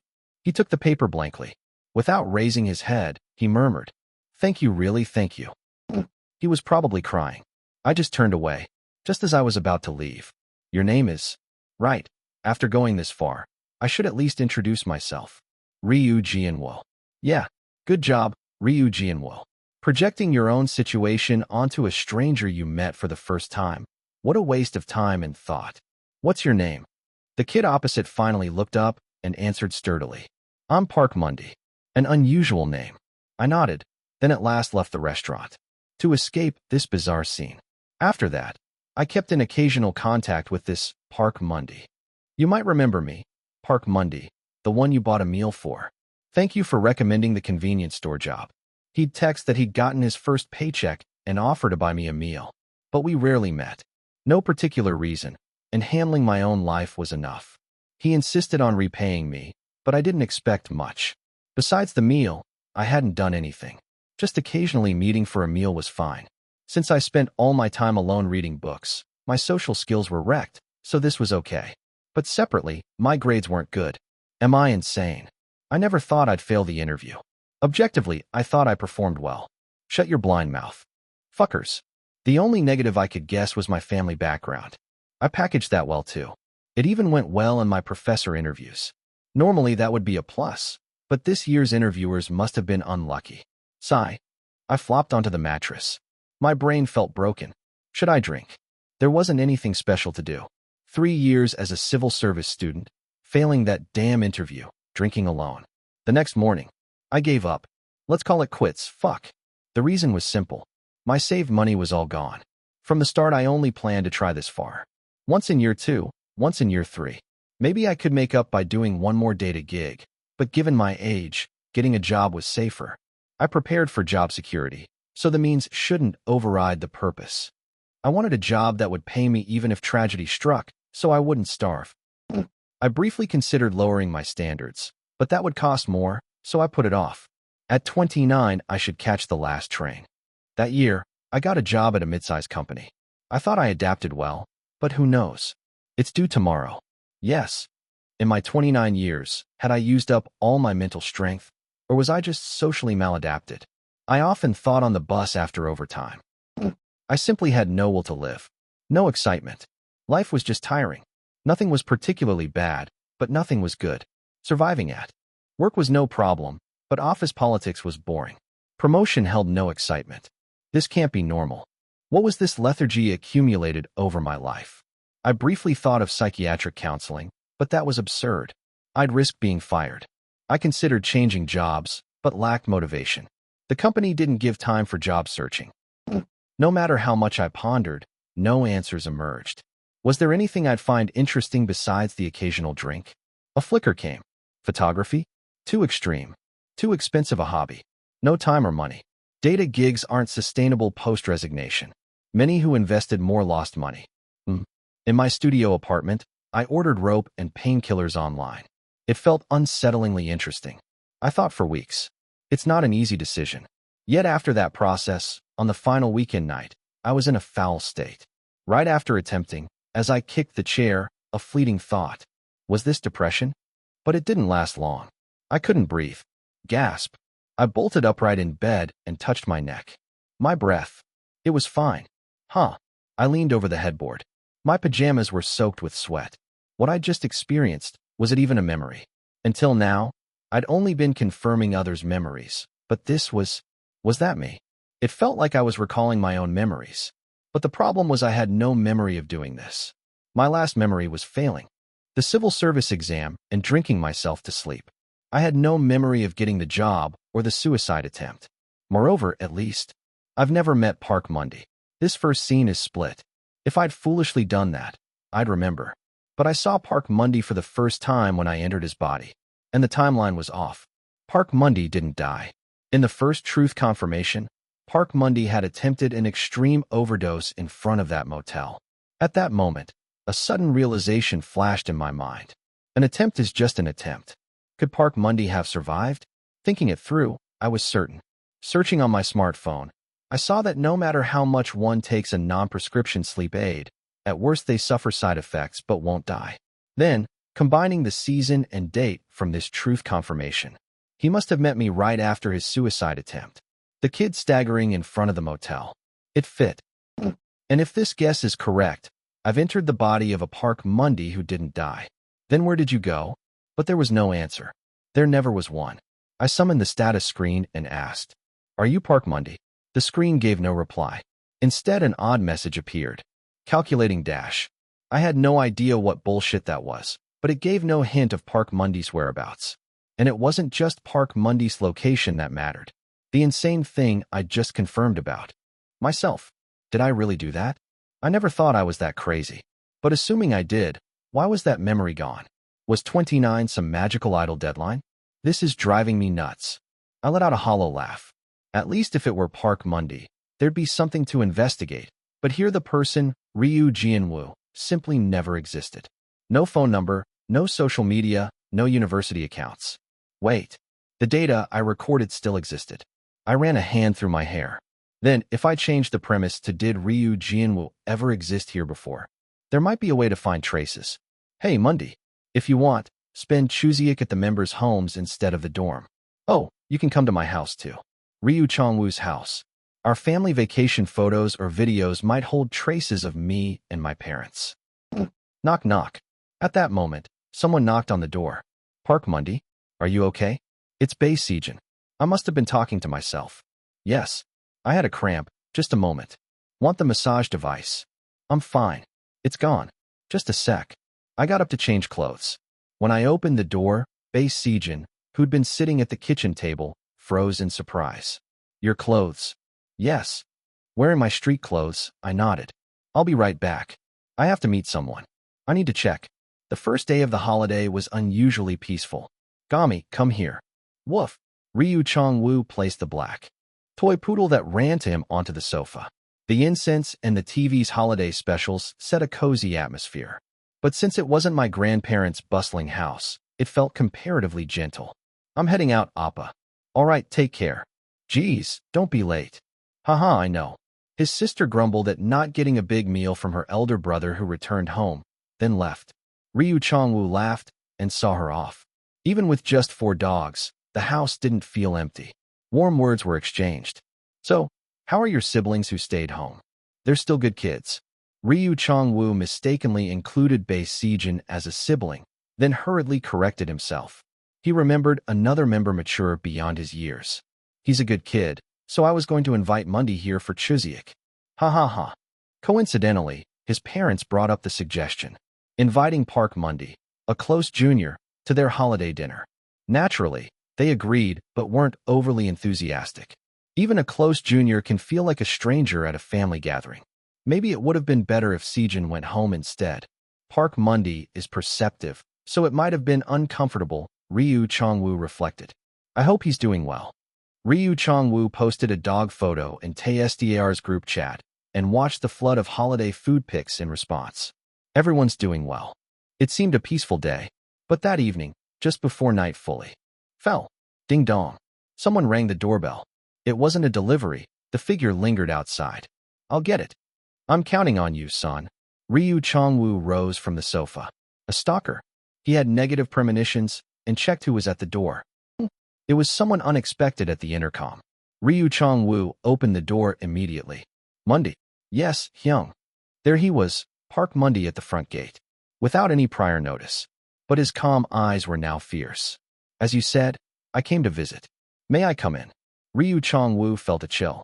253 chapter. On the first day of the holiday, at 9 in the evening, Park Monday showed up unannounced at the front gate of Ryu Chongwoo's home. This was a situation Chongwoo had never imagined. I did post in the group chat that anyone was welcome to drop by. It had been a joking remark about how good the food was. Yet for someone who had firmly declined the invitation to spend the holiday together to appear out of the blue at this hour, it was extraordinarily strange. And it's that Park Monday, the level-headed, sharp-judged younger member, yet now standing outside in the dark. Hyung. Sorry. Of course. Chongwoo paused, then stepped aside so Park Monday could enter. After all, he couldn't leave him standing outside at this hour. Still, an inexplicable tension made his body taut. What is this? He heard Park Monday's calm voice. I'd like to wash my hands. Over there. Chongwoo pointed toward the bathroom, thinking he should talk calmly once Monday had freshened up. I should let my parents know first, too. By now they'd likely overheard voices and guessed the visitor was an acquaintance.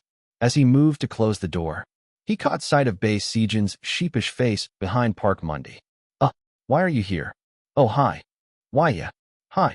Sejin quietly lifted a piece of fruit. This is an apple. Thank you. Chongwoo hurriedly accepted the fruit. The strange tension vanished. Only then did he ask. I'm glad you came to visit. But the two of you, what brings you here? I just followed Park Monday. Sejin glanced toward the bathroom where Monday had gone. He said he was coming here, so I was curious. He felt something odd and came along. Reading Sejin's concern, Chongwoo asked, "Did he mention why he wanted to come?" "No, but..." Sejin leaned in to whisper. I think he remembered something. You know, every time he'd suddenly wake up remembering before. Chongwoo immediately recalled last summer in the US. When people face terror and pain, it's normal to get angry, blame others, and still be okay. He had said that to Mundy when, after drinking, Mundy finally opened up. Later, noticing Mundy's alcohol dependency signs, Chongwoo regretted his approach. Wasn't there another way? In any case, it had been a shocking experience. Anyone would be shaken to see their composed, logical younger siblings suddenly overwhelmed with pain, triggered by a fleeting memory. Is this a similar feeling? Chongwoo felt deja vu from the tension he'd sensed in Mundy earlier. He steeled himself, but when Mundy emerged from the bathroom, he changed his mind. Hyung, I have something I'm curious about. There was no hint of rejection in Mundy's expression. Rather, his eyes were blazing. Oh no. Chongwoo quickly exchanged glances with Sejin. First shall we greet my parents, then talk? Yes. Sejin washed his hands quickly and stood next to Mundy. Chongwoo introduced them. He felt a cold sweat. These are my juniors. They came by with some fruit. Oh my. Welcome. His parents looked surprised, but welcomed them warmly. Hello. Hello. They bowed politely.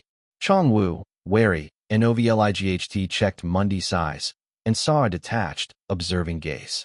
Why that? More confused, Chongwoo seated them in the living room. Gami the poodle bounded over and sat on Mundy's lap. Mundy expertly scratched the dog's ears and said, Hyung. Why yes. Mundy's eyes flared again. You said you'd repay my kindness. I did. That choice of words felt odd, but Chongwoo answered honestly. Beside him, Sejin's pupils trembled. I have a request I'd like you to grant. Mundy spoke plainly. I'd like to see some photos from your childhood. He hadn't expected that. Actually, I'd like to watch some videos, too. Do you have any records of a large, happy family at once? Chongwoo asked. Why do you want that? Just because. An unassailable answer. Sejin mouthed. Early memories. Right. He likely wanted to find clues to his early memories and be stimulated by seeing similar scenes. Was I closest to Sejin's family back then? Chongwoo vaguely thought, then relaxed with a relieved smile. He had some idea what's going on. All right, shall I fetch what I have? Yes, please. Chongwoo hurried to the master bedroom and brought back albums and videotapes. Returning, he saw Mundy stroking Gami skillfully and Sejin tense beside him. He hesitated, but decided that although Mundy might still be stunned, he wouldn't be paralyzed by shock this time. Here, shall we look at the photo albums first? I'd prefer if we could watch the videos along with the albums. And if possible, I'd like to see when you were in lower elementary school. Is that okay? The specificity of the request and the exact age range made Chongwoo think Sejin's guess might be right. Haha, sure. Relaxing slightly, he played the video. On screen, his childhood self appeared. Chongwoo, wave your hand here. The shy young Chongwoo filled the frame. He felt a bit embarrassed too. He remembered that must have been Chuseok when relatives chartered a bus for a big trip together. What grade is this? You've grown tall. I think I was in second grade. A faint look of defeat flickered on Sejin's face, but Chongwoo didn't notice. Mundy was busy scratching the dog's chin. Of course. And so the three watched albums and home videos, chatting here and there. His parents peeked from the hallway with proud, yet slightly bemused expressions. Why show this now? It was probably because, after his retirement due to injury, Chongwoo had become defensive from media scrutiny. He forced a wry smile at a twinge of guilt. Still, I must tell him that he once saved my life. He had planned to, if Mundy came over for Chuseok. Chongwoo continued watching. The mood stayed pleasant. Wah! Another home video clip began. Sejin stared, unsure what to do with the dog on his lap. Nothing serious. They'd probably talk a bit more then leave. He considered offering some holiday snacks. Late-night food wasn't healthy, but it was Chuseok. Then suddenly, Mundy stood. Wait. Mundy grabbed the remote and paused the video. Then he walked toward the TV. With a look of certainty. I'm here. Chongwoo realized instantly. On screen, the boy sitting in the corner of a pension sofa, holding a book with an uninterested face. That was Ryu Jianwo. No wonder. The tension drained away. His head felt clear, blood rushing happily. He was here too. This tape was still early. He could rewind more so his parents might spot him, but he held back. He raised his phone and took a picture of the frame. Click. At that moment, Sejin asked in surprise, "Is that someone you know?" Right. He'd been so eager he forgot to explain. "Is my brain rotten?" He clicked his tongue inwardly and replied, "He's someone I know. I owe him a debt of gratitude." Oh, the longer a lie runs, the more it feels like a lie. He answered quickly, and it naturally brought to mind when he bought Mundi that meal. Sejin's eyes lit up. So did he come because he remembered this person? Yes, yes. She made the story for him. Thanks, Sejin. Chongwu filled in. His name is Ryu Jianwo, so I wondered if he was related to Chongwu Hyang. There aren't many Ryus. Is that so? Now that I see it, they do look a bit alike. Do they? In any case, his flimsy excuse worked thanks to appearance, and Chongwu nodded kindly. And shall I ask my parents if they remember any relatives by that name? I'd appreciate that. Honestly, he rarely saw distant relatives more than once every few years, so his parents probably wouldn't recall, but it was worth trying. What if they say he died in middle school, or something? He shuddered at possible misunderstandings, but pressed on. As expected, his parents said they didn't remember. They looked troubled, as if remembering amnesia was too impactful. Someone even suggested, "We could ask the clan registry. With an approximate age and name, they might find something." That'd be great. Don't thank me for something like this. Chongwu laughed and made a call. After a few words, he reported encouraging news. They said they'll look into it quickly and let us know. Even during the holiday, they're kind. I'll pass that along too. Thus, the search for traces of Ryu Jianwo ended quite successfully. After that, the only topic left was the dog. Sejin asked softly, "Is that it?" "Yes." Worrying that Sejin's mother was alone, Chongwu gently said, "I'll call you as soon as I hear back. Don't worry." He also made clear they were free to leave. After thanking Chongwu's parents again, they returned to Sejin's home together. Of course, he didn't forget to say, "Thank you for the fruit." "Well, I bought it since I was out." He seemed proud despite his protest. In any case, having avoided being rude in the confusion, Chongwu planned to make some holiday food the next day. Sigh. He changed back into pajamas and lay in bed. But thanks to the scene he'd seen during truth confirmation, sleep didn't come easily. Damn it, I quit. I have no memory of that. I'm thinking about nothing. What's the point? He shook off the thought and summoned the status screen. Status screen. It was probably still on that calculating message. Puff puff boom. Suddenly, a shower of flower petals burst before his eyes. The holographic petals sprang from the pop-up, scattering beautifully over the bed. Then the status screen flashed with a dazzling rainbow glow. Great success. User, Park Mundi, Ryu Jianwo, has successfully removed all status ailments. Reward, permanent status screen, title. Title created. The one who succeeded idol. May you enjoy a sweet life. What did it say? 254 chapter. The pop-up before my eyes still showered holographic sparkles and petals. But no matter how surreal that sight was, the problem lay in the pop-up's content. Was that really the end? What the hell is this? It felt like I'd been hit over the head.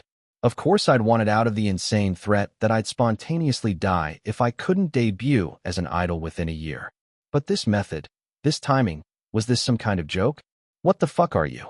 First, it flashed me scenes of a life I had no memory of, my friendship with Park Mundi, my post-exam failure years, then showed me that last insane suicide attempt, and now it just ends as if I'd cut ties with someone. Then why show me all this? If not for that damn truth confirmation, I could have accepted my success and lived on feeling good about myself. So Ryu Jianwo is already someone who gave up on life, and I'm not supposed to care about that life anymore. Just go live as Park Mundi? Where did the original guy go then? What happened to the real Park Mundi? And what about the Ryu Jianwo I saw in Chongwu's video? That stupid truth confirmation hadn't clarified a single thing, and nothing made sense. Yet the pop-up didn't change. Sigh. Fine. Instead of shouting at the hologram, first I needed to figure out what was going on. I took a deep breath and examined the pop-up more closely. First, the newly granted title. Title: The One Who Succeeded Idol. You have succeeded. All status ailments permanently removed.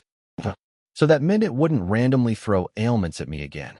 But the system that guaranteed it was the same system that inflicted those ailments. Hardly trustworthy. Pass. And, in the Rewards tab, besides the title, there was one more item. Permanent status screen. Meaning I can continue to view my own and others' conditions like stats. I folded my arms. Now that I'd seen this much, my head cleared again. It was absurd. Isn't this too advantageous for me? There was nothing here that could harm me. No ability more useful in this industry. If needed, I could start my own agency and never fail. To leave me with supernatural rewards and then just end the service, without any prior notice? I'd been furious and ready to quit, but this wasn't quitting so much as the service simply shutting down. The system was done unloading all the status ailments assigned to me. It had no reason to explain my questions or the cause of this chaos. Damn, I didn't know what to do. Feeling empty, I stared at the pop-up and then just lay back. Fuck it, at least I'm graduated from status ailments. I can live freely without fear of sudden death. That's good, right? Still, a bitter aftertaste lingered. Only after a long time did I finally fall asleep. The congratulations pop-up stayed up until morning.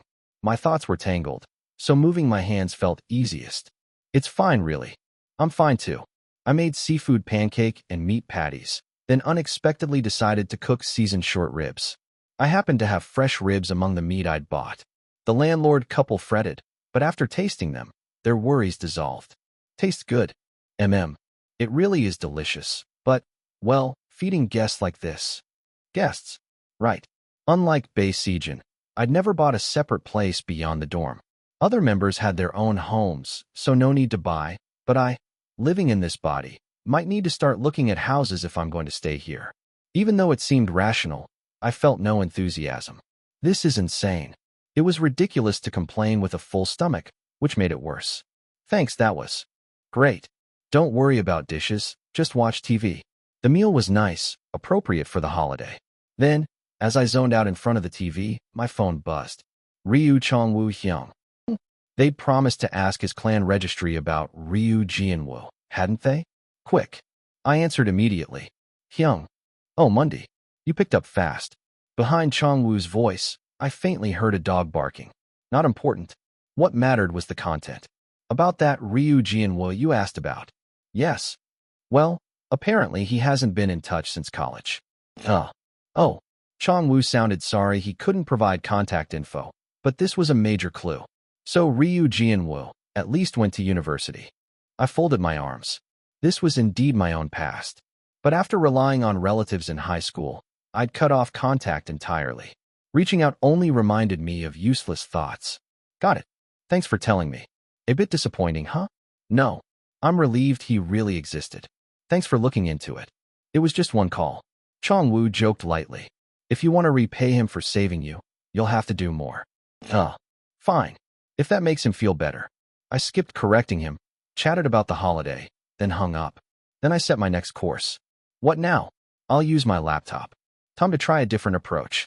As soon as I entered this body, I'd already checked all the Ryu Jianwu data I could, portal accounts, phone numbers, school records. This time, I'd go the opposite direction. Not what's still living, but what's left behind. I'd deleted or let accounts go dormant. I could trace those. My old fancam account data and videos should still be there. The Gun 1234 clips. Like Yongren's legendary rainy day fancam. That gave me the idea. I fired up the search engine's advanced search and set the date range. Into the past. 2 or 3 hours later. I had my answer. They exist. All the accounts and records Ryu Jianwu once used were still out there. For example, questions I posted on a freshman photo forum.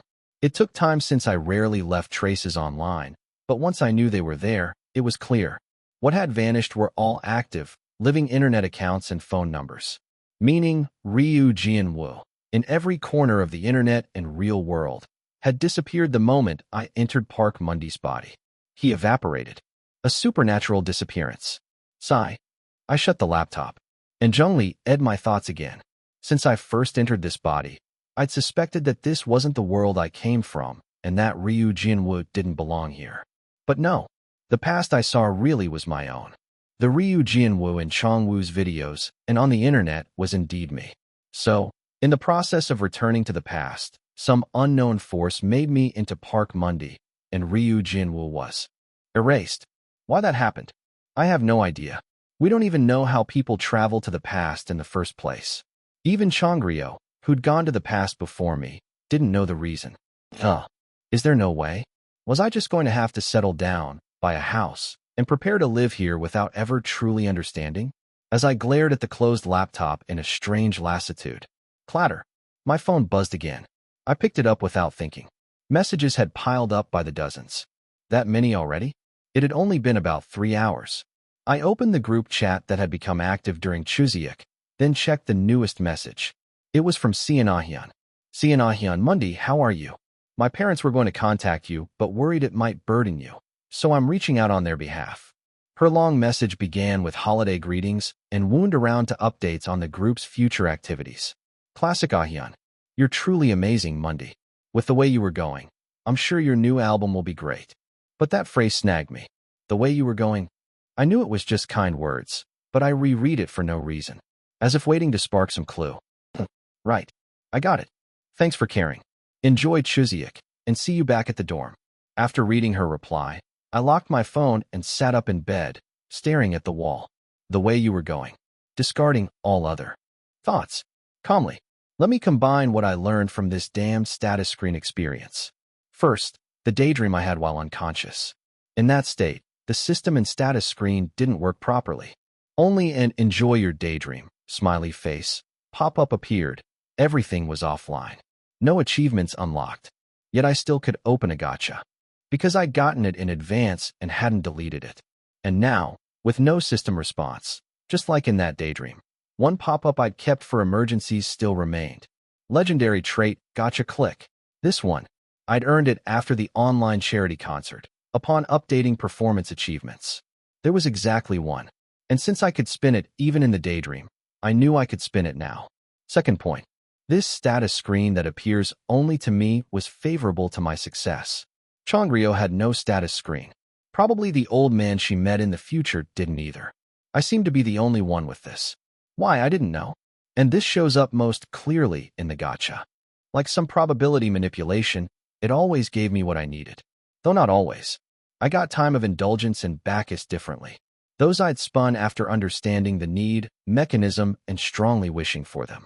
Meaning, if you wish fervently, you might get what you want. That was the key. The roulette machine graphic spun. I wished. What I want is one thing. An effect similar to the status ailment rewards. The roulette's fanfare played. One rainbow lit segment. Acquired trait. Mission disposition S. Mission disposition S. Equivalent exchange for those who take on challenges. Mission execution unlocked. Yes. I banged my head against the wall. And a new pop-up appeared before me. Mission appeared. Target. Underscore. Deadline. D-__. Reward. Underscore. Penalty. Underscore. I looked up at the hologram. As a trait, it offered far more freedom than a status ailment. Good. I immediately filled in the deadline, 500 days. D, 365 or beyond. Penalty increases. With only 3 months left this year. Were they kidding? Next, the reward is what matters. I couldn't fill in vague things like truth or reason. I'd been burned on that. Nor could I write something as detailed as explanation of why and how I entered this body. The field was too short. Ridiculous. I chuckled and folded my arms. Then I thought of another approach. The one candidate with whom I could ask questions and get answers. The one whose whereabouts were unknown. A conversation with Park Mundi. How to phrase it? Reward, conversation with Park Mundi. The field accepted it normally, and it automatically filled in the penalty. Penalty, deletion of status screen. Oh, they'd wager my status screen? I briefly tried deleting the reward and entering something. Like dance EX, but the penalty became dance stat decreases. They demand equal exchange. So conversation with Park Mundi was indeed a reward strong enough to cost me my status screen. Perfect. No need for further proof. I restored the reward to conversation with Park Monday. I clicked confirm, and a final unfamiliar pop-up appeared. Do you accept? Y/N. Let's go. I accepted. 255 chapter. After accepting the insane deal that the status screen would disappear if I failed the target within 500 days, the rest of the holiday passed peacefully. Actually, I planned to return to the dorm a few days early and conduct a major analysis of global popular music trends and domestic trends for the next album, but before I knew it, I was busy producing holiday food.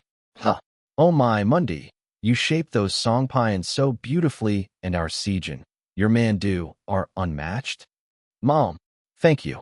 Apparently, thinking so hard from the truth confirmation through the mission fried my brain a bit. I crave things I could do without thinking. So I spent the time monitoring a variety show I wrote off as TSDR's Island Life, but read as Survival Season. Cha Eugene, Wah, Ryu Chong-woo. Guys, watch your step.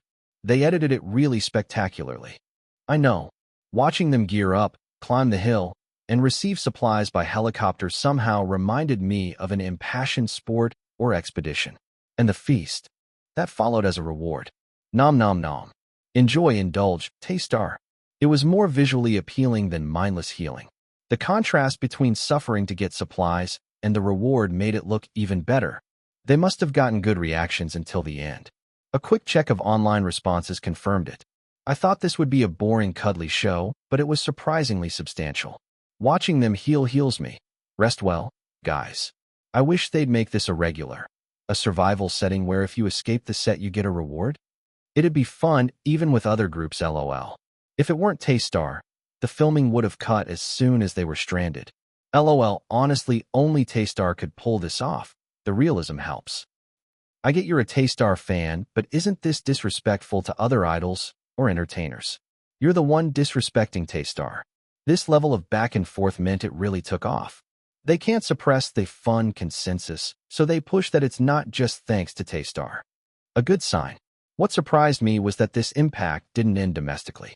Even Selling Hadiak didn't do this. It wasn't the variety show where the director openly insisted on aiming at the US, yet this domestic pilot thrived. Taystar in a deserted island and disaster? Shocked emoji. The network's summary clips blew up in views, and within days English titles and subtitles appeared. Stranded and luxury vacation. Inherently fun premise, easy to understand. So overseas fans actively recommended the summaries on reaction channels. Americans overwhelmed by TSDR's stranded variety show. This is K-pop idol variety. Explosive fun surprises overseas YouTubers, K-subtitles. It even drove traffic to nationalist-style translation channels, sparking new content in a virtuous cycle, though it was cringy. YouTuber. Oh fuck, did they trap themselves in a hurricane? On a deserted island? YouTuber. I thought K-pop idol reality would be sweet and cute. YouTuber, oh my god. Look at them freaking out, lol. Automatically joining fandom upon seeing this welcome. Adding these subtitles might sell, but it's inevitably embarrassing to watch. What are you watching? Oh, just our show's overseas reactions. What? You watched that too. Sejin's eyes lit up. True to the guy who found his own clumsy escape scenes, he was deep into this. Oh, not this person, someone who picks good vids. Hold on. Sejin flipped the TV to YouTube, went into one of his subscribed channels. He really enjoyed YouTube life more than I thought.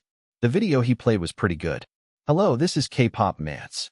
No distortion or exaggeration, background on which YouTuber he translated. No forced nationalist subtitles. This is fun. Right. Amid all the solemn titles and channel names, he'd found this gem. You can't find that by keywords. I watched that channel's videos for a long time. It was relaxing, but in the process I noticed a pattern. There's a flow. If a foreigner first learns of Taystar through this show, they usually ask for music video recommendations in the comments. If there are any other videos I should watch, please recommend in the comments. Don't forget to subscribe. Then K-pop fans swarm to recommend, mostly spring out.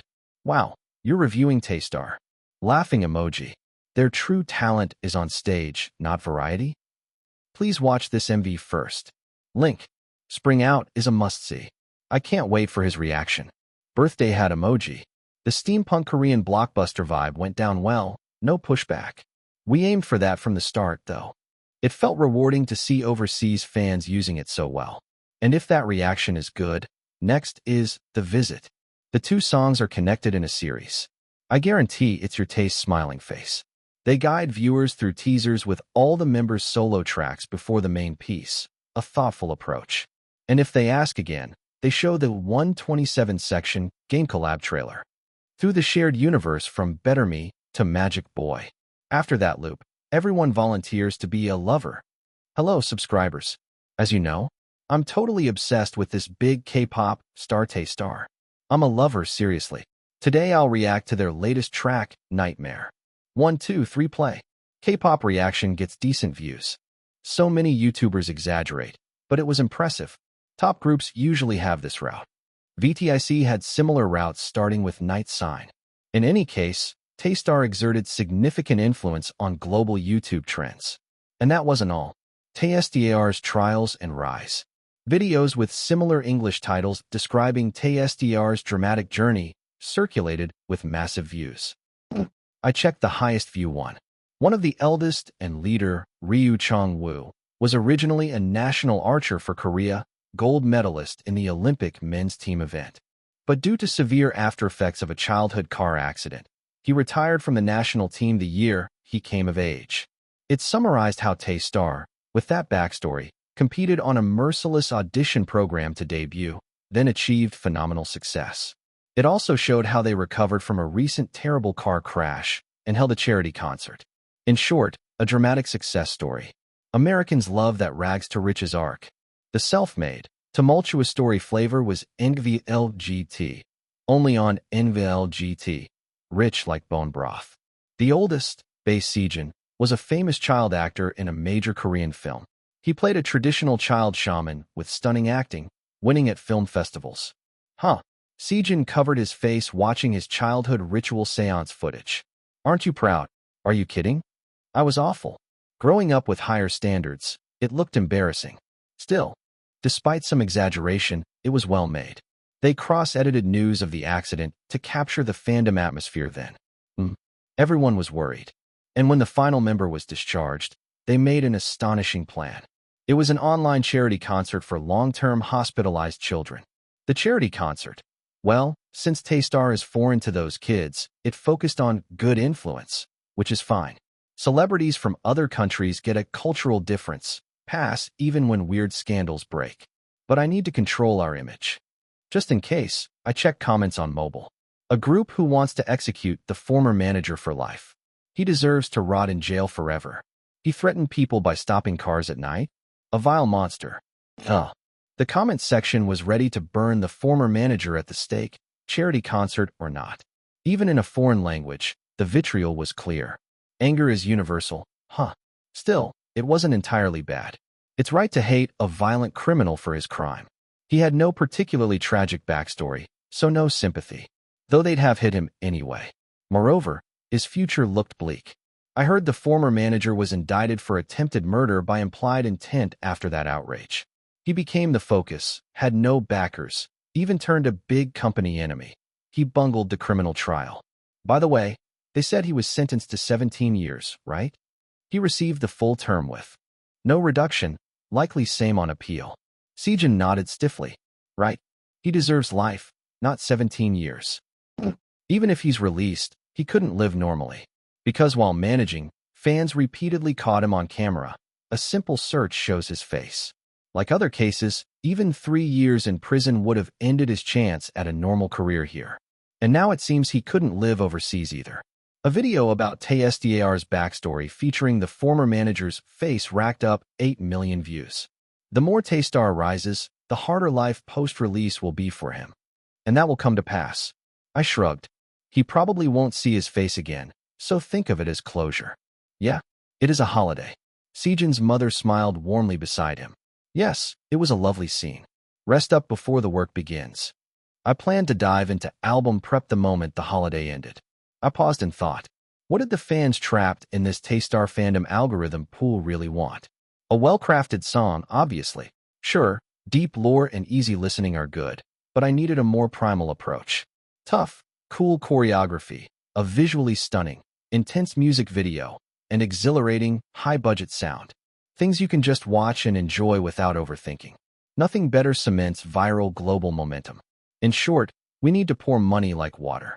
That was the one thing the company bosses actually excelled at, so no problem. But I'd no longer tolerate these leeches who tried to hitch a ride and disrupt the big picture. What a waste of time. I still had to follow through on what I told Sejin, who gathered litigation materials. I'm thinking we can achieve the same effect through a different kind of lawsuit. Anyway, the company almost got screwed when they tried to sidestep attention from the former manager. Time to pay him a visit. I spent the rest of the holiday planning a pleasant meeting with the director. On the first day after the holiday ended, I scheduled a meeting with him. 256 chapter. Evening at the dorm on the last day of the Chuseok holiday. Members began returning one by one. Actually, I thought Bae Sejin and I would arrive first, but someone beat us here. Oh, Mundi's back. Glad you made it. Glad you made it. Sejin Hyung too. Big Sejin, whose family home is close to the dorm, had returned early and was lying on the living room sofa, watching a special episode of TSDR's Island Life, with commentary. I'd heard he'd enjoyed the holiday with his excited cousins, handing out autographs like a first-tier idol. Soon enough, there'd be a flood of sightings and autograph proofs from Big Sejin's relatives, all over SNS. How was it? Cool as ever, Mundi. Our madam wanted to see you in person. She's so bummed she missed you. He'd even gone to his great-uncle's place, yet he could still talk a mile a minute. Yeah, I should call her on video next time. Haha, Big Sejin chuckled. Whether he really enjoyed the rest or was just relieved to see his popularity in real life. Either way, he was relaxed, and that was good. Now we could squeeze every last drop of energy into making the album. Oh, looks like most of you are here already. I am back. Ryu Chong-woo and Seon Ah-hyun arrived almost simultaneously. Ah-hyun said he'd gone on a family trip again and even brought souvenirs from a small island in the South Sea. I accepted a goose-shaped bread Ah-hyun handed me. Inside was green tea cream. It was near that island we went to. My parents said they'd always wanted to visit. After seeing what a pain it was, I didn't know. But since he had fun, I let it go. Did everyone have a relaxing holiday? And Kim Rae-bin, lugging a bundle of bags, looked a bit chubbier. From grandma's hospitalization to his own car accident, his family must have fed him nonstop this year. Hyungs. Yeah, good to see you. Yes. Well, it was the inactive period. It wasn't like his health had deteriorated. Once we started preparing the album, he'd naturally snap back. Besides, we'd get confirmation of that later at dawn. The last one to show up was the one with the most extreme image change. Yoo-hoo. Everybody say hello like Annyeonghaseyo. Cha Eugene. That's right. Cha Eugene, who'd flown in from Los Angeles at dawn. He looked modeled. In a good way, he looked healthy. In a bad way, he was a sunscreen destroyer. He must have had an amazing beach holiday. The stylist's going to faint. They'd probably lock him indoors and make him take vitamin D orally only. Hey, what's with your face? Rae-bin, aghast, swatted Eugene on the back. Ow. No, I'm healthy and cool. No, you're not. This isn't a healthy tan. It's just a total management failure. Rae-bin, you didn't work out either. Failure on your part. No. I'll recover my muscle loss soon through exercise. Anyway, only after that commotion could I bring up the main point. It was 2 in the morning. Tomorrow, this afternoon around lunch, I'm planning to go to the company. Wong. Why?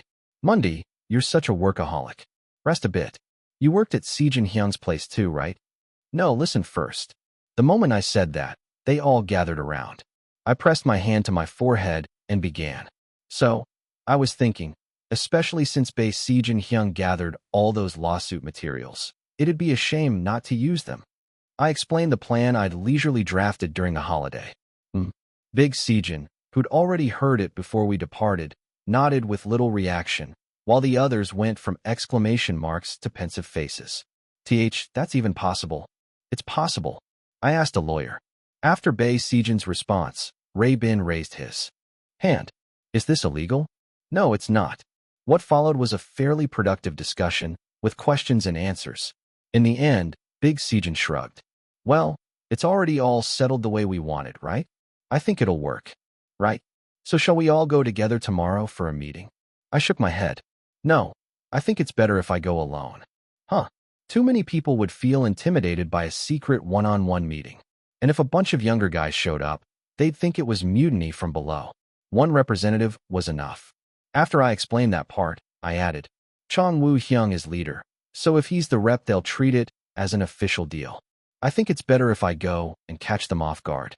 Bae Sejin frowned and spoke up. But considering retaliation or threats, I'm fine with that. I have no intention of using extreme measures. Why that look? I was puzzled for a moment, then let out a dry laugh. Oh, you mean the head of headquarters? I don't think he's capable of that. Not someone like him. And a short while later, I was confirmed as the one to deliver the proposal. Smooth. T1 Stars' third head of headquarters had a decent Chuseok holiday. A deranged fired employee had caused headaches, but from right before the holiday his recovery had gained momentum. Still, thinking of the damage to the company's image, headquarters interference, and tour cancellations left him with a dull ache. Good thing they recovered. At least the T-Star member in a coma hadn't died, but what came next was hardly comforting. A charity concert in the meantime, and on another agency's affiliated platform, no less. He was suspicious. Are they planning to transfer over there or something? He couldn't outright stop public opinion or atmosphere, but as someone new to the entertainment world who thought of idol agencies like sports teams, he felt even more unsettled. He thought it was them testing the waters. But there was no sign T-Star had contacted NVL GT, only on NVL GT, that agency again, so he dropped his suspicions for now. Once public sentiment recovers, we'll gently coax them back into touring. He planned to prepare the next album by the end of the tour for a global launch. In the meantime, reflecting the picky demands of these idols was already a stress. These guys never even went to college. They should at least do a decent job as the face of the business. Hollywood's early star marketing, selling fame like a ticket, was what got the industry into this mess. Anyway, he clicked his tongue, lamenting the lack of structure and dignity in the entertainment business. Though he'd jumped in ambitiously, he'd grown cold on it. I'll just build up my portfolio for a few years, then launch another business line. Then at lunchtime, he met the T-Star member he'd scheduled. Hello. Please have a seat. Frankly, it was absurd. Since when did he have to make appointments based on a word from one of his signed talents? Still, thinking it might be a new angle, he decided to hear him out. After all, the car accident incident had shaken the company. Let's see. He sized up Park Mundy, who'd come alone. A solicitation, huh? Not the leader, but he'd heard this was the guy who'd been contacting headquarters before. He hadn't guessed that they'd formed a dedicated T-Star team because of him. He didn't expect a high school dropout idol to be that sharp. Still, he thought he could use him. Push him a bit, and he won't resist wanting more. He seemed to have a voice in the team and some ambition. After all, he came to see him even after waking from a coma. But the moment they sat down in the private sushi restaurant serving course meals, Park Mundy pulled out documents. These are the lawsuit papers. Kook, the head of headquarters, sputtered, but the idol across from him didn't flinch. He just stared, silently observing. The head's anger threatened to boil over, but he pragmatically grabbed the papers. And then he was shocked. These are the agency's negligence evidence related to my former manager. The documents were thorough in the legal sense. Some details had been deliberately redacted, making it hard for the company to prepare rebuttal materials even after reviewing them. Clearly crafted by an expert. He hired a lawyer. The head of headquarters took a discreet, deep breath and set the papers down. So why are you showing me this? It doesn't look like you intend to sue immediately. What do you want from me? Park Mundy admitted it. This guy really is sharp. After all, this head wasn't a parachute hire or a relative of an executive. He was just an overinflated superior, which made him easier to deal with. He remembered his conversation with Bae Sejin the night before returning to the dorm. Mundy, you mentioned taxes at the first settlement. This is the pre-tax amount, so you'll lose a lot later. Yes, right. As I thought. Idols aren't employees. Park Mundy had understood that from his legal knowledge gained through college and civil service exam studies when drawing up the contract. Idols don't sign labor contracts with their agencies. That means they're classified as individual business owners, often not covered properly by the Labor Standards Act or the Occupational Safety and Health Act. But the agencies are way too powerful for that to really matter. Since he couldn't change that immediately, he let it slide. Park Mundy's thought was this. On the other hand, that means we can draft the contract more freely. A business-to-business contract. So he made this proposal. Let's add a clause to the standard contract, both a penalty and a guarantee. A guarantee? Yes, not something drastic, more like a wager concept. The details are, Park Mundy smiled. If Taystar wins the grand prize at any annual awards show next year, the company will fully support the establishment of Taystar's new independent label. Set the term at 2 years. Oh, of course it remains under T1. If the contract is broken, it applies. They have to stay under T1. On the paper Park Mundy handed over, the details were densely written. Annual awards show means any ceremony hosted by a music or album platform broadcaster that represents over 70% of that year's music market sales.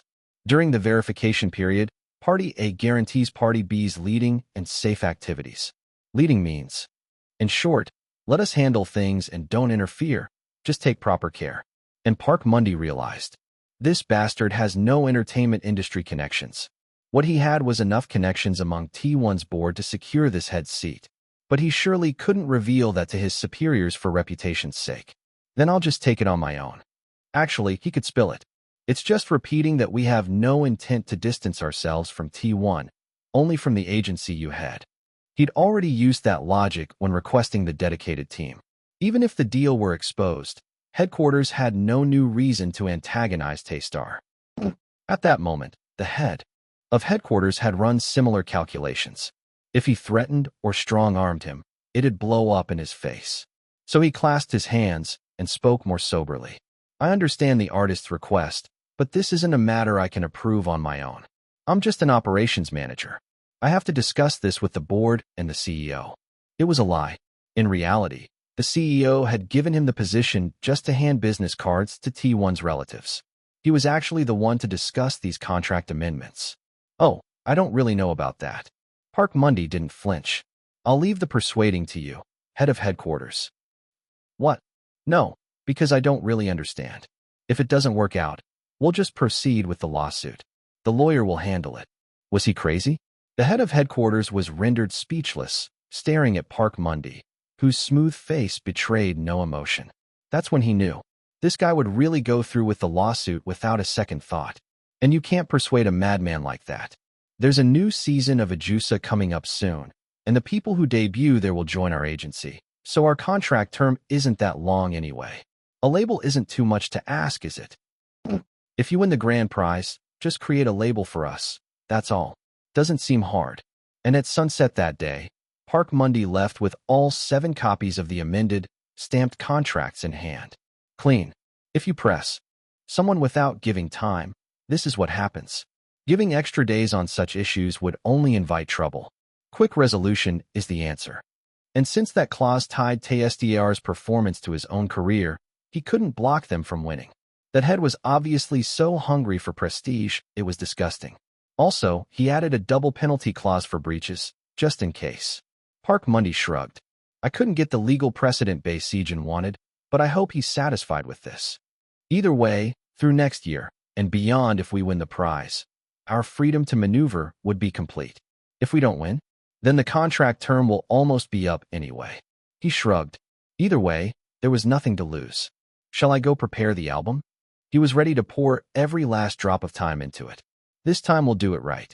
And so began an intensely high-pressure album prep retreat. For reference, Taystar's planned comeback first stage was at the year-end awards ceremony hosted by T1. 257 chapter. Year-end. As the year wound down and the new one approached, various events and anniversaries made pop culture buzz with excitement. And those interested in K-pop began to prepare to watch related events. Someone's spilling all the MBS collab tea this year. T1 holding another awards ceremony overseas? Are they crazy for votes? I can already see VTIC and Youngren each scooping up a grand prize for album and digital. Of course, chatter about Taystar, always a sensational topic this year, whether by choice or by force, was unavoidable.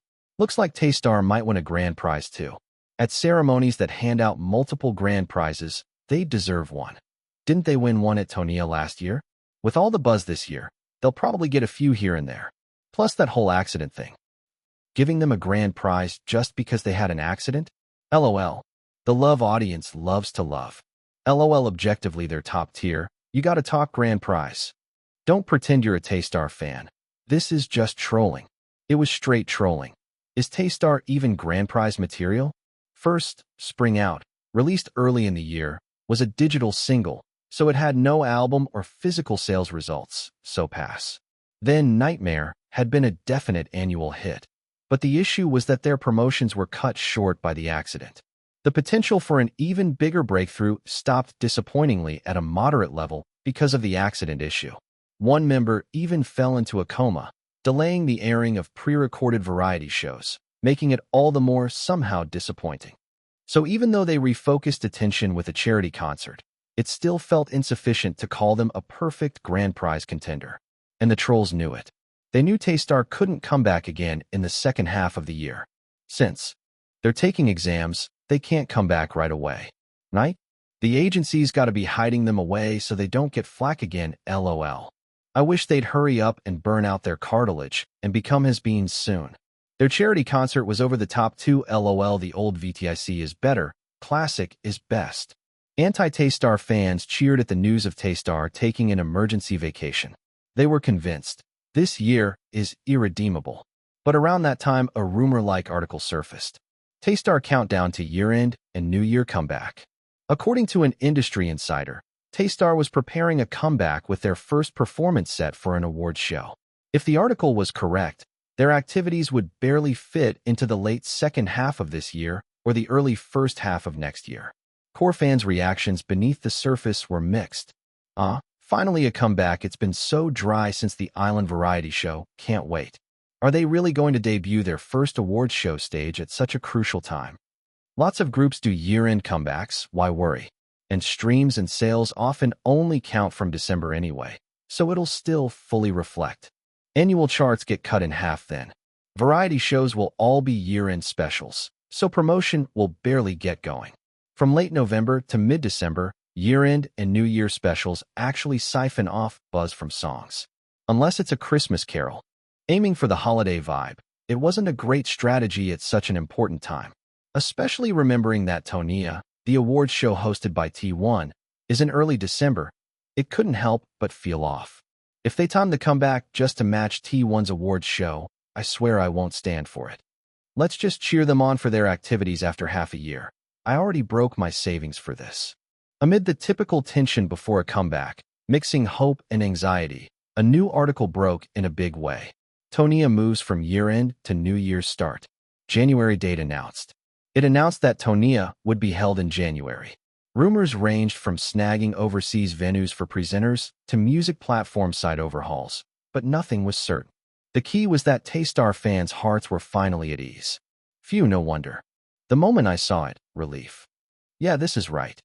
They can hit the remaining awards shows in January, then start music broadcasts from month's end. By then, public attention shifted. It wasn't about redeeming this year anymore, but whether they'd hit a home run next year. Taystar coming back very early January, looks like. Wow, full annual chart coverage LOL. Already the first-tier power struggle is so hype. Wonder how it'll go. Everyone shifted focus from whether Taystar would win a grand prize at this awards show to how well their comeback would perform. After Inc via LGT, only on Inc via LGT, the accident scandal, the charity concert VTIC trolling, and the variety show home run, Taystar's next comeback results were the big question. If they pick a great song, they'll absolutely blow up. No contest LOL. Honestly, Taystar nails their activities at every crucial moment. Even if T1 is greedy, they do this right. I heard there's a full album this time. How do you feel? Could be too overplanned and they slip? Great wishful thinking LOL. Taystar really works like oxen. Honestly, I thought they'd rest another half year to recover. And with various year-end music programs officially confirming Taystar's appearance, fans were excited to see them back at their main job. Love the stage. Don't overdo it. Just showing up is a gift, guys.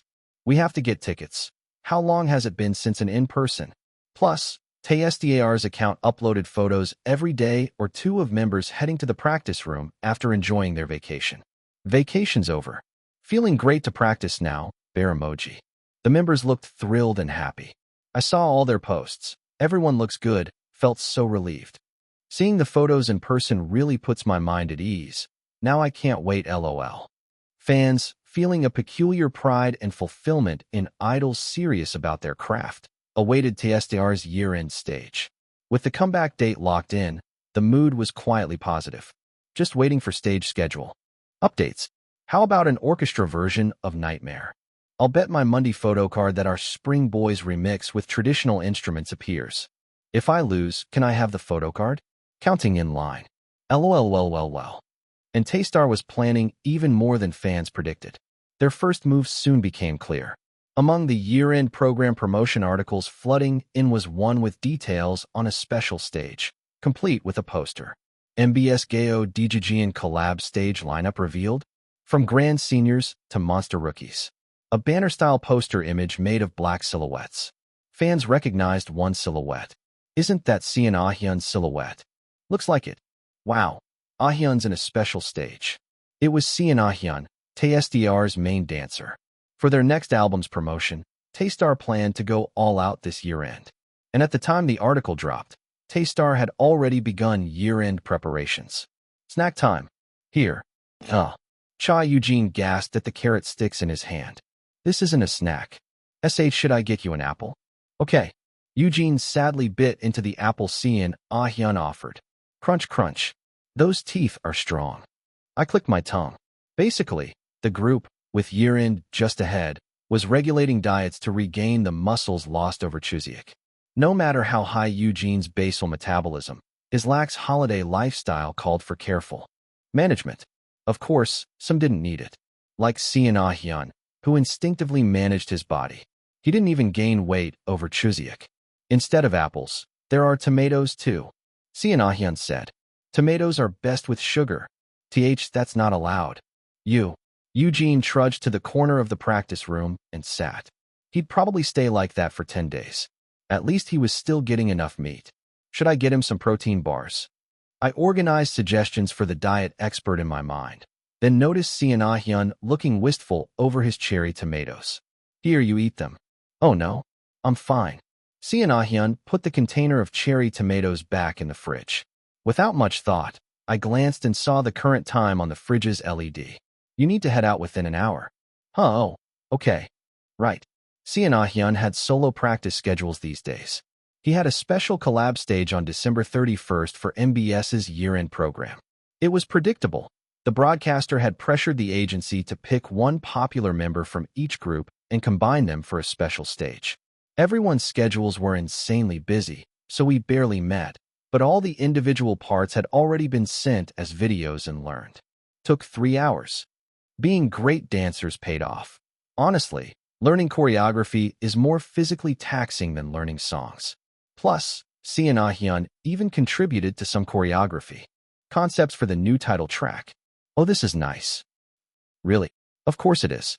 Right, director? Yes, I think it's very impactful. The formations will look great on camera, Ahyun. This time, they'd merged concepts from over 7 sources, so squeezing in his choreography wasn't trivial. He's talented, and his movement style wasn't even his modern dance major. So a collab was no problem. He already had his part down, and his performance would be solid. With TSDAR's name value, the camera love would follow. I nodded. No issues. Do well. Yes. Seeing Sian Ahyun fired up, I knew he'd shine. Of course, it wasn't just Ahyun. Even Bae Sejin muttered nearby. I'm presenting an award. A child actor award? It suits you. It might be a bit cumbersome to move around. Me? Presenting an award. Let's calm down, Sejin. From film festival awards to commemorative stages at entertainment awards, he'd carefully picked 1 or 2 newsworthy schedules without overdoing it. Everyone agreed to use their free time for these instead of year-end events. This quarter's settlements will be halved. Still, it was profitable. It was effective promotion. So I'd okayed 1 or 2 offers after filtering by name value, but it felt a bit odd. Why did this offer even come to me? There could have been a more suitable member, but if they wanted me, fine. Doesn't matter. I shrugged, put my headset back on, and prepared to review the 3rd recording. This title had to come out perfect. Let's do well. And swiftly, year-end approached. A few weeks later, on a Friday night in early to mid-December, netizens awaited the return of the year-end season and the very first primetime music program. Anyone watching SBC Gayo Taejun tonight? Oh, it's just me. LOL. Well, today, time flies. Cheer when they come out. How old is your grandma? No, let me correct that. Plenty of people just wanted clips or would only watch for their own idols appearing late. Still, since everyone might show up for the opening, fans of the lineup politely tuned in at least for the start. It's starting. Oh, let's see how many unheard of rookies they cram in this year. A grand broadcast hall shone with glitzy lighting. Gayo Taejun, Sangam Hall live broadcast. And at last, the hosts appeared at the commentary booth, a pair of impeccably dressed male and female MCs. But they were far from the expected profession. They were three active idols. The hottest ones. Hello, Gayo Taejun viewers. Their light smiles revealed striking faces, but fans hadn't predicted their professions. They were active idols. I'm Chayol of VTIC. I'm Youngren of Sankyu. And I'm Park Mundi of Taestar, the youngest MC. On screen, Park Mundi gave a cryptic smile and poked his cheek. His senior hosts tried to stifle their laughter. Insane MC lineup. Well. Top-tier idol members collab. The unexpected first-tier elite lineup flooded the comment section. For reference, even the organizers hadn't expected this to work. 258 chapter. Everyone, are you having a warm-hearted year-end? This year's musicians, who set our hearts ablaze, are preparing another fantastic stage for you. The two idols beside me handled the hosting quite smoothly. They've clearly got seniority for a reason. I took the mic. Then shall we meet the artists who delighted us with the year's most brilliant performances, starting with the first stage of Gayo Taejun? My sentence felt unusually long compared to theirs. Maybe they loaded up the script by seniority? And who thought poking my cheek was a good idea? I couldn't refuse the position, but I won't forget this deliberate move. SBC Gayo Taejun starts now. The cameras rolled, and the three of us smiled capitalist smiles at the lens. As soon as the lights dimmed, we each took a quick breath and smoothed our expressions. Phew. Good. The VTIC guy beside me reached over and tapped my back. Totally unnecessary senior behavior. Mundi, you did great. Thank you. Youngren glanced down at her script, smiled slightly, and added, still giving it your all, I see. Thank you. I bowed repeatedly. With such a gap in seniority, it was better to be the perpetual gratitude bot throughout the shoot. Right below our stage were fans waving light sticks. A few camera lenses glinted in the crowd. Nicely hidden. I spotted a few familiar cameras, flashed a knowing smile, then looked away. It was live, so leaking was a moot point. When this stage ends, we reveal the broadcast theme. I ran through the horribly long next script line. The hearts of everyone enjoying the festival, once more. Even if it was on the teleprompter, I might stumble. But three idols as MCs might be overkill. Sure, it guaranteed buzz, but for stability, one professional announcer would have been better. I knew they calculated that since it wasn't an awards presentation like drama or entertainment awards, they'd let it slide. Still, I didn't want any nitpicking. And it seemed everyone else thought so too. Wow, this is nerve-wracking. We've only ever hosted our own content, so to suddenly do a year-end show, wow. We'll work really hard, everyone. First, the most experienced one was bragging like a rookie. Mundi, you're still a rookie, so don't be too tense. If you stumble, just finish the sentence. I'll pick up where you left off. This one sounded like a pro MC. She'd MC'd all over the place, practically a deputy host. Thank you. I looked at Youngren. But the goal is 0 mistakes. I'll do my best. Youngren offered a tiny encouraging smile. She was like a team lead proud of her new recruit. Oh, right. Wow. Idols, fighting. The three of us clapped our hands in a cheer. Funny, but at least no one was phoning it in. How was the National Gugak Center's special performance introducing this year's musicians? It was truly wonderful. The dazzling movements felt like they were showing us a bright new year. I thoroughly enjoyed it. And the three of us made not a single mistake throughout part 1. Myself included. Good. Advertisement. As part 1 ended and we cut to ads, I took a drink of water. From the singers' seats, I saw familiar faces waving back. Hyung, you were amazing, just like that. I can't hear a word with that sound system and cheering section. Still, I waved back thanks, then flipped to the next cue card. At least I'll hit a baseline here. Tick's self-praise lines almost got awkward, but they covered for me, so I avoided the newbie parachute idol tag. Let some articles come out. I shrugged and set down the water. 30 seconds until part 2. Part 2's first stage ended and the broadcast resumed. Monday. Suddenly, something unplanned popped up that wasn't in the script. Tick's Chaeyeol thrust a giant cupcake with lit sparklers right in front of me. What the heck was this? I heard it was your birthday a few days ago. Happy birthday, Monday. At the same time, crew members slipped a dog-ear headband onto me from below the camera. I stared, bewildered, at the headband someone handed me. Couldn't they have given me a heads-up, production team? What on earth is this in a live broadcast? Smile. No need to write that on a sketch card. My grin was already splitting my face. Haha, thank you. Blow out the candle.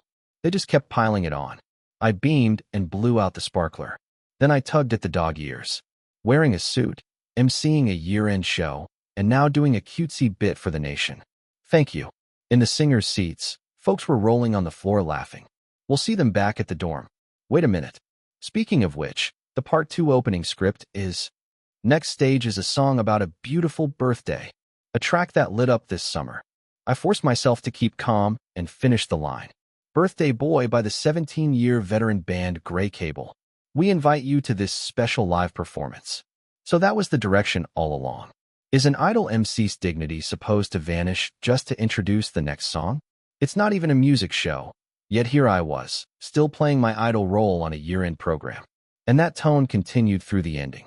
Park Monday is so cute. Monday's home manager, who'd secured a spot under the commentary booth, almost cried tears of joy. She'd heard the rumor he'd MC the year-end show and fought to get this seat. It was worth every effort. This is it. This is the moment. Seeing Monday in person again, after so long, was the best feeling. He wore a navy suit with a black shirt underneath, his hair slicked back for a polished MC look. Yet, as the youngest MC, he'd worn a white ribbon tie, and it was just too adorable, especially when he accepted the cupcake. Caught off guard, he looked flustered in the cutest way. He's got cream on his nose. As soon as she saw it, Monday wiped it off, and staff fixed him up, but the home manager had already snapped the shot. Ha ha ha. Ha ha ha. Overjoyed by the in-person shoot after his accident, she quietly giggled and feverishly collected photos. The previews were all him. After the extreme low points, the roller coaster of madness, and the post-accident worry, her fatigue vanished. She felt relieved and happy. I'm really looking forward to this comeback. It felt so good to see him safely back. Smiling, she adjusted her mask. Monday looks in great condition. Every time members at the singers' seats made eye contact and waved, when cameras weren't on, they'd subtly wave back. She loved those moments. And Monday had even spotted her NVLG, continue reading, camera lens among the crowd. He'd made eye contact with it. Let's idol forever. Park Monday was clearly the anchor of her K-pop life. That was that. No transfers. None of that. Once an idol leaving the industry went into entertainment news, she'd sworn never to trust idols again. Bitter memories of drunk nights. But, after this series of wild events, that bitterness turned to dust. A little while later, part 3. They're heading there soon. The cue sheet matches. She saw Monday stride from the MC booth and disappear behind it, and confirmed Taystar moving from the singers' seats. Year-end programs rarely release official fan cams. Her sense of mission clutched the camera tightly. It was an incredibly gratifying time. I loved it so much. Later, heading home, she left SBC Sangam Hall contentedly. Her fatigue wasn't registering, adrenaline coursing fiercely. She'd be tired once home, but for now, Park Monday's home manager was overjoyed. They performed so well. TSDR's skills hadn't dipped at all. Not a single choreo element was toned down or cut. Actually, it felt even more polished. There wasn't a trace left of the accident. Even Monday, who'd stumbled briefly at the group concert right after discharge, floated energetically tonight. Fully armed, his competitive fire burned hot, on stage and through the camera lens. And the stage itself was well composed. Using shooting props in Spring Out was spectacular and suitably grand for year-end. She was sure it had been a hot topic online. Just this one part. She hopped into a taxi, connected her laptop to the camera's storage, and began reviewing the footage. She wanted to savor a few especially striking moments as she sped through the video in. Fast forward. Park Monday, climbing up to the MC booth after the stage, passed under a light, and she saw a bright streak among his black hair. A chill ran through her. A wig. Whether spray or wig, that black hair was fake. Park Monday had escaped black hair again. Crazy. He's dyeing his hair for this album. This was separate from her personal black-haired preference. What color is it? What is it? Maybe color shows under the lighting. She buzzed with excitement and anticipation. It had been too long since she felt this kind of joy. Wondering if she could refrain from spoilers till January, she spun off scenarios for his upcoming activities. Meanwhile, the video she'd captured finished replaying. Park Monday, checking the cue sheet, successfully returned to the MC booth. Watching again, that moment looked odd. She felt her previous thrill drain away. She zoomed in on Monday's upper body. It looked like he was watching Taystar return to the singer's seats, but his expression flickered fierce. His eyebrows twitched. What's happening? She rewound a few times, but since she'd focused only on Monday, she couldn't tell exactly what he'd seen. And his composure snapped back so quickly. Must be my imagination. Reacting to just a few seconds of expression was obsessive. She shrugged it off and moved on. But it wasn't her imagination. Great job, everyone. Monday did an amazing job as MC. Thank you. Hyung, the dog ears as a birthday gift. Cut it out. The long live broadcast finally ended. As we regrouped, we headed to the car. We'd go straighten things out in the practice room for an hour or two before heading home. The MC was fine. The stage delivered the quality we prepared, so there was nothing worrying. Except for one unexpected thing. You okay, Nek? Perfectly fine. Good to hear. That guy, Sian Ahyeon. After the stage, I noticed some guys had gone overboard greeting Ahyeon at the singer's seats. Must be those prepping for the collab stage. That'd be fine. But afterward, Ahyeon averted his gaze and bowed his head as if intimidated. It felt off. When we arrived at the practice room, I grabbed one guy by the nape as he got out of the car. Hey. Monday, what's up? It was Big Sejin. I'd seen him discreetly break off the guys who'd been greeting Ahyeon too much. I think he noticed too. I quietly dropped my voice so the guys walking ahead wouldn't hear. Then I hit him with the question. You saw what happened at the singer's seats with Ahyeon. Big Sejin seemed to understand immediately. That? Yeah, did you see something? They looked like the collab guys. He shrugged. Obviously, they probably shoved Ahyeon around. Ahyeon's too gentle. They tried to push him, saying, "Oh, Ahyeon, you get so much camera time. I'm jealous. Looks like you don't even need much practice," pulling him aside. He teased so well I wanted to smack his mouth. But Big Sejin turned serious fast. And it wasn't just one or two trying to act buddy-buddy, right? Since Ahyeon's shy, they probably split up into cliques and whispered behind his back that he was playing favorites. Phew. Understand. Yeah.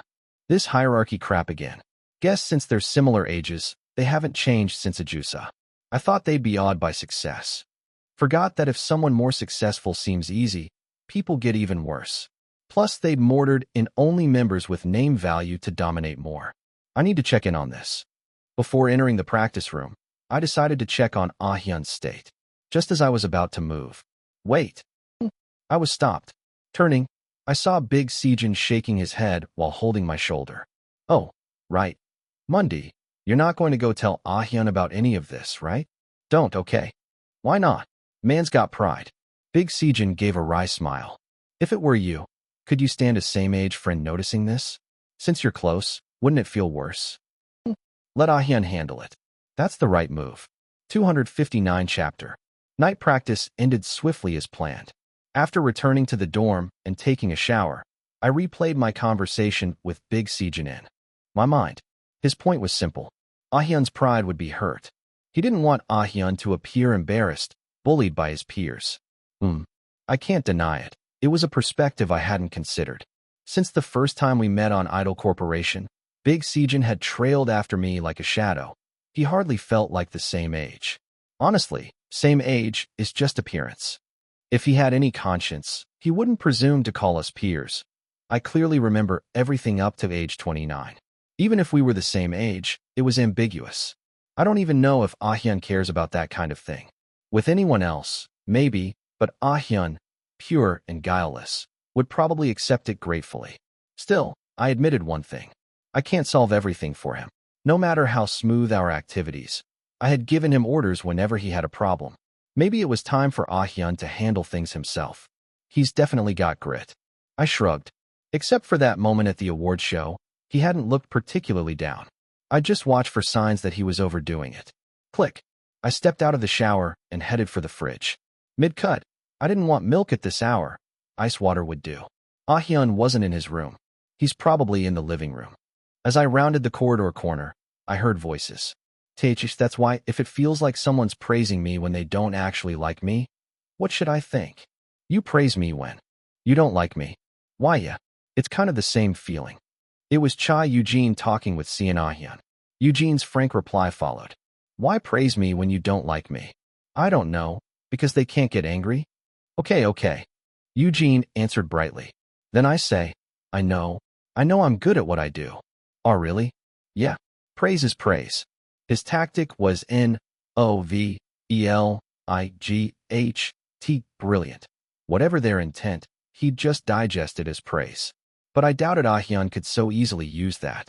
Why is he asking Eugene for advice? Weird. I considered waiting until they finished, but realized that'd be funnier and just walked in. Ah-hyun sprang to his feet when our eyes met. Mundi, want some water? Sure. Here. A glass of water was presented. Thanks. He'd be insulted if he thought I was helping him. I still felt like his voluntary sidekick, but I accepted gratefully and drank. He and Eugene resumed talking, but Ah-hyun stopped midway and asked me instead. Why? Oh, maybe I'd stared too much. Well, I just wanted to confirm that practice is at 7 tomorrow. Ah yes. 7 it is. Okay, thanks. I ended awkwardly. Nothing extraordinary, just seemed a bit more fired up than usual. Good. At that moment, Big Sejin emerged from the living room, tapped my back, and grinned. Seems like he's teasing me. Whatever, damn it. Let them handle it. Themselves. There was too much to do before comeback. I returned to my own work. 7's too early. Get to bed.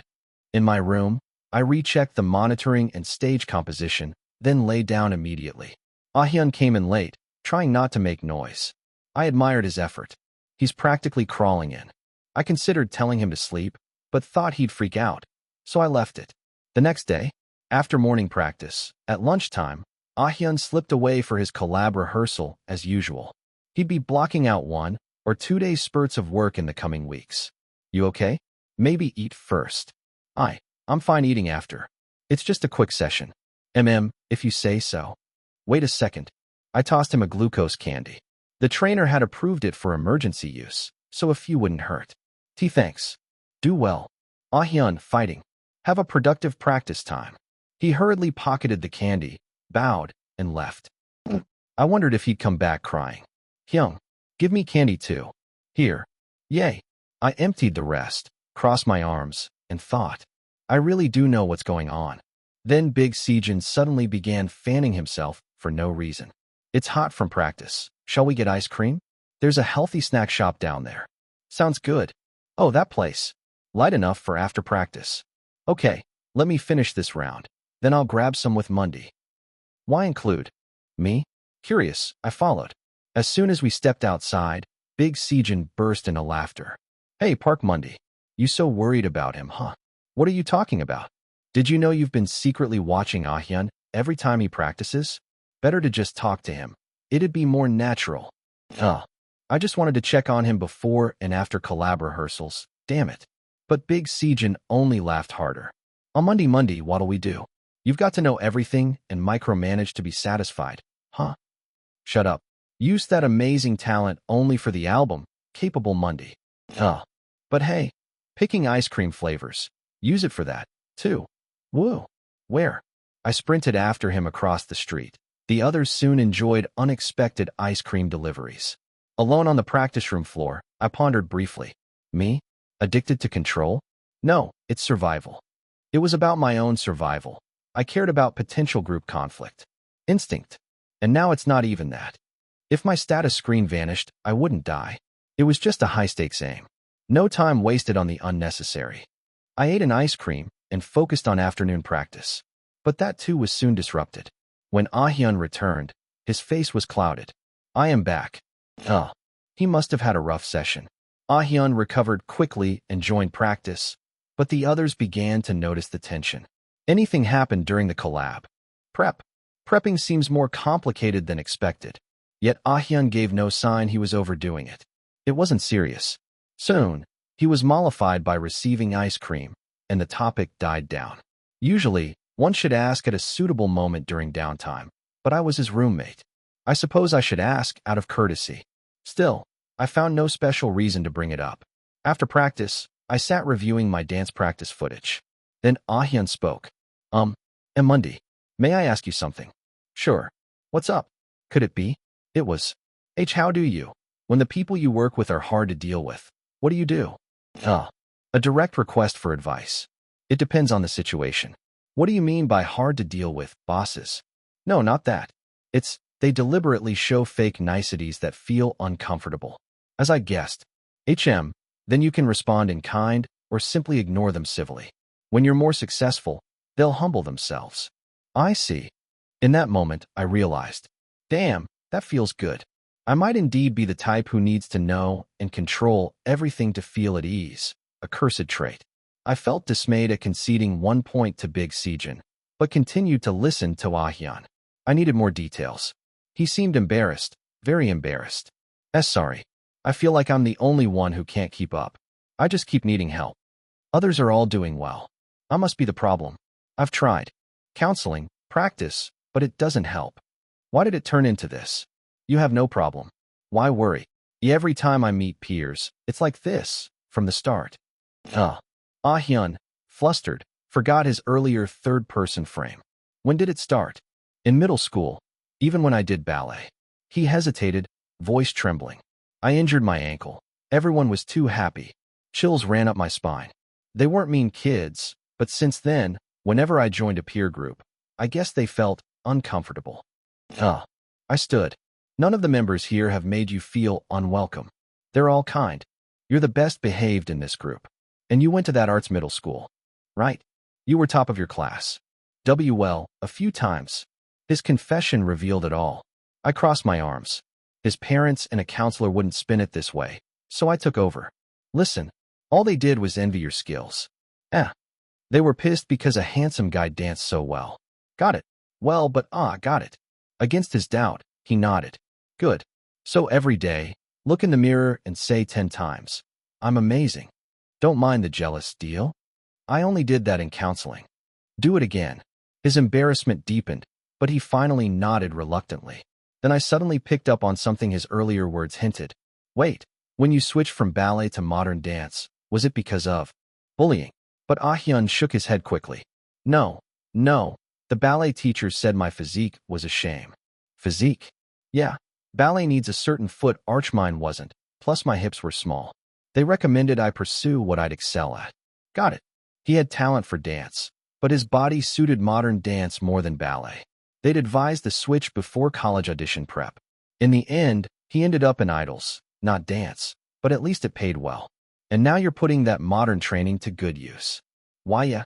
He smiled, then soon bowed his head in a more somber way. Actually, today, they said something during collab practice. In collab practice?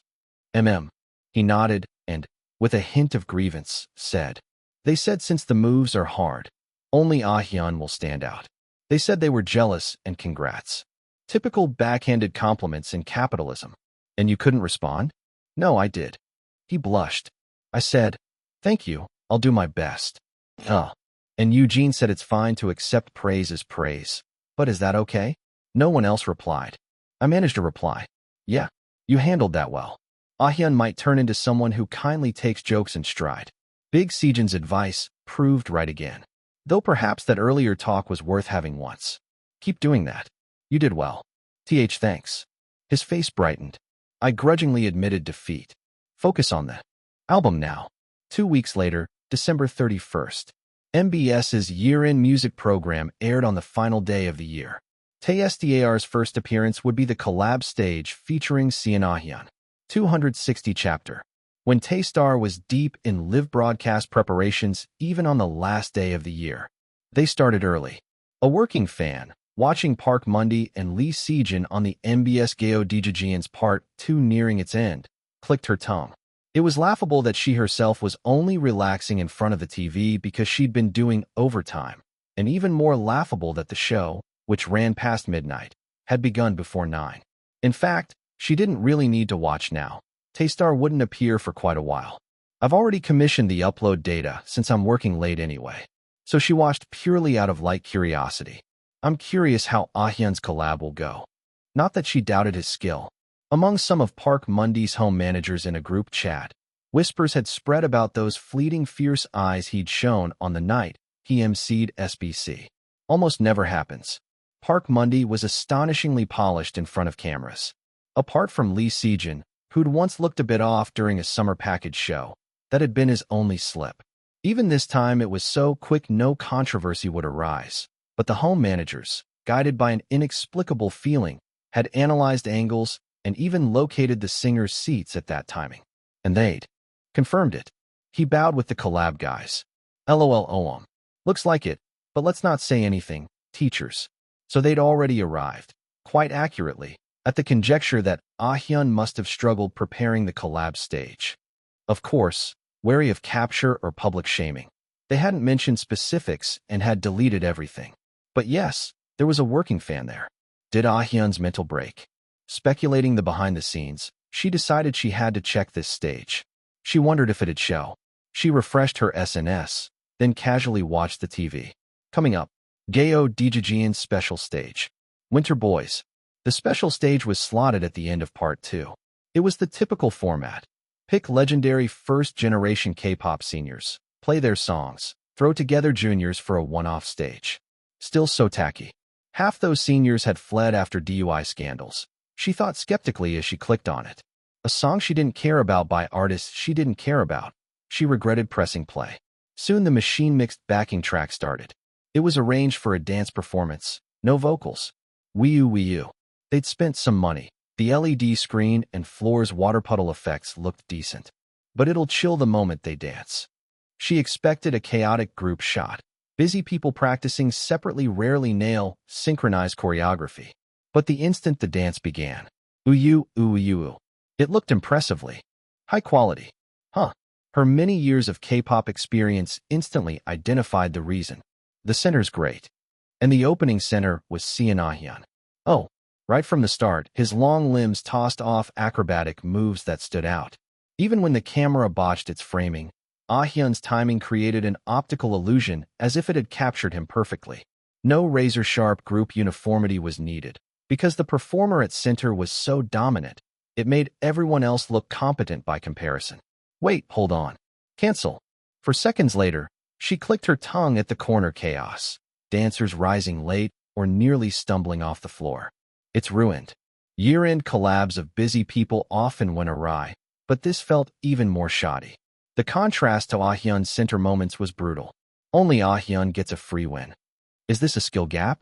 She wondered, eyes glued to the screen for professional interest. Only Ahyan seemed to benefit from choreography closer to dance than broadcast dance. He'd said he majored in some Valengi modern dance. Clearly he'd trained rigorously for longer than the industry average. A close-up of Ahyan appeared on screen. As he pressed one hand to the floor, his beautiful face shone with unexpectedly intense eyes. She knew he was handsome, but this was a surprise. Thought he'd be too cautious to show his full skill. She revised her judgment. Not just a token inclusion with Sejin and Mundi, Ahyan clearly had backbone. She didn't take her eyes off the TV until Ahyan's dance performance reached its end. And if she tweaked that reaction to an extreme, it'd be her exact viewer response. Ahyan, you crushed it. You were seriously amazing. Thanks so much. Blushing, Ahyan returned to the waiting room. This is off-camera talk, but wow, Ahyan was the best. Yeah, you aced it solo. The others messed up. Hey, that's too much. Cha Eugene's unfiltered remark was swiftly shut down. Ahyan looked like he might break into a cold sweat. Sure, the others had done fine in practice. They were seasoned pros despite their rotten attitudes. The problem came on site. It was kind of slippery. Because it was live, they'd misjudged drying time and the water from the previous stage's effects was still wet. But since only Ah-hyun moved flawlessly, it only underscored his edge. But you didn't slip, Hyung. I'd practiced here before, that's why. See, past experience builds the skills of today. I respect that. Oh, thanks. Just like that. So unfair. Normally, after some flack, then a factual reveal, public opinion would turn to criticizing the broadcaster's poor working conditions. But now, Ah-hyun alone would rise in status. No wonder Ah-hyun's a top-tier member. Honestly, the best main dancer among boy groups. Modern dance, ballet, audition background? That combo can't fail, lol. Checking real-time buzz, it flowed as expected. Perfect. Relieved, it was all rolling smoothly. Except that this wasn't a private waiting room. We loved it too, Ah-hyun. Why yes. Thanks. Hey, didn't someone here cover senior ballet stage back then? Not me, Chongryo Hyung did. He's our main dancer. Right. But it was similar, and it reminded me. VTIC shared this waiting room, and they were trying to wedge themselves into TSDR's conversation. Why does this happen? Roommates were chosen so awkwardly. VTIC, the industry's unquestioned number one, and Taystar were forced together to induce discomfort. And because both could appear on US New Year specials, the agency had to be cautious. Damn it. But these guys hadn't learned interpersonal tact over 9 years. They kept butting into our space. Cut it out. Yet they still pulled in another member. You remember too, right? The year-end special stage. Chongryo. He should have just stayed off, rather than bug someone about standby time. Yes, you got lots of coverage. So I had to welcome him too. As Chongryo and I had our spat, it felt like exile to be stuck with him here. Guys, Sejin's on next. At that moment, Ryu Chong-woo, sitting on the sofa, called the others over. On his phone flickered the ongoing acting awards on a neighboring network. Hello, I'm on. So-hyun. Hello, I'm Bae Sejin of Taystar. Sejin entered alongside the only cast member from Soft and Sweet who'd succeeded as an actor. He looked a bit nervous, but in his suit he definitely NVI'd. Original source. Looked the part. Ooh, nice suit. Had little time, must have worked hard to set it up. You look sharp, Hyung. Amid jokes that he should wear suits on the next album, Sejin calmly carried on. We stand here today at the acting awards as idols turned actors. How does it feel to appear here today, Sejin? Yes. It's been a while, so I feel I must do well. Thank you for having me. Hyung's pronunciation is great, and he's not shaking. Right. Sejin fielded questions smoothly. I started as an idol, then moved into drama. Sejin, it's the opposite for you? How do you feel about idol life? Yes. I'm active as a member of the group Taystar. It's very enjoyable and rewarding. I've met many great people. Ooh, is he talking about us? Probably. On the small screen, Sejin gave a faint smile. Among the guys watching, a warm, sheepish feeling rippled. Oh, sounds genuine. TSDAR's awesome. No, you guys should go back to your own spots. Silently, I gave Big Sejin's shoulder a light tap. He shrugged sheepishly. Time heals. They seemed to have reached mutual respect. Even if our living situation was terrible. Though our fields differ, we'll work to show you pride-worthy performances. Now, let us present the next award. Sejin finished presenting well and closed with a hope to see you again remark. And later, after fighting through the bottlenecked highway, Sejin arrived. I'm here. Ooh, Hyung, you were amazing. Outstanding. Thanks. But this was originally a short script. No, it was great. Thanks for talking about us. Y'all. You mean us? Well, yeah, but. A barrage of greetings. Sejin blushed, but the mood didn't last. Hi again, great presenting. Yes. Thank you. Sejin nodded politely at Tick's forced familiarity, then slipped back toward TSDR's section of the waiting room. Guess he hadn't forgotten my earlier fight with Chongryo. Hyung, change your clothes first. Right. I hung back with him in a corner until showtime. Even before TSDR's stage arrived. Everyone, are you enjoying the last and most dazzling delight of the year, Gayo Dijijian? We'll soon welcome the new year. We were ushered onto the giant main stage for the countdown. On the way out, It was oddly satisfying to greet those poor fools. Chongrio had K.O.D., though some seemed distracted by other worries. It's cold. Shut up, Cha Eugene. Countless people are watching. Start the new year happily. You're not even smiling. Now I will. Quit it. I caught the two about to fight and looped an arm around each. On a stage lined with idols and singers, we took position before a cluster of familiar lightsticks. At least the fan cam will look good. The crew had assigned us a spot, but with crowds shifting, boundaries blurred. Wow, the year flew by? Why, yeah, it really did. We whispered to avoid mic pickup. The countdown began. 3, 2, 1. Confetti exploded as lights and sound swelled. Happy New Year! Clapping and shouting swept into the moment. We welcomed the year again. Taystar always delivers something, even this year. Here's to a year of healthy, accident-free, great music. We high-fived and cheered roughly. When we waved to the wildly shaking light sticks, they shook even harder. Do their arms not hurt? Well, if they're happy. Then arms poured onto my shoulders. Monday, you worked hard. Let's work less hard and just crush it from now on. Yeah, please look after us. Right. Happy New Year. We exchanged high fives and well wishes. It felt strange. Still, we welcomed the new year. Despite many risks, we made it through and greeted it as idols. Around this time last year, I thought it might be my last. It was surprisingly uplifting. Happy New Year. The first stage of the new year was cold, loud, lively, and bright. After the dazzling countdown, the main stage was swiftly reset for the next act. Taystar would wait just below. It was our turn next. On our way off the stage to slip into the restroom, I ran into that guy again. We'll see each other soon again this year. Awards run straight through January. Yes. Chongrio. If he was going to say something so obvious, he shouldn't disturb someone on standby. Your juniors drop a new song January 5th. They'll perform it at awards. Bold choice. I stopped walking. Bold choice. That nuance, implying Taystar would lose by debuting a new song. Oh, you don't know.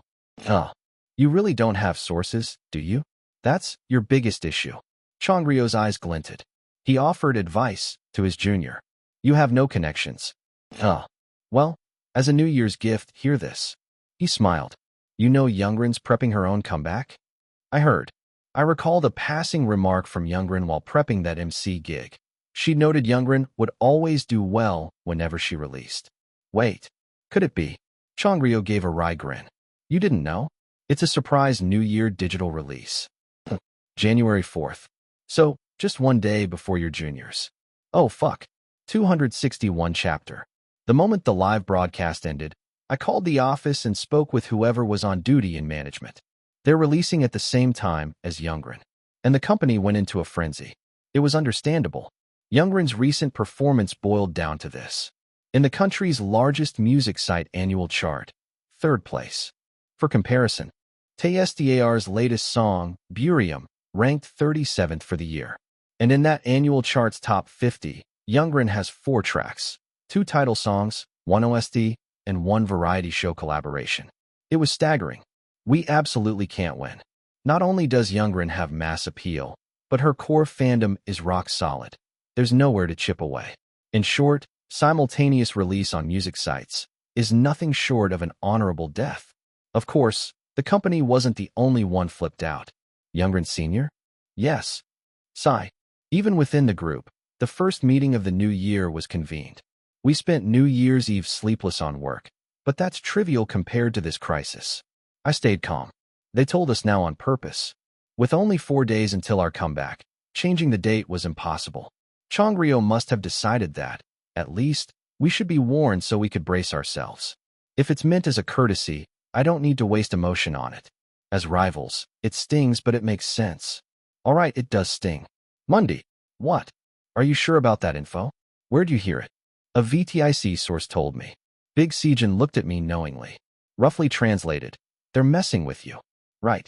Just in case, I confirmed it. Tossing and catching my phone, I said. I asked Youngren Sr. myself, just to be safe. It's true. Phew. With less than 4 days left and overlapping release windows, Youngren wouldn't lie. She did. Sound curious, though. We just decided it recently, but how did Monday SSI know already? I hedged. saying I overheard the staff and thought to check. The crew will have to tighten up on leaks, but compared to our situation, that's not a priority. I'm losing my mind. I rubbed my temple. Then Chai Eugene shot his hand up. Excuse me. I have a question. Go ahead, Eugene. Why can't we promote alongside Youngren Sr.? Ryu Chongwu answered. Because Youngren Sr.'s image is so trusted, we'll get buried on the charts. You never know until you try. Let's do it. Ambition is admirable, but this is a matter of morale. We come back with a full album, yet if we can't even snag real-time #1 on music sites, how crushed will we feel? And Youngren's user base will only grow in the days after release, so her new song one day later timing is the worst possible. When Youngren's song is peaking and we debut our track the next day, there's no way we can hit #1 unless we're on some fringe site. Our regular album record would collapse. Seeing the members sunk in thought, Chai Eugene shrugged. Okay, it's fine if we don't get #1 on streaming. Let's focus on a great stage. Let's aim for stage #1. Simple words, but the mood lifted. Yeah, it's our first full album in a while. Doing well and getting through it smoothly is what matters. All right, we worked so hard. If we focus on showing our best, this can still be fun, right? That positivity was good, but I like winning. I tapped my finger on the living room floor. How do we beat Youngren on the streaming charts? For one, Youngren isn't promoting this song at all. It hasn't circulated in the industry. Her own reaction and her company's reaction confirm it. But even so, it's T1 stars. Big comebacks get leaked.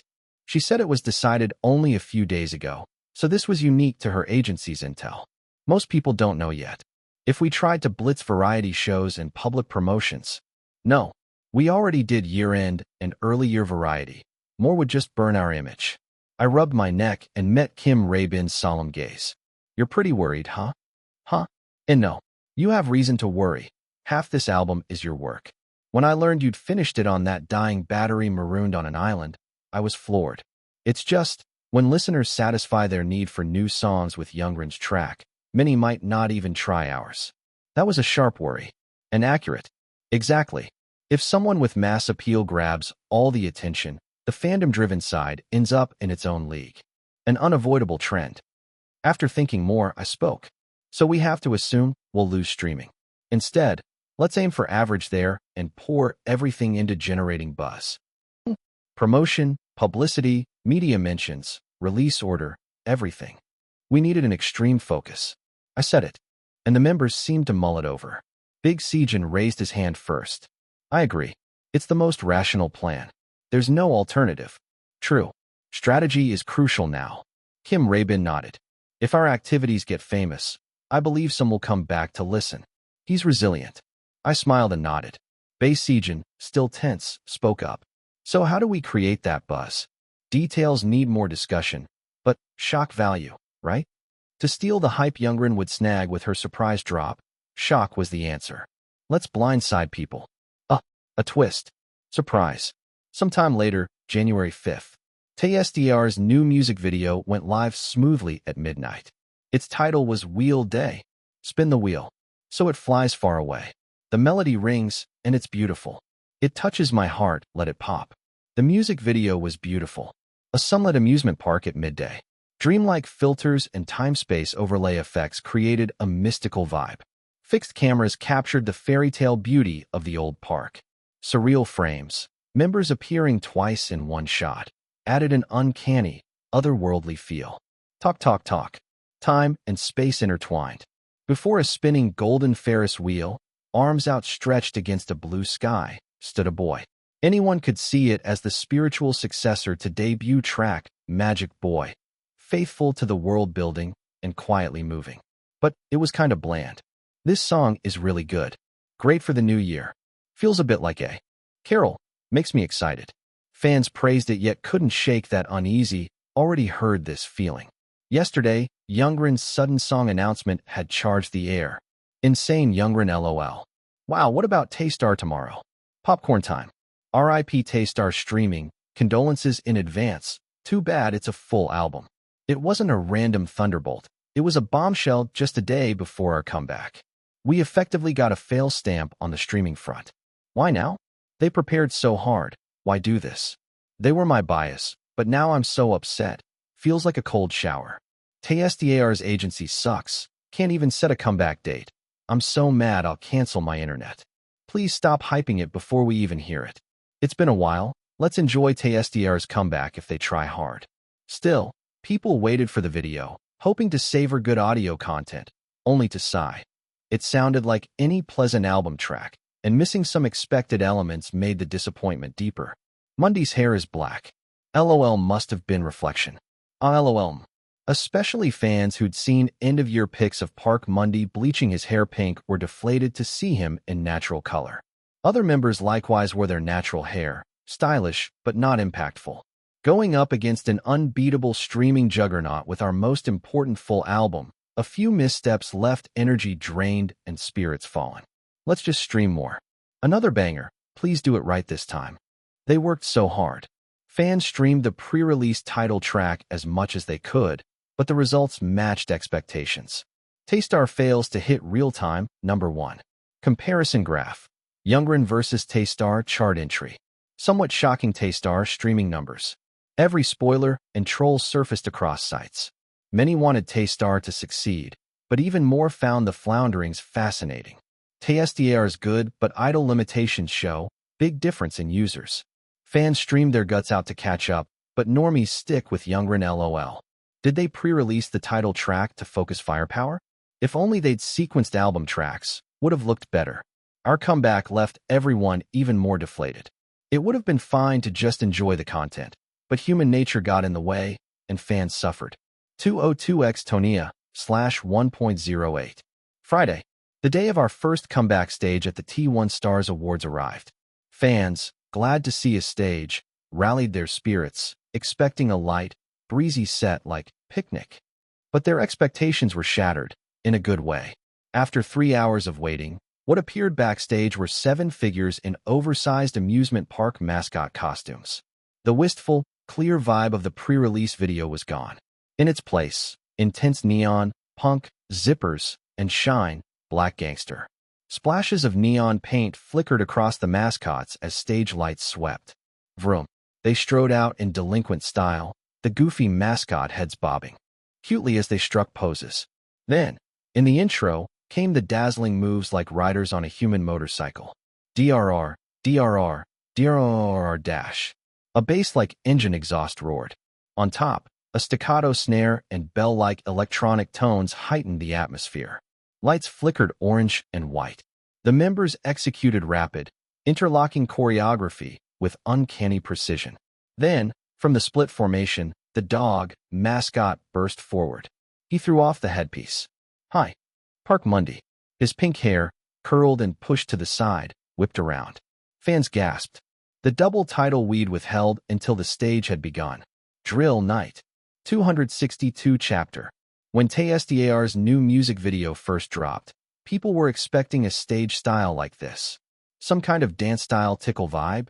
Fresh and sweet. You know, jeans and a white tee or school uniforms crying face. That light, soft picnic feel. But the stage unfolding before them was exactly the opposite.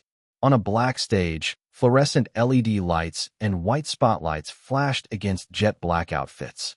In the intro, each member strode to center, then brutally flung their mascot heads to the side to reveal their faces. Swish. The glossy eyes on the masks gleamed under the moving spotlights. Good luck. Come on in. Step on today. Run faster. Hurry up. The giant burns. Immortal Night. All 7, clad in perfectly tailored rider jackets and leather pants, slid across the dark stage in electrifying choreography. Each crash of limbs sent LED glow paint from the backdrop flying, as imposing walker boots chopped the beat. Some members even kicked the discarded heads as if part of the choreography, Big Siegen's part. It exuded both power and nonchalant swagger. Not only Park Mundy, but every time a member tore off their head, bursts of vivid color popped out from within, intense shades contrasting sharply with their black looks. Rising impulse. Pistons, every joint. Engines roar and heat up. The track itself was composed only of extreme lows, highs, and rap, but the hooks and structure stuck instantly on first listen. Run faster. Split the sky. Aerial feet beyond night. And just before the pre-chorus drop, after the driving rush, the tone shifts with a drawn-out exclamation. Yeah.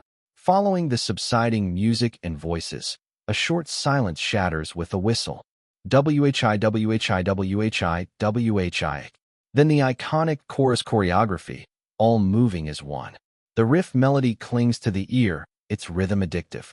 The playful mime-like moves, breaking down every whistle tone and tiny fill, fit perfectly. Jump off. At center, lone with black hair, Cha Eugene smirked. His natural jet black hair, unique among the dyed crew, actually stood out. He even wore vivid scarlet contacts. No parachute needed. Just run. Come in. The scrape of their boots on the slick floor was audible through the mics. Though the whistle melody was quick and cheerful, the minor key lent it a mischievous, uneasy edge. Tonight, in the dead of night. Just stay awake. Come in. A siren-like scream rode the melody into the beat. Like a drill. Warning, warning, emergency. As if riding a theme park ride, the members vaulted over one another's arms and legs, struck dramatic poses, then fell, a fiercely intense sequence. It felt like a survival show performance, indisputably. That's my thrill, huh? They barreled into the ending. Dancers reappeared with fresh mascot heads, draping one over center Cian Ahyun like a final flourish. Meanwhile, the members and heads struck the ending formation, heads tilted like wooden puppets in a move both fierce and comical. Creak. A bike brake screech echoed across the stage as the lights snapped off. Drill. And the performance ended. But the audience reaction was just beginning. Wow me. Ha ha ha ha ha ha. Taystar. Taystar 1 Taystar. Taystar. This is insane. From the live crowd to the internet's real-time comments, screams, gasps, and nervous laughter poured in. There was no lofty interpretation or hidden meaning, just a wild performance designed for maximum wow. And the crowd loved it, because that's exactly why it was created. I love this so much. Damn, TSDR stages are the best, ha ha ha. They nailed the twist. What's Park Mundi's rap? Also, what are all their hair colors? So amazing, lol. Getting chills when they took off the heads. Kinda embarrassing, but so. Epic, lol. The performance had everything. Intense, fun choreography. Just enough niche flair to feel unique, yet still widely appealing. The surprising twist fans crave. True fans dissected every moment, soaking in the comeback until dawn. The fandom, briefly cooled by the simultaneous Youngren release, ignited again. There hadn't been a twist this satisfying in ages. Compiled hair colors. 026 Park Mundi Pink / 038 Lee Sejin Ash Blonde / 051 Kim Ray-Bin Silver / 102 Cian Ahyun Light Lavender. Bae Sejin's blue hair is everything. Human summer cool 100% match loudly crying face. I thought Chongwoo's new color wouldn't suit him, but wow, Northern Duke vibes. Gray is so handsome. Wolf mask needs framing. Throw away the man. I'm Team Wolf. Compared pre-release and backing track. There are overlaps in parts. Lyrics too. Seems more connected than we thought. Released the track already. Company, why not strike while the iron's hot? Before that joyful time even ended, Taystar dropped their new MV at midnight.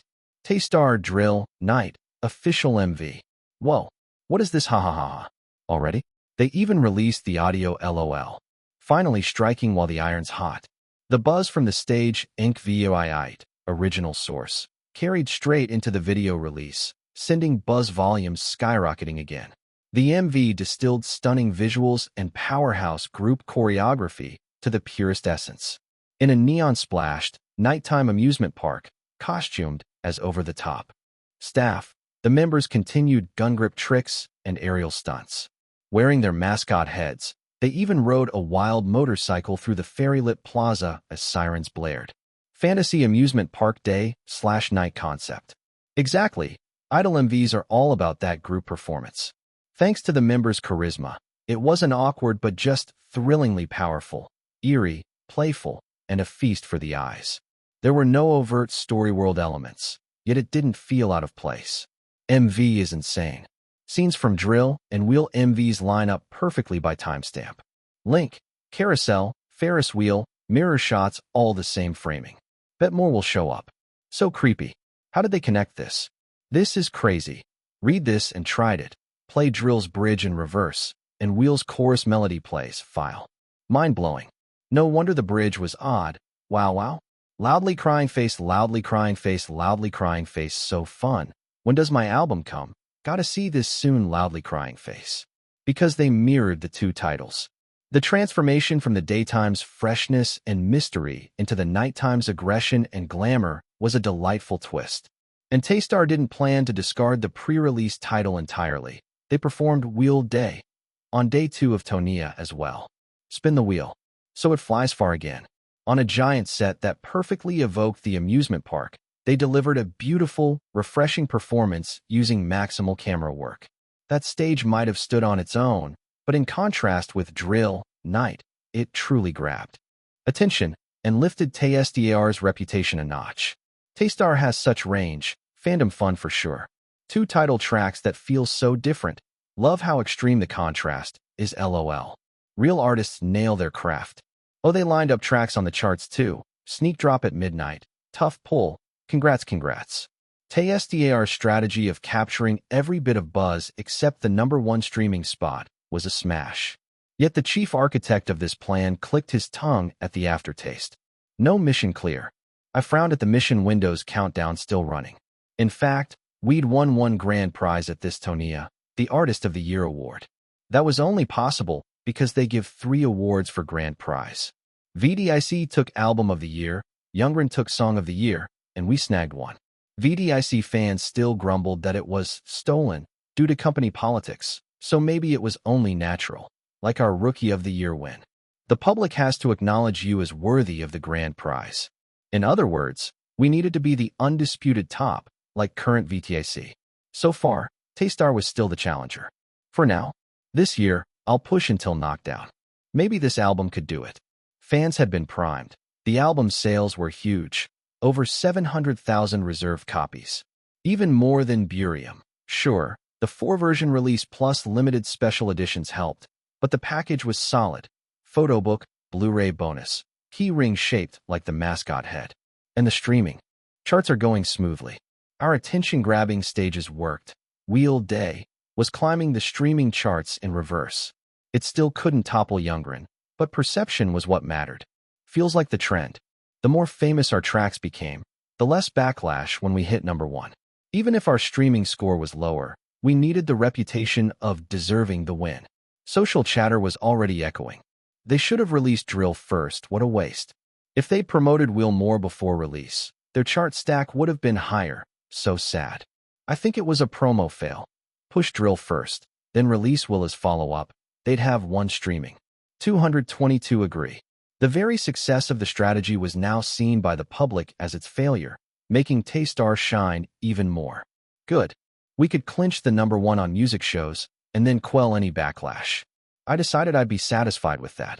Really, there was no more time to tweak anything. Your mascot head is so cute. Oh, yours too. My head is a tiger, so cool.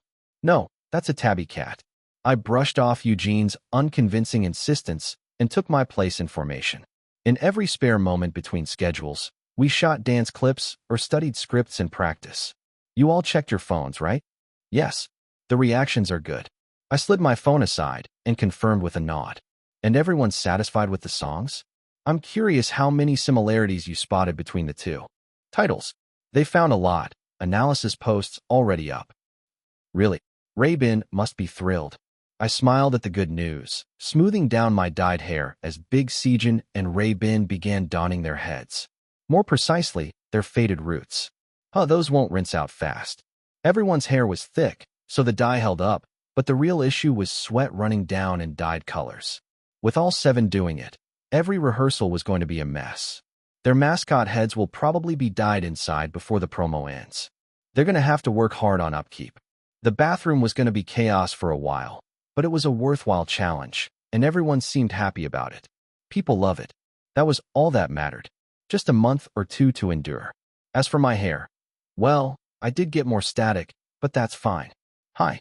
I shrugged and nailed the choreography to the incoming track. As that busy season flew by, a new schedule came in. Ooh, a spring tour. We're finally doing a concert. I'm excited. It was our concert tour for the year. I got that. We canceled last year, so it was due time. But then I saw the scale. A dome tour. Yes. In Japan, a dome holds over 30,000. I thought it was a joke. We start in Tokyo, end in Osaka, 6 shows total. Oh, they actually booked the venues. Apparently last quarter's financials left execs gnawing their nails. They'd been starving for revenue after canceling the tour and going inactive. So the head office overestimated next year's demand and reserved the arenas, including the Japanese domes. We're not at that level. Yet.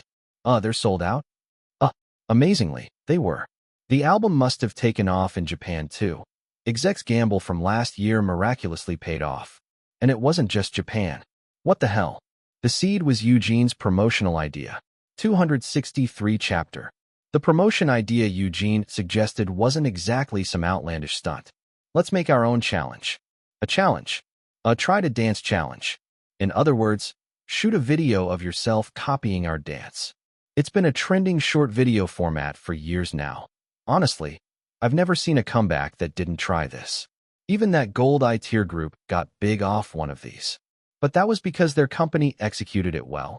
Most teams see only minimal results. People don't just copy a dance because the song and choreography are good. I don't fully get it, but apparently there's a particular kind of fun they enjoy. Still, Eugene had an uncanny sense for this kind of thing. We start with a sky filter. Then at one point, boom, switch to a Halloween filter and change the song. Oh, at Will's pre-chorus, the NDA, that rising feeling, and then Eugene cued the music so that at the climax of Wheel's fresh, soaring build, Drill's dark, intense whistle chorus dropped in. WHIC. Then Todd in. Drop in Drill's hook, and it's done. Nice, right? Not bad. It was a little cheesy, but the instant shift, song, mood, choreography, all changed with one whistle, snapping attention. Even Sian Ah-hyun, who usually doesn't care about this stuff, nodded. See, cool. I know, right? It looked plausible. Even without prior knowledge, you could see the parallels with other viral trends. If we do it well, we'll see some effect. What do you all think? I moved to a show of hands vote, then saw a few faces that looked like they weren't sure if they'd understood my English explanation. Translation first, then. The idea is to link the 2 title tracks in a dance challenge to showcase the twist appeal. Then the votes came in, mostly yes. That way both songs get promo. It fits our story too, twist factor. Nice one, Eugene. Hehe. It wasn't a wildly risky gamble. In these days it's almost standard, so both the group and the company approved it quickly. We can even get a platform partner to add a custom effect. Yeah? Then let's shoot a challenge announcement video, 1 per member. Base Seijin swallowed. Alone? Yes. With these videos, at most 2 people appear together if you want maximum visibility. Worry filled Seijin's face. Meme, I'll go first. Of course Eugene eagerly filmed his. Honestly, his looked the most convincing. He'd clearly visualized it before pitching it. The way he turned his head and threw in that catchy drill chorus. Hand move fit perfectly. Young. He had a natural knack. But Kim Rae-bin, same age, had already flubbed the take 10 times. I like this. Ha. You're hopeless, Rae-bin. It's my first try. Once I get the hang of it, I'll outdo you. No, dummy. Rae-bin finally nailed it, conceding defeat to Eugene mentally. Done. Eugene basked in the victor's ease. You all did great. It's because your song is so good, Rae-bin. Giving medicine after the drink. Wait, strictly speaking, Rae-bin, whose birthday is latest, slash, is actually the youngest. But he's clueless about these modern trends. Anyway, the videos went up, synced perfectly with our promo strategy, and went moderately viral. They even evolved beyond Eugene's original idea. Users started creating their own variations of the challenge. Taste our twist challenge. Bae Seijin watched a compilation on WeTube with a puzzled look. So now people are running through butterflies and mascot heads, then suddenly throwing off the head and acting like villains? Exactly.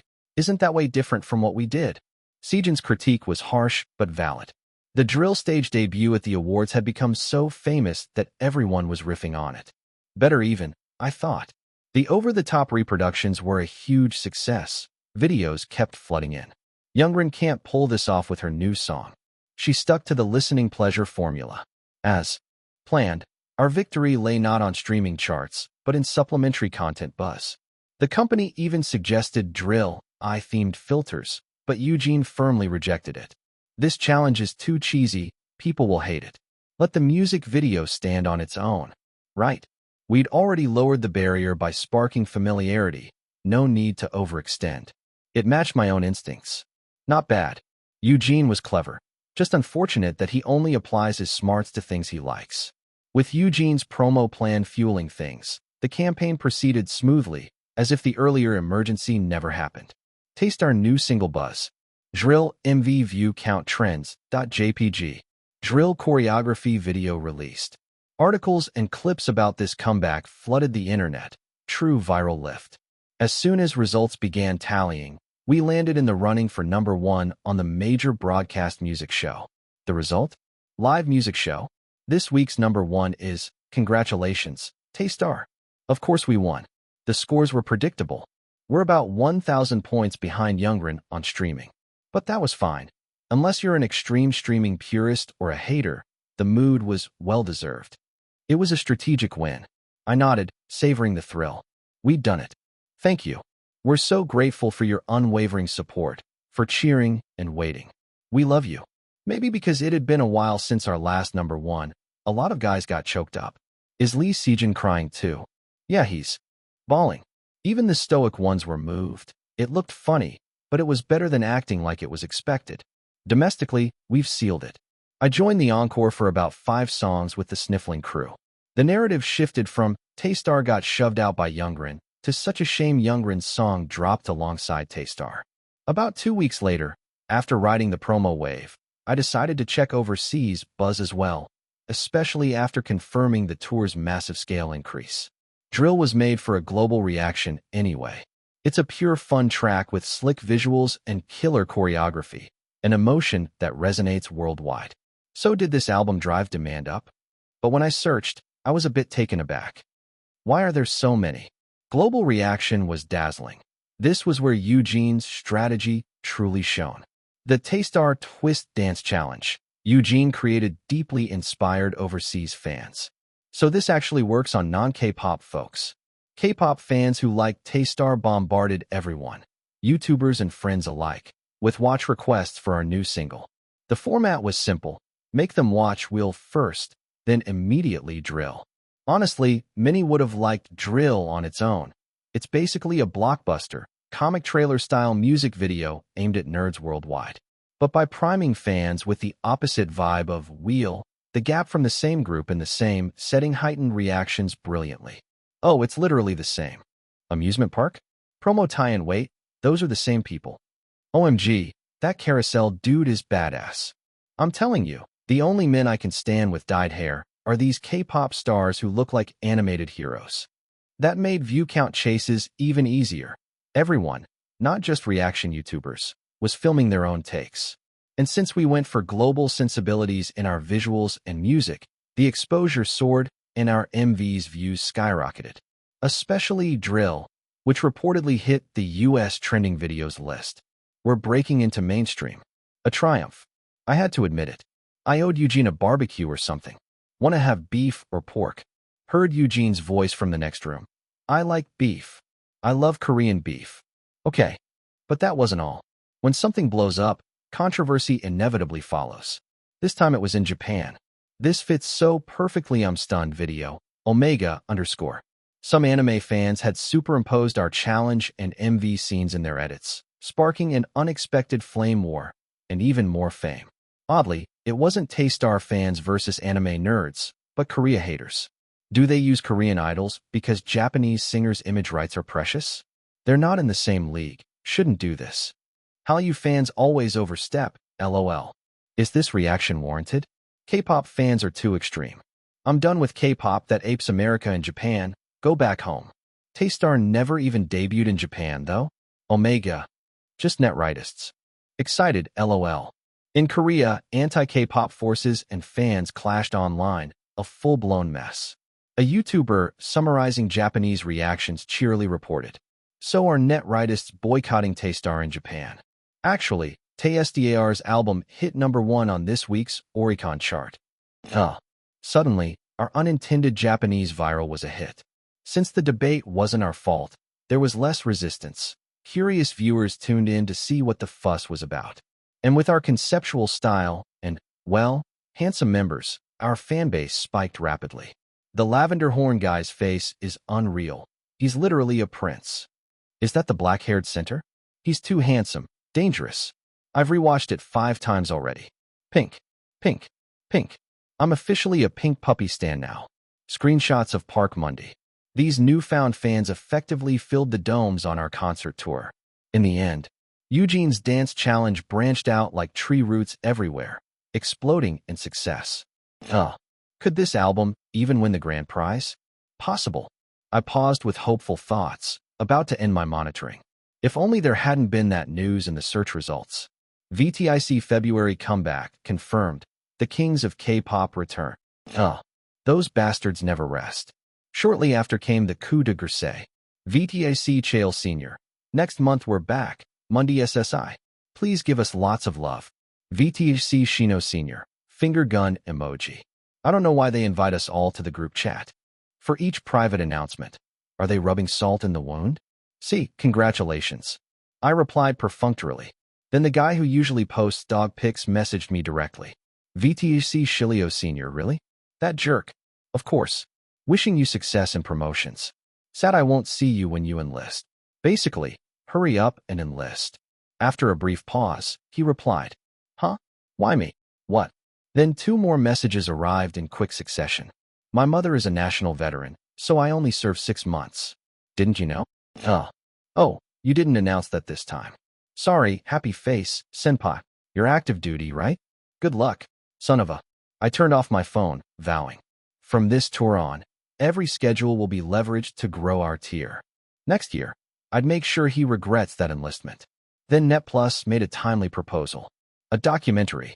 Yes, they do that a lot these days. It would be a behind-the-scenes concert tour documentary.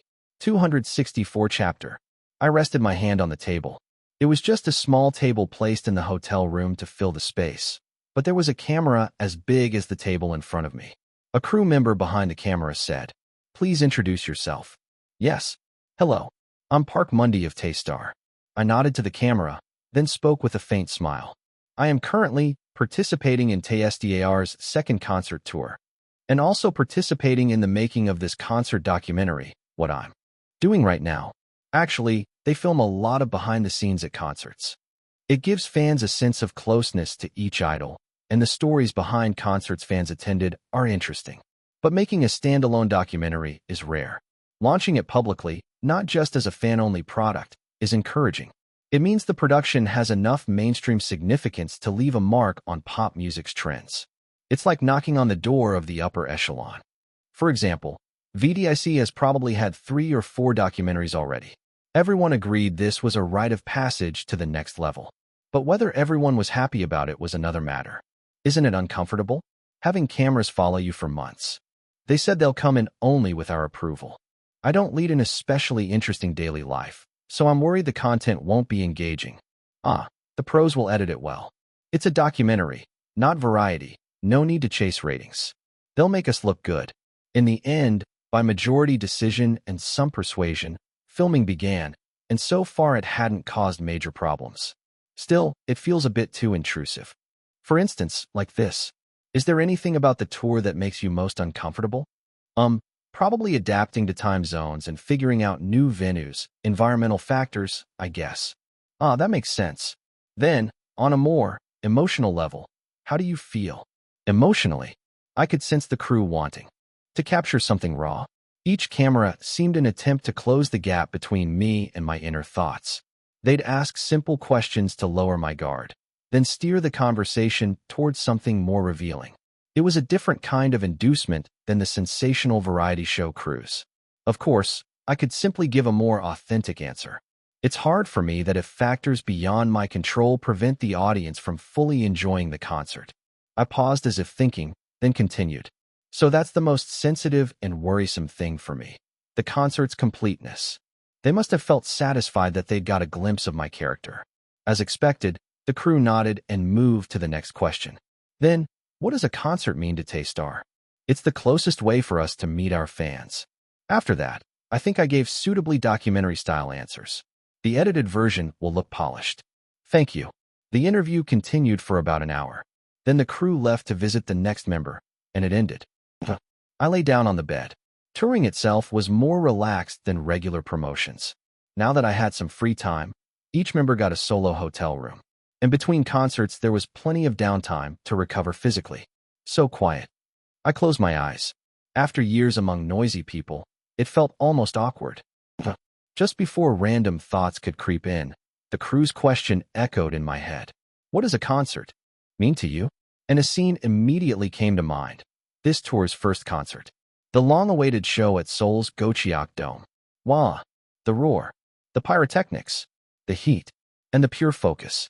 If that overwhelming psychological uplift and intensity are the essence of a concert, then that remote charity concert could only be called filming. It had been so long that it felt like diving into the ocean. The air itself was different. Though concerts are a good revenue source for the company, for a performer it's a transcendent space. When done well, the reward exceeds the burden. And it had been ages since this group felt that. Sigh. Thankfully, the documentary crew wasn't stuck to me since Seoul. They would have all sobbed their way home. They'd never have been able to be interviewed in that state. Dream a blue dream like the daytime. Sniff. The guys who'd linked arms singing our debut song back at the dorm were a pack of drunks. If the walls weren't soundproof, there'd have been noise complaints. Chong-woo cut it off just right. I quietly credited the leader. Then I checked the next W Live schedule and fell asleep, reminding myself there were 34 hours until the next concert. It'll be soon. The venue in the US was smaller than in Korea, but a concert was still a concert. There'd be a similar rush of intensity. After hunkering down in the hotel and rehearsals, the concert began again. Hello? LA. Whoa. Yes. Concerts remained a special experience, and it felt exhilarating. But I decided I'd need to revise my opinion of the documentary crew. They're overdoing it.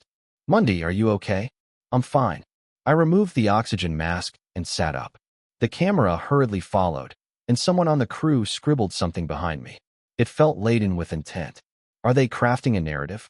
But finding an idol not using an oxygen mask would be quicker, and focusing on passion this way would just produce a clicked image. VTIC milked that trope to death. However, after the concert, I realized in the resumed interview what was going on. Mundy, since the car accident, have you ever felt any lingering effects? Car accident? No. I'm healthy. They'd begun asking about my physical condition. Oh, I see.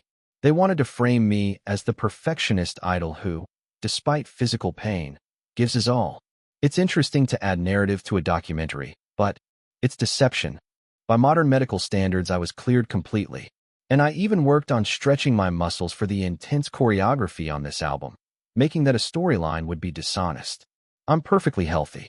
If they go down this path, a lie detector would expose it. The only limit was asking about post-accident anxiety.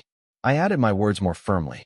I appreciate your concern, and I did want to show fans my best despite any worries, but I'm completely healthy now. An odd silence fell among the crew. What was this? On Monday, we noticed you moving beyond normal limits during the concert. Me? Had I been in a different show? Yes. The oxygen mask and everything. Your members have mentioned it too. My members? What were they talking about? Meanwhile, the crew behind the cameraman were giddy at my confusion. Was it that entertaining? They said since the accident, they see you struggle more than before, and you never show it, which pains them. In an instant, memories flashed through my mind. You had reduced stamina from after effects. You were seriously injured and bedridden ink VVI'd, original source. So long it affected your conditioning. They want you to pace yourself more, they say. But the only thing I'd lean on was Baku's. Even without it, I was fine. But the members kept comparing me to the era when I ran entirely on Baku's. I'd actually forgotten how unreal my stamina was back then. And contrary to my vow, I'd replaced Baku's boost with mission mode, slamming the door on my peak fitness. And with the system gone, I couldn't get any more pulls. I'm screwed. No way out. I gritted my silence and finally spoke. I didn't know the members felt that way. Don't look like you're touched. But I'd used the misunderstanding. I paused, then slowly answered. I was the one who was most seriously injured, so the members took care of me a lot. I'm sure their comment came from that same context. So, thank you. Half of it was sincere. So they could drop the warm, bonding over overcoming injury storyline. But they didn't give up. Here. And Mundy, are you okay? I am. Huh. They then doggedly filmed me backstage, especially capturing me leaning on someone or gasping for breath. It was blatantly intentional. They're completely fixated. I considered warning them a few times, then gave up. Whatever. They picked interesting angles, so the documentary would be fun and fact-based. Though it risked implanting a distorted image of me in the public's mind. Well, fine. Injury fighting spirit is a common behind-the-scenes trope. Yeah, this job starts and ends with deception. Let's at least do it justice. The member-caused after effect rumor is going global. I resigned myself and focused on the concert. But apparently, one member couldn't do the same. Stop. Enough. It happened during the short VCR before the encore. Suddenly, there was a loud voice backstage, the least sensitive member's voice. Eugene. Eugene. The guys changing outfits froze, then rushed over in surprise. The camera followed, and though it was a bit awkward, our contract stipulated footage disposal anyway. First, assess the situation. Rounding the corridor, I saw where the sound came from, a small backstage room usually used for treating cramps or joint pain. Eugene had a patch on his shoulder like he was getting emergency treatment, but something more urgent was happening. He was confronting the documentary crew. Eugene? He glanced at me, then turned back to face the crew. Don't do that. I don't like it. Why, yes, sorry. Get out. Don't come in here. And he firmly sent the crew away. Wait. I ushered the cameraman out too. Their attempt to film through the closed door annoyed me, but Eugene came first. When Chong-woo saw the door close, he cut the mic and said to Eugene, Eugene, there's a camera. If you have something to say, you can after the concert when the cameras are down. Okay, got it. Eugene nodded, not exactly happy, but he'd managed the encore. He wasn't the type to struggle on stage. Those documentary guys really overstepped. I didn't expect Eugene to react so strongly. What had they done to provoke him? Yet the crew seemed to maintain their boundaries. So what had gone too far? I took a deep breath and opened the door. Immediately, the camera charged in. This time it bothered me too. Maybe their zeal was the cause. I'll have to say something as soon as it ends. But before this concert even ended, another fuss erupted. 265 chapter. As expected, the encore itself went off without a hitch. See ya.